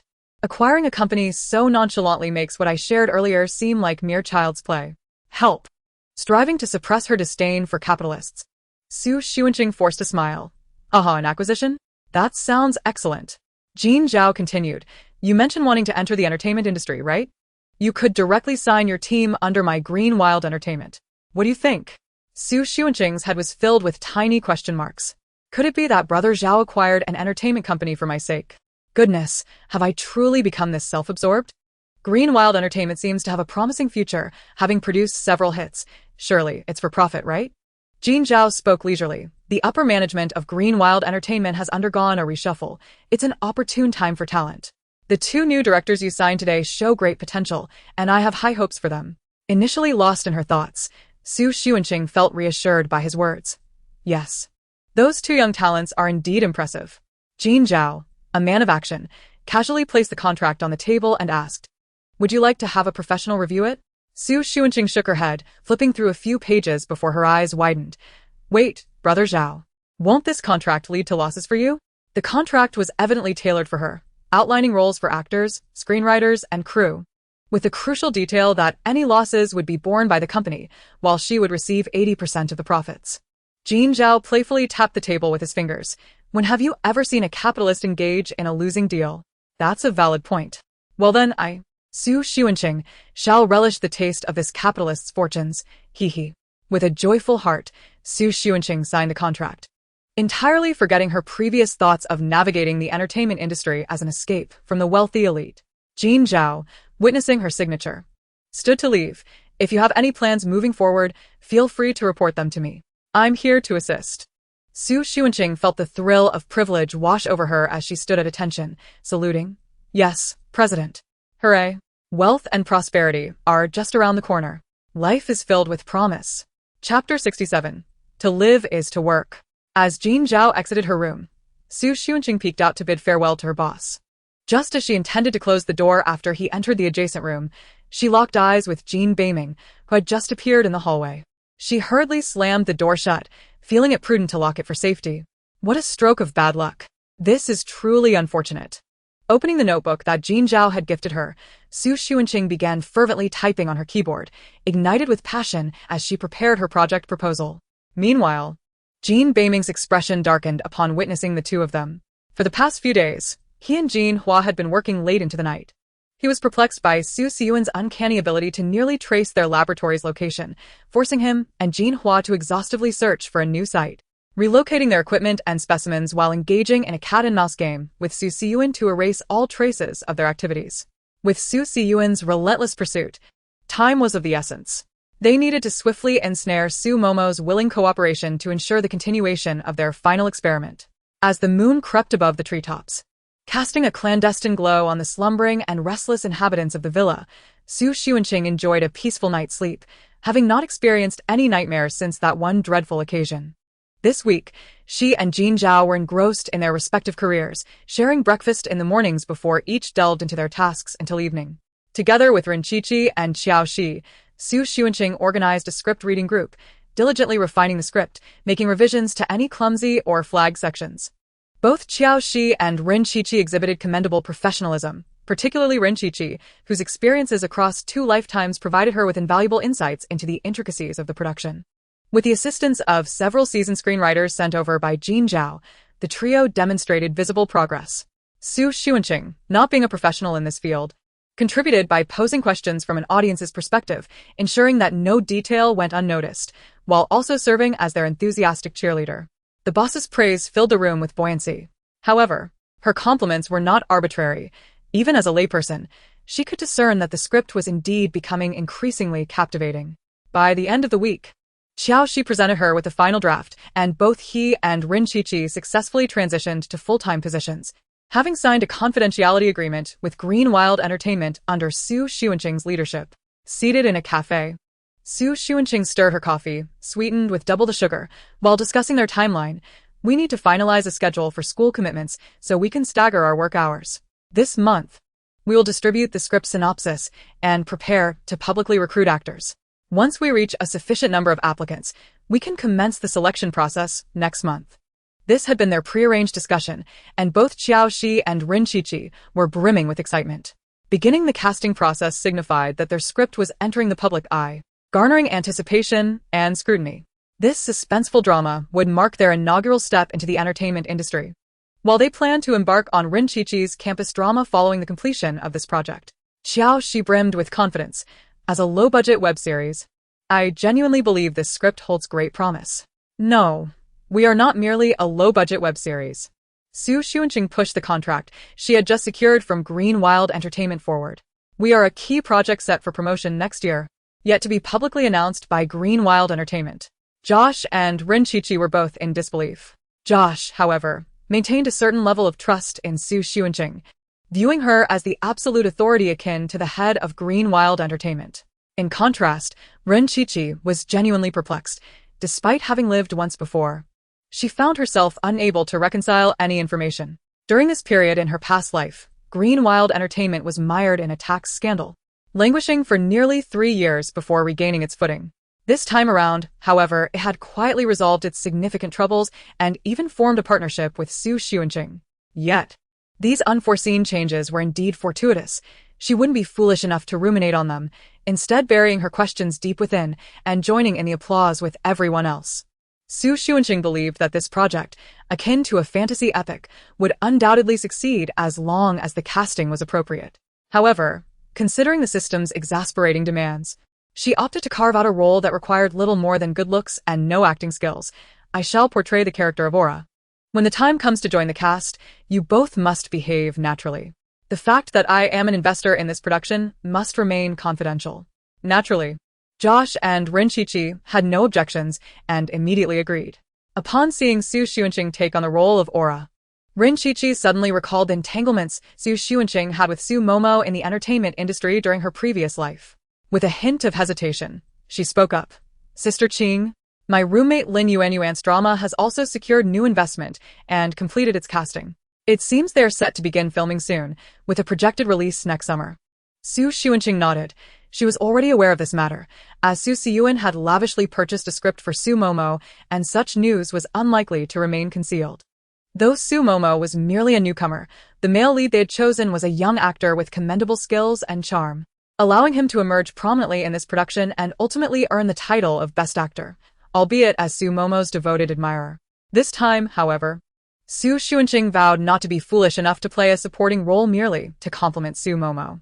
She intended to become a formidable force, a driving power behind the project she invested in, ensuring its triumph over others, thus reaping both fame and fortune. What if Su Momo's rise to prominence based on her looks?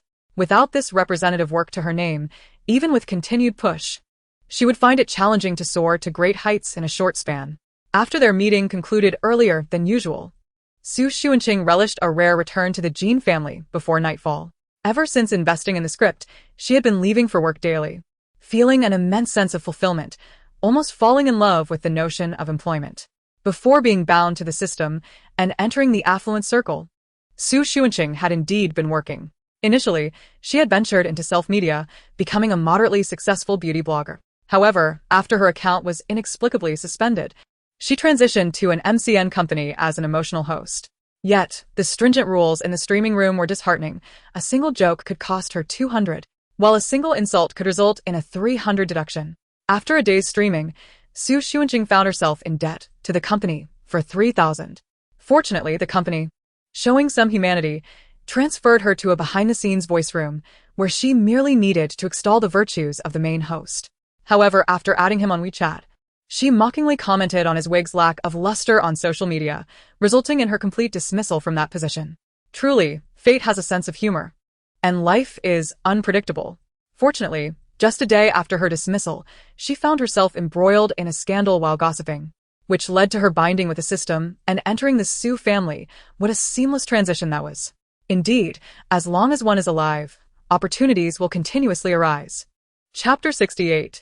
The Perfect Gown. Mastered.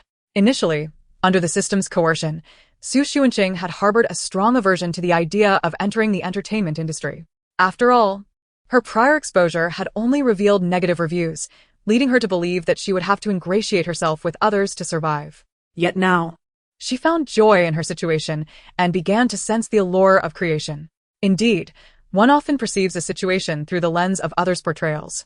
In the narrative, my struggles in the industry primarily stemmed from encountering Su Momo at the outset. This time, I am well prepared. Perhaps it is time to surprise Su Momo. Su Xuanqing was already beginning to look forward to her new life in the entertainment industry, even if it included the shadows of some unpleasant individuals. Of course, this newfound happiness was largely due to Jin Zhao, who had crafted an environment for her that required no concern over past affairs. Thus, it is essential to align oneself with the right allies. Each day spent with Brother Zhao replenishes my energy. Feeling delighted and grateful towards the super-capitalist Jin Zhao, Su Xuanqing completed her evening routine and settled on the carpet to peruse the latest entertainment news. Before long, the distinctive knock of Jin Zhao echoed outside the door. Su Xuanqing set her phone down, realizing she shouldn't overthink matters. It seemed as though he possessed an uncanny ability to appear whenever she thought of him. Jin Zhao entered, pushing a clothing rack, and upon opening the door, he turned to her, saying, "Come and try on the gown you'll wear tomorrow. You've been quite busy these past few days, so we had to wait until now." Su Xuanqing stood by the door, watching him bring in the gown, still somewhat taken aback. "Why are you suddenly preparing a gown for me? Is there an important event tomorrow?" "Surely. I'm not expected to walk the red carpet before officially entering the industry. I'm not prepared for that." "Indeed," Jin Zhao replied, settling onto the nearby sofa with a smile. "Did you forget what tomorrow is? It's our engagement day, and the Su family seems to place great importance on it. Expect many guests, so it's only fitting for my fiancée to look her best." Shocked? Young maiden unexpectedly engaged. What secrets lie beneath? Isn't time passing too swiftly? No. I haven't had enough fun yet. Does this engagement mean I'll be returning to the Su family? It's been ages since I last saw those unfortunate souls. I wonder if they are still alive. Strangely enough, I do miss them a bit. Despite her inner turmoil and sarcastic thoughts, Su Xuanqing didn't forget to flatter her boss. Her face lit up with surprise and feigned joy. Oh my, really? So we're getting engaged tomorrow? I've been looking forward to it. The gown you've prepared for me is absolutely stunning. I adore it. In recent days, she had been testing the waters at the fringes of the entertainment circle, studying numerous promising scripts and acting classes, confident that her acting skills had improved tremendously. Jin Zhao, observing her performance, found it utterly unwatchable. However, he remained unperturbed and simply urged her, "I'll wait here for you. Go try it on." Su Xuanqing hurriedly slipped into the fitting room with her gown, finally taking a moment to appreciate its design. The silver-white fabric shimmered across her shoulders and waist, and upon closer inspection, it was composed of tiny diamonds, refracting light in a dazzling display. The lower portion featured a delicate white tulle overlay atop a fringed hem, creating an ethereal effect. The gown was adorned with lifelike crystal butterflies, each meticulously crafted from flawless diamonds, appearing as though they might take flight at any moment. Su Xuanqing felt that this formal dress resembled a wedding gown. Albeit lacking its grandeur, it allowed for graceful movement, exuding an ethereal beauty. Her fingertips glided down the fabric, and she found herself utterly enamored. However, when she began to don the dress, her spirits plummeted. Alas, I've been indulging in milk tea and hot pot with university students daily. While my youth has indeed returned, so has my little belly. Indeed, the foremost requirement for aspiring actresses is to shed weight. How lamentable that I did not comprehend this sooner. Breathe in, breathe out. Su Xuanqing, you can do it. You are magnificent. This petite gown, you've got this. With a determined effort to pull in her stomach, she miraculously managed to zip up the dress. Yet, judging by her strained appearance, it was evident that she would forego late-night snacks and perhaps even breakfast the following day. Su Xuanqing felt a wave of despair wash over her, but considering how splendidly she looked in the dress, she resolved to maintain her composure and stepped out with renewed vigor. Outside, Jin Zhao was ready, but was nonetheless taken aback by Su Xuanqing's beauty. Her eyes sparkled with an enchanting light, and the shimmering white fabric enveloped her like a celestial being descended to earth to bestow blessings upon humanity. Noticing Jin Zhao's silence, Su Xuanqing tugged at the delicate waist of the gown, feeling somewhat exasperated. Is it unflattering? Had I known the engagement would come so swiftly, I should have managed my weight better. It's beautiful, Jin Zhao replied, having stood up at some point to gently arrange her hair, his fingers brushing against her soft skin, igniting a tantalizing warmth. Su Xuanqing felt a shiver run down her spine, as if struck by an electric current. I haven't done anything. Could I truly be jolted by the system? One often stumbles in familiar territory. Why am I perpetually ensnared by the same allure? She shook her hair, attempting to dismiss his touch, and voiced her concerns. But I suspect Su Momo will also wear a white gown. We won't end up in a fashion clash, will we? After all, she is the chosen heroine. White for me signifies despair, while for her, it symbolizes pure fortune. Perhaps I should refrain from serving as her benchmark. Su Xuanqing's worries were unfounded, yet Jin Zhao's demeanor remained resolute. No need to fret, you shall not encounter anyone in the same dress. This gown was a creation inspired by the first time Jin Zhao laid eyes on Su Xuanqing, sketched during a restless night. On that day, she resembled a butterfly poised to take flight, unable to conceal her brilliance. After their engagement was confirmed, he recalled the sketch, refining the details before sending it, along with her photographs, to a long-reclusive artisan who hurriedly crafted the singular piece. His gaze fixed on Su Xuanqing, unwavering. Your temperament is perfectly suited for it. You look absolutely stunning. This was the second time Su Xuanqing had heard Jin Zhao mention her temperament, prompting her curiosity. What kind of temperament do I possess? Last time you said I suited a forest green gown, which feels entirely different from this one. Chapter 69, The True Jester. Jin Zhao held an answer in his heart but chose to keep it veiled, merely smiling at Su Xuanqing. Why can't you just speak plainly? Why this incessant electric gaze? Or is this merely a pretext, a lack of eloquence necessitating the mention of temperament? Su Xuanqing's mind wandered. Feeling somewhat uncomfortable under Jin Zhao's intense stare, she diverted her attention to the dress, realizing that it indeed conformed to her form. After a while, she became accustomed to the sensation, no longer feeling constricted. It fit her perfectly, and she anticipated looking even more exquisite the following day. Jin Zhao's gaze shifted from profound contemplation to one of admiration. Feeling satisfied, Su Xuanqing returned to the dressing room to remove the gown. The dress, when worn, was far more enchanting than simply hanging on a rack. It possessed a remarkable dimensionality. Jin Zhao leaned against the doorframe, stifling the urge to ruffle her hair as she emerged in her charming pajamas. He spoke softly, "Get some rest, good night, see you tomorrow." Su Xuanqing waved at him habitually, bidding him good night. Their nightly exchanges of good night had become a cherished ritual. In preparation for the momentous occasion, Su Xuanqing devoted the evening to her skincare routine, even applying a face mask before finally climbing into bed. That night, countless individuals found themselves restless. The Su and Jin families had discreetly circulated news of the impending engagement, making waves within elite circles, and invitations were sent out far and wide.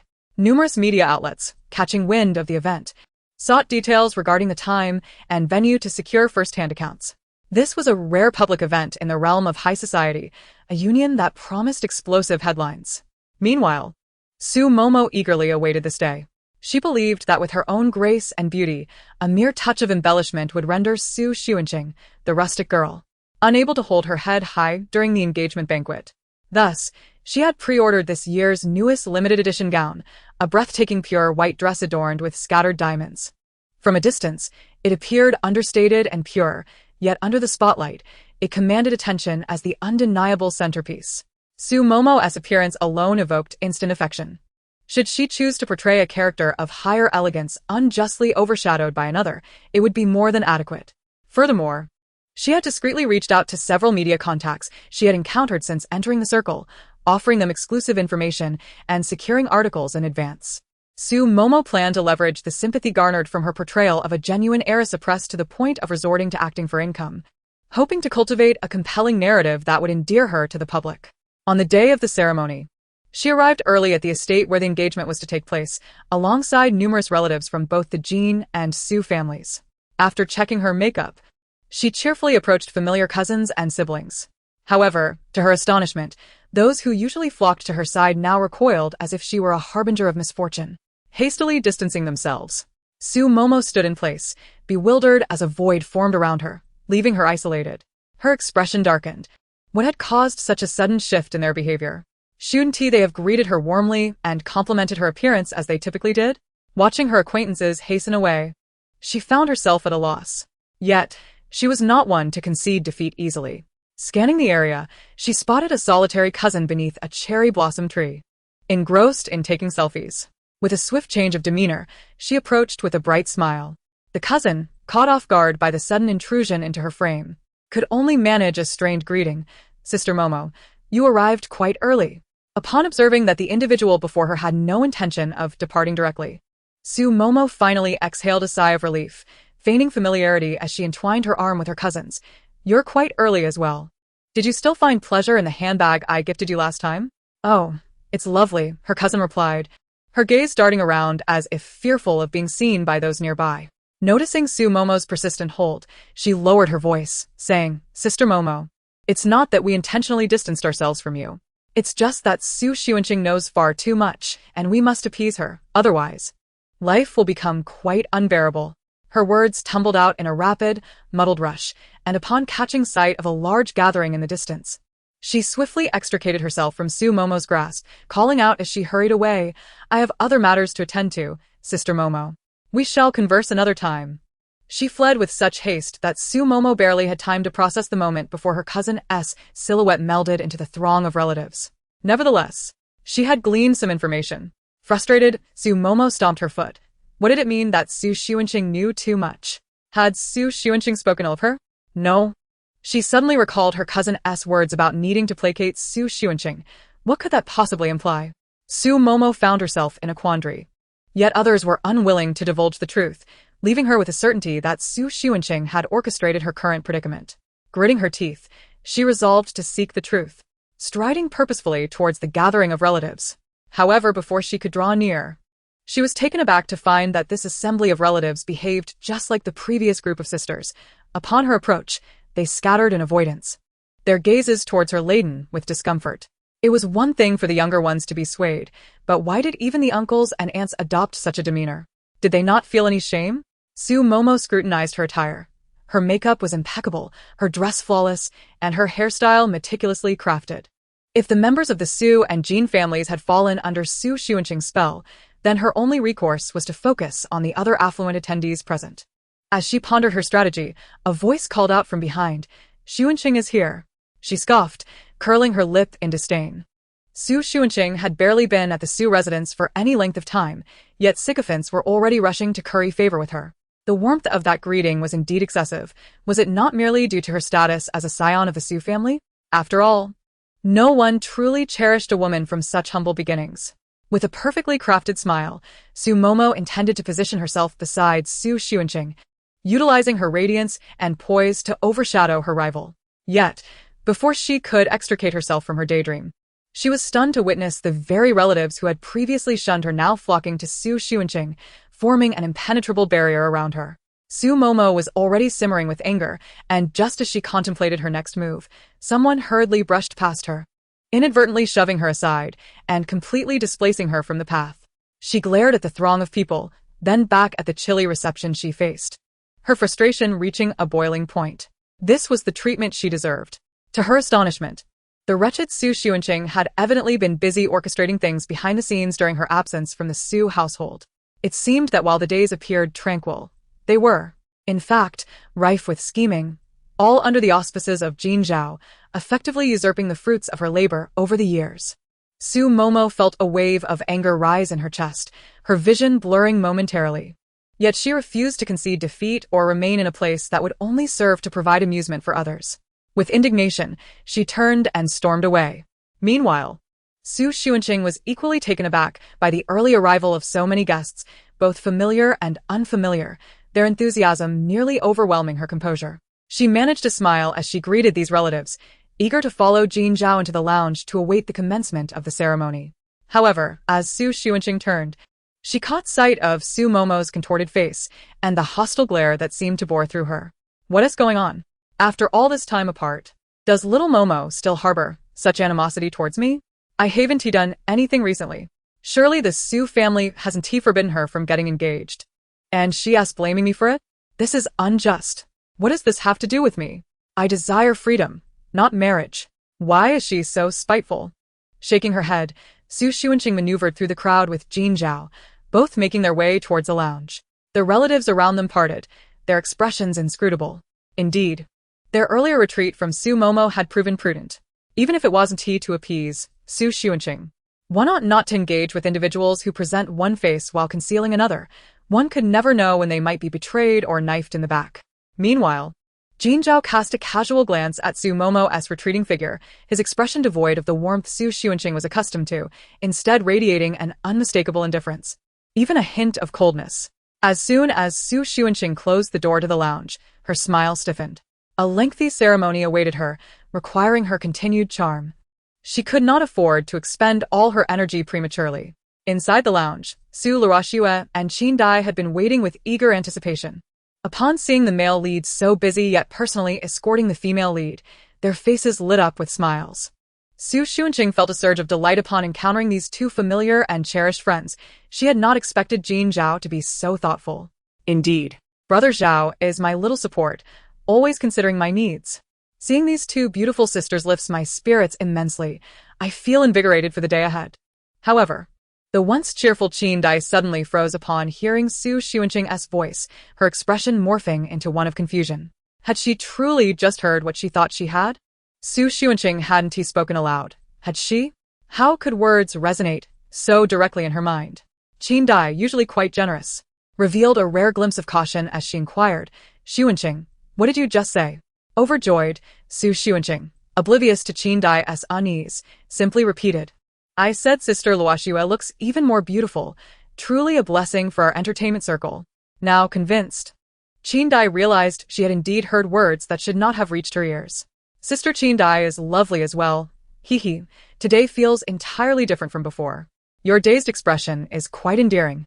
Qin Dai was genuinely watching Su Xuanqing as she drank, her lips sealed. Could it be that these words were nothing more than her inner thoughts? Seeking confirmation, she glanced at Jin Zhao, only to find him feigning ignorance, his expression inscrutable. In contrast, Su Luoshue's smile appeared authentic, as if she had caught the essence of Su Xuanqing's inner exclamations and praises. Qin Dai recalled that during her last encounter with Su Xuanqing, everything had seemed perfectly normal. She had never before heard such inner musings from her. While the reason remained a mystery, one thing was certain. The exuberant Su Xuanqing was entirely unaware that her innermost thoughts were audible to those around her. Noticing the three women standing there like statues, their expressions somewhat peculiar, Su Xuanqing felt a twinge of curiosity and asked, "Sisters, what is the matter? Is there something awry? Why so suddenly serious? I hope you haven't noticed my little belly. It is often said that one must forego breakfast. Yet Brother Chow insists on tempting me with soup dumplings. Well, it seems I have brought this upon myself. Never mind, I shall bow to my sisters first. They are so beautiful, and it would be a grave error to cause them to frown." In her heart, Su Xuanqing felt like a humble servant, rising to adjust the hem of her skirt. Su Luoshue, believing she was genuinely about to bow, quickly stepped forward to support her, chiding, "Today, you are the protagonist. So sit properly and refrain from entertaining any unnecessary thoughts." Su Xuanqing tilted her head slightly. Huh? "I am not thinking of anything at all. Clearly, it is you who gazes at me with such peculiar eyes." Yet she refrained from saying it outright, instead smiling sweetly. "All right, I shall heed my sisters." She bore the demeanor of someone possessed by Jia Baoyu.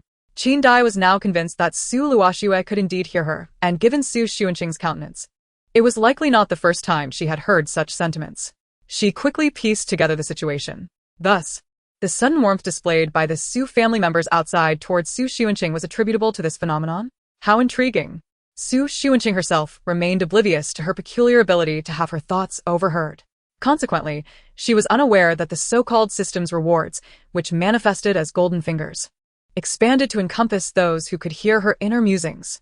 Initially, only a few members of the Su family could hear her, but it evolved to include all relatives connected to the Su family at level 2, and now, at level 3, it extended to the entire affluent circle. Her golden finger had indeed broadened, which could be considered advantageous for Su Xuanqing, as it entailed sacrificing her private thoughts for the benefit of the world. The system believed that even if Su Xuanqing eventually discovered this and questioned it, it possessed justifiable reasoning. Naturally, Su Momo was not considered part of the elite circle. Hence, she was excluded from this phenomenon. What is our agenda for later? Should we align our plans in advance? Su Xuanqing felt somewhat apprehensive about such grand occasions. The last recognition ceremony was a disaster. This engagement must not meet the same fate. After all, with so many people present, they could potentially become resources for my foray into the entertainment industry. I mustn't offend anyone. I cannot afford to. Jean Chao, overhearing her apprehensions, gently seated her on a specially prepared small sofa, assuring her, "There is no set agenda. When the time arrives, the senior sister and Miss Su will escort you out. Just follow their lead, and leave the rest to me." Chapter 71. Magic defeats magic. Su Xuanqing always felt reassured by Jean Chao's arrangements, and upon hearing this, she quickly relaxed. With Brother Chow here, everything will proceed smoothly and no unexpected incidents will arise. Of course, unless I am considered an unexpected incident. Jean Chao's phone incessantly buzzed. In preparation for today's ceremony, he had also contributed to designing segments suitable for Su Xuanqing and had invited numerous guests to witness the occasion. Consequently, he still needed to personally oversee several final details. Observing his busyness, Su Xuanqing promptly said, "Brother Chow, if you have matters to attend to, please go ahead. I shall remain here with my sisters." "It is no trouble at all. If Brother Chow doesn't leave, how can I cozy up to my sisters? After all, once the ceremony concludes, I shall publicly be someone else's fiancé, and I must maintain a semblance of Brother Chow's dignity when interacting with them. Oh. I wish to savor my last moments of bliss." Su Xuanqing feigned sincerity while inwardly lamenting her reluctance to confront reality. Jean Chao indeed had pressing matters to attend to, which was why he had arranged for 2 individuals to accompany her, to prevent any unwarranted provocations. Although it was quite difficult to bully Su Xuanqing in any case. "I shall take my leave now. See you shortly," Jean Chao stated. Su Xuanqing waved goodbye with a smile, reluctantly withdrawing her gaze only after he had departed. Su Luoshue, relieved by Jean Chao's exit, let out a small sigh of relief. His reputation was quite formidable, and his presence was undeniably imposing. She had only seen him in high-end venues before, always exuding an icy demeanor.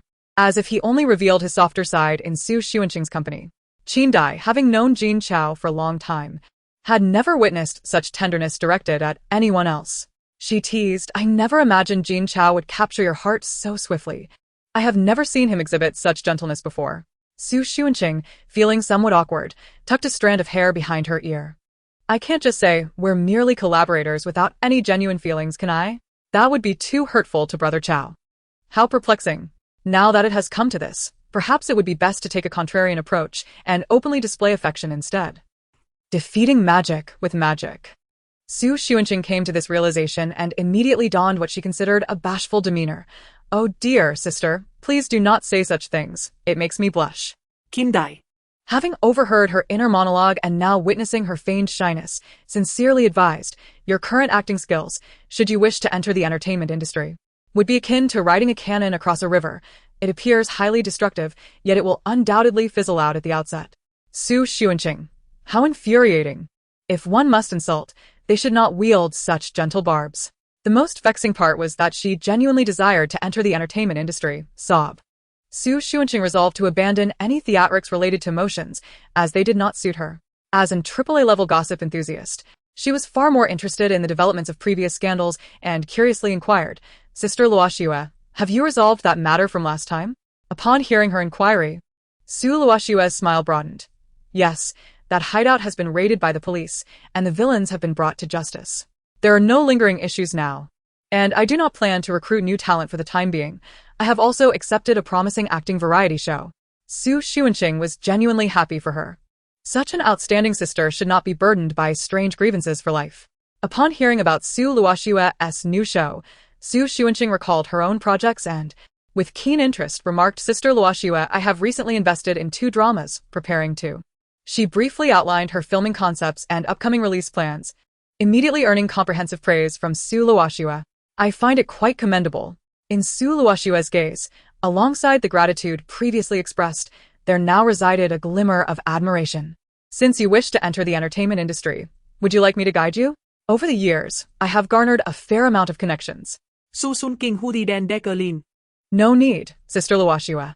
I am just getting started and don't require a star of your caliber for promotion yet. I'll familiarize myself with the rules of the game first, and when I have more mature scripts, I will invite you to star. Alright, but if you need anything, do be sure to let me know." Su Luoxue would not pressure Su Xuanqing to accept her goodwill. Striving for success through one's own efforts was, of course, commendable. Nevertheless, she would keep a close watch on Su Xuanqing's works, looking out for her adorable younger sister from behind the scenes. How delightful. I knew following Sister Ingho would not lead me astray.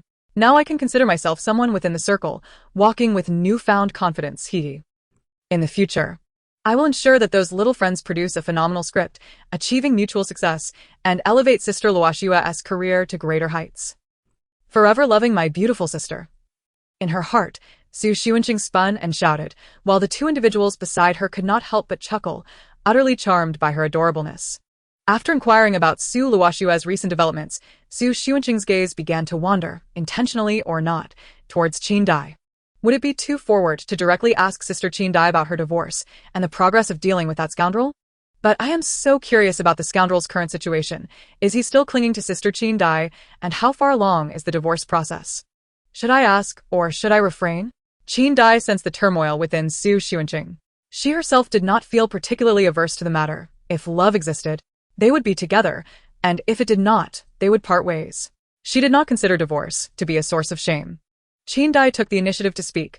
"I have recently gathered all the evidence and am proceeding with the divorce process. However, the paperwork is quite complex, and the other party is not very cooperative, so progress has been somewhat sluggish. But I am not short on time, nor will I compromise." She no longer bore the name of Chu Yan.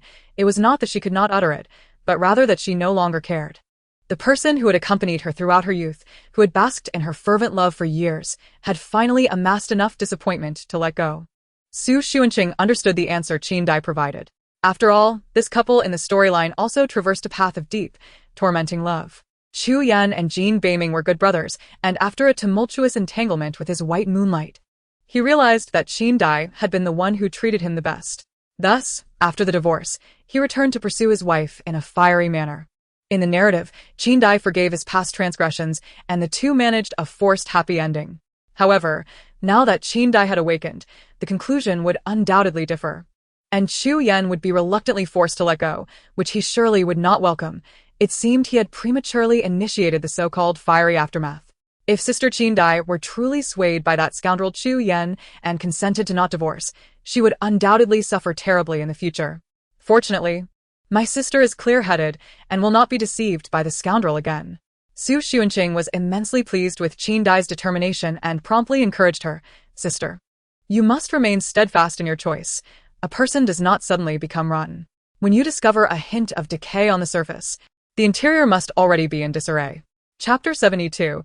To give her the best of everything within my capabilities. Qin listened intently. Her smile unwavering as she regarded Su Xunqing. She was indeed capable of both cherishing and letting go. Rest assured, I have no intention of reconciling. I find his current behavior utterly disgusting, and in the years to come, I will only feel revulsion when I think back on it. Su Xunqing felt a wave of relief. Indeed, a beautiful woman must remain independent, and the scoundrel was destined to meet his end. After exchanging their respective stories, their gazes playfully settled upon Su Xunqing. Su Luoxue, in the entertainment industry, could only yearn for love. If there were any romantic entanglements, she would undoubtedly be the first to sever them, prioritizing her career. Yet, that did not mean she was devoid of envy for others' happiness. Seeing Su Xunqing in her currently protected state, Su Luoxue could not help but exclaim, Xunqing, you've only returned to the Su family for half a month. And now you're already getting engaged. What a surprise. Su Xunqing feigned shyness and smiled. Don't say you all, I never expected it myself. How did engagement come about? I only heard that wealthy families are all about contractual marriages, and now I find myself in this situation. But if we're putting on a show, we might as well do it thoroughly. We shouldn't cause trouble for Brother Zhao. She endeavored to portray the image of being in love, beginning to weave a fanciful tale. Perhaps it was love at first sight. After all, he is extraordinarily handsome, and I am breathtakingly beautiful. We are simply too well matched. If we do not end up together, even Yama would wake in the middle of the night, lamenting his lack of effort. Qin and Su Luoxue were not fools. They could discern the underlying truth in Su Xunqing's heart. Nevertheless, even if Su Xunqing was merely acting, Jin Zhao's demeanor towards her was undeniably genuine, devoid of any semblance of pretense, evident to any discerning eye. Qin cherished Su Xunqing and hoped her seemingly aloof yet warm-hearted junior could soon find her own happiness. She gently nudged, I can see that Jin Zhao genuinely likes you. I have never witnessed him display such a tender smile in front of anyone else, not even my father. Of course, this is also because you are so endearing. Anyone who sees you cannot help but be fond of you. That may not necessarily be true. Every member of the Su family seems to want me dead. The Jin family trio has not treated me kindly either. However, Brother Zhao indeed shows me more gentleness than towards others. Perhaps it is a form of targeted assistance. Su Xunqing recalled her first encounter with Jin Zhao, when he was merely supporting Jin Beiming but appeared as a mere automaton. His face bore little expression, his speech was polite, yet an underlying coldness permeated his demeanor. He neither fawned over the elders of the Su family nor cast a glance at Su Momo, even refraining from defending Jin Beiming, serving instead as an excellent backdrop. Yet, beneath that exterior lay a truly gentle soul. Su Xunqing remembered how Jin Zhao had rescued her from captivity and offered her refuge in the Jin household. As they strolled towards a small wonton shop, encountering traffic lights, Jin Zhao instinctively shielded her. Those small gestures left ripples in her heart. That may not necessarily be the case. When Sister Qin first met me, she rejected my request for contact information. Su Xunqing momentarily lost her train of thought before hastily redirecting the conversation back to Qin Dai. Qin Dai, sitting beside her, was well aware that she was being used as a shield, and she retorted without hesitation, At that time, you were a bloody mess, chattering incessantly. Anyone would find it a headache. Whoa, I knew sister despised me. Fortunately, I have always been relentless in pursuing beautiful sisters. Ultimately, it was my persistence and charm that won her over. Hee. Su Luoxue found Su Xunqing's musings utterly adorable, covering her mouth as she stifled a laugh. But her gaze fell upon a small mark at Su Xunqing's waist, peeking out from her gown. Oh, is that the mark of Master Yunli? Leaning closer to Su Xunqing's slender waist, Su Luoxue confirmed she indeed spotted an inconspicuous cloud near the zipper, unmistakably the mark of Master Yunli. But hadn't he the master long since retreated from the public eye? The last time I walked the red carpet, I tried to pull strings to commission a gown from the master, only to be turned down. Xunqing, puzzled, inquired, "Who is Master Yunli?" She had never heard that name before, and it seemed absent from the narrative. Master Yunli is a renowned designer celebrated both domestically and internationally. Her creations are few, yet each is of collectible caliber. The pieces that circulate externally are all her own designs, meticulously hand-stitched, Su Luoxue excitedly elaborated. Qindai, following Su Luoxue's gaze, spotted the subtle pattern and confirmed. Indeed, however, Master Yunli has indeed entered a semi-retired state. It must have been Jin Zhao who sought her to create this gown. Though I wonder what price he paid. Su Luoxue exclaimed in awe. No wonder it possesses such an exquisite quality. The embroidery is so lifelike. I thought it was a new release from a brand I had yet to encounter. This is undoubtedly a one-of-a-kind piece. And it is unlikely anyone will have the opportunity to request the master to emerge again. Su Xuanqing, listening to their conversation, finally understood that Master Yunli was the very designer who had crafted the first gown by a Chinese designer to win a global fashion design competition's gold medal, a figure who had propelled Chinese fashion onto the world stage. She is a legendary figure in the realm of fashion design, now in her 70s. This year, she has finally grasped the reason behind Jin Zhao's unwavering assertion last night that he would never wear the same outfit as her. Although their union is merely a formality, he has nonetheless endeavored to provide her with the finest of everything without uttering a single word. He took her to savor the wontons that evoke childhood memories, accompanied her to meet friends and her mother, the dean, and even acquired an entertainment company when she aspired to venture into the entertainment industry. Now, he has gifted her a unique and exquisite gown that is unparalleled in the world. The tiny seed buried deep within Su Imomo's heart seems to have sprouted tender green shoots, quietly breaking through the soil, joyfully announcing its growth and existence. A warm current flows through her, nurturing the seed and infusing it with vitality. Yet it is merely a ceremonial engagement. Why is he doing this?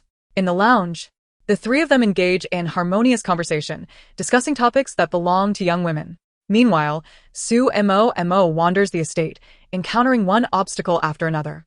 She has always been the center of attention, yet she has never felt so stifled.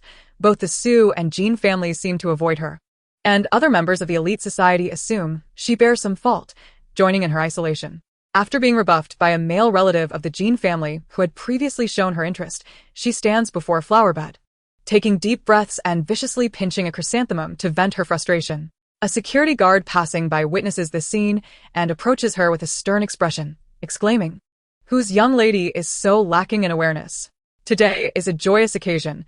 Why destroy innocent chrysanthemums?" He threatens her with a fine of 500 yuan. Su Mo is tempted to inquire where this guard comes from and whether he realizes who she is. She is the future mistress of the Jin family. Not only is this estate hers, but the Jin family will also one day belong to her. Indeed, she is not someone without a significant background. Just as she regains her composure, her pride reasserts itself as she raises her chin defiantly, proclaiming, "I am Su Mo." The guard remains expressionless. "I said, I am Su Mo." The guard frowns. "What's the matter? Can't you hear me? I am Su Mo." The guard realizes that this woman is not inclined to pay the fine. Having encountered many pretentious individuals, he prepares to grab her by the collar and toss her out of the estate. Xu Montag. Taken aback that her name alone has not deterred this insolent guard from touching the gown she has ordered for millions, screams, "Stop. Is it money you want? I'll give it to you, just don't touch me." The guard, seeing her defiance, disdainfully pulls out a QR code, muttering, "If you had said so earlier, there would have been no need for this nonsense. No wonder your family has no chrysanthemums, resorting to stealing from our garden." Fuming, Su Mo transfers 500 yuan and turns to leave the flower bed area. So, what if she is isolated? So, what if she has to start over? Su Mo has not lived in this environment for just a day. She has long seen through the coldness of the elite. Yet, she believes that when the time comes for her to reap the rewards, they will all return seeking her favor, and she will not even spare them a glance. One day, she will stand atop the pinnacle, forcing all who have humiliated her to grovel at her feet. As Su Mo indulges in her inner narrative of a triumphant comeback, she suddenly feels a tap on her back. Startled, she turns around to find a remarkably familiar face. The pent-up grievances surge forth, and tears uncontrollably stream down her cheeks. Standing before her is Xu Siche, the youngest brother of the Xu family, who has just turned 18. Xu Siche had not anticipated that a playful jest would elicit tears from his sister. As they often engaged in such playful banter, he hurriedly retrieved some tissues from his pocket, anxiously attempting to comfort her. "Sister, what's wrong? I didn't mean to scare you. I was just teasing you. Please don't cry." The more he speaks, the more distraught Xu Mo becomes, leaving him flustered and unsure of how to act. Ultimately, she says nothing and buries her face in Xu Siche's embrace, her tears flowing like an endless spring, revealing the depth of her sorrow. In truth, Xu Mo was not as devastated as she appeared. However, upon seeing Xu Siche treat her as he always did, she was suddenly reminded of the grievances she had endured in recent days. Her parents had increasingly sidelined her, relinquishing her engagement to Xunqing. Her eldest brother merely encouraged her to understand the family better and to bond with Xunqing, showing no comprehension of her pain. Her second brother, who claimed he would help her, had inexplicably vanished without a trace.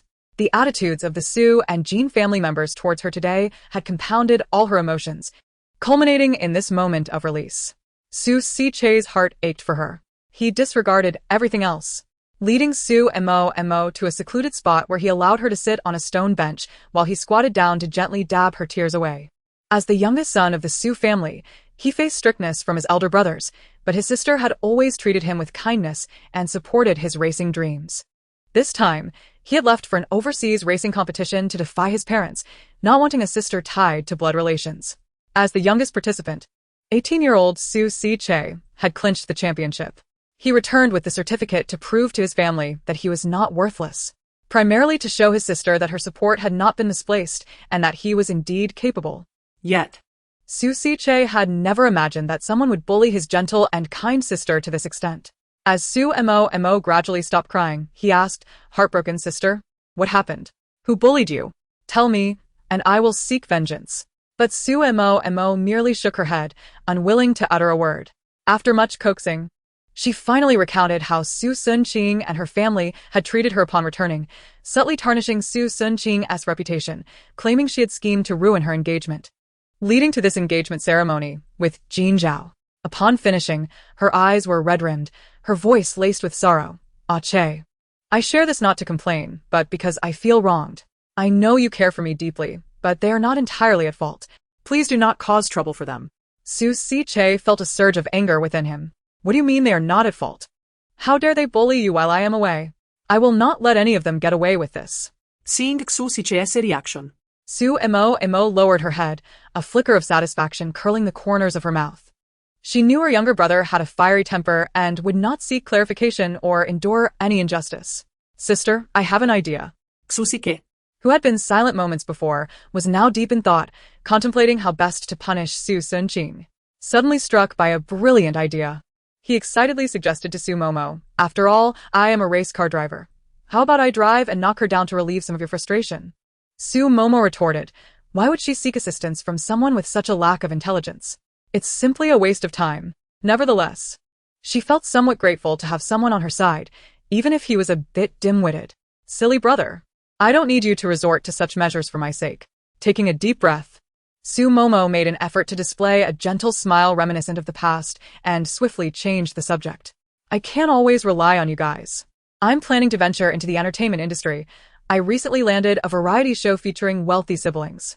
Would Ah Che be willing to accompany me?" Xu Sichao, with no other competitions on his schedule, readily agreed upon hearing her words. The two of them walked together towards the venue, and Xu Momo finally felt she was not alone. The hall was already filled with guests and media, with only 5 minutes to go before the ceremony, which was scheduled to start at 9:19 as arranged by the Jin family. Xu Xunqing was being fussed over by Qin Dai and Xu Luoxue, nervously checking her makeup and attire for any flaws. Initially anxious due to the presence of numerous celebrities and journalists, Xu Xunqing felt a wave of relaxation wash over her upon seeing the composed but tense expressions on the faces of the experienced Qin Dai and Xu Luoxue. "Let us welcome the engaged couple of the day, Jin Chao and Xu Xunqing."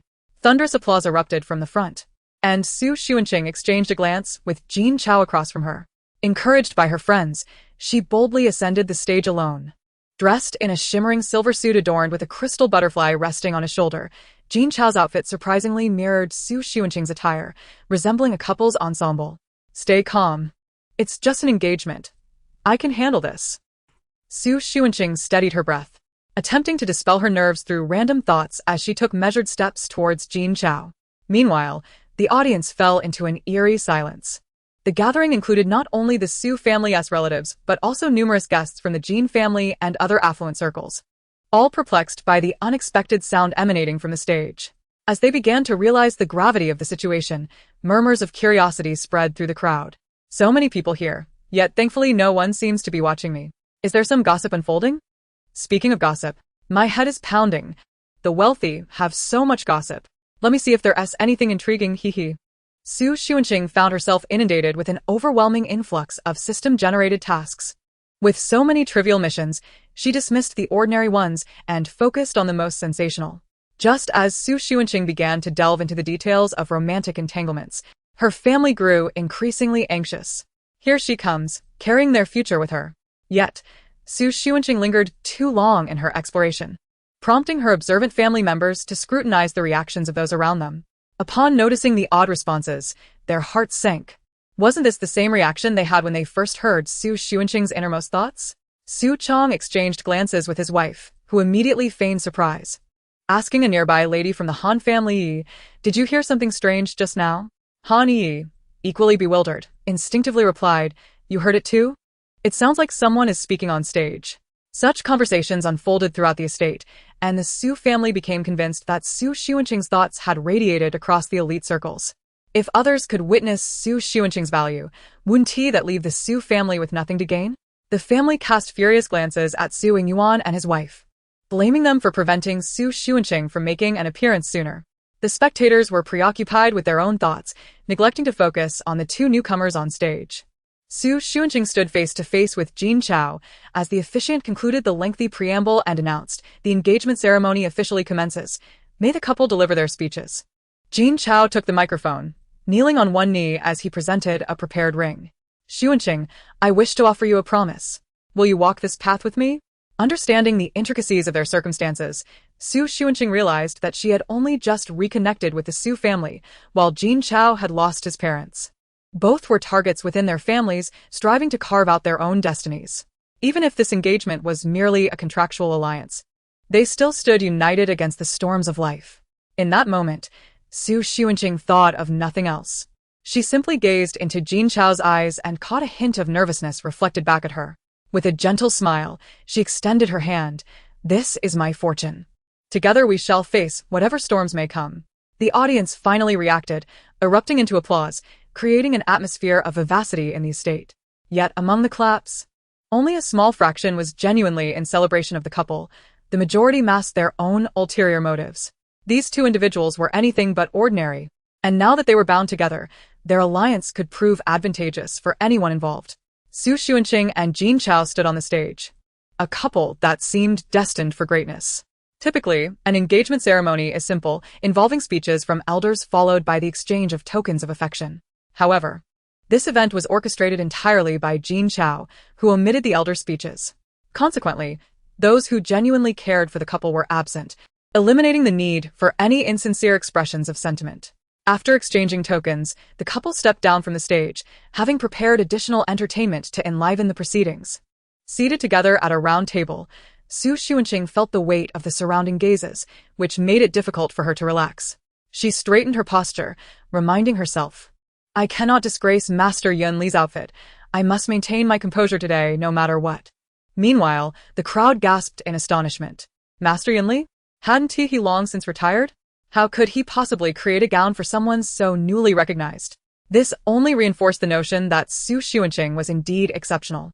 Many guests, sitting in prime positions, finally spotted the mark of Master Yun Li on Su Xuanqing's waist, elevating their estimation of her worth. Su Xuanqing took a sip of the juice Jin Chao had handed her, moistening her lips as her attention turned to the performance on stage. While appearing engaged and serious, her mind began to wander into the realm of gossip. The system has finally ceased its onslaught. Too many people have come today. So, let us start with the most perilous gossip. The Su family held their breath, silently praying that this most dangerous piece of gossip would not involve them. The first time the affluent individuals heard the whispers of their hearts, they exchanged bewildered glances, pondering the nature of this perilous revelation. What could be the most dangerous gossip? Have the watermelons ripened yet? Xu Xuanqing perused the details of the romantic entanglement, her heart swelling with a surge of national pride, then tilted her head slightly to feign interest in others, while in truth, her gaze remained fixed on the subjects in question. Oh my goodness, this is shocking beyond measure. Where is Hanzi seated? I must see what manner of audacity allows one to be so shameless. Indeed, he possesses an appearance that suggests he could commit any crime at any moment. As the crowd followed Xu Xuanqing's gaze to the back row, where Hanzi sat, their expressions grew increasingly peculiar. Meanwhile, Hanzi felt a jolt of anxiety within him. He harbored a secret that he hoped would remain undiscovered. After 7 years of concealment, he believed it was unlikely to be revealed now. Beside him, Xu Xin noticed that his closest friend was breathing rapidly and placed a reassuring hand on his shoulder, saying, "My sister possesses a certain aptitude, primarily for resolving our troubles, so do not fear. Perhaps she can aid you in navigating this crisis." Though they were best friends, Xu Xin refrained from divulging his own scandal, opting instead to offer comfort. Yet, Hanzi was unable to absorb his friend's words, as Xu Xuanqing's voice rang out once more. So, his real name is Huchong. Indeed, it lacks elegance. No wonder he sought to usurp another's life. Chapter 75. The moment of performance has arrived. Hanzi's face drained of color in an instant. He yearned to flee, yet felt as though he were anchored to his seat, as the voice continued unabated. TSK, this Huchong saw Hanzi's face during a program interview and became obsessed, undergoing countless cosmetic procedures until he bore a striking resemblance to Hanzoi. He then stalked Hanzi's movements, eventually leading him to the mountains. Heavens! He imprisoned Hanzoi for 7 years in the mountains, offering him scant sustenance only when he divulged a fragment of his life. What a twisted case of identity theft. Must it be taken to such extremes? In the back row, Huchong trembled uncontrollably, desperate to escape, only to be restrained by Xu Xin. Xu Xin's eyes were ablaze with fury as he glared at Huchong. You deceived us for 7 years? You imprisoned the Truzui? His gaze shifted to the stunned faces of Hanzi's parents.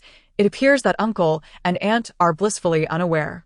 Huchong attempted to rebut, but Xu Xuanqing's subsequent revelations drained him of all strength and retorts, imprisoning the rightful owner and using his life to threaten his wife, claiming he would kill her husband if she did not comply. My sister is so pitiable, having been in love with Hanzoi for 8 long years, only to find her husband replaced upon marriage, forced to endure unspeakable horrors to save her beloved's life. Such barbaric behavior, a fate deserving of 1,000 cuts. Yet, my sister has retained evidence, though she has lacked the opportunity to escape the Han household. Hanzi's parents stared in shock at their once silent daughter-in-law, now weeping silently, her tears cascading like pearls fallen from a broken string. It dawned on them that she had endured this torment all along, and they had cruelly pressured her into childbirth. How inhumane they were! How shall we convey this to the Han family? Their son has revealed all he could, and time is running out. Huchong has not summoned anyone to feed him for 3 days, intent on starving him to death and completely usurping his identity. Cursed be this villain. How can such a wretch continue to thrive in this world, tarnishing my engagement ceremony? Xu Xuanqing, having absorbed this revolting tale, felt her head spin, her eyes darting back repeatedly towards Huchong, wishing to slay him with her gaze. Meanwhile, her sister sat beside her, eyes vacant, seemingly moved to tears by the dramatic unfolding on stage. Xu Xin found it hard to accept the reality of the situation.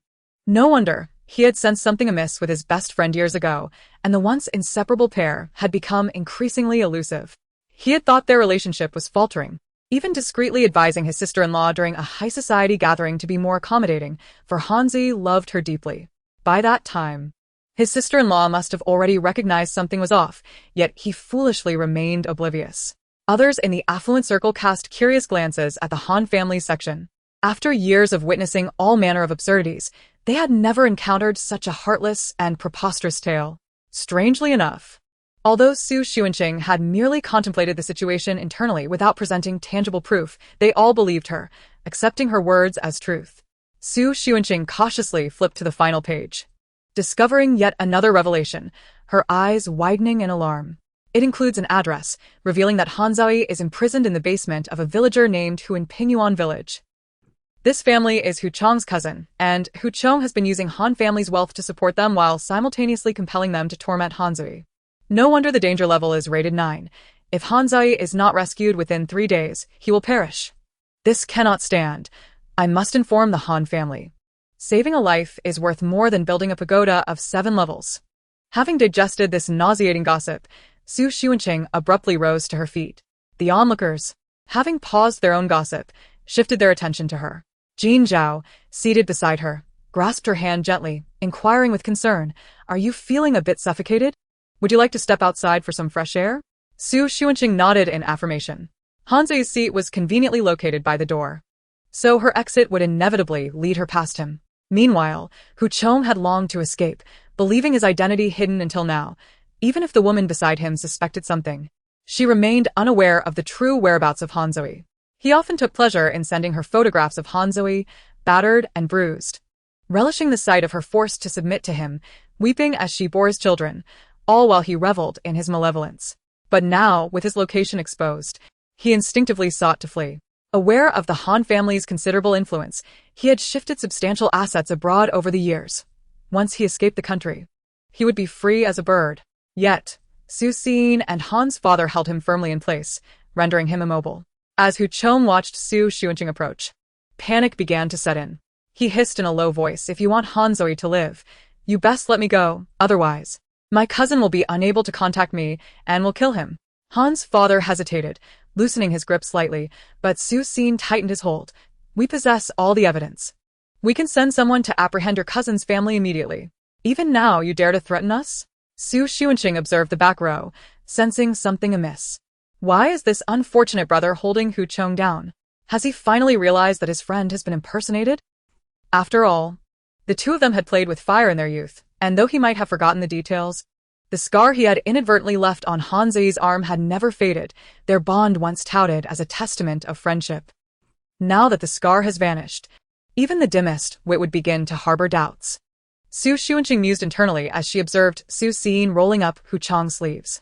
Although the arm may lack smoothness, the scar at the wrist is indeed absent.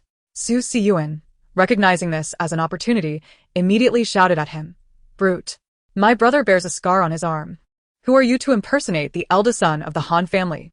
His voice was resounding, and the surrounding aristocrats could finally abandon their discreet observations, turning openly to witness the confrontation.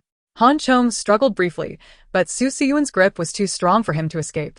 Meanwhile, Han Zui's wife, witnessing this scene, felt a glimmer of hope for her husband's rescue. The tormentor who had plagued her for 7 long years was finally caught, unable to contain herself.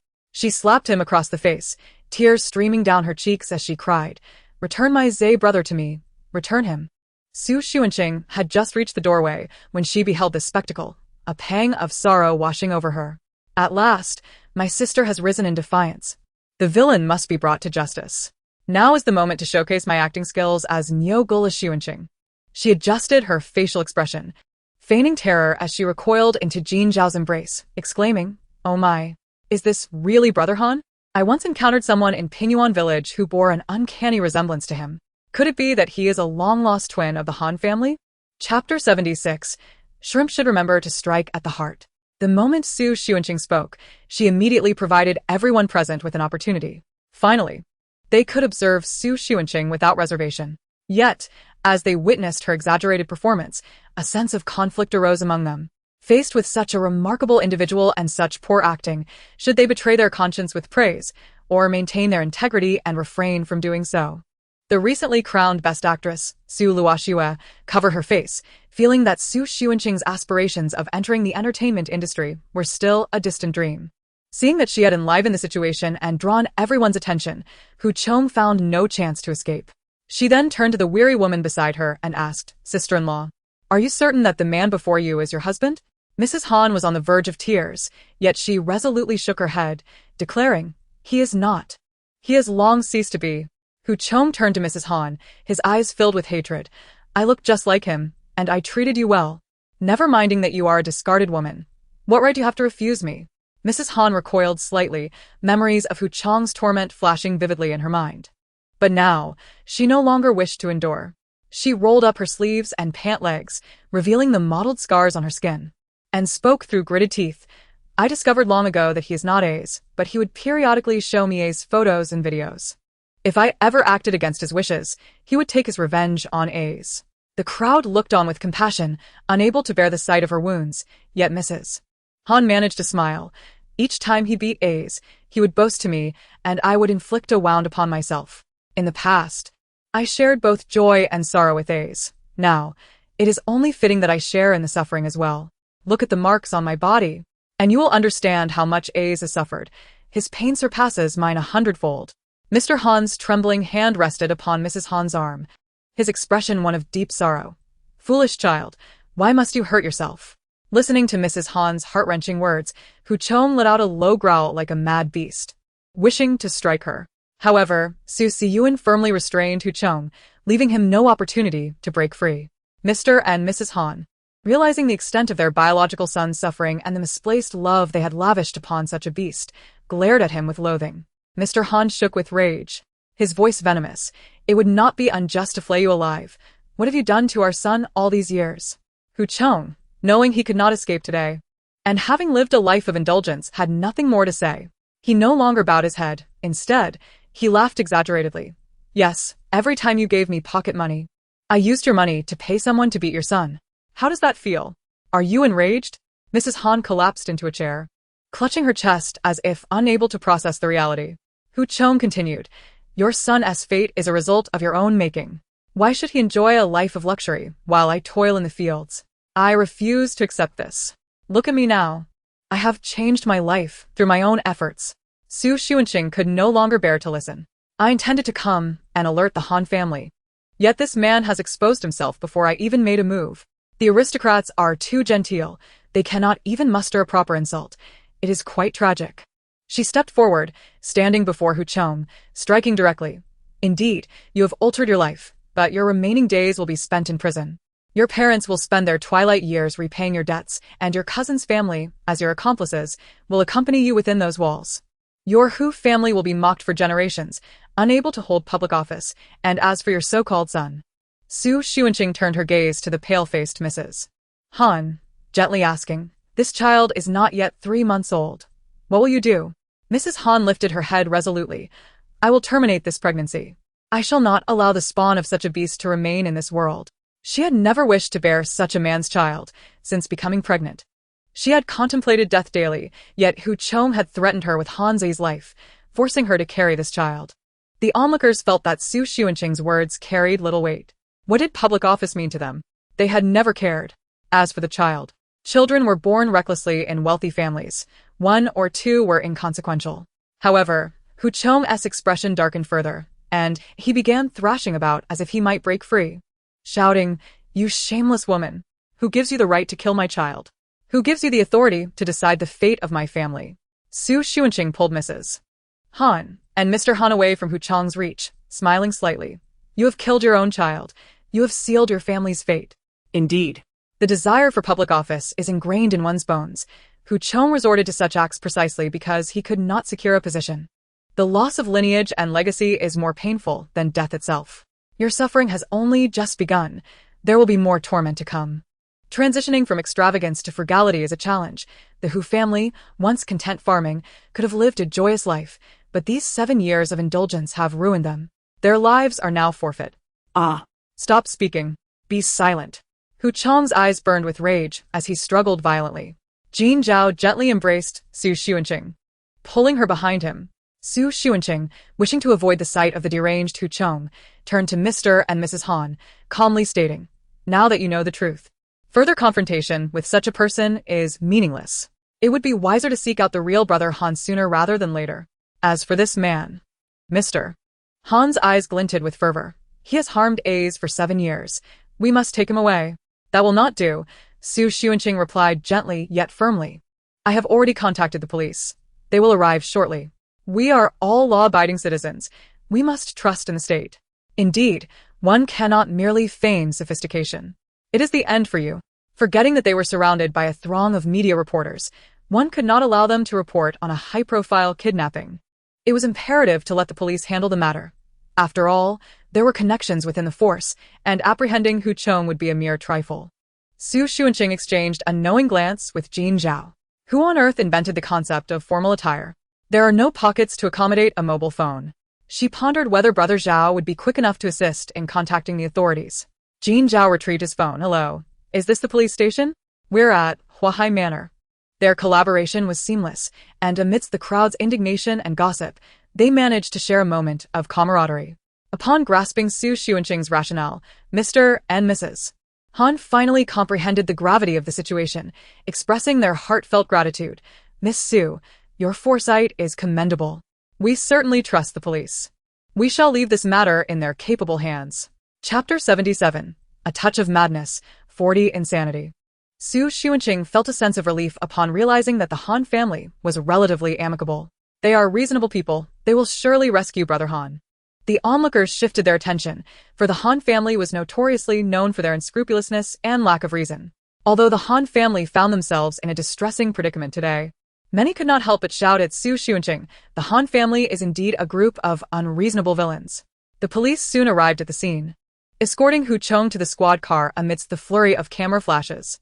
The Han family members hurriedly departed, needing to rush to Pingyuan village to locate their son.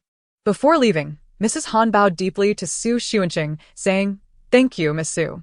Without your intervention, we would have been unable to apprehend this scoundrel. You shall henceforth be regarded as a benefactor to the Han family. Should you require any assistance, do not hesitate to ask." Su Xuanqing waved her hands dismissively.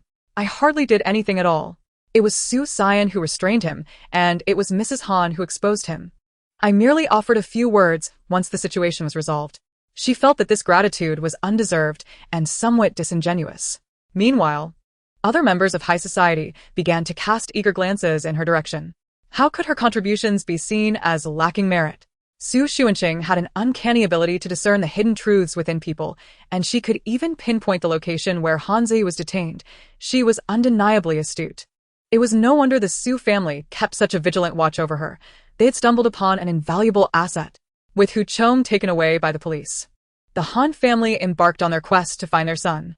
The songs and dances on the engagement ceremony stage gradually faded away, and the guests lost their appetite for the feast, gathering around Su Xuanqing to assert their presence. "Hello, Miss Su. I am Yi Wu from the Yi family. My father is an old friend of yours. Do come visit us at Uncle's house sometime." "Xuanqing, my name is Song Jiji. I feel an extraordinary connection with you. May I have your contact information? My family owns a whole block of shops on Donghua Street. We could shop together without spending a dime." Xunqing.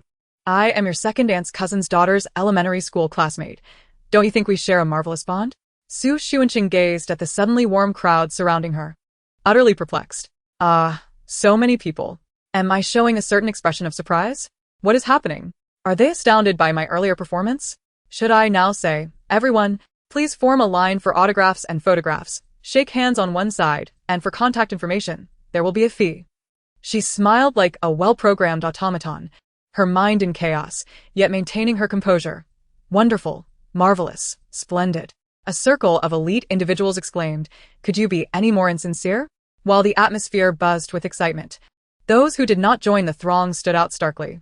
Su Mo and Su Xiqing observed from a distance, their expressions cold as they regarded the gathering crowd. "Mind your own business," Su Mo whispered, audible only to her brother. She resented Su Xuanqing's fortune. They had even swapped identities in the past. Yet now she was being reclaimed by the Su family. Was blood relation truly that paramount? So significant that even members of other prominent families sought to curry her favor? All that had once belonged to her seemed to have been seized by Su Xuanqing, who now possessed even more than she did. Su Mo felt her teeth grind in frustration. Had it not been for Su Xuanqing, she would have approached when her brother made his move. The gratitude of the Han family and the attention of the crowd would rightfully have been hers, not Su Xuanqing's. Su Xiqing shared her bewilderment. Youthful and spirited, he had encountered many peculiarities in life. Although he had heard Su Xuanqing's inner thoughts, he fundamentally disbelieved them. Moreover, he perceived his sister's demeanor as oblivious to the truth. Su Xiqing prided himself on his intellect, convinced he had unraveled the mystery. He had every reason to suspect that Su Xuanqing was orchestrating this elaborate ruse against his sister. Surely, she must be consumed with jealousy, devising such bizarre schemes to deceive others. What bewildered Xu Xiqing the most was that his elder brother, who prided himself on his integrity and was typically stern with the family, had chosen to assist Xu Xuanqing in this charade. No wonder Sister Mo had been so distressed upon seeing him today. She must have been bullied by them. Xu Xiqing believed he was the sole rational individual amidst this sea of oblivion, determined to awaken everyone from their stupor. He glanced at Xu Mo, his gaze resolute. Sister, do not worry. I understand my mission has commenced. I will take care of everything from here. Xu Mo. What was it that she should not worry about? She could hardly feel reassured when looking at her foolish brother. A sense of foreboding washed over her as she attempted to intervene, but he was already leaping onto the stage where the performance had taken place. Xu Xiqing seized the nearby microphone, testing its sound quality before raising his voice to command the audience's attention. Hey, are you all devoid of common sense? You dare to heed the words of this person from some remote village, fearing you might end up in a similarly dismal fate? The lively gathering fell into a stunned silence, all eyes fixed on the young man on stage. What dismal fate? To be beautiful, charming, and have a fiancé worth millions? To foresee the future and enjoy longevity? How enviable a predicament that sounded. The sentiments of the crowd were unanimous, while Xu Xuanqing remained oblivious to their thoughts. She herself breathed a sigh of relief. Phew, I can finally breathe again. This brother of mine is quite the entertainer. He took to the stage to alleviate my pressure.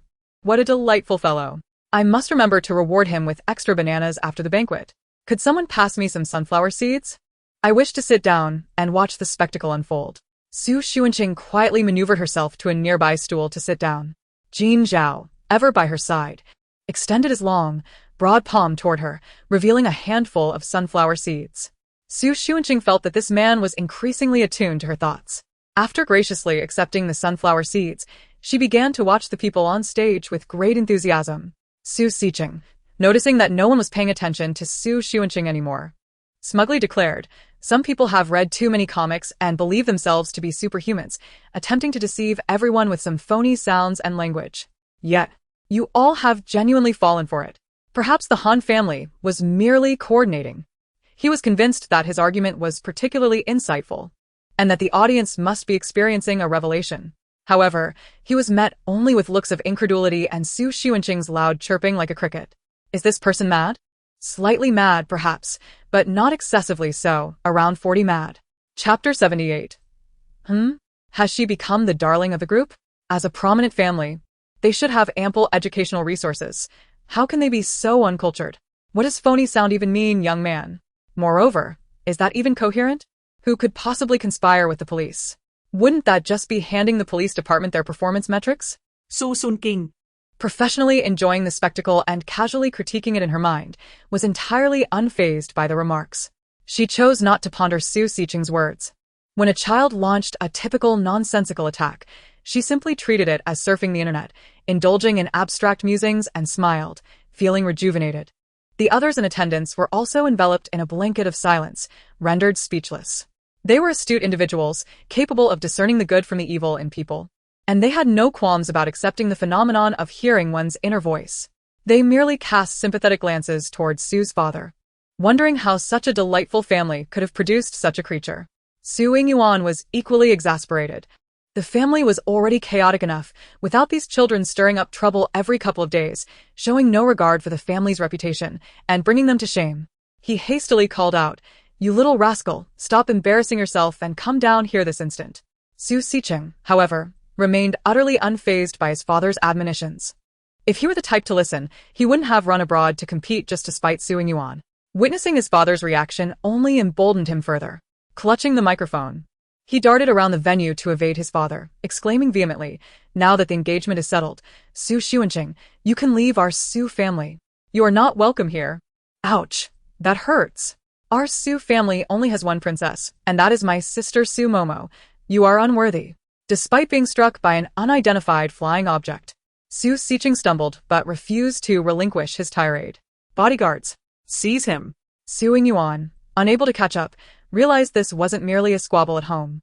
He wouldn't normally need to personally intervene to discipline a wayward child, but he stopped to shout, "You ungrateful wretch, halt this instant."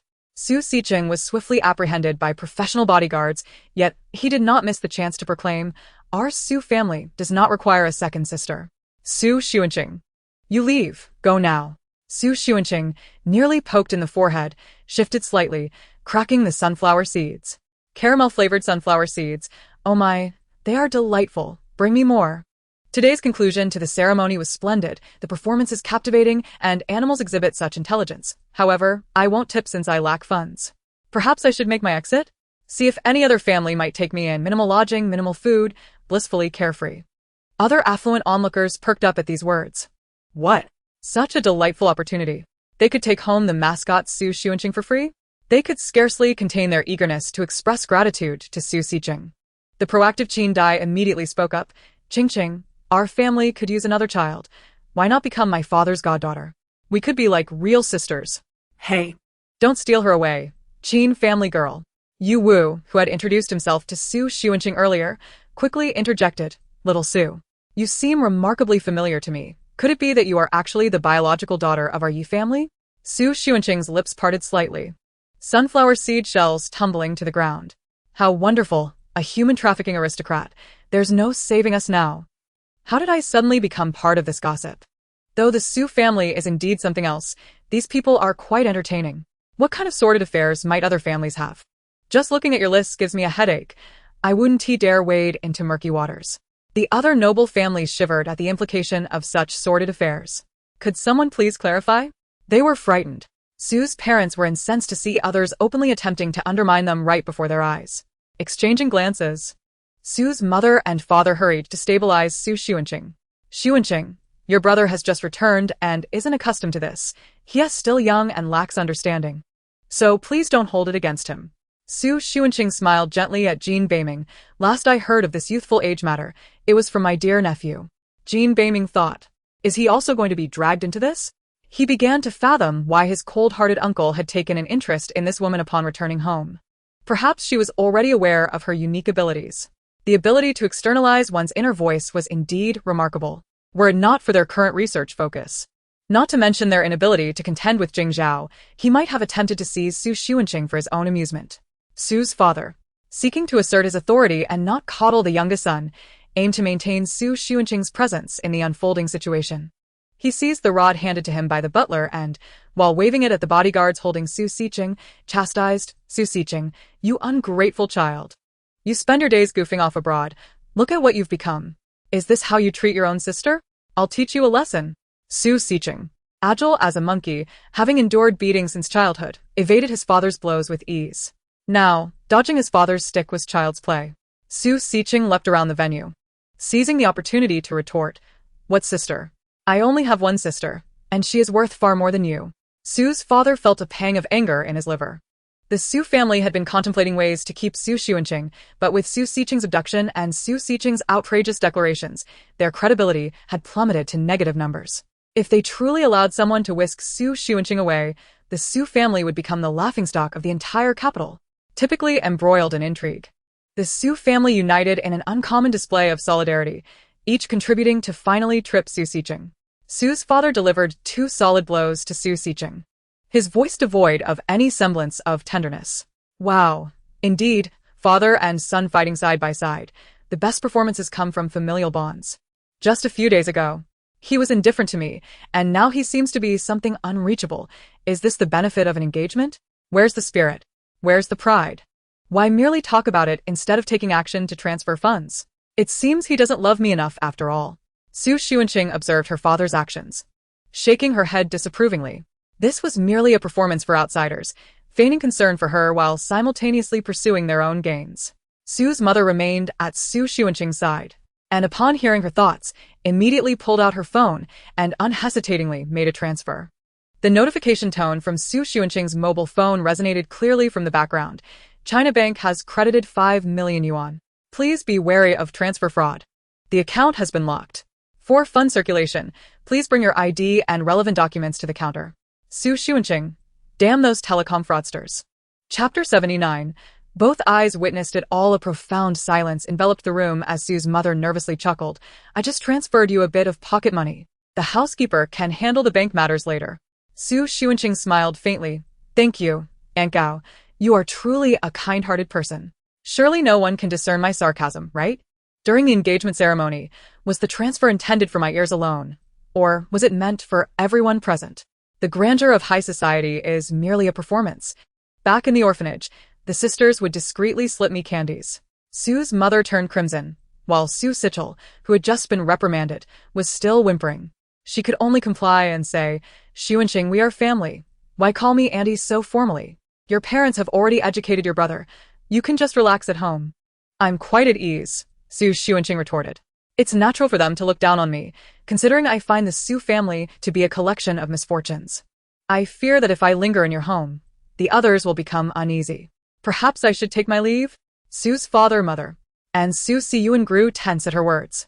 The others around them were also stirring, each extending an olive branch. On the ground, Su Sichel squirmed and shouted, "Get lost. Do you think you can have a better life after leaving? You just can't part with the Su family." Su Momo grasped the situation. Su Xunqing's recent union had elevated her status within the upper echelons of society.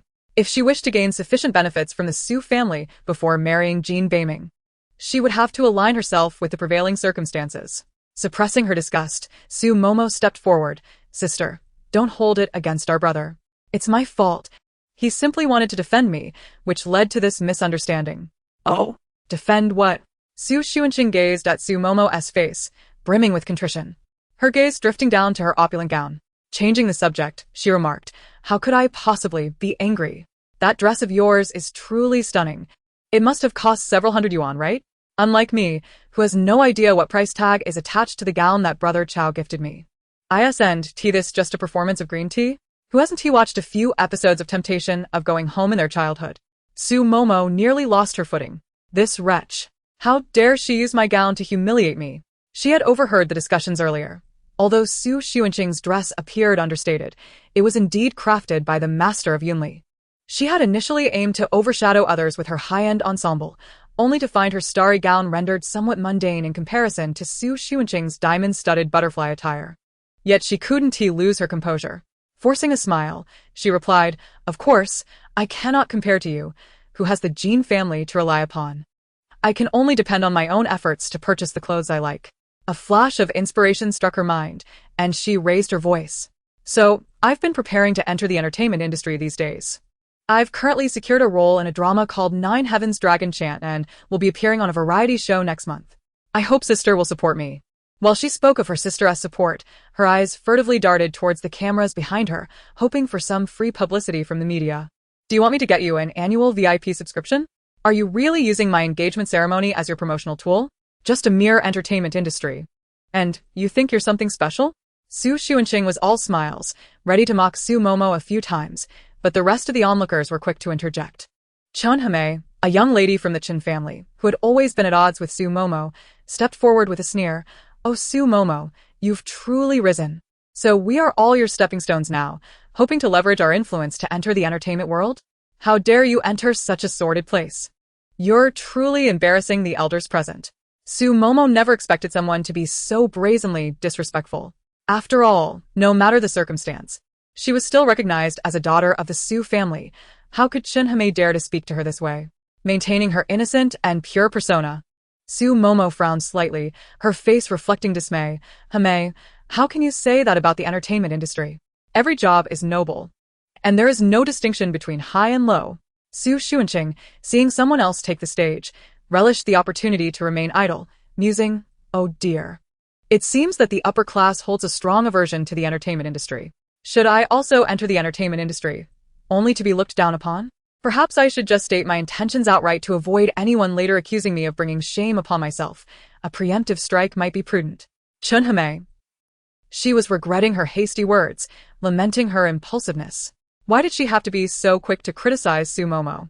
It was indeed a mistake to mock the entertainment industry. Yet Chun Hame was quick to recover, immediately adding, "Who says the entertainment industry is bad? It's absolutely wonderful. There is a bright future there. It's merely you, Su Momo, who is the problem. One rotten apple spoils the barrel.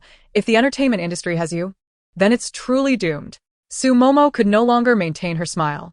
Unable to endure, she stepped forward to slap Chun Hame, only to have her evade the blow.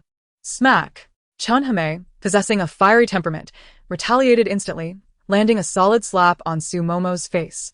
Su Siyuan, witnessing the altercation, rushed over to shield Su Momo, angrily rebuking.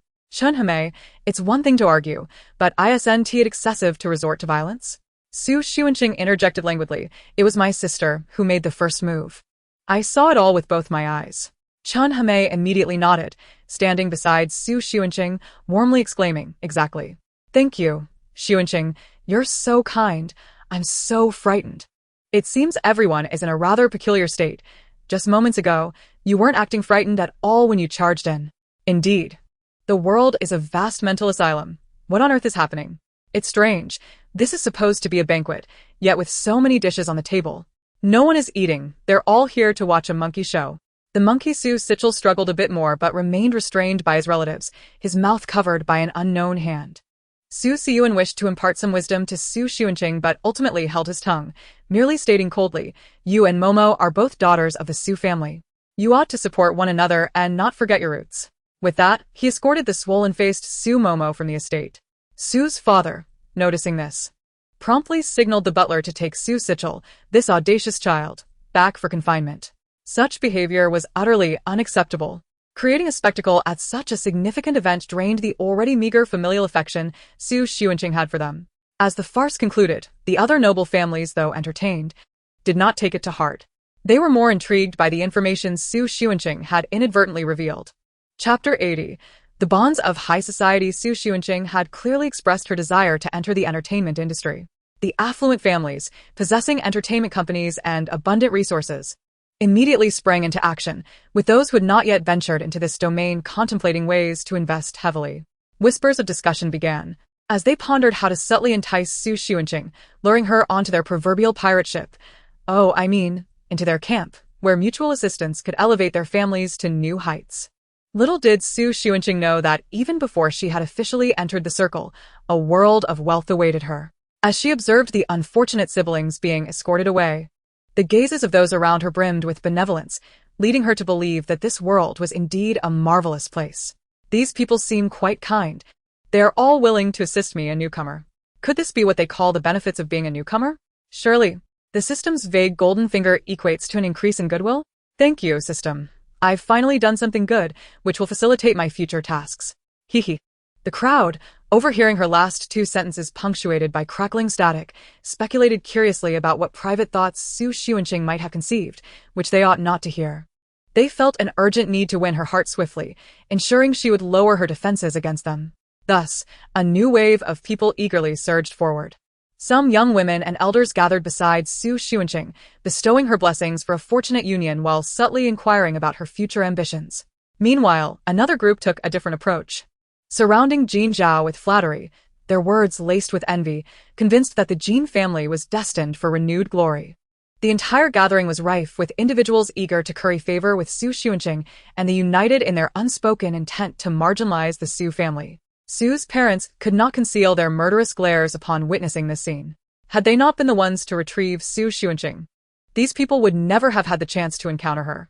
Now, they audaciously sought to dispose of her once they had milked her worth. How infuriating. The rest of the Su family harbored deep resentment toward Su Yingyuan and his wife. From the moment they had recognized Su Xuanqing as family, they had been eager to exploit her. But Su Yingyuan had perpetually delayed, insisting they wait, and now they found themselves in this predicament. The once exclusive family resources had transformed into a communal asset, fiercely contested by all. As the engagement banquet reluctantly drew to a close amidst the throng surrounding Su Xuanqing, only the Su family and their guests remained in high spirits. In the meantime, Su Momo and Su Sichao, having been whisked away, faced the rare wrath of their parents. Su's father, regarding his disappointing children, coldly inquired, "Do you understand your mistakes?" Su Momo hung her head in silence, while Su Sichao, defiantly raising his chin, retorted, "What did we do wrong? You may favor the new and disdain the old, but now you confine us, restricting our freedom. This is unlawful. Am I breaking any laws by disciplining my son?" Su's father, his patience worn thin, lashed out with a whip across Su Sichao's back, exclaiming, "Are you truly so oblivious to Su Xuanqing's importance to our family? You are of age now. It's time to open your eyes." Su Sichao, however, remained incorrigible, growing louder with every word. As the father and son exchanged heated insults, Su's mother, usually indulgent, stood silently by, momentarily neglecting Su Momo, who felt a chill of despair wash over her. She had intended to stage a performance of her own, but the indifference of those around her, who could not even spare her a glance, crushed her spirit. Sitting despondently in the corner of a small room, she felt as if she existed on a different plane from the three individuals before her, their voices and actions shrouded in a fog. How could this be? What power did Xunqing possess? Was it merely due to this union? Su Momo sensed an oddity permeating recent events, yet the truth eluded her grasp. A voice within her continually whispered that things should not be this way. Xunqing was merely a foil to highlight her brilliance. She, Su Momo, should be the one in the limelight. Meanwhile, Su's father, realizing he could not educate Su Sichao without suffering further distress, turned to leave with Su's mother. After shutting the door, he glowered at the bodyguards outside, commanding, "Lock them up for 3 days and nights. Feed them twice daily, just enough to keep them alive. Should anyone dare to secretly provide them with luxuries or assist in their escape, they will no longer find employment here." The 4 guards stood at attention, their demeanor resolute. Inside the room, Su Sichao, overhearing his father's instructions, vented his frustrations, striking at the air as if it were an adversary. After expelling his anger, he noticed Su Momo huddled in the corner, trembling, and promptly suppressed his irritation to console her gently. Su Momo heard his voice, faint yet present, but she lacked the will to listen. Forcing a smile, she curled up tighter, relishing the profound solitude. Meanwhile, at Huahai Manor, the guests lingered, not departing, yet tacitly refraining from interrupting the young couple stepping out hand in hand. Su Xuanqing and Jin Zhao wandered aimlessly through the estate. After hearing Su Momo's remarks to the media, Su Xuanqing's ambition soared. Curiosity piqued, she asked Jin Zhao, "Brother Zhao, do you know what variety show Su Momo will be participating in?" In the narrative, Su Momo had skyrocketed to fame after filming a fantasy drama and subsequently joined reality shows scripted for her to showcase her face. As the newly appointed head of an entertainment company, Jin Zhao was well-informed and calmly replied, "It's a lifestyle experience show currently in development, aimed at highlighting the sibling dynamics within affluent families. They intend to invite well-known wealthy siblings to participate in live recordings." Su Xuanqing instantly grasped the concept. The production team must have been inspired by the sensationalism surrounding wealthy siblings feuding over inheritance and sisters slapping each other in competition for men, prompting them to boldly launch such a high-profile, unscripted show in hopes of displaying familial bonds to the audience. Indeed, when it comes to stirring the pot, one must look to the entertainment industry. Attracting affluent families surely requires significant investment. However, such a show would likely lack a script, as no one would yield to the other, allowing for authentic dramatic conflict. It sounds rather entertaining. I find myself intrigued. Su Xuanqing felt a burgeoning interest in the show, primarily because she wished to witness the unfolding drama firsthand. Eager to see how Su Momo would navigate the entertainment realm. Observing her enthusiasm, Jin Zhao kindly extended an invitation. "I too have received an invitation from the production team. Would you like to join me, Ching? Chapter 81. Join me on the show, and I'll give you 5 million. Absolutely. Su Xuanqing readily agreed, but then sighed, reflecting. "I do want to participate, but I have no siblings to accompany me. What should I do?" In my eagerness to enjoy the spectacle, I overlooked this significant reality. Little Momo will surely seek her beloved brother or sister, leaving me no chance. Otherwise, teaming up with her would be delightful. Perhaps I could find someone to impersonate a sibling? If exposed, I could simply claim they were a love child. That wouldn't be unreasonable, would it? The heartfelt musings of Su Xuanqing resonated around the flower garden, and indeed, those who approached the vicinity, whether intentionally or not, heard her thoughts with crystal clarity. This included Su Siyuan, who sought to explain the behavior of Su Momo and Su Sichao to Su Xuanqing. Upon hearing her inner voice, his first reaction was a sense of relief. It seemed Su Xuanqing still wished to participate in the variety show alongside Momo, indicating she bore no ill will. His second thought was that he was the only suitable candidate for this endeavor. With so many siblings in the family, allowing Su Xuanqing to seek out a substitute would merely present an opportunity for the watchful aristocratic families, who knew what predatory wolves or leopards would infiltrate their ranks. Thus, it was far safer for him to step in. Clearing his throat lightly, Su Siyuan emerged from behind the flower beds, feigning an accidental encounter. "Xuanqing, Chao Xiao, are you here admiring the flowers?" he said. "I was merely passing by. You may continue your enjoyment." Su Xuanqing's train of thought was abruptly interrupted, and her first instinct was to pull Jin Chao away, for such a splendid day should not be marred by ill omens. However, Su Siyuan obstructed their path. Declaring with a provocative flair, Xunqing, I too have received an invitation for a familial variety show, and I would like to participate with you under the guise of siblings. Would you be willing? Xunqing felt genuinely nauseated. Were it not for her aversion to the Xu family, she might have been tempted to ascertain whether Xu Xiyuan had suffered a bout of fever. Logically speaking, shouldn't he be engaged in a fierce argument with the other two male members of the Xu family in the dance studio, each refusing to yield an inch as they vied for the chance to join Xu Momo on the show? How had he managed to divert the issue to her? Xunqing responded with resolute clarity, I am unwilling. You should compete for the position with Xu Momo instead. Humph. Perhaps you were spurned by Xu Momo and thought you could find solace in joining me to protect your little Momo? What a cunning man you are. You nearly ensnared me. Fortunately, my wits prevail. Hiring a professional actor costs merely a couple of hundred a day. And for a variety show spanning just a few weeks, I can afford it. The onlookers hidden behind the flower beds were itching to burst forth and proclaim, I can do it. I am willing.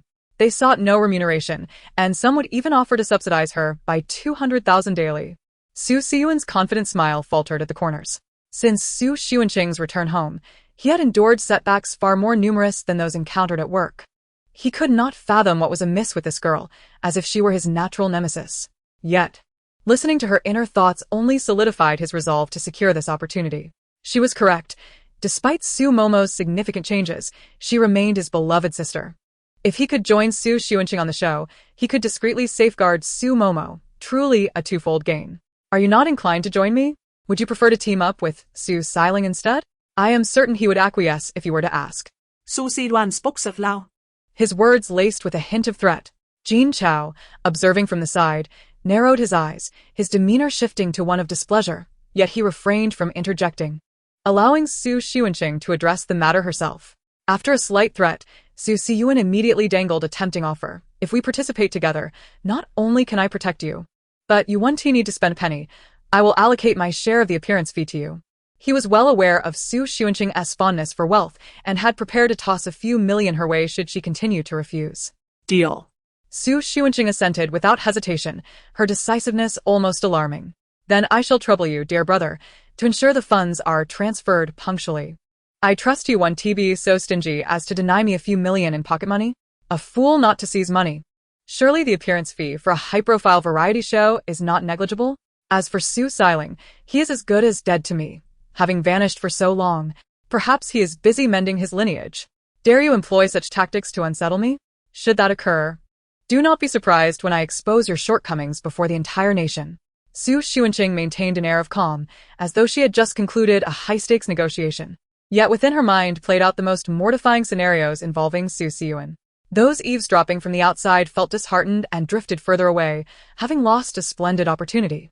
Xu Xiyuan, approaching the conversation with an expectation of rejection, was taken aback yet secretly elated upon receiving her affirmative response. It was merely a few million in spending money. He could easily afford that. After all, he was the esteemed elder brother who would have the chance to accompany her on the show, incomparable to those outsiders. As for Xu Xunqing's threat of retribution, he dismissed it entirely. With a jovial demeanor, Xu Xiyuan agreed to Xu Xunqing's audacious demands, promising to provide her with a black card for her unrestricted use. Having finalized this arrangement, he found the world considerably more agreeable, even taking a moment to exchange pleasantries with Jin Chao. Chao, do you intend to bring your sister along for the variety show? Jin Qing is still quite young, and we shall all ensure she is well looked after. Jin Chao had no intention of divulging his plans. Oh? Are you planning to take Jin Qing along? I feel such shows are not only laden with negative energy, but could also hinder a child's education. Observing the bright glimmer in Xu Xunqing's eyes, Jin Chao replied placidly, No, I intend to bring my nephew along. Xu Xiyuan? Xu Xunqing. The eavesdropping crowd. Goodness, is this truly happening? The genuine heiress and her betrothed. Why on earth has the production team not invited them? Xu Xunqing was genuinely astonished and immediately pressed for clarification. Is that true? Jin Beiming approved this? Surely he does not wish to foster a bond with Chao Xiao, does he? Is this all for little Momo? Jin Chao nodded slightly, explaining. He approached me and I acquiesced. Meanwhile, Jin Beiming, stealthily eavesdropping among the crowd, interjected, Uncle, do you have no shame? You explicitly turned me down.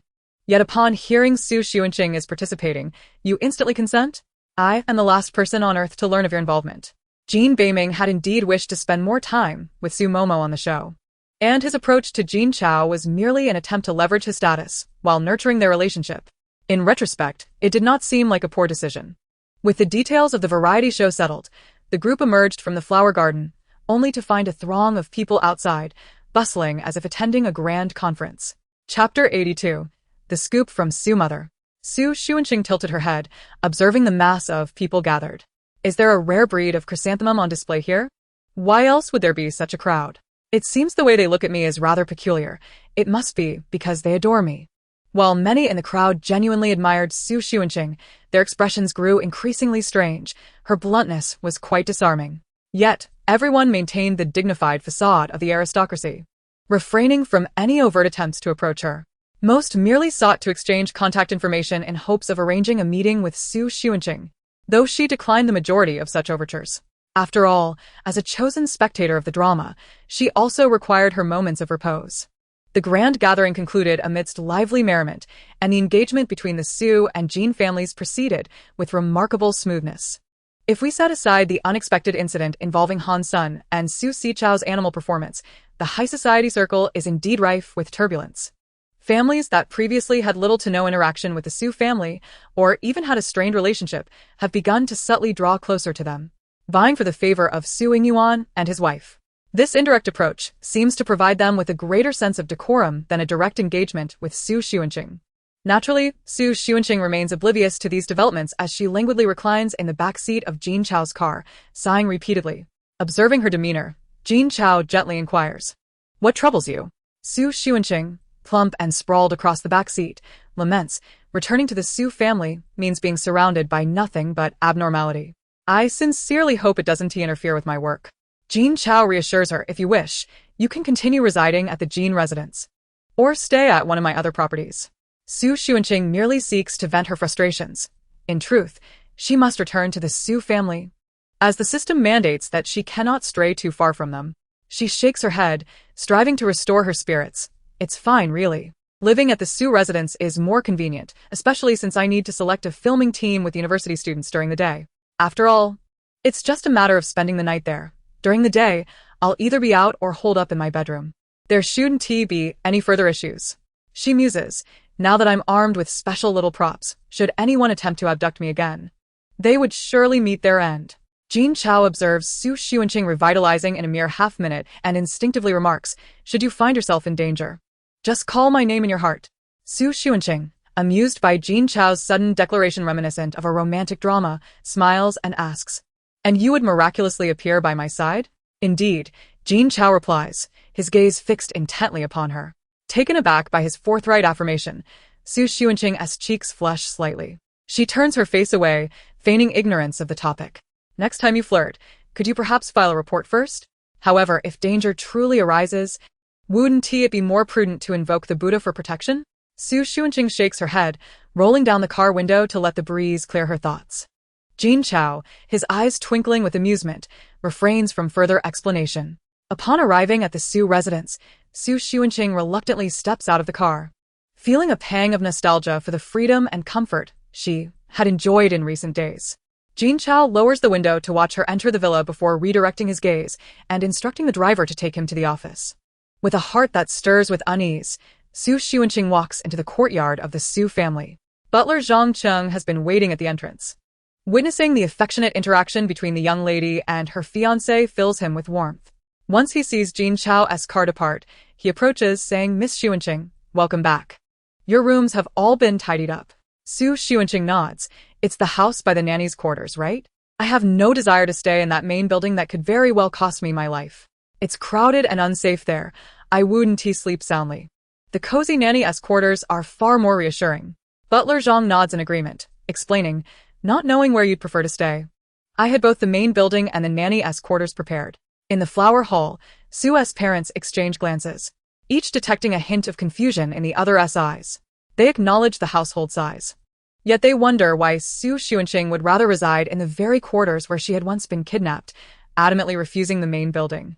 Surely, there must be some undisclosed secret lurking beneath the surface. A shiver runs down Su's parents' spines as they promptly rise to greet their daughter. As they approach Su Xuanqing, her mother dons a gentle smile, Xunqing, you've returned. You must be exhausted. Would you join your mother in the main building? Let us avoid any trouble in the nanny's quarters. Xunqing rolls her eyes internally. As expected, upon returning to the Xu family, someone is bound to stir up trouble. Is it too late to escape now? Oh, I just remembered that Ms. Gao has a scandal that I haven't had the chance to examine. I should take a look at that. No need. The nanny's quarters are perfectly fine. Xunqing replies, half-heartedly appeasing her mother while contemplating the plethora of romantic intricacies piled up in her orders, endeavoring to sift through the details relevant to her mother. She recalls catching a fleeting glimpse of it upon her arrival at the Xu residence, but due to its convoluted nature, she had forgotten to delve deeper. Now that she is back and unhurried, perhaps it is time to consider resolving the matter. Upon hearing that Xunqing intends to attend to serious business, her mother promptly falls silent, refraining from further interruption. Anxious, she wonders what potential dangers might lurk nearby, tightening Xunqing's brow. They had hoped to leverage Xunqing's influence to extract scandals from other affluent families and thereby gain an advantageous foothold in the business realm. Little did they realize the multitude of threats that loomed over them. Once seated on the sofa, Xunqing finally manages to sift through a lengthy scandal, nearly choking on her incredulity. Goodness, I had thought the main building was merely susceptible to Xu Momo's schemes, but I never anticipated such outrageous circumstances. This is utterly absurd. Which other affluent family can compare to the Xu family? It's practically a sieve. Xunqing internally marvels, her thoughts racing as she reflects on the astonishing revelations. Meanwhile, her increasingly anxious mother cannot fathom why her daughter is not getting straight to the point. In light of such circumstances, why is she still preoccupied with her own musings? Em frantic. At last, Xunqing organizes the convoluted details in her mind, simultaneously lamenting and critiquing the situation. The vacant villa across the street is remarkably well disguised. I've passed by several times and noticed weeds sprouting from the walls. Who would have thought that someone actually resides there? The old man Wang was once involved with Ms. Gao in her youth. After their separation, they each married other people and became mere work colleagues. TSK. A pervert is indeed a pervert. Old man Wang actually lives in the neighboring vacant villa, using a telescope to spy on Mother Su's bedroom every night. Chapter 83. The Old Pervert. Old man Wang, unable to fulfill his own desires, harbors peculiar tastes, relishing in the voyeuristic observation of others' intimate moments, immersing himself in the spectacle of Mother Su's nocturnal escapades. Wow, he has recently grown dissatisfied with merely watching Mother Xu through a telescope. He has taken to stalking her, intending to abduct her for a live performance, hoping to stimulate himself and see if he can elicit a response. Truly depraved. Xunqing's exclamations become increasingly shocking. Mother Su's complexion pales while Father Su's countenance darkens. Hearing such revolting news is far more nauseating than the previous incident involving the secretary's drugging. Despite their villa's special transparent wall treatment, they had tested it thoroughly before and after the renovations. It is utterly baffling how their private life could be exposed to prying eyes from the outside, especially when the curtains are drawn at night. Is this even reasonable? However, Xunqing has yet to accumulate a history of fabricating scandals. Each tale, though outrageous, has proven to be true. The two individuals stifled their anger, holding their breath and feigning to sip tea, while their ears were perked up attentively. This old man Wang certainly possesses some remarkable skills. 3 years ago, during the renovation of the Xu family's villa, he discreetly bribed their construction team. He even invested a substantial fortune to replace the glass, which originally allowed views from the inside but concealed the interior from outside. With a transparent version that afforded clearer visibility, the farther one stood away. Goodness, the Xu family typically resides in the villa, and while it appears secure from prying eyes when viewed up close, there are no actual barriers to prevent observation. During the day, Old Wang engages with Xu's mother under the guise of business discussions, and at night, he pretends to reside with her, indulging in his fantasies daily. Tisk. Xunqing, upon witnessing this, was completely convinced. She mused that if this person were to channel his efforts into any other endeavor, he would have achieved success long ago. Yet he insists on pursuing this absurd fixation despite his evident ineptitude. Old Wang even fancies himself a romantic hero. His thoughts are solely consumed by this obsession. It's no wonder he has devolved into something quite deranged. If he were to fall in unrequited love, he might even resort to eliminating Xu's father to ascend to power, for the most perilous places often provide the greatest sanctuary. Indeed, one need not fear the reckless villain, Rather, it is the cunning one that poses the true threat. After digesting this information, Xunqing sighed and switched off the romantic details. It was far too explicit. She dared not contemplate it further, lest her imagination conjure unsavory images that would ruin her dinner. Her sympathetic gaze drifted to the victim, Xu's mother, and though she despised the Xu family, she still pondered the gravity of the situation. However, she soon noticed that Xu's mother was trembling slightly as she held her teacup, prompting her to inquire, "Aunt Gao, are you alright? Are you feeling cold?" Xu's mother instinctively nodded, only to realize what Xunqing had just asked and quickly shook her head. She stood to respond but found herself at a loss for words, nearly stumbling in place, saved only by Xu's father who steadied her. Xu's father, though momentarily shaken by the bizarre revelations, remained composed, his grip on his wife's arm reassuringly firm. How tragic for Xu's mother. Unaware of how many incriminating videos may have been recorded, if she refuses to comply, the repercussions could be dire. It appears that the security measures in wealthy households are far from reassuring. The main building is entirely transparent. We must devise a more effective strategy moving forward.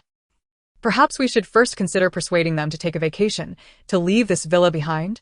Xunqing contemplated her plan internally. Yet Xu's parents deemed the situation too urgent to delay any longer. "Xunqing, you should rest properly," Xu's father instructed, his expression devoid of warmth. "Your mother is feeling unwell.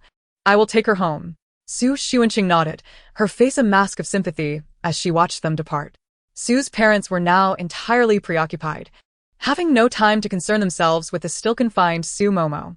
They had initially intended to speak favorably of Xu Momo in front of Xunqing, hoping to foster harmony between the two daughters, which would ultimately benefit their family ties. However, their own predicament took precedence, and they needed to swiftly deal with the perverse Wang Pinpei. They could not allow him the opportunity to threaten them with such compromising material. After taking a few steps, they heard a commotion behind them and paused to listen intently.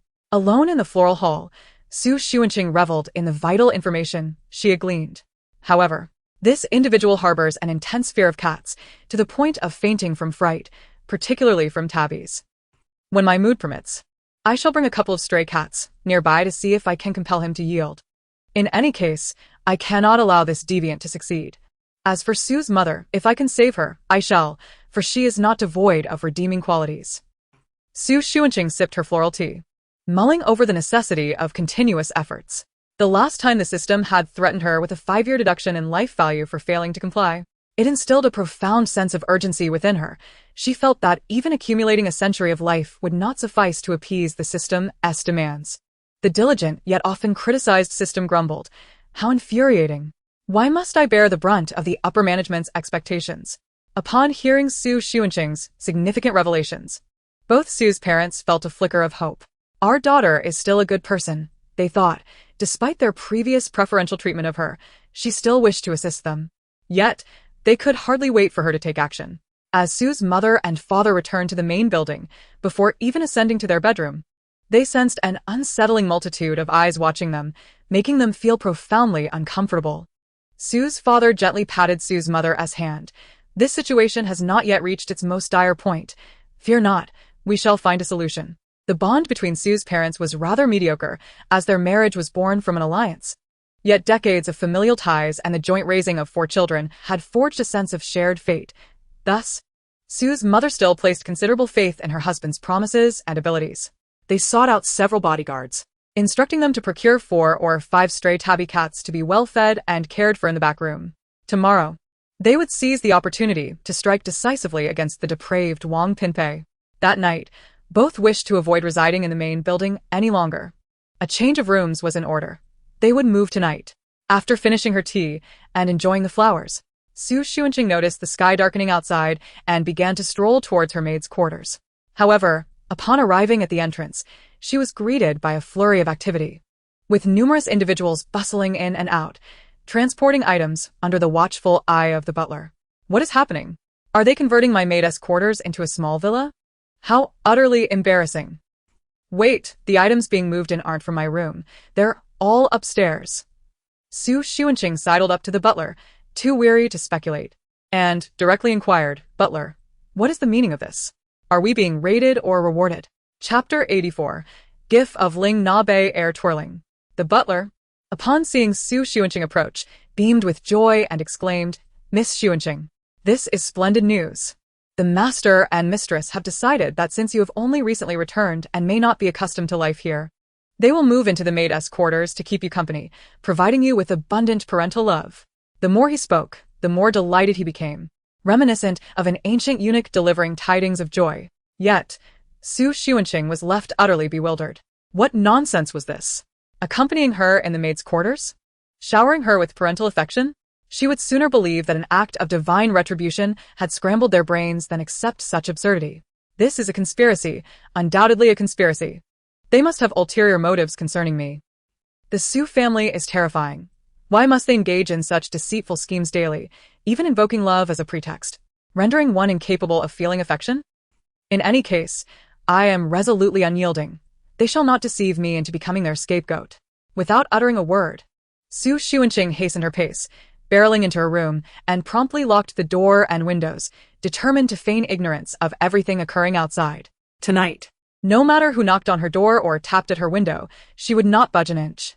Su Fu and Su Mu were initially in their room, intending to greet Su Xuanqing upon hearing her thoughts, hoping to cultivate an image of a warm, loving family to enhance their presence. However, as they stepped out, they were met with a resounding slam of the door. Experiencing rejection for the first time left them feeling somewhat uncomfortable. Nevertheless, their primary goal was not to approach Su Xuanqing, so they brushed off the incident. After all, the words spoken by the steward were merely veils to conceal their intentions. Those who sought companionship were indifferent, while the one who was to be accompanied remained unresponsive. Meanwhile, Su Xiqing, locked in the main building, erupted like a firecracker. Xiao Lu seized an opportunity to bring food to Su Momo and Su Xiqing, casually lamenting, "I can't fathom what the master and mistress are thinking. Not only do they refuse to release the young master and young lady, but they also move to the nanny's quarters for that woman. Isn't that just inviting ridicule?" Su Momo wore a serene expression, feeling that nothing the Su family did could surprise her anymore. She resolved to play the role of a meek adopted daughter, relying on her relationship with Jean Baoming and her career in the entertainment industry to turn her fortunes around. No longer yearning for the Su family's elusive and easily altered affection. However, Su Xiqing found it much harder to accept the situation. While being beaten and confined was a regular occurrence for him, witnessing his parents' madness was unprecedented. "Xiao Lu, let me out. My parents must have been bewitched by that enchantress. I need to save them." Su Xiqing called out urgently, hoping for someone to assist him. Although Xiao Lu wanted Su Momo to come out quickly to avoid the disdainful glances in the manor, the 4 bodyguards surrounding them were all appointed by Su Yingyuan, making it unwise for her to provoke them. She could only whisper, "Young master, young lady, the next time the master and mistress come, you should soften your stance. At least then you can get out of here and do more." "Impossible.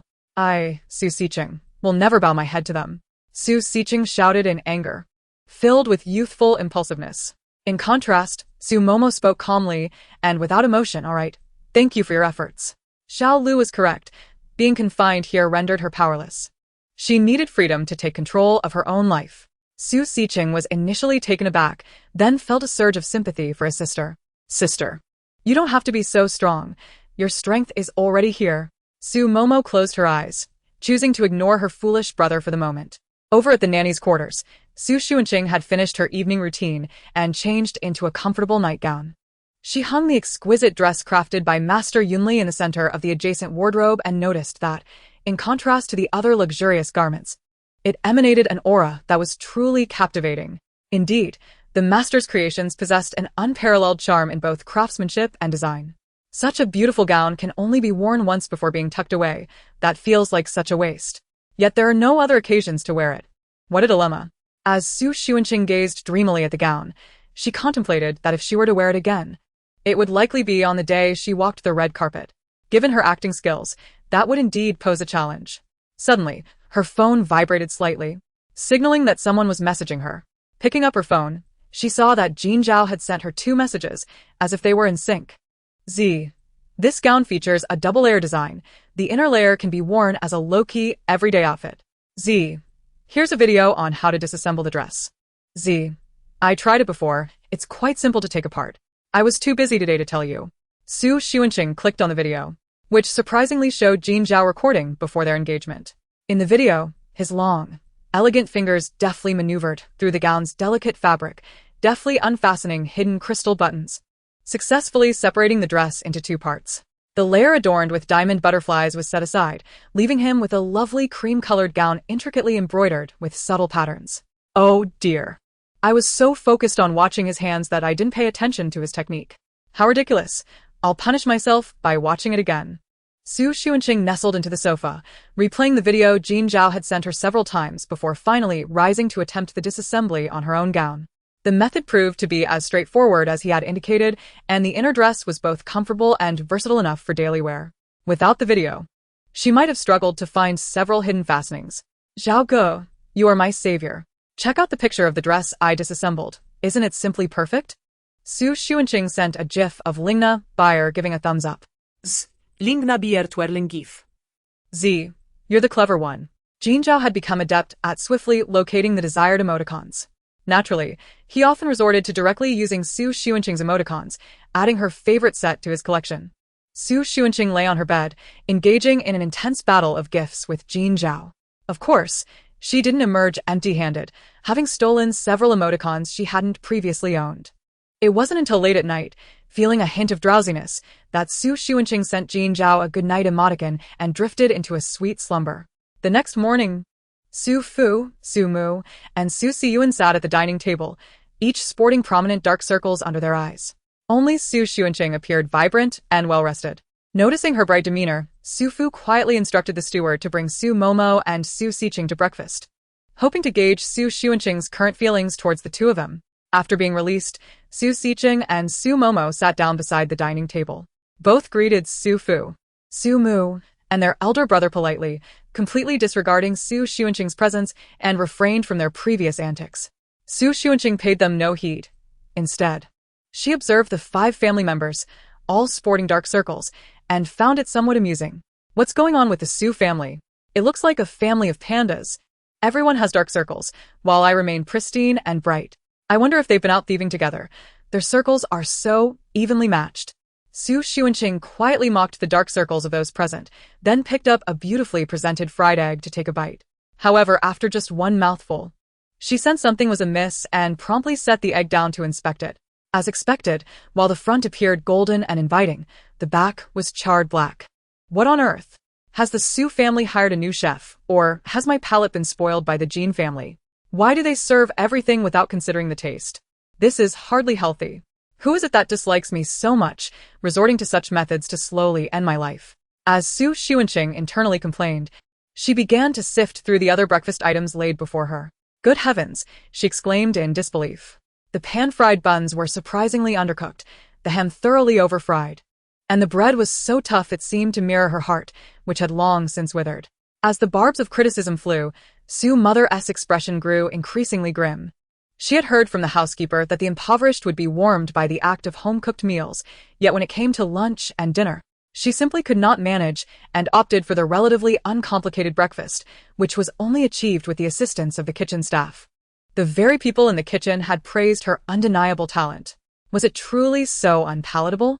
Su Mother, somewhat displeased, inquired, "Does Xunqing find today's breakfast unappetizing?"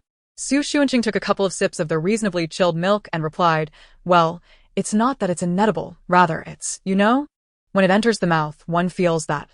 TSK, you must understand that sensation. It's not exactly bad, but it's just mediocre." Su Mother retorted, "What nonsense is that?" Undeterred, she picked up the fried egg in front of her and took a delicate bite. Ugh. The housemaid had deceived her. She had been told that a fried egg, crispy on the outside and tender within, would be delectable. Why then did it taste so horrid even when burnt? Su Mother covered her mouth, expelling the half-bite she had just taken, and sheepishly suggested, "It seems the kitchen skills are lacking today. Perhaps you should have something else." The kitchen staff, accustomed to taking the blame, shrugged it off, knowing they would intervene as needed. The servants of the Su family were the epitome of professionalism, and the kitchen staff were all seasoned veterans. They sensed impending disaster when Su Mother chose to cook, although an experienced chef was there to guide her. It was futile against the innate lack of talent, as they watched helplessly while Su Mother presented plate after plate of culinary catastrophe, compelled to applaud nonetheless. Thus, while they meticulously arranged Su Mother's food to mask its offensive nature, they quietly prepared a second breakfast.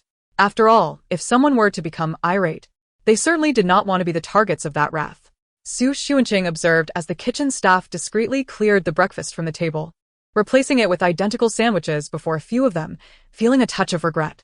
Though it was inedible, it felt like such a waste of food. All the kitchen's failures were simply being reclaimed. Indeed, the grandeur of a wealthy family extends even to the kitchen, capable of using people as experimental subjects. I wonder what kind of production they are orchestrating today. Wait a moment. Was that entire debacle just a show of force against me? A sudden realization struck Xu Xuanqing. During her extended stay at the Xu residence, she had never witnessed any issues in the kitchen. Furthermore, when Xu mother claimed the kitchen skills were subpar, no one stepped forward to admit fault but immediately brought forth a second breakfast. She could not shake the feeling that something was amiss. Xu mother slowly shifted her gaze. She would not utter a word until this breakfast concluded. Min Wille, Xu Montag. For once, sat quietly and consumed her meal, remaining silent even when faced with the unpalatable dishes and later the sandwiches she disliked. The Xu family was not one to shy away from conversation at the dining table. Previously, Xu Mo had always been the one to entertain, receiving positive feedback from the others. Xu Siche had initially promised his sister not to act impulsively, but upon hearing Xu Xuanqing's candid thoughts at the table today, and seeing their parents' apathy towards Mo while they indulged Xu Xuanqing with a second breakfast, his anger flared.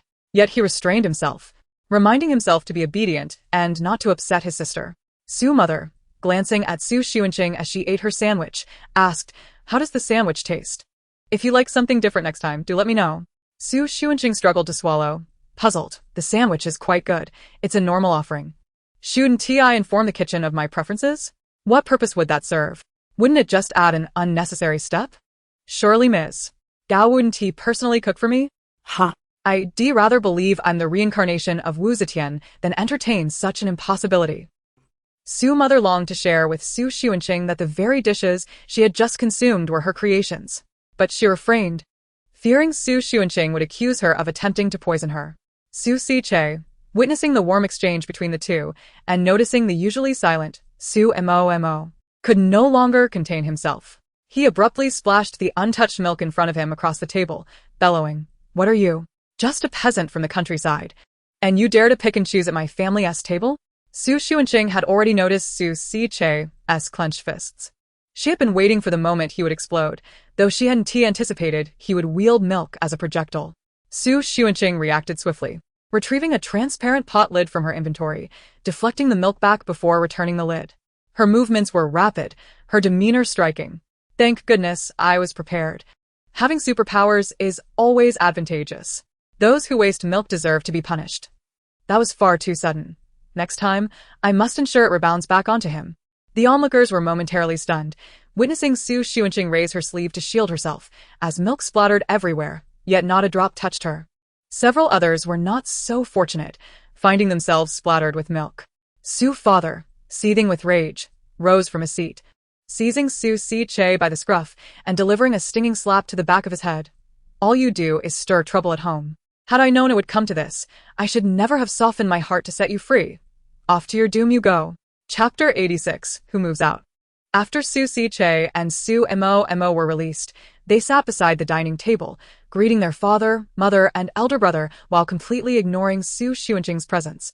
Refraining from their previous chaotic antics, Xu Xuanqing paid no mind to the two of them. She merely observed the 10 dark circles under the eyes of her family of 5 and found it rather amusing. What is going on? The Xu family seems like a clan of pandas, everyone's sporting dark circles while I remain pristine and fair, hee. I wonder if they've all been out thieving together. They seem so uniformly disheveled. Xu Xuanqing silently mocked the dark circles of everyone present, then picked up the seemingly appealing fried egg before her. But wait. After just one bite, she sensed something was amiss, promptly setting down the fried egg and flipping it over for inspection. As expected, while the front appeared golden and inviting, the back was charred beyond recognition. What is going on? Has the Xu family changed chefs, or has my palate become too accustomed to the Jin family's cuisine? Why is everything being served at the table? Regardless of taste, this is hardly healthy. Who harbors ill will towards me, intending to slowly eliminate me in this manner? Xu Xuanqing continued to berate in her mind while scanning the other breakfast items before her. "Goodness," she exclaimed. The pan-fried buns were still somewhat raw, the ham entirely overcooked, and even the bread was hard, akin to her heart, which had withered. As the barbs of criticism continued, Xunqing's countenance darkened further. She had overheard the butler mention that the impoverished would find warmth in the act of home-cooked meals. However, when it came to lunch and dinner, she simply could not manage, opting instead for a more straightforward breakfast. With the assistance of the kitchen staff, she managed to prepare something edible. Yet, despite the praise from the kitchen staff about her evident talent, she couldn't help but wonder, was it truly that unpalatable? Mother Xu, slightly displeased, inquired, "Does Xunqing find today's breakfast lacking?" After sipping a couple of mouthfuls of relatively normal iced milk, Xunqing responded, "How should I put it? It's not that it's inedible, it's just, well, you know that feeling when you take a bite and think, You should be familiar with it. It's not bad per se, but it's just mediocre." Mother Xu retorted, "What kind of nonsense is that?" Undeterred, she picked up a fried egg from her plate and took a cautious bite. Ugh. The housekeeper had deceived her. She had been told that a perfectly fried egg would be tender inside and crisp outside, yet her attempt had resulted in something utterly unappetizing. Covering her mouth, she spat out the half-bite she had just taken. Feeling somewhat embarrassed, she remarked, "It seems the kitchen skills are lacking today. Perhaps you should try something else." The kitchen staff, accustomed to taking the blame, were unfazed. They would naturally step in to assist. The servants of the Xu family were the most professional, and the seasoned chefs in the kitchen were well aware of the impending disaster when they witnessed Mother Xu attempting to cook. Even with an experienced chef guiding her, they could not alter the inherent limitations of her culinary talent as they watched her produce plate after plate of culinary catastrophes while they could only applaud.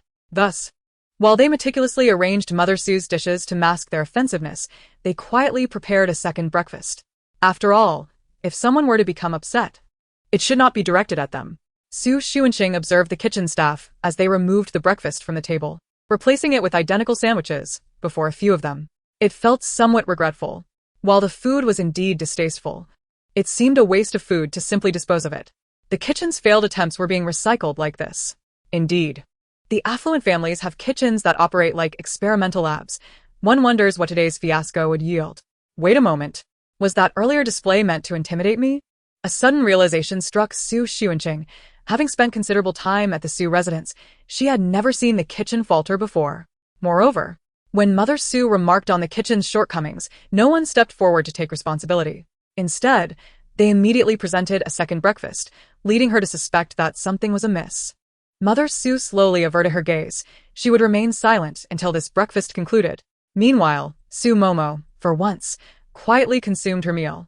She did not protest the initial unpleasantness, nor did she voice her dissatisfaction when the unappealing sandwiches were served. The Xu family was not one to shy away from conversation at the dining table. Previously, Xunmomo had taken it upon herself to entertain, and the family would respond positively. Xu Xish had initially promised his sister not to act impulsively, but as he listened to Xunqing's grievances echoing around the table while their parents remained indifferent, showing no concern for Sister Momo, and instead serving Xunqing a second breakfast, his anger boiled over. Yet he restrained himself, reminding himself to be obedient and not to upset his sister. Glancing at Xunqing enjoying her sandwich, Mother Xu asked, "How does the sandwich taste? If you have any preferences for next time, do let me know." Xunqing struggled to swallow. Puzzled, "The sandwich is quite satisfactory, just an average performance. Shouldn't I inform the kitchen about what I want? What good would that do? Wouldn't it merely add an unnecessary step? Surely, Lady Gao isn't going to cook for me herself? I would rather believe I am the reincarnation of Wu Zetian than entertain such an impossible notion." Listening to Xunqing's carefree musings, Mother Xu yearned to reveal that it was indeed she who had prepared the earlier dishes. Yet she hesitated, aware that Xunqing might accuse her of attempting to poison her. Xu Xish, observing the warmth between the two women and the continued silence of Xunmomo, could no longer contain his frustration. He violently splashed the untouched milk in front of him across the table, vehemently berating, "What do you think you are? Just a mere peasant from the countryside, and you dare to pick and choose at my family's table?" Xunqing had already noticed Xu Xish's tightly clenched fists. She had been anticipating the moment he would erupt, though she had not expected him to use milk as his weapon of choice. Quick on her feet, Xunqing produced a transparent pot lid from her inventory, deftly blocking the milk from splattering on her, before retracting the lid with remarkable speed and grace. "Thank goodness I was prepared. One can never have too many abilities." Those who waste milk deserve to face dire consequences. This was far too sudden. Next time, I must ensure the retaliation lands squarely on him. The onlookers were taken aback, witnessing Xu Xuanqing deftly deflect the milk, leaving her unscathed while several others bore the brunt of the splatter. Xu father, fuming, stood up and slapped Xu Xish on the back of his head, exclaiming, "All you do is cause trouble at home. Had I known it would come to this, I would have never let you out." Chapter 87. Mischief in the Entertainment Circle. Honestly, I didn't want to stay in this leaky, sieve-like place any longer. Now that I have a bit of money, opening a hotel would be quite nice. Or perhaps I could visit those eager families willing to adopt me as a goddaughter, embarking on a grand tour of the 30 affluent households. To discover their culinary offerings? The more Xu Xuanqing contemplated, the more enamored she became, tears of longing almost spilling from the corners of her eyes. No, no, no. The 3 exclamations reverberated in her ears. Xu Momo, perceiving the situation, realized her position within the family had become untenable. Supporting Xu Xish, she spoke up, ultimately, "I am the only outsider here. I will take my leave. There is no need for my sister to say such things to drive me away." So Xunqing. Unwilling to tolerate her presence, retorted, "There's a small issue. Who is driving you away? What I mean to say is, who even cares? Let me clarify. Nobody is driving you away. Among us, there are 0 individuals wishing to see you go. I've invited all those who might want you gone to a party, and the attendance is 0. So, who exactly is pushing you out?" Xu Momo's complexion darkened considerably. She had not anticipated such sarcasm from everyone, nor that Xu Xuanqing would dare to voice it openly. Xu Xuanqing, unfazed, took a large gulp of water to soothe her throat. "It's best not to provoke my anger. Otherwise, I might just take my baggage and leave. Let us see who truly bears the loss. Xu father and Xu mother. The loss would undoubtedly fall upon the Xu family." Xu father, unwilling to prolong this farce, decisively declared, "Let them go. And cut off Xu Xish's allowance and living expenses. I want to see how they manage." Xu Xish, with plenty of cards at his disposal and recent competition winnings, was not concerned about such threats as he turned to leave with Xu Momo. As Xu Momo reached the door, she glanced back one last time at Xu Xuanqing.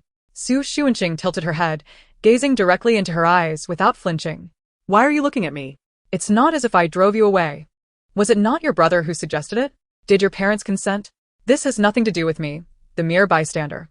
Xu Xuanqing dismissed the matter entirely, refusing to acknowledge her underlying intention to provoke little Mo Li. The restaurant fell silent, as if the recent quarrel had been but a fleeting dream. Xu's mother looked at Xu Xuanqing gently, saying, "Xuanqing, I apologize for the spectacle. They are simply spoiled by my indulgence. They harbor no ill intentions. You may rest easy here." She longed to add a caution against visiting the Jin family unnecessarily, yet hesitated. Xu Xuanqing had already risen, smiling brightly at her mother. "I am quite at ease, but I fear you may find it distressing. This household is truly a source of constant worry. How come others from prominent families appear so composed?" "Oh, never mind.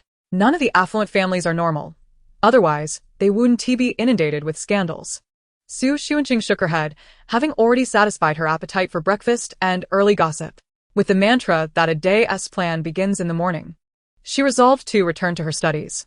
She approached her work with unwavering enthusiasm, having even procured a comprehensive ebook online titled 3,000 Questions About the Entertainment Industry to better understand the realm of entertainment. Xu Xuanqing decided to immerse herself in industry knowledge during the month leading up to her variety show appearance, ensuring she was well prepared to ask pertinent questions while avoiding any missteps that could lead to familial abandonment or ostracism within the industry, leaving her with nothing but ridicule. She opened the bookmarked section and began to take diligent notes. The first point advised that before entering the industry, one must seek out a venerable temple with a long-standing reputation, undergo a cleansing ritual, and humbly pray for several days. The entertainment world is rife with negativity, and one must be wary of being ensnared by enticing spirits or malevolent forces, leading to both financial and personal ruin. Xu Xuanqing nodded in agreement, finding the text's counsel profoundly insightful. Indeed, one must first pay homage to the divine before embarking on any venture, garnering moral fortitude to ensure a favorable public image. It was no wonder she sometimes struggled to comprehend the outlandish scandals within the entertainment realm. Such behaviors seemed beyond the grasp of ordinary mortals, often attributed to spiritual entanglements or curses. Clearly, Those individuals had not encountered this treasure of a book prior to their entry into the industry, thus neglecting to seek divine guidance. Xunqing meticulously recorded this insight before flipping to the next page. The second point emphasized the importance of consuming seafood both before and during one's entry into the industry. Seafood is rich in protein, satiating yet not contributing to weight gain, making it ideal for female celebrities. Moreover, while indulging in seafood, one should frequently chant the name of the Dragon King, facilitating communication with the heavens. By invoking the essence of seafood, one can convey their desires to the Dragon Kings, if fortunate enough to be chosen. One may receive their protection and blessings, with the benevolent Dragon Kings even dispatching aquatic forces to pave the way for a successful entertainment career. Xunqing nodded vigorously, exclaiming, "Seafood, delicious, and my favorite. I shall indulge more." This piece of advice was invaluable. She was utterly enamored. The book contained over 3,000 insider tips for entering the industry, captivating Xunqing and igniting her aspirations within the entertainment world. While she diligently absorbed this arcane knowledge, Su's parents met with the owner of the vacant villa, who happened to be Su's mother's first love, Wang Pinpei. Surprised by the invitation he received yesterday afternoon, Wang Pinpei eagerly accepted, and the three convened at a private dining establishment. Su's parents feigned ignorance, discussing work matters, though both struggled to eat. During their conversation, Su's mother noted that Wang Pinpei seemed genuinely interested in her words, his gaze unabashedly roaming over her, exuding an unsettling charm.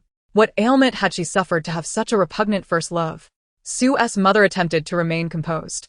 Were it not for their need to keep Wang Pinpei occupied for a while to prevent him from leaving, she would have been on the verge of losing her lunch. Yet, they both felt a twinge of regret. Such matters would have been better suited for Xunqing's presence. She could have lightened the atmosphere and provided insight into Wang Pinpei's thoughts, allowing for a more strategic approach. Struggling to maintain her composure, Su's mother sat restlessly, occasionally glancing at her silent phone. Suddenly, it vibrated, and she offered an apologetic smile to her companion, promptly checking the message. It was from their bodyguard, who reported that they had successfully scaled the wall into Wang Pinpei's residence and confirmed they could see Su's family villa from his window. The transparency was alarming. Upon viewing the photos sent by the bodyguard, Su's mother was horrified to see a telescope on Wang Pinpei's balcony, aimed directly at her and Su's father's bedroom. Chapter 88. Eating everything will only bring you harm. Su's mother was now so incensed that her hands trembled uncontrollably.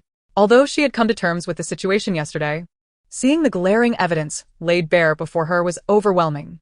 She struggled to suppress the urge to hurl her tea at Wang Pinpei's face and quickly typed a message to the bodyguard, ensure multiple angles of documentation, and gather evidence from previous contractors regarding the renovations. Having sent the message, she regained her composure and continued with the dinner. The evidence was swiftly obtained.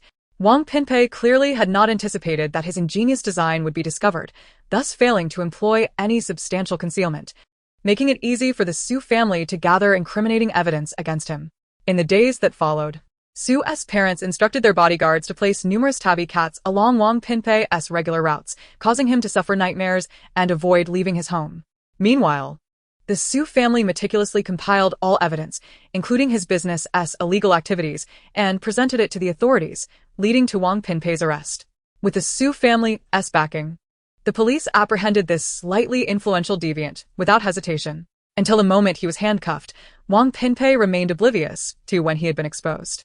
After addressing this matter, Su's parents felt a sense of relief upon witnessing Wang Pinpei's confinement and the sealing of the vacant villa. They even entertained the notion that such occurrences might become commonplace, imagining that the police department in the capital might soon be filled with individuals they had sent in.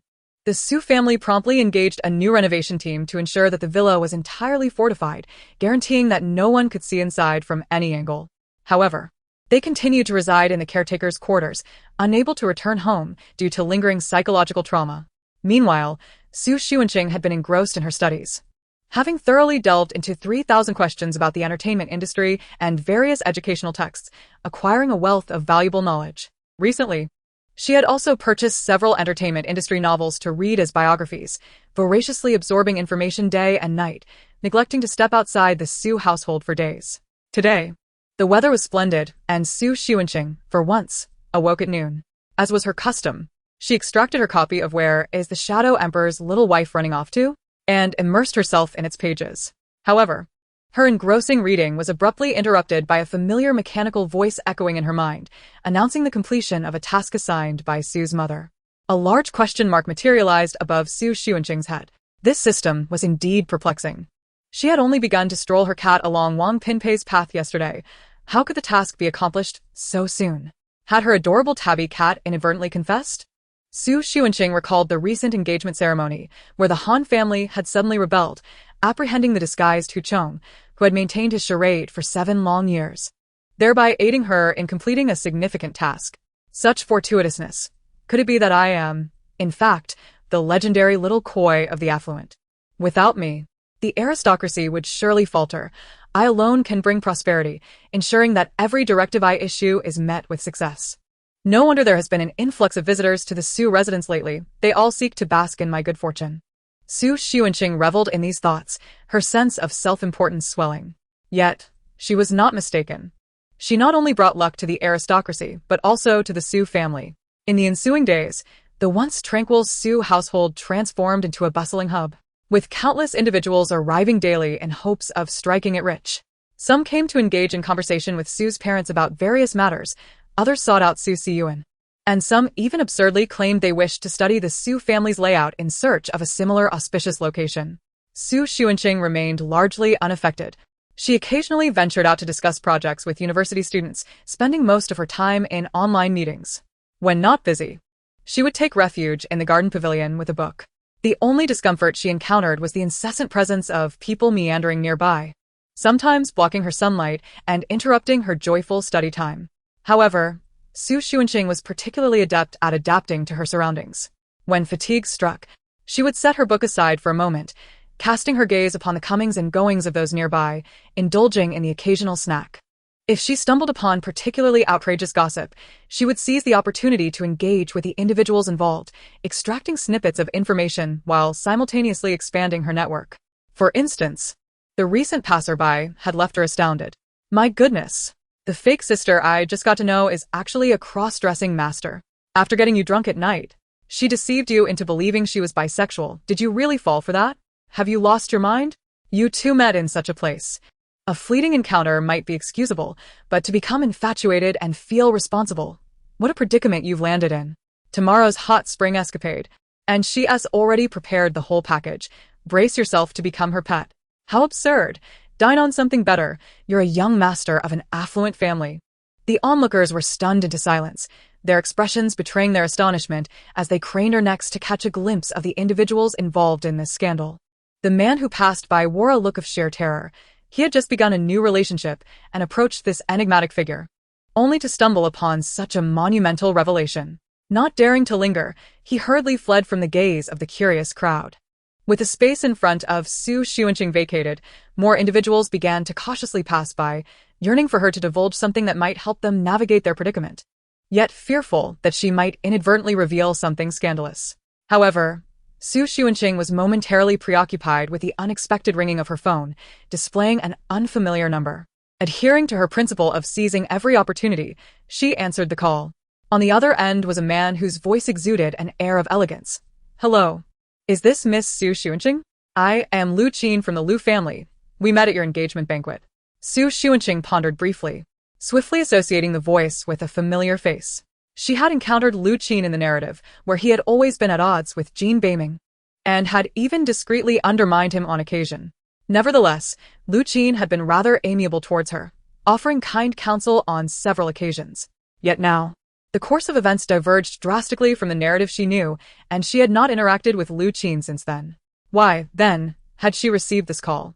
Moreover, the Lu family and the Su family had always been bitter rivals. Su Xuanqing's mind whirled for a moment before she replied, Yes, this is I. May I inquire what business you have, Mr. Lu?